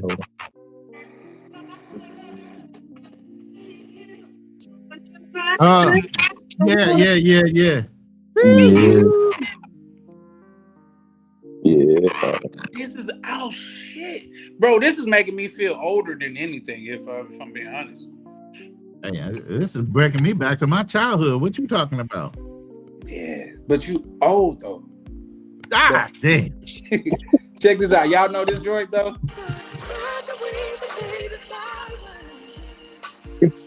Yep. That's a place. It's my body. Make you cry if you want to. Robin Thicke, Sex Therapy. Come on, man. What are we talking about? Come on, man. Oh man, yeah. Nah, shout out to the coaches, bro. Yeah, Robin Thicke. Coaches. Here goes this got to be on the Mount Rushmore of slow jams. This song right here. Wow. Oh yeah, that's Fire and Desire. Yeah. Put it down. Put it down. Jesus Christ. That's what I'm telling you. I love, man, come on. By the time you started singing those songs, man, girls are ready. I'm telling you. Hey, and like I said, the intro, look, he talking on the intro. Wow. Yeah. Things look. That's when you just turn it on, you just let it play. You ain't gotta skip Yeah, you ain't gotta say nothing. And the whole tape had to be jamming. Couldn't be like CDs to where you could just skip through a song. Yeah, that's why I said, yeah, those mixtapes were fired. That's why dudes were like, yo, man, I heard your mixtape the other day. Let me copy your mixtape. People would go and copy each other's mixtapes. No, I'm because talking they had the songs already in order. Where everything on there was banging. That's why you damn near knew the order of the songs that they came in. Oh, it up that way sometimes. Believe me, we knew the beginning of the date, and we knew by the time album 5 came up, we needed to be in the mix or something. You get what I'm saying? Mm-hmm. Yes, sir. Here go one chance. Here go one chance.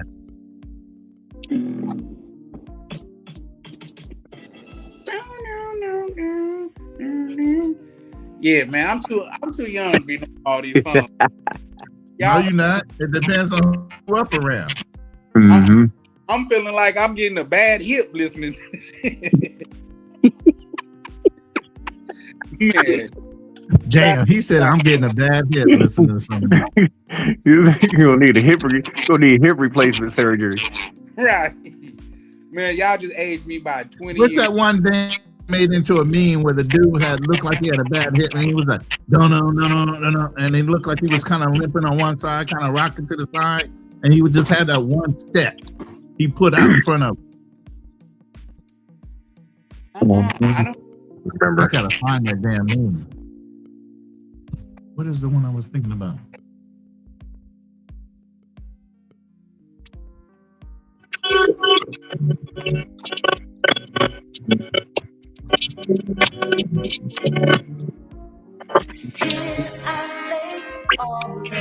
Oh, tender love. Oh yeah. Tender love. Stop it. Okay, time. Yeah. Don't get us cut off, man. Time. Hey, Stop it. Damn, he said fuck me. Force MDs, tender love. Yeah. Hey, after you, I'm Big ass ninjas sitting there singing like that, man. Come on. Like, Brothers, the reason why I'm not everything. tripping, you're gonna have to take this down. You play too much. You're gonna definitely have to take this down. But man, you definitely took me down to Put this in the damn membership room. Yeah, man. Yeah, private. Mm-hmm. This was a good one though. Who sung that song? What's Man. that? H-Town. And if I ever fall in love so true. You said That that was, one already. That's Shy. That's Shy. Yeah, that's Shy. Okay. That's H-A-I. Shy. Yeah. Miguel said H body rocket.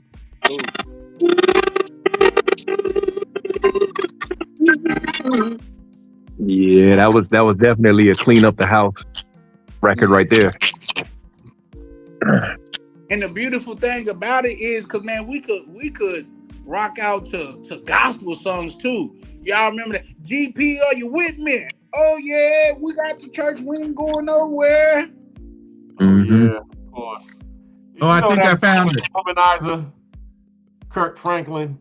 Kirk Franklin. Yeah. They was talking about how many females that dude had. He had more females than D-Ray Davis.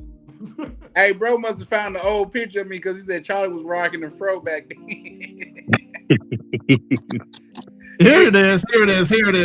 I got it. I found it.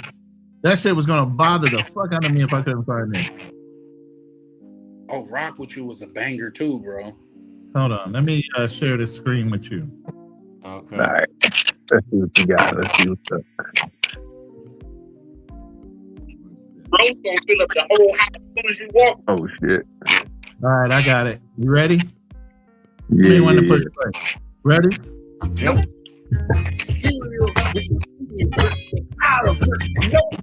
Oh, that's Arnez J crazy ass. Yeah. But the dance is what I'm talking about. The dance. Yeah. Yeah. Hey, and them old me and I was dressed like that in the juke joint. Them didn't want to fuck with because they gonna. That's old Unc. No, that's old Unc. Once he gets drunk and he hears a good old song, boy, he in the back doing that shit. He's like, Unc, what you doing? I'll get down, man. Oh, here go one for you.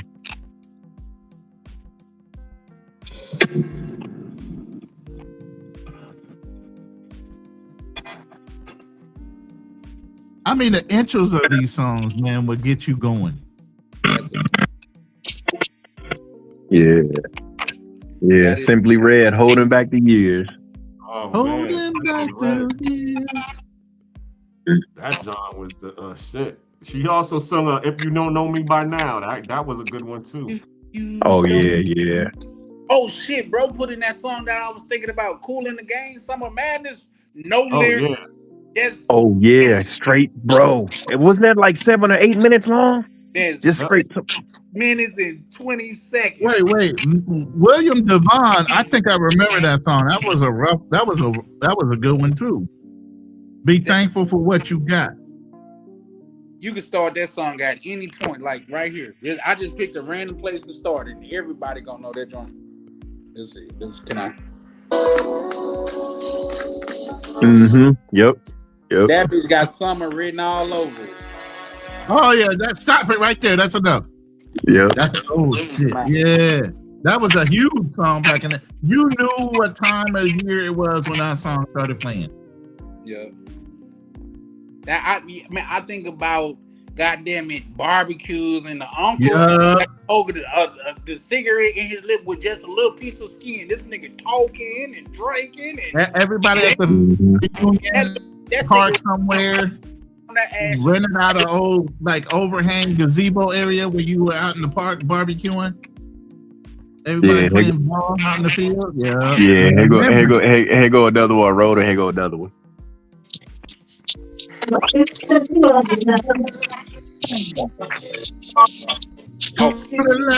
Yeah, somebody said that earlier. Yeah. Woo! Too many, man. There ain't nobody singing like that nowadays. Stop it. Y'all youngins don't know shit about. Don't know nothing. Oh man, Gregory Abbott, Take You Down. What? That was another one. Coltrane. Yeah, I mean Colwell. That's why our kids are fucked up these days. They ain't had no good music to listen to. Oh man, Jagged Edge. That was my date. Yeah, that was what?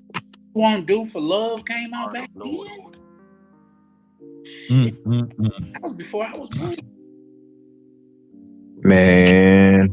And then look, even though this song was on some bullshit, Tank, Maybe I Deserve. This nigga was saying, mate, what? Yeah. Tank almost turned into Keith Sweat at one point. Mm-hmm. He was getting close to begging too. Cheated some time. Yeah. I mean, that was a badass song, but I couldn't be like, bro, what are you talking about? Maybe I deserve, bro. And then later you had to worry about, was he really singing to a girl or a guy? Yeah. Oh, don't even go there. Please no, don't bring that up. Hey, I wanted to do a review. Oh my goodness! Listen at this song. I got one for you. Listen. Ain't no sunshine when. Oh yeah. Shut it down.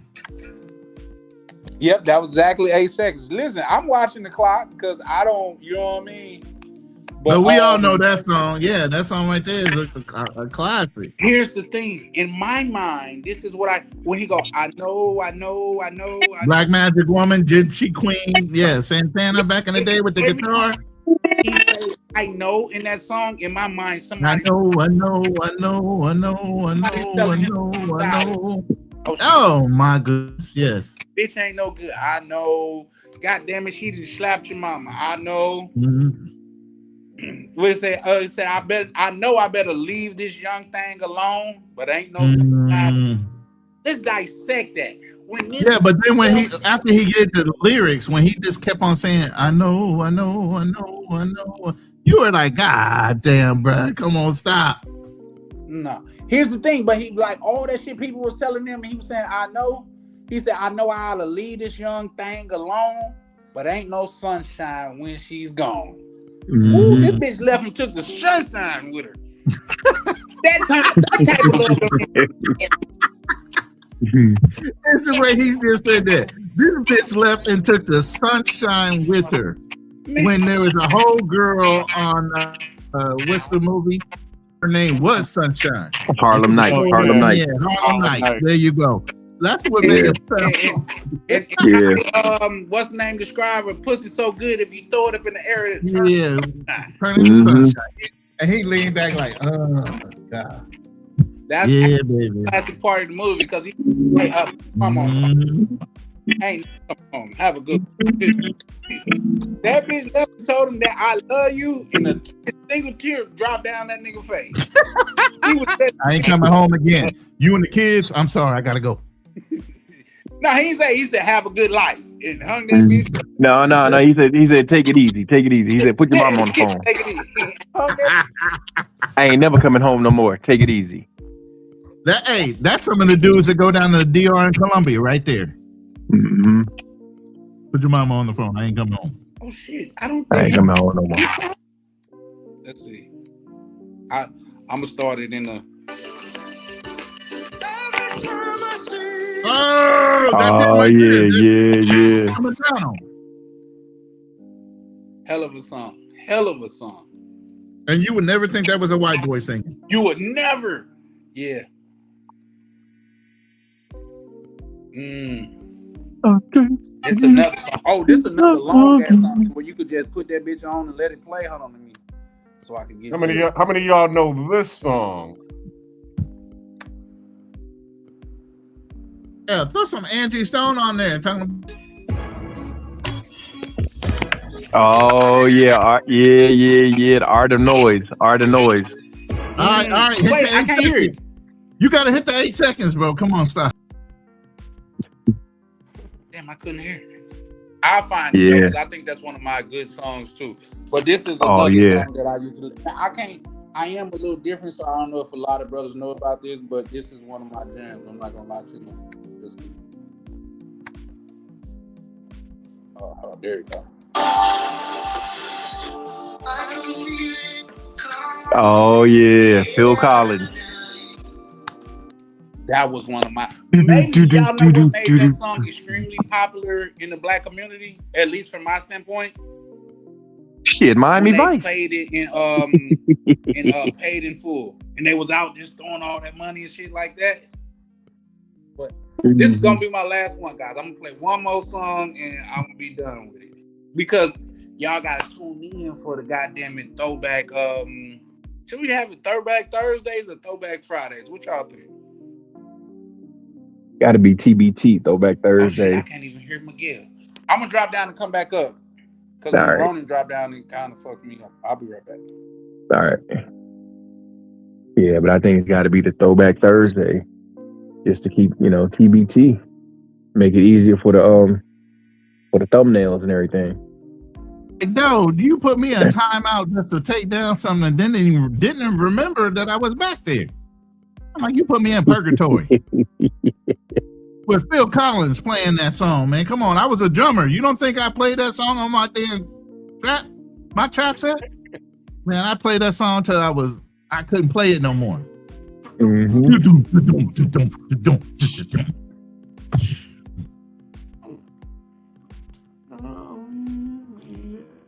Oh, I got one. I got one for y'all.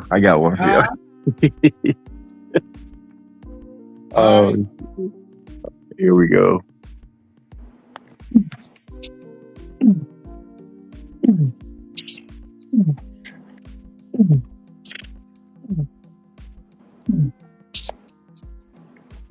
Bro said, "Hell yeah, Phil Collins." Yeah, Phil Collins is the shit. If you were any kind of drummer, that's why I said like Led Zeppelin, Molly Hatchet, all these guys, man. I was a drummer, so anything that had a heavy beat to it, I was fucking playing that shit. Now, once again, this one may be off, guys. Y'all might not rock with it, but hold on, Miguel had one. I was trying to listen. I thought I heard. Oh! All right, here you go. Go.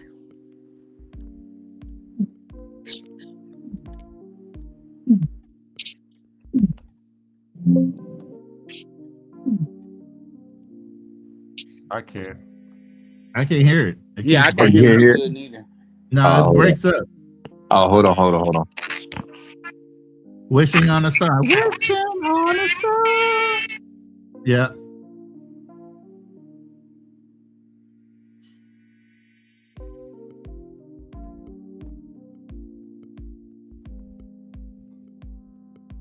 All right. Hold on. Here we go.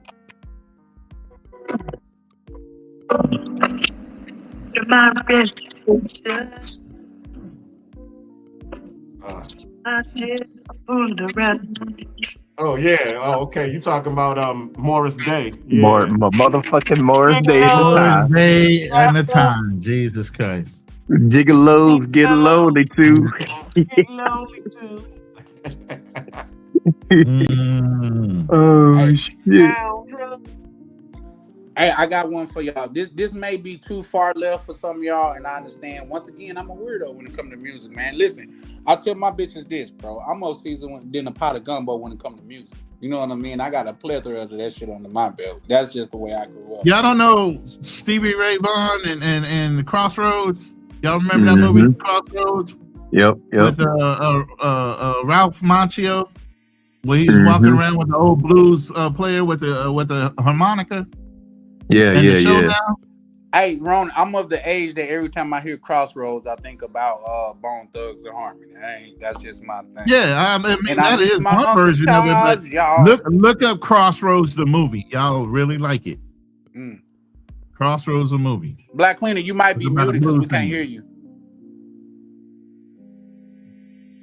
I'm sorry. Yeah, I forgot. Yeah, the Crossroads with the blues singer. Yeah. I remember that movie. I got, like I said, y'all let me know if this too far left for y'all, and I do understand, but I'm a Southern boy, so it is what it is. Oh yeah. Chapman. Tracy. That's Tracy Chapman? Tracy Chapman. Yeah. But that's too far left for y'all, and y'all listened to that before. No. I listen to I listen to bro. I listen to everything. Yeah. It was far left. Cowboys and hee-haw type of shit. You know, I listen to country music. It was our music first. You do know that, right? Absolutely, 100%. It's like rock and roll was our music first. People don't know that. I don't think y'all gonna know that. I got one more, guys. Just one more. I can't leave without paying homage to them. Ooh. This okay. I'm trying to start. Up. Here's the thing. That's the type of joint you get it from the first 3 seconds, but I'm gonna go into the middle of the song. One time in 3, 2, listen. The Doors, yup. Good song. Good band. Oh, okay, there we go. God damn it. Hold on. And I played. If that's not listen, I don't smoke like that no more, guys. Like especially that.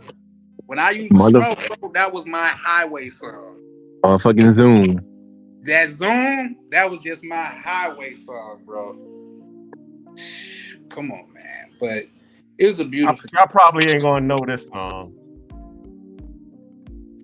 Y'all gonna know the group, but y'all ain't gonna know the song.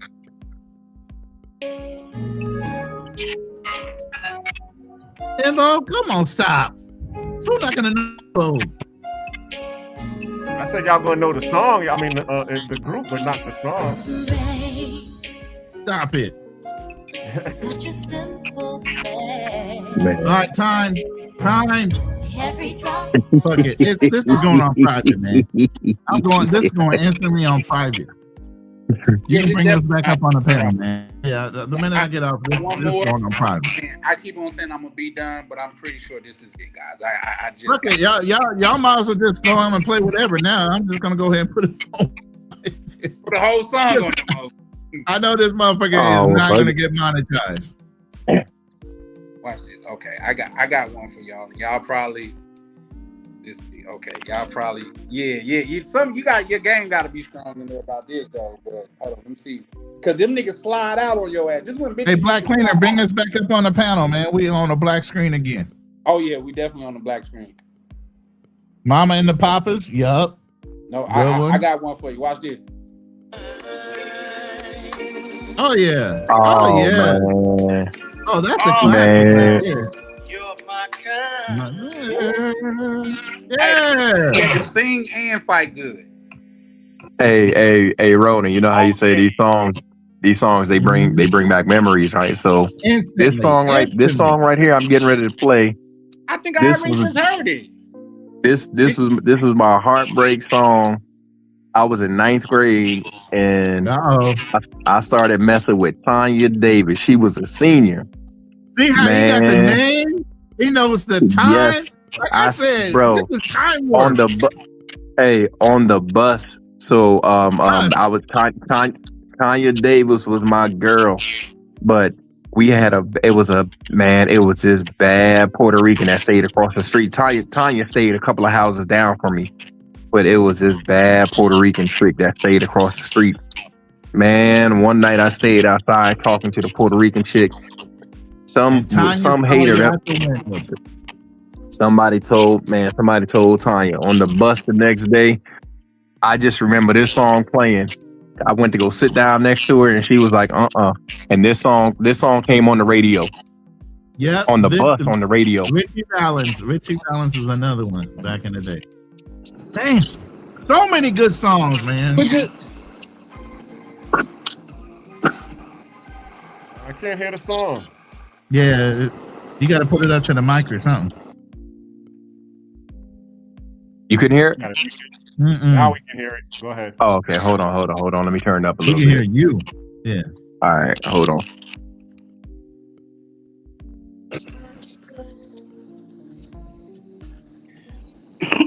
All I hear is hissing.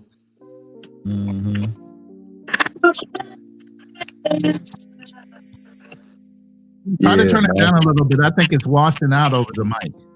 Oh, okay. Let me turn it down a little bit. All right.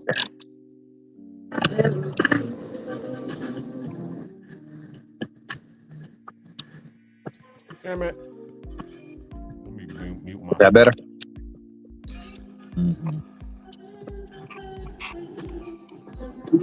Oh yeah, I know that melody. I just can't catch the song. Oh yeah. What's his name? Jackson. Curly hair. I saw you walking in the rain. Yeah, walking in the rain. Orange Juice Jones. I saw you. Jones. Yeah. Walking Orange in Juice the Jones. rain. Oh my God, I love this. My history. Oh my God, that's a classic, bro. Bro, ninth grade, I got on the bus and that song just started playing, bro. I was like, what? All the words, bro, the word. Walking in the rain. He said, yeah, let me come on in. Take off your coat. Yeah. Wow. I got time to talk to you. Oh man. Yeah. I just was in your world trying to get a nut. I was trying to get all the I was trying to get all the nuts. That's the problem. That's a good one, bro. I messed up, and I ain't get nobody. I ain't get the Spanish girl across the street, and I lost Tanya. I saw Hellas when I was in California Station. Sade came to the Hollywood Bowl, bro. Oh my God. Open air concert with Sade singing. Man, and this shit was real quick, man. I just gotta give you the blame for this because I gotta sleep on my couch tonight. Because if I get in my bed, I'm gonna be too comfortable and not be up in time. So I gotta sleep on my couch tonight, man. That's way too much detail. That's way too much detail, man. I'm just saying. No, listen. A bitch could never put me on the couch. I'm just talking about when I get in my bed, I get too comfortable and I oversleep. I got things to do in the morning, so on the couch, I'm not gonna be as comfortable. So that's that. It's nothing sexual. So I gotta sleep on my couch tonight. Listen, a bitch can't never tell me where to sleep. If anywhere I'm at, like my last relationship, I told her one thing I'm not gonna ever do is do the couch. So guess what? When she got mad, she wouldn't sleep on that motherfucker.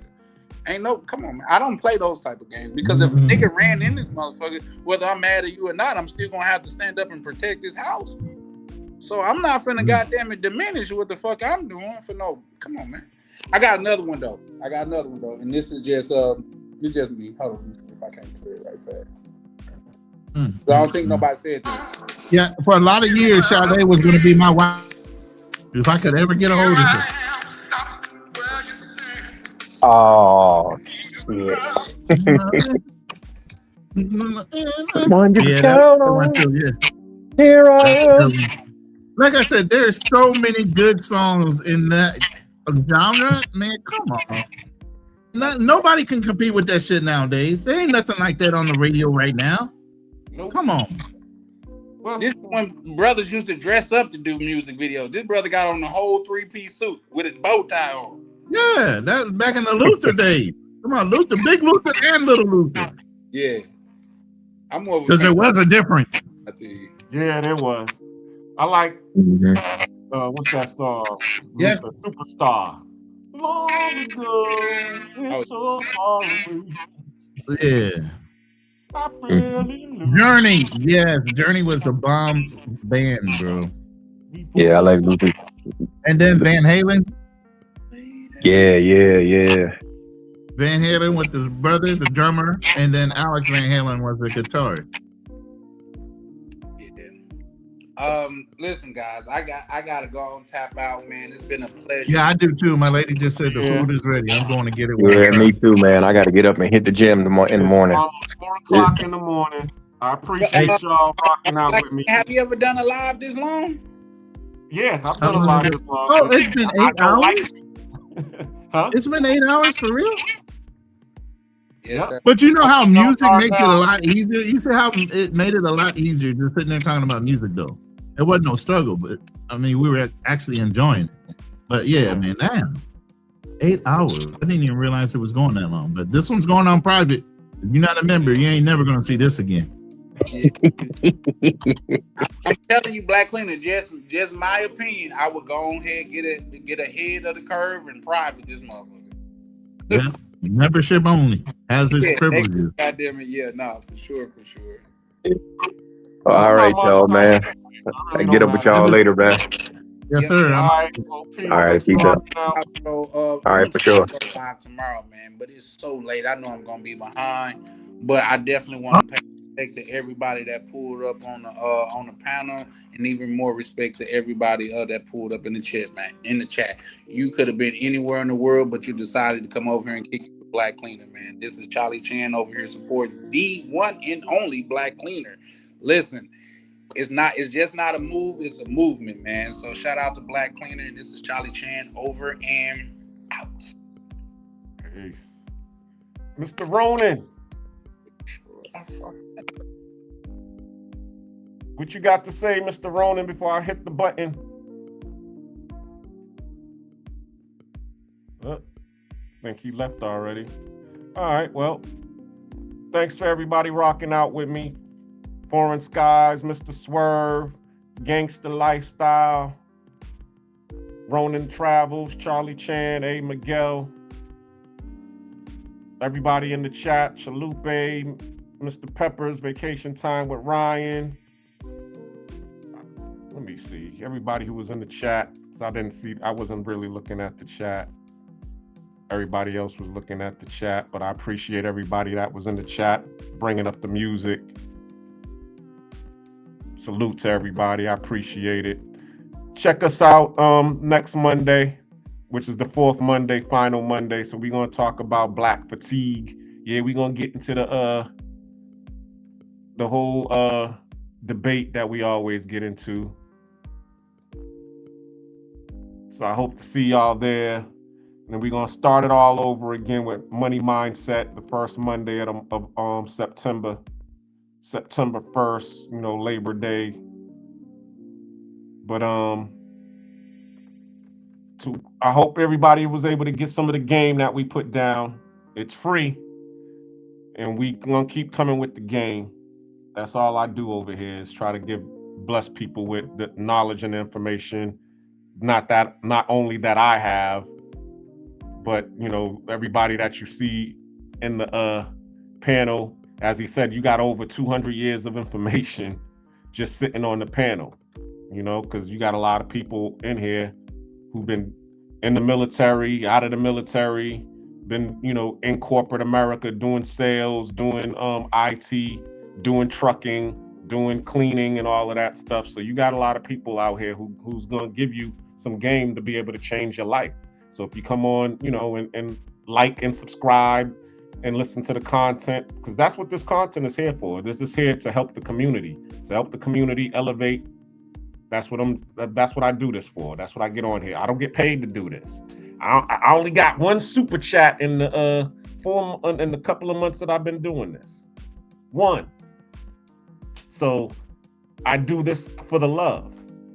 And also to sell some books. I did sell some books while I've been doing this, so I ain't gonna lie. So thanks to those who bought the books. I appreciate you all. But yeah, as I said, you know, this one, we're trying to build the community. Me personally, I'm for the community. I am not for the platform. As I keep telling you, the family is the foundation. The system is the tool, because that's how everybody else does it. You take a page out of everybody else's book, the tiny hats, the Asians, the Spanish, even the people who come over to America, you know, the West Indians and the Africans.